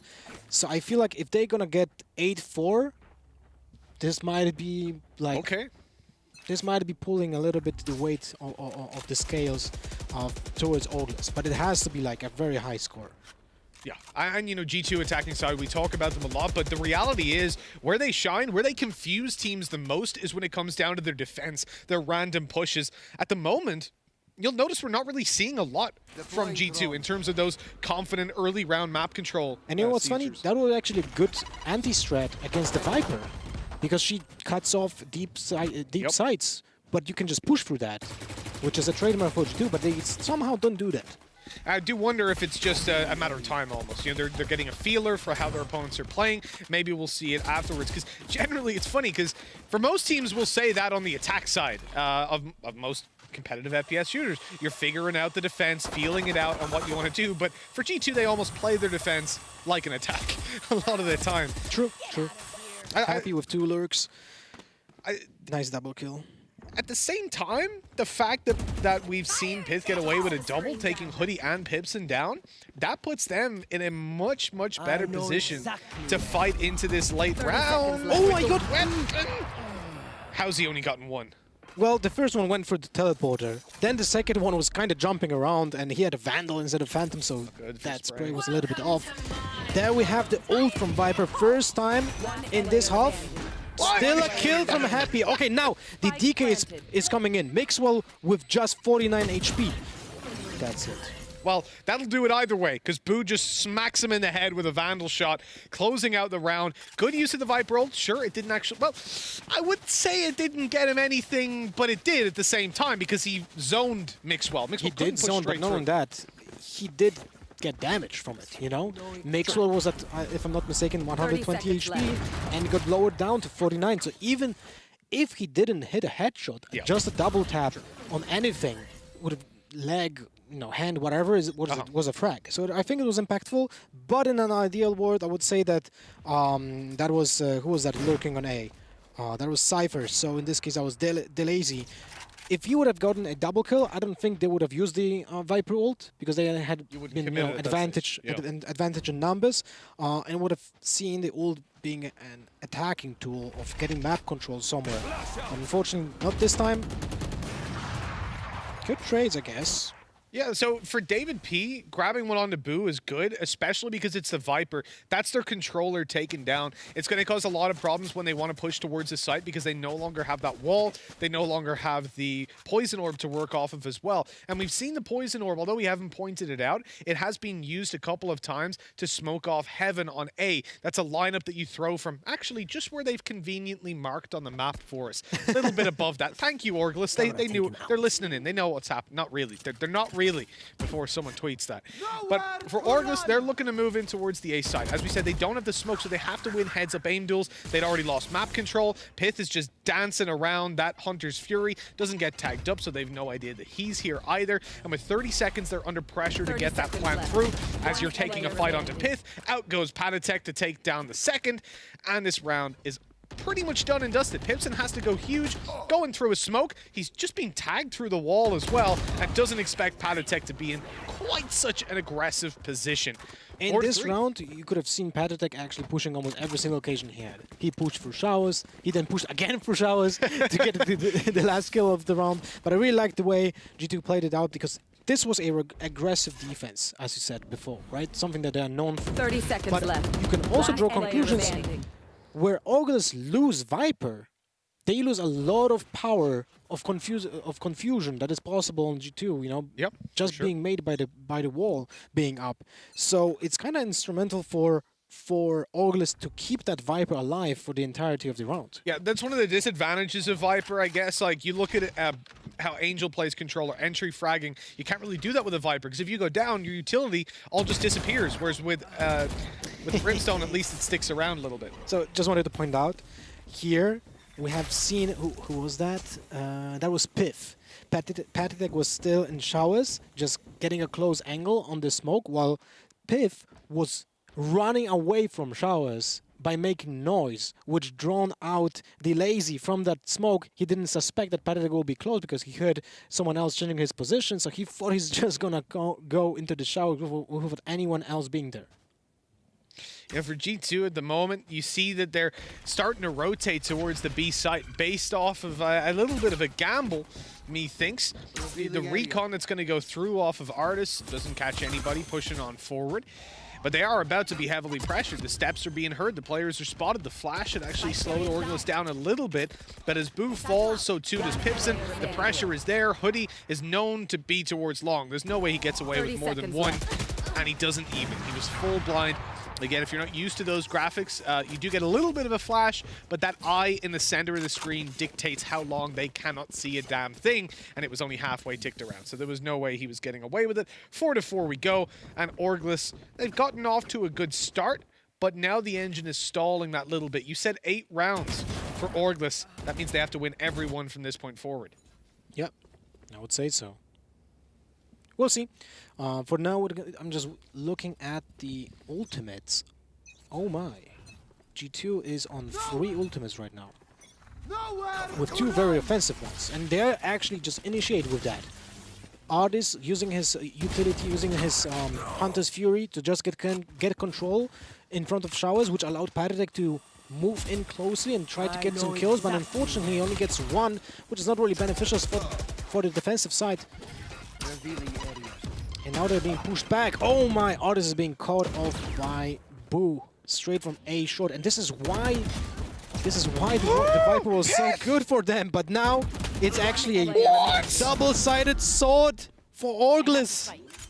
I cannot process what I've just witnessed. Happy, he's left in a 1 versus 2. He's wondering how he got here, and he runs out of ammo. Didn't spot the reload. This is a perfect example of why an entire team needs to be aware how Viper affects their ability of map control. Because first, we see a perfect example when Viper actually comes in handy. No one can peek from lamps on A short because of the Viper wall. So Artis is being caught off because Orglis just got map control of the entire site without anyone from lamps knowing it. But then Orglis kind of stops thinking about lamps because they think no one will just breach that Viper wall, and then Piff just goes like, well, you know, I'm just gonna walk through it, and then kill 2 in the back. Smokes aren't walls. That was so what this is basically a double-sided wall. Exactly. You know, the funny thing there for me as well is it's a little feature that I absolutely love, is that the bodies go through the teleporter if they're close enough. It always just makes me chuckle. Like, you kill him, he just disappears. It's like a finisher, but in the middle of the round. 5-4. G2, they take the lead. 8 rounds no longer possible. Oh, headshot. Tag. Hoodie, 1 HP. The swing up close with a Phantom. Oh, it should be easy. He gets shut down by Hoodie. That's massive. Must have been the right click because he was instantly down to 0 HP. Rocket to the face. Pith taken out. G2 now in a 3v3. Low HP on Hoodie, but that might not matter. Not if you can't get in here, especially because he still has those knives ready and waiting for a victim. You can see, though, the spike. Look at where they've left it. They're going for spawn control. Hoodie is left in towards the other side of the map. And now these players are separated completely. Showstopper, goodbye Pips, and nice knowing you can't get the kill in the meantime. Leaving Hoodie with his ultimate. He's already popped it, so he has got that ready to go, but he has to get a spike plant, and with 10 HP, although the plant will be easy and successful, he doesn't really have the time to reposition without being heard. Just a small thing to know, for everyone to know. There's absolutely no difference in walking speed with the ultimate out or with the knife out. You have the maximum speed with your ultimate out. You've been hurt before by that, haven't you? I don't really play Jet, but... No, I'm playing some matchmaking, you're like, no, it's the same! This could be good though, right click, gets the first dash out of the way, but he can't get it done! He went to the RNG of the right click on range, hoping desperately that he would hit the headshot or enough knives to the body, but Artis was full health and he didn't even take a lick of damage. That will be G2 walking away with this round. So close though, man. Hoodie gave his heart and soul for that one. That was actually well played by Oras. He knew he's playing against a Jet, so he won't go for a white peak, because he knows he's basically against a shotgun, right? Yes, essentially. There's a higher chance he's gonna get hit for 150 if he shows more of his body. When he's just, you know, just shoulder peeking, basically. This allows him to get a better angle at not getting hit many times with the knives. Which weapon, whatever weapon was in play for Pipson actually became a very important topic because he had the Sheriff to kill that Mixwell in midair, who was 50 HP. Did he pick up a weapon from Happy? I don't think he had stepped over the body yet. I'm not 100%, but either way, equipped, he had the Sheriff, which meant when Mixwell went up high, it was very hard to hit. If he hit him once, that would have been the round done. It would have been a 1v1 for Hoodie. Could have easily won that on the initial angle without having to dash out. So actually, Happy surviving was... or Mixwell surviving, excuse me, was what ultimately won them that round, and the ability to play off each other. There's a Viper ultimate right now. The pit. Where will it go down?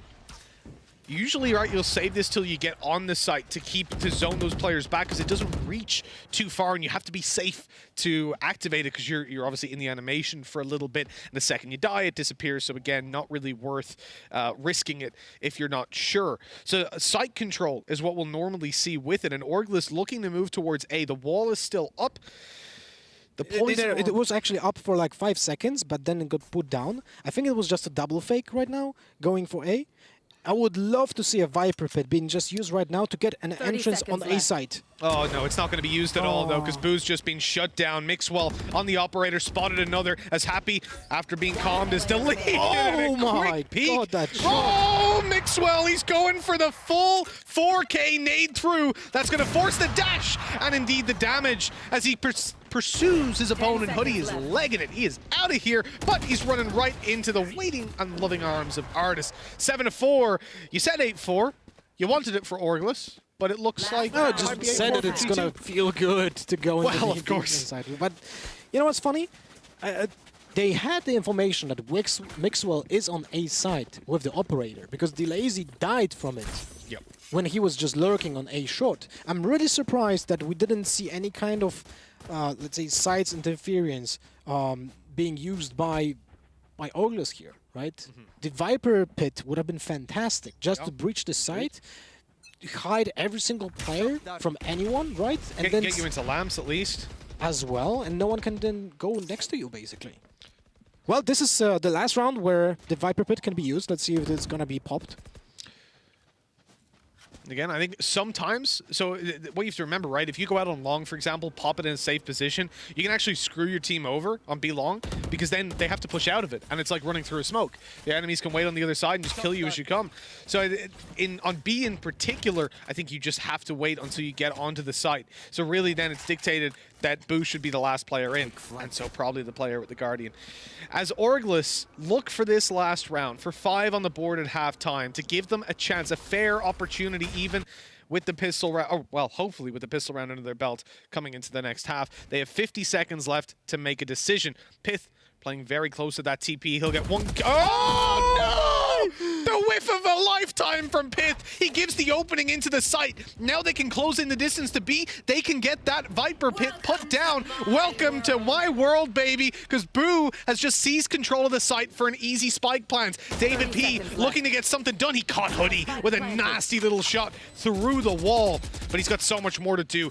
this is actually somewhere the Rolling Thunder can be massive. He's going to use the stun to start things off and allow a peek, actually a nade to go down, but it doesn't catch any damage. An Odin in play. A Rolling Thunder comes on through as they swing into the site. Mixwell goes up on top. He doesn't see anybody. Oh, he actually does catch Happy, but now it's time to go inside of all of this decaying material. They've managed to shut her down. Mixwell stepped into the snake bite. He didn't see it. The time is low. Dave has to tap it, bait out that final peak, goes for the stick. He's super far away. But oh, the wallbang can come through. They're both low HP. There we go for David P. Is there enough time? It's going to be close, but I think he's got it. And yes, he does. 8 for G2. Below 1 second for the defuse. It was so close. 0.81, indeed, below 1 second in G2.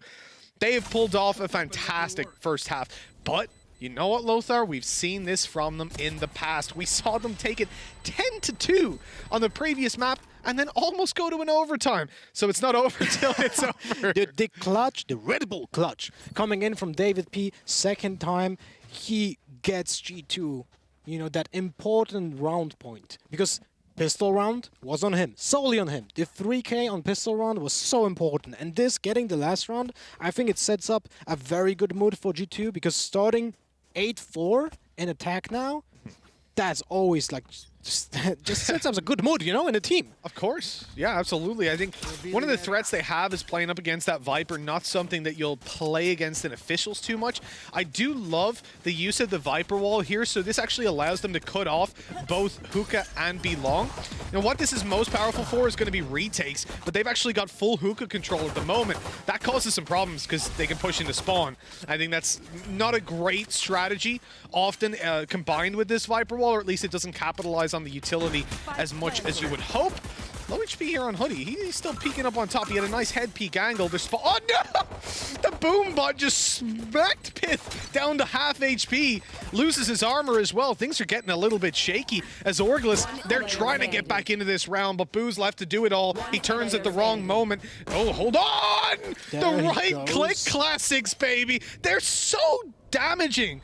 I completely agree that it just feels like it's too much to turn down in a pistol round, to have armor and the ability to do that to your opponents. Yeah, I really love it. It just allows you to have such a cool mobility options, right? You can jump over something, just get a triple by jumping over a box or something. Here, you can do it while full strafing, because you're guaranteed that one bullet will most likely go where the crosshair is. Oh, right? yeah, absolutely. There's a high chance of that. It's gambling a little bit, but it's very high chance of gambling, especially when your opponent is so close. So you have a good aim, you have good tracking, you're gonna get those kills. 100%, yeah. When they're basically hugging you like that. What is this wall? So this is a different wall. There's the one way for showers. I really like that one because it's basically just, it's an intimidation factor. Like, you cannot push for that. Your feet are being visible from every single angle. You get tagged by the DK, so you don't have 150 HP, so one headshot from Phantom always gets you. It's really powerful. So the wall I've normally seen was for hookah or long. This one is actually going to cover mid as well. Yeah. Where you'll often see that one way used on top of the mid box. So what I've seen from Boo here, he gets a one-way setup for A short and then uses the wall to cover B, or gets showers one way here and then gets a wall on A short to help him out as well. It's really smart. I like that distribution of resources, as it were. Deleezy's opening this one up, but he has taken a lot of damage. He's forced back to play inside of the elbow, but his teammates are starting to creep out onto the site. That flash was so good, and it delivers no kills. In fact, it goes the other way. G2 are being torn apart on this push, and now in a 1v5. Oh me, oh my, Orglis. They love to do it to G2 on those weaker buys. That was actually a force. That is actually a Prime Gaming flawless round. They've managed to walk away without losing a single player when they had like a Ghost, they had some Spectres, like it wasn't the best of buys, and they just shut them down. That's such an important round for Orglis. They're gonna most likely win the next one, unless we're gonna see a repeat of history from the split map when it was Orglis defeating G2 on the full buy versus Eco, and now maybe G2 will repay them. But we'll see.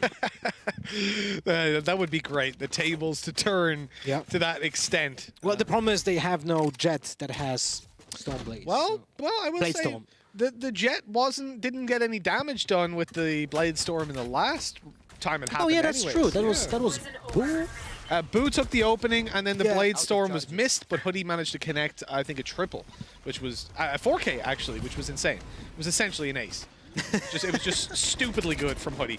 David Peace managed to plant the spike in this round, though, as G2 get complete control over the A side. Orglis, here's some shock darts coming through. Jonas has got his notepad out. He's going to give us a rating on all of these on 1 to 10. Those are not the best. That's not going to be a 10. Hey, Jonas did say any lineups he hasn't seen before. I bet he hasn't planned that one. I can not in his guarantee you I've playbook. seen that in matchmaking.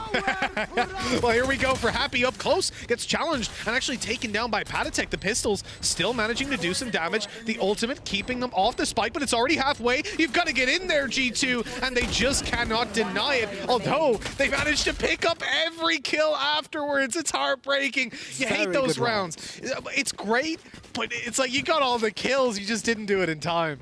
Yeah, but they hurt Orglis' economy like really heavily.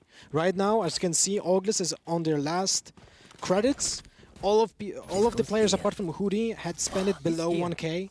That means they're not going to have a full buy if they lose next round, and that would have been a different story if they would actually not lose players in this in the previous round. So very good play by Mixwell and company here, because that allows them to have basically a free round if they win this one. But this is a pivotal round for G2. They need to win this one, and now we see Boo using his Viper Pit defensively, cutting off entirety of A short from movement of G2, because he can just keep those taps on anyone being in that Viper Pit. No one wants to breach that with 1 HP, right?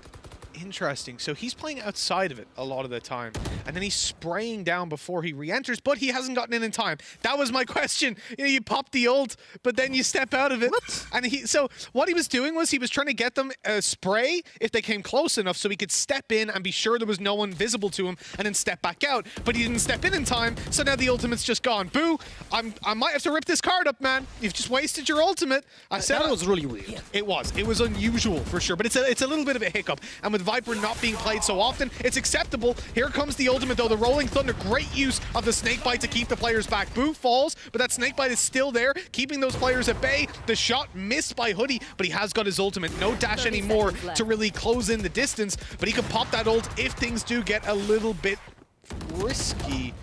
Pipson, he just had an arrow out. He was lining them up, didn't even know the players could push close. Pit plants down the spike. Now G2 go for the post plants, but here's where things get a little bit risky. David P and Pit are both very low. Not the best of weapons in David P's hands either. Satchel through. Patatek destroyed it though in midair, but he could be traded on so easily. Not even that. He's taken down initially. Delezy doing all the damage. He's winning this round for Sheezy, and Orglis putting 8 on the board, tying it up, making sure that G2 don't win those important rounds. That was such a clean breach of lamps. You know, one player was covering the one angle, the other one is taking his right side. So basically they had a crossfire set up. So even if they would lose one player, there was a crossfire ready for the trade. So very, very well done by Orglis here. I mean, those are just kind of basics of playing on high level, but still, it's so satisfying to watch this kind of movement. Yeah, the timing there for Pipson was terrible. He wasn't lining that up for as long as I thought he was. He'd actually just pulled out the arrow, so I think he was not even lining it up, just pulling it back, gonna fire it and then go through for the push, use up his utility before he potentially died and was traded, but instead he just died, which is unfortunate, but these things do happen. As it's 8-8, we said G2 needed the previous round, but they have got a full buy here. As it comes into this one, failing to get it here will give Orglis the lead for what could be the first time in the series, but definitely the first time in the late stage of a map. If you're G2, you don't want to let this one slip. You don't want to, because we've already seen Orglis have got what it takes to take down G2 in a couple of these buy rounds when G2 are really focused. The attack seems to be angling towards the B site. There is always that wall to worry about, and Boo playing towards A will be able to deploy that at any time. Oh, important first blood by Mixwell on A. Drags a rotate, but they decide to stay around anyways, actually coming back over for a 3-man B stack. They're going to have to play retake because of the utility used up and the fact that they had started a rotate to A, so no one was on site. They've dropped the spike. Delisi gets out alive. This man is Houdini. I've seen him so many times get into fights where he should die, but he gets away. Shock dart to Pith, but it's only tickling him until the second one comes in. That does the damage. That lights him up. Mixwell, he falls in a trade. Pith on the wall bang after low HP. What a spray by Happy. And then the ultimate popped as well. Good night and sweet dreams, Artis. And good night and sweet dreams to the G2 lead. Because Orgless, they've just taken a 9th. I raised my eyebrows at Happy's flick. That was so cool and so important for the entirety of the round. Like, that allowed basically to get a kill on the pocket, which then popped the ult and didn't even, like, there was no duel in Hookah. He just got killed by Showstopper. Artis just paid the price for that lucky spray. Oh, I mean, not lucky, sorry. I don't want to say lucky. This is skill. This is muscle memory. You know how much you need to move your mouse to get exactly that angle, and then good control. It was very cool to behold. If he hit the first shot, it would have been lucky. But he flicked, started the spray, missed, and then 3 or 4 bullets in, spray transfer, or corrected the spray, I should say, onto his head perfectly. And all within a millisecond. I barely registered he was being shot at and he'd killed him. That's unbelievable. I think Happy's showing, he's flexing his chops a little bit, that he's not just an ex-CS player. He still got it in the tank. What I'll mention as well, and I think it's something that we don't always do credit, especially with scoreboards, to Raze players. Because Happy at the moment, he's got 12 kills. He's doing well. But it's not all about frags as Raze. As long as you're able to tickle those players up, and the same can be said for the likes of Pipson. I think Pipson's a better example in this specific moment, and Solkus earlier on perhaps as well. He's got 5 kills, so it's easy to look at that and go, haha, Pipson bad. But 7 assists, and we don't know the extent to which he's done damage and players haven't died, that those duels have still been won. It is something that if you're using your shock darts, your paint shells, obviously on 2 different agents, I don't think that there's like a super agent in the game, and dealing damage, and your teammates are able to follow up on them, that's always going to be a positive. Now, it's even better if you win your aim duels too, but kind of everything. Oh, Maxwell pushed through the snakebite. This is one of those important things that a lot of people kind of forget about. Snakebite gives you a debuff, which then increases the damage that you get twice. I mean, sorry, doubles it, right? So 1 shot from a Phantom in your body deals 78 damage. 2 taps to your body just straight out kill you, which is something that when you play against Viper, you need to remember, because you cannot basically push through the snakebite. It doesn't really deal that much damage, but you get it followed up. Oh my, what a good Happy lurk. Yeah, he's just pushed straight through B. He's like, hey, G2, I heard you like aggressive defensive sides. Let me give you a taste of your own medicine. And that he certainly is doing.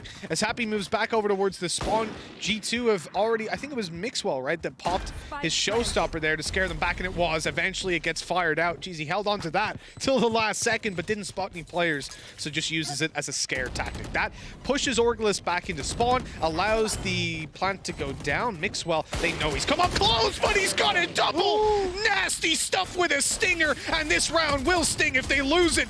Oh, pushed out of position. Happy's 1 HP, and that is going to be a Playzilla thrifty for you. 9-9. G2 get right back into the game. I'm honestly baffled. How the hell did that happen?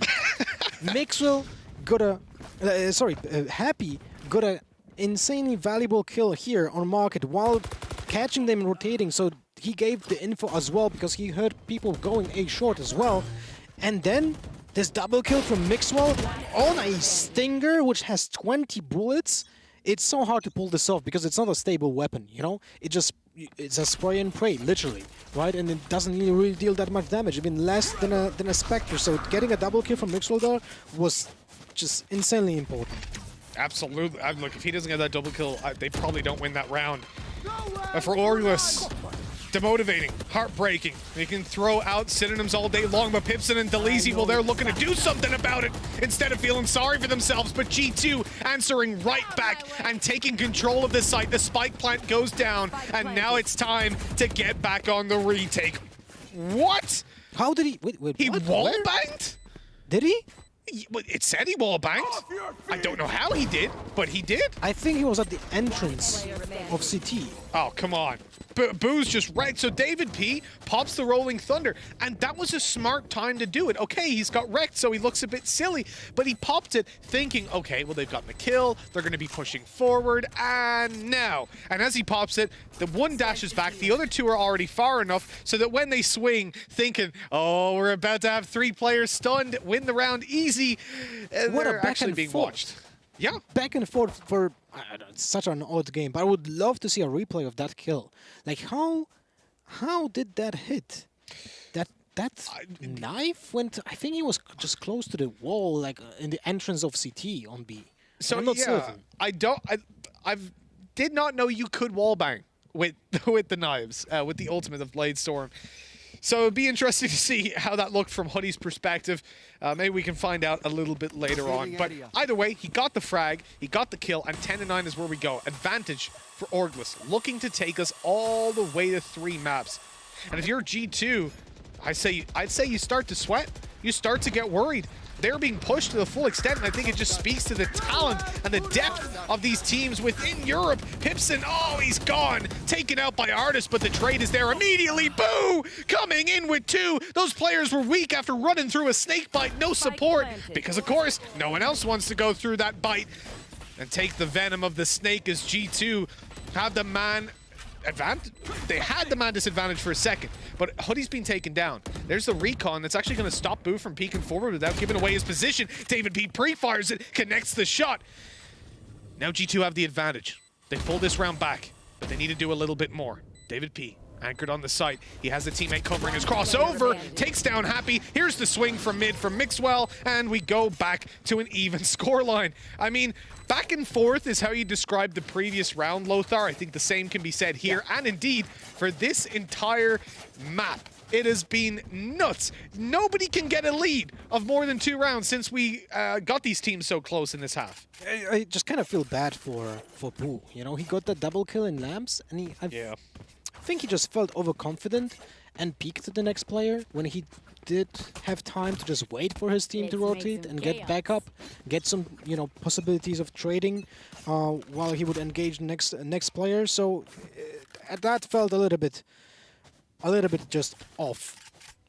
Yeah. At the same time, David P hit a sick pre-fire on him, and he had just peeked out to destroy the recon dart. I think just trying to seize the information back. Sure, he didn't need to be there at that time, but I guess he didn't expect David P to just go Ferrari peek in that corner to try and find the frag. But if you're expecting G2 to play scared at any stage of the round, you're playing against the wrong team. What's the setup right now? 4 people from Orgless on A. Just Cypher on B. Interesting setup. Now let's see what G2 is trying to do. They all rotate towards long B.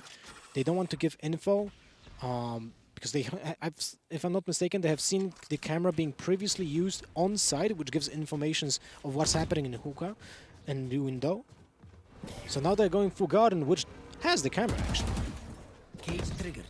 Well, they'll easy. Oh, he spotted so many of them. That's easy damage at least, but no kills. Oh, Patatek sprays back through and shuts them down, but the teammates are there. Happy's already in position to help them out. They've spotted 2 inside the tunnel. The swing out gets Happy 1, but he falls right afterwards. Artis on a further trade to give a man advantage to G2. They'll pick up the spike. They'll go for the plant, and now there's only Boo left to do it all. A 1v3, but no 1v2, as David P takes him out straight away and puts 11 in the hands of G2. Now, you know what? G2 tweeted out in between this map and the previous. Wasn't even close. 13-11, easy map. I can already see the tweet being typed in, the graphics being generated. 2-0, didn't break a sweat. Don't lie to us, okay? Don't lie to us. You know what was really cool about the previous round is the round wasn't really complicated when it comes to like execution, like it wasn't really about timing on some playbook plays, right? But it was about improvisation and keeping, like playing off each other like signals. Patatek holding an angle that was being used by Delazy and just shooting through the cage was so important to keep Mixwell alive, especially after 3 people from G2 were being spotted by the ultimate from Sova and by the Cypher trap. So one player hold to B, but it's going to be the Viper's Pit that's popped to make use of the Stinger if they drop out of hookah. The push in on the A site as Mixwell cuts away with that frag. Somehow, that's a 3K. I don't believe my eyes. I'm pulling G2 back into a round. This is very important kills that we're seeing because, in fact, it's a 2v3. Pith is 1 HP. Pipson's in with another, and Pith is still alive. This is so winnable. Pith down on 5 health as a 1v2 to win. Both of his opponents are low. He's got the timing. Boo has no idea that he's being flanked on at this moment. This could be Pith walking away with a double kill. And he gets it. The clutch from Pith to put G2 all the way up to map and series point, or very close to it, as it's 11-10. Ridiculous. That was a Red Bull clutch if I've ever seen one. That it was.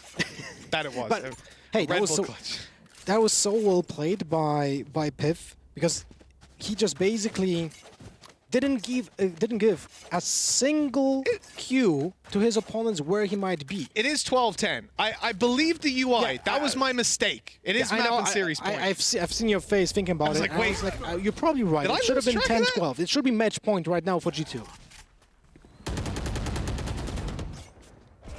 Well, hopefully we'll get on that.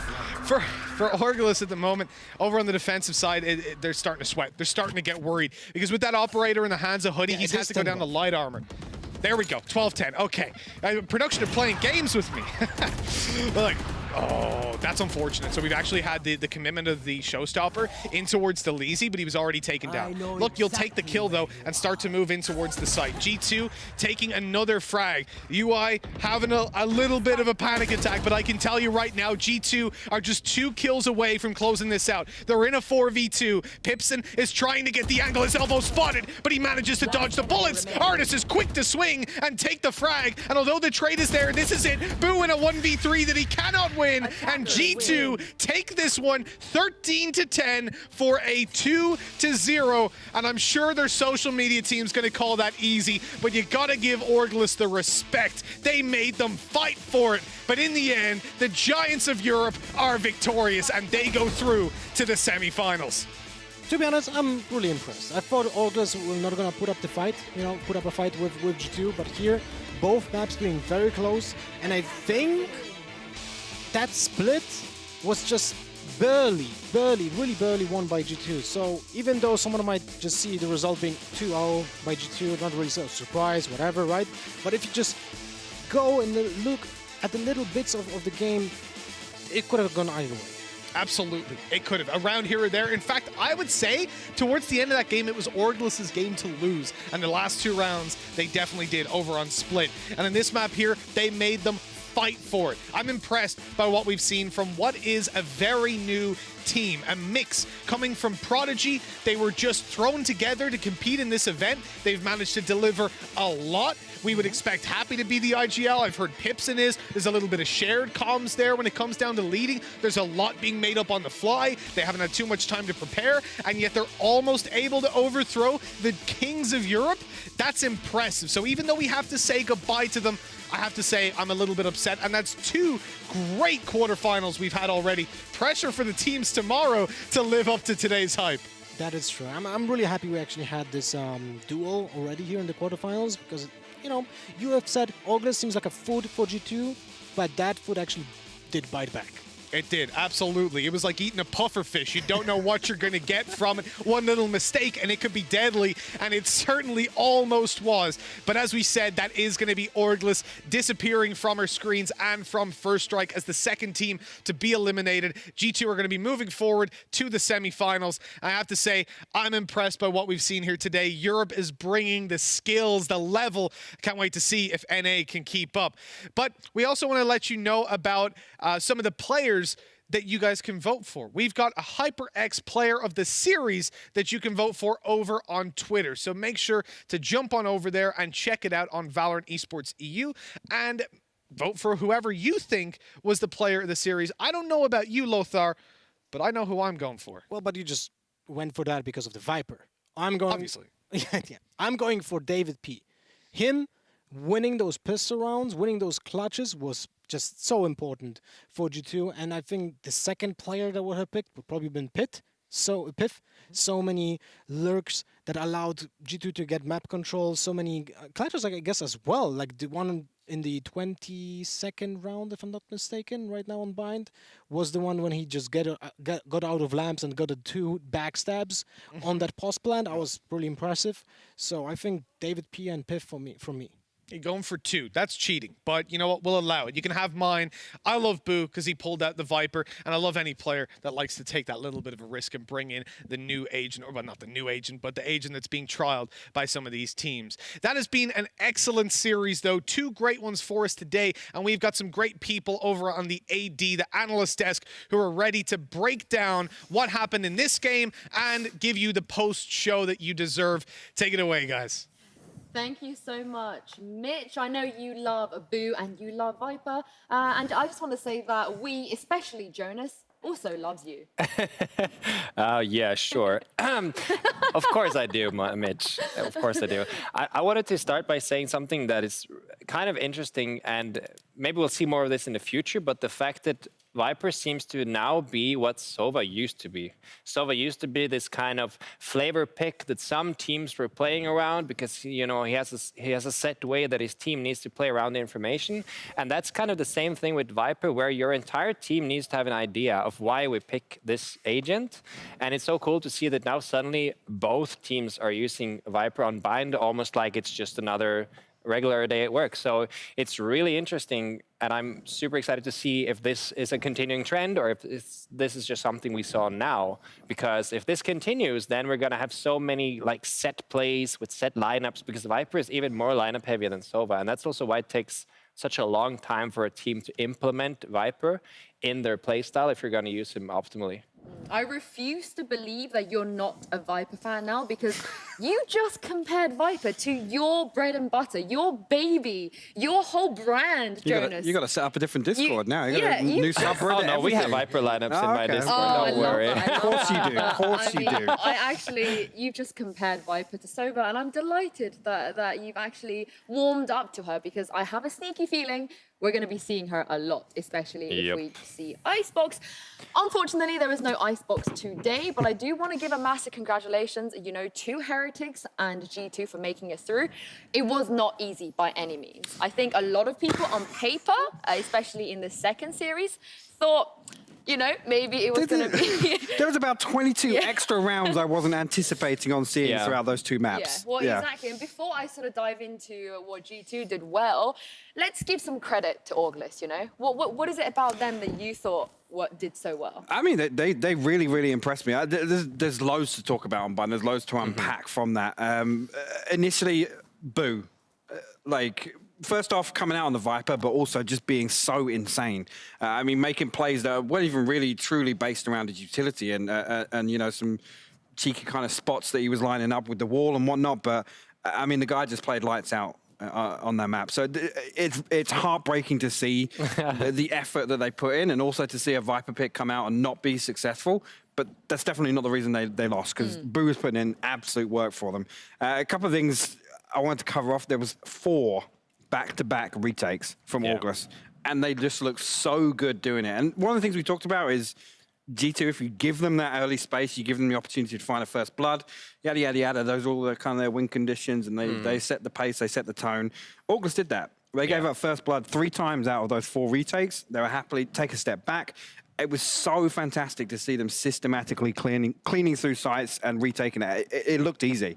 I mean, it actually took 5 rounds for G2 to even counter that with any aggression in a post-plant situation. Yeah, and it's also very interesting, since we just came from a split that was just like dragons roaring at each other, full chaos, like push this, push that, shoot this, and then suddenly we have both these like refined players who like send the Viper wall, wait for the information, push, don't push. So I think it's really interesting, and of course you can say that from like past experiences that maybe this playstyle didn't suit G2, but it also seems like this is something that they've been forced to do because now other teams are starting to catch up, and you can no longer just be a duelist to win. Yes, well, it's a really important point you make, and we talked about Happy and Pipson just obviously when we were leading up to this game.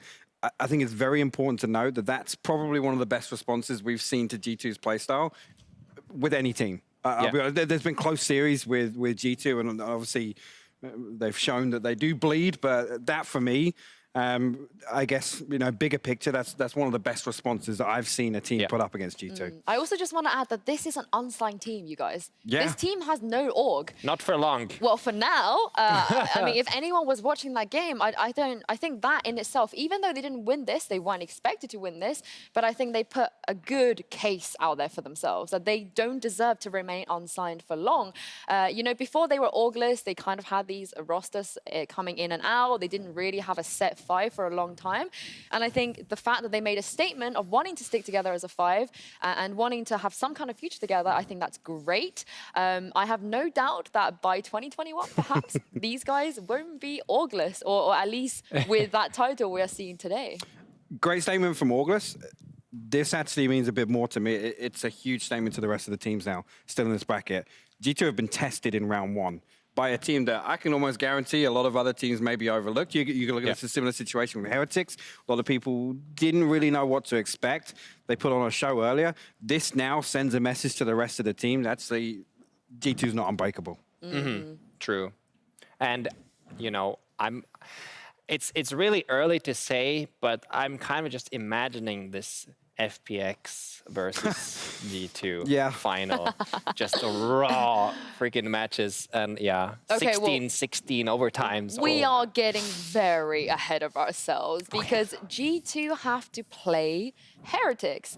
And before we get on to that, I just want to say that Lothar is going to be very happy because we do have our result for HyperX Player of the Series, and that went to, deservingly in my opinion, David P. Yeah, I mean, it's fantastic to see. One of the most amazing things, early days with Valorant in EU, was seeing David P on the stage. So the fact we saw him kind of put in work again on Split, but the highlight for me was him playing Breach on Bind. And he's playing a very similar role, these slow lurks and these slow progressive pushes through the map on defense. Obviously, the trademark really for him.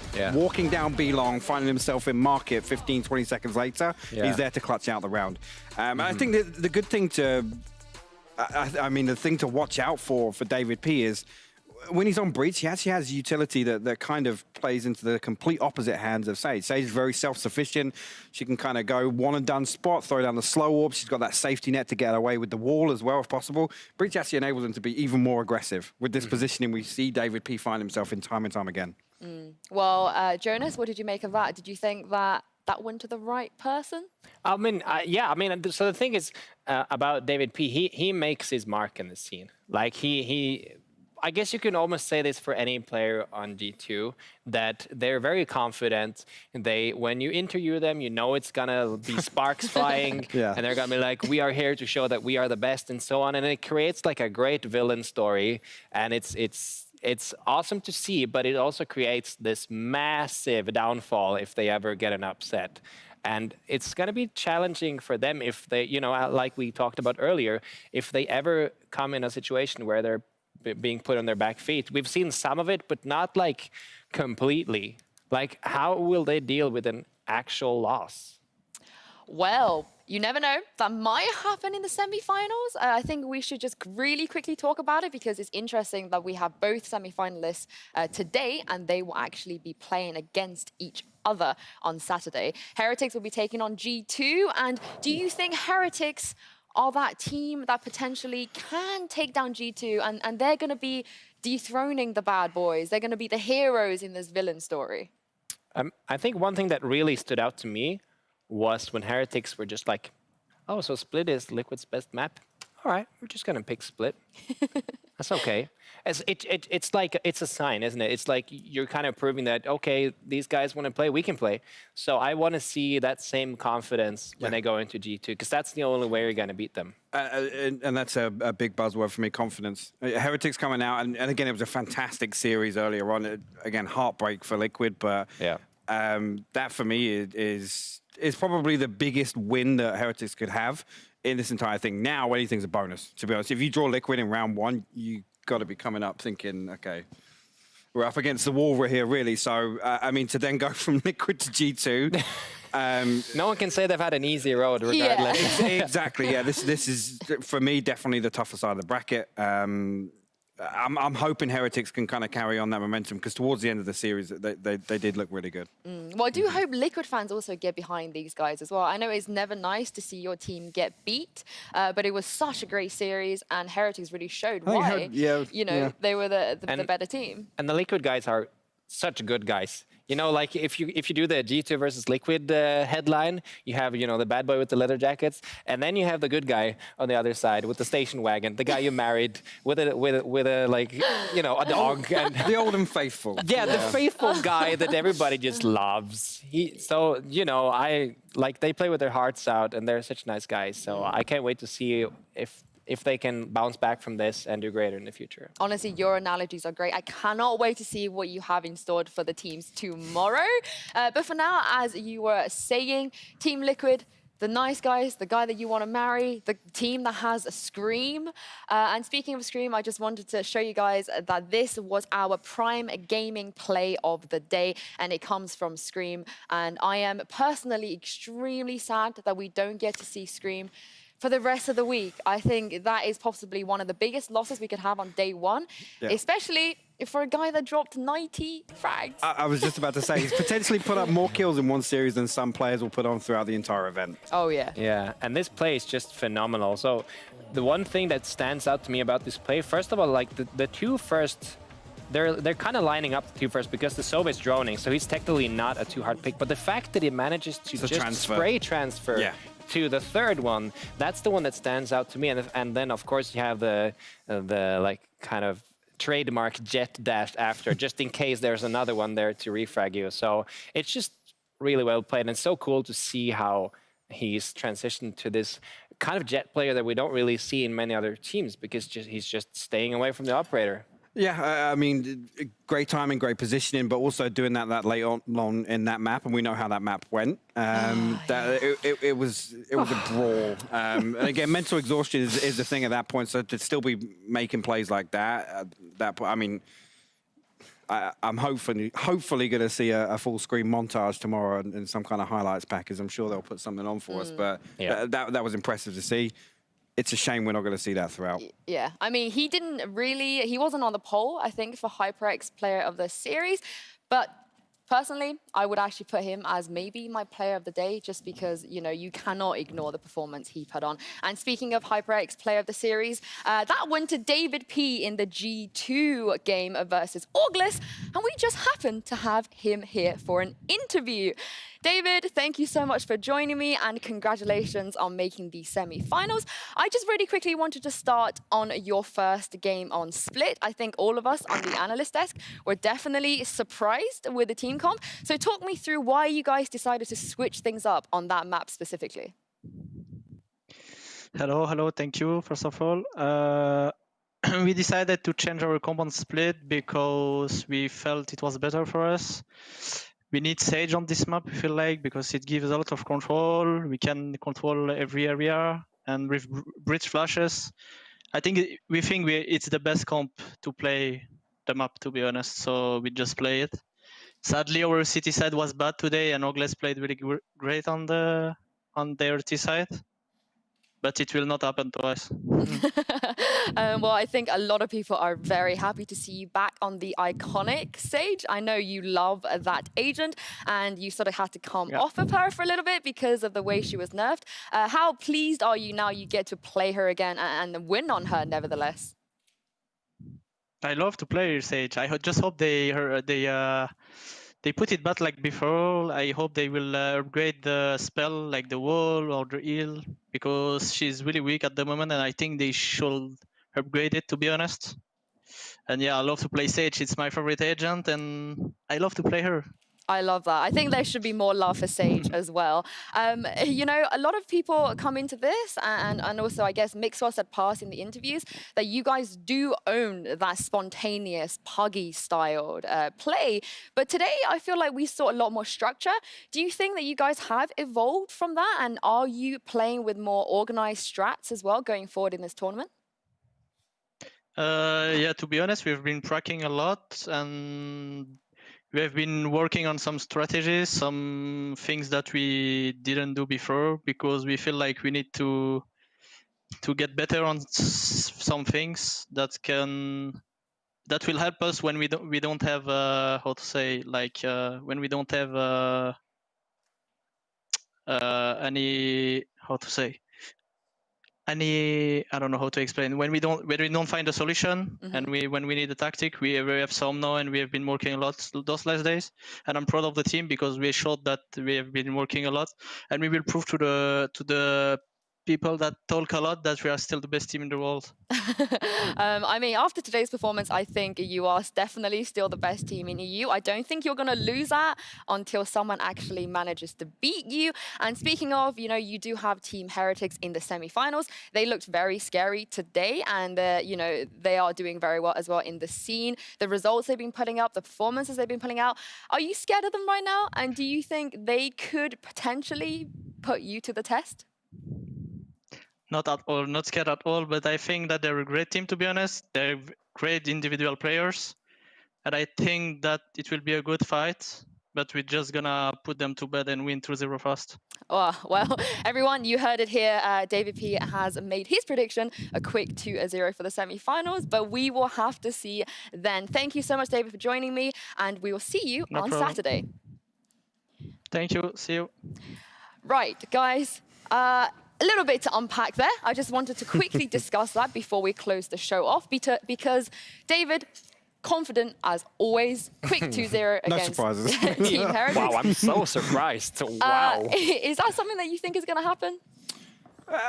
It's definitely. I mean, it's never off the cards really with G2. It's definitely the one thing I want to tap into. What he was talking about in the interview there is. I started touching on kind of sustainability for G2, and you have to be ever evolving in games like this. I mean, if you keep repeating the same thing, yeah, sure, it's going to work but how long does that luck run? I think now coming to First Strike, up until now, there's been few teams that have been able to really test G2, either playing their game or counter-strategy them in terms of being very well equipped in terms of executes. The big thing for me is how often G2 just, I mean, they look terrible for the first half of a map, and then it's like a different team in the second half. Yeah. I think they are probably going through a bit of a transition period, especially like David said, they are bringing a few more things in. But that is everything, you guys. That is everything today. Jonas, anything left to say? Because I feel like you're quite eager to add a point there. No, I mean, I guess, no, you know what? I'm excited to see what the teams tomorrow will bring to the table, because we have teams that have had a lot of time to prepare. And just like today, we got surprised today, so why will we not be surprised tomorrow as well? And matches will probably be a lot closer than what we think.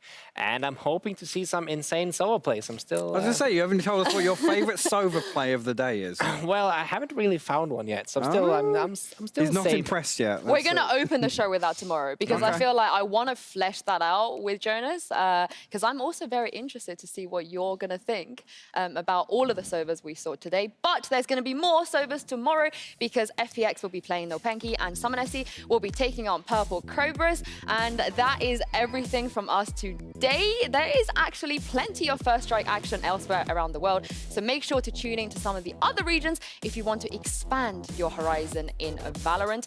We'll be back here tomorrow, like I said, opening the show with Summonessy versus Purple Cobras, followed by FPX versus Nopenki. See you guys then.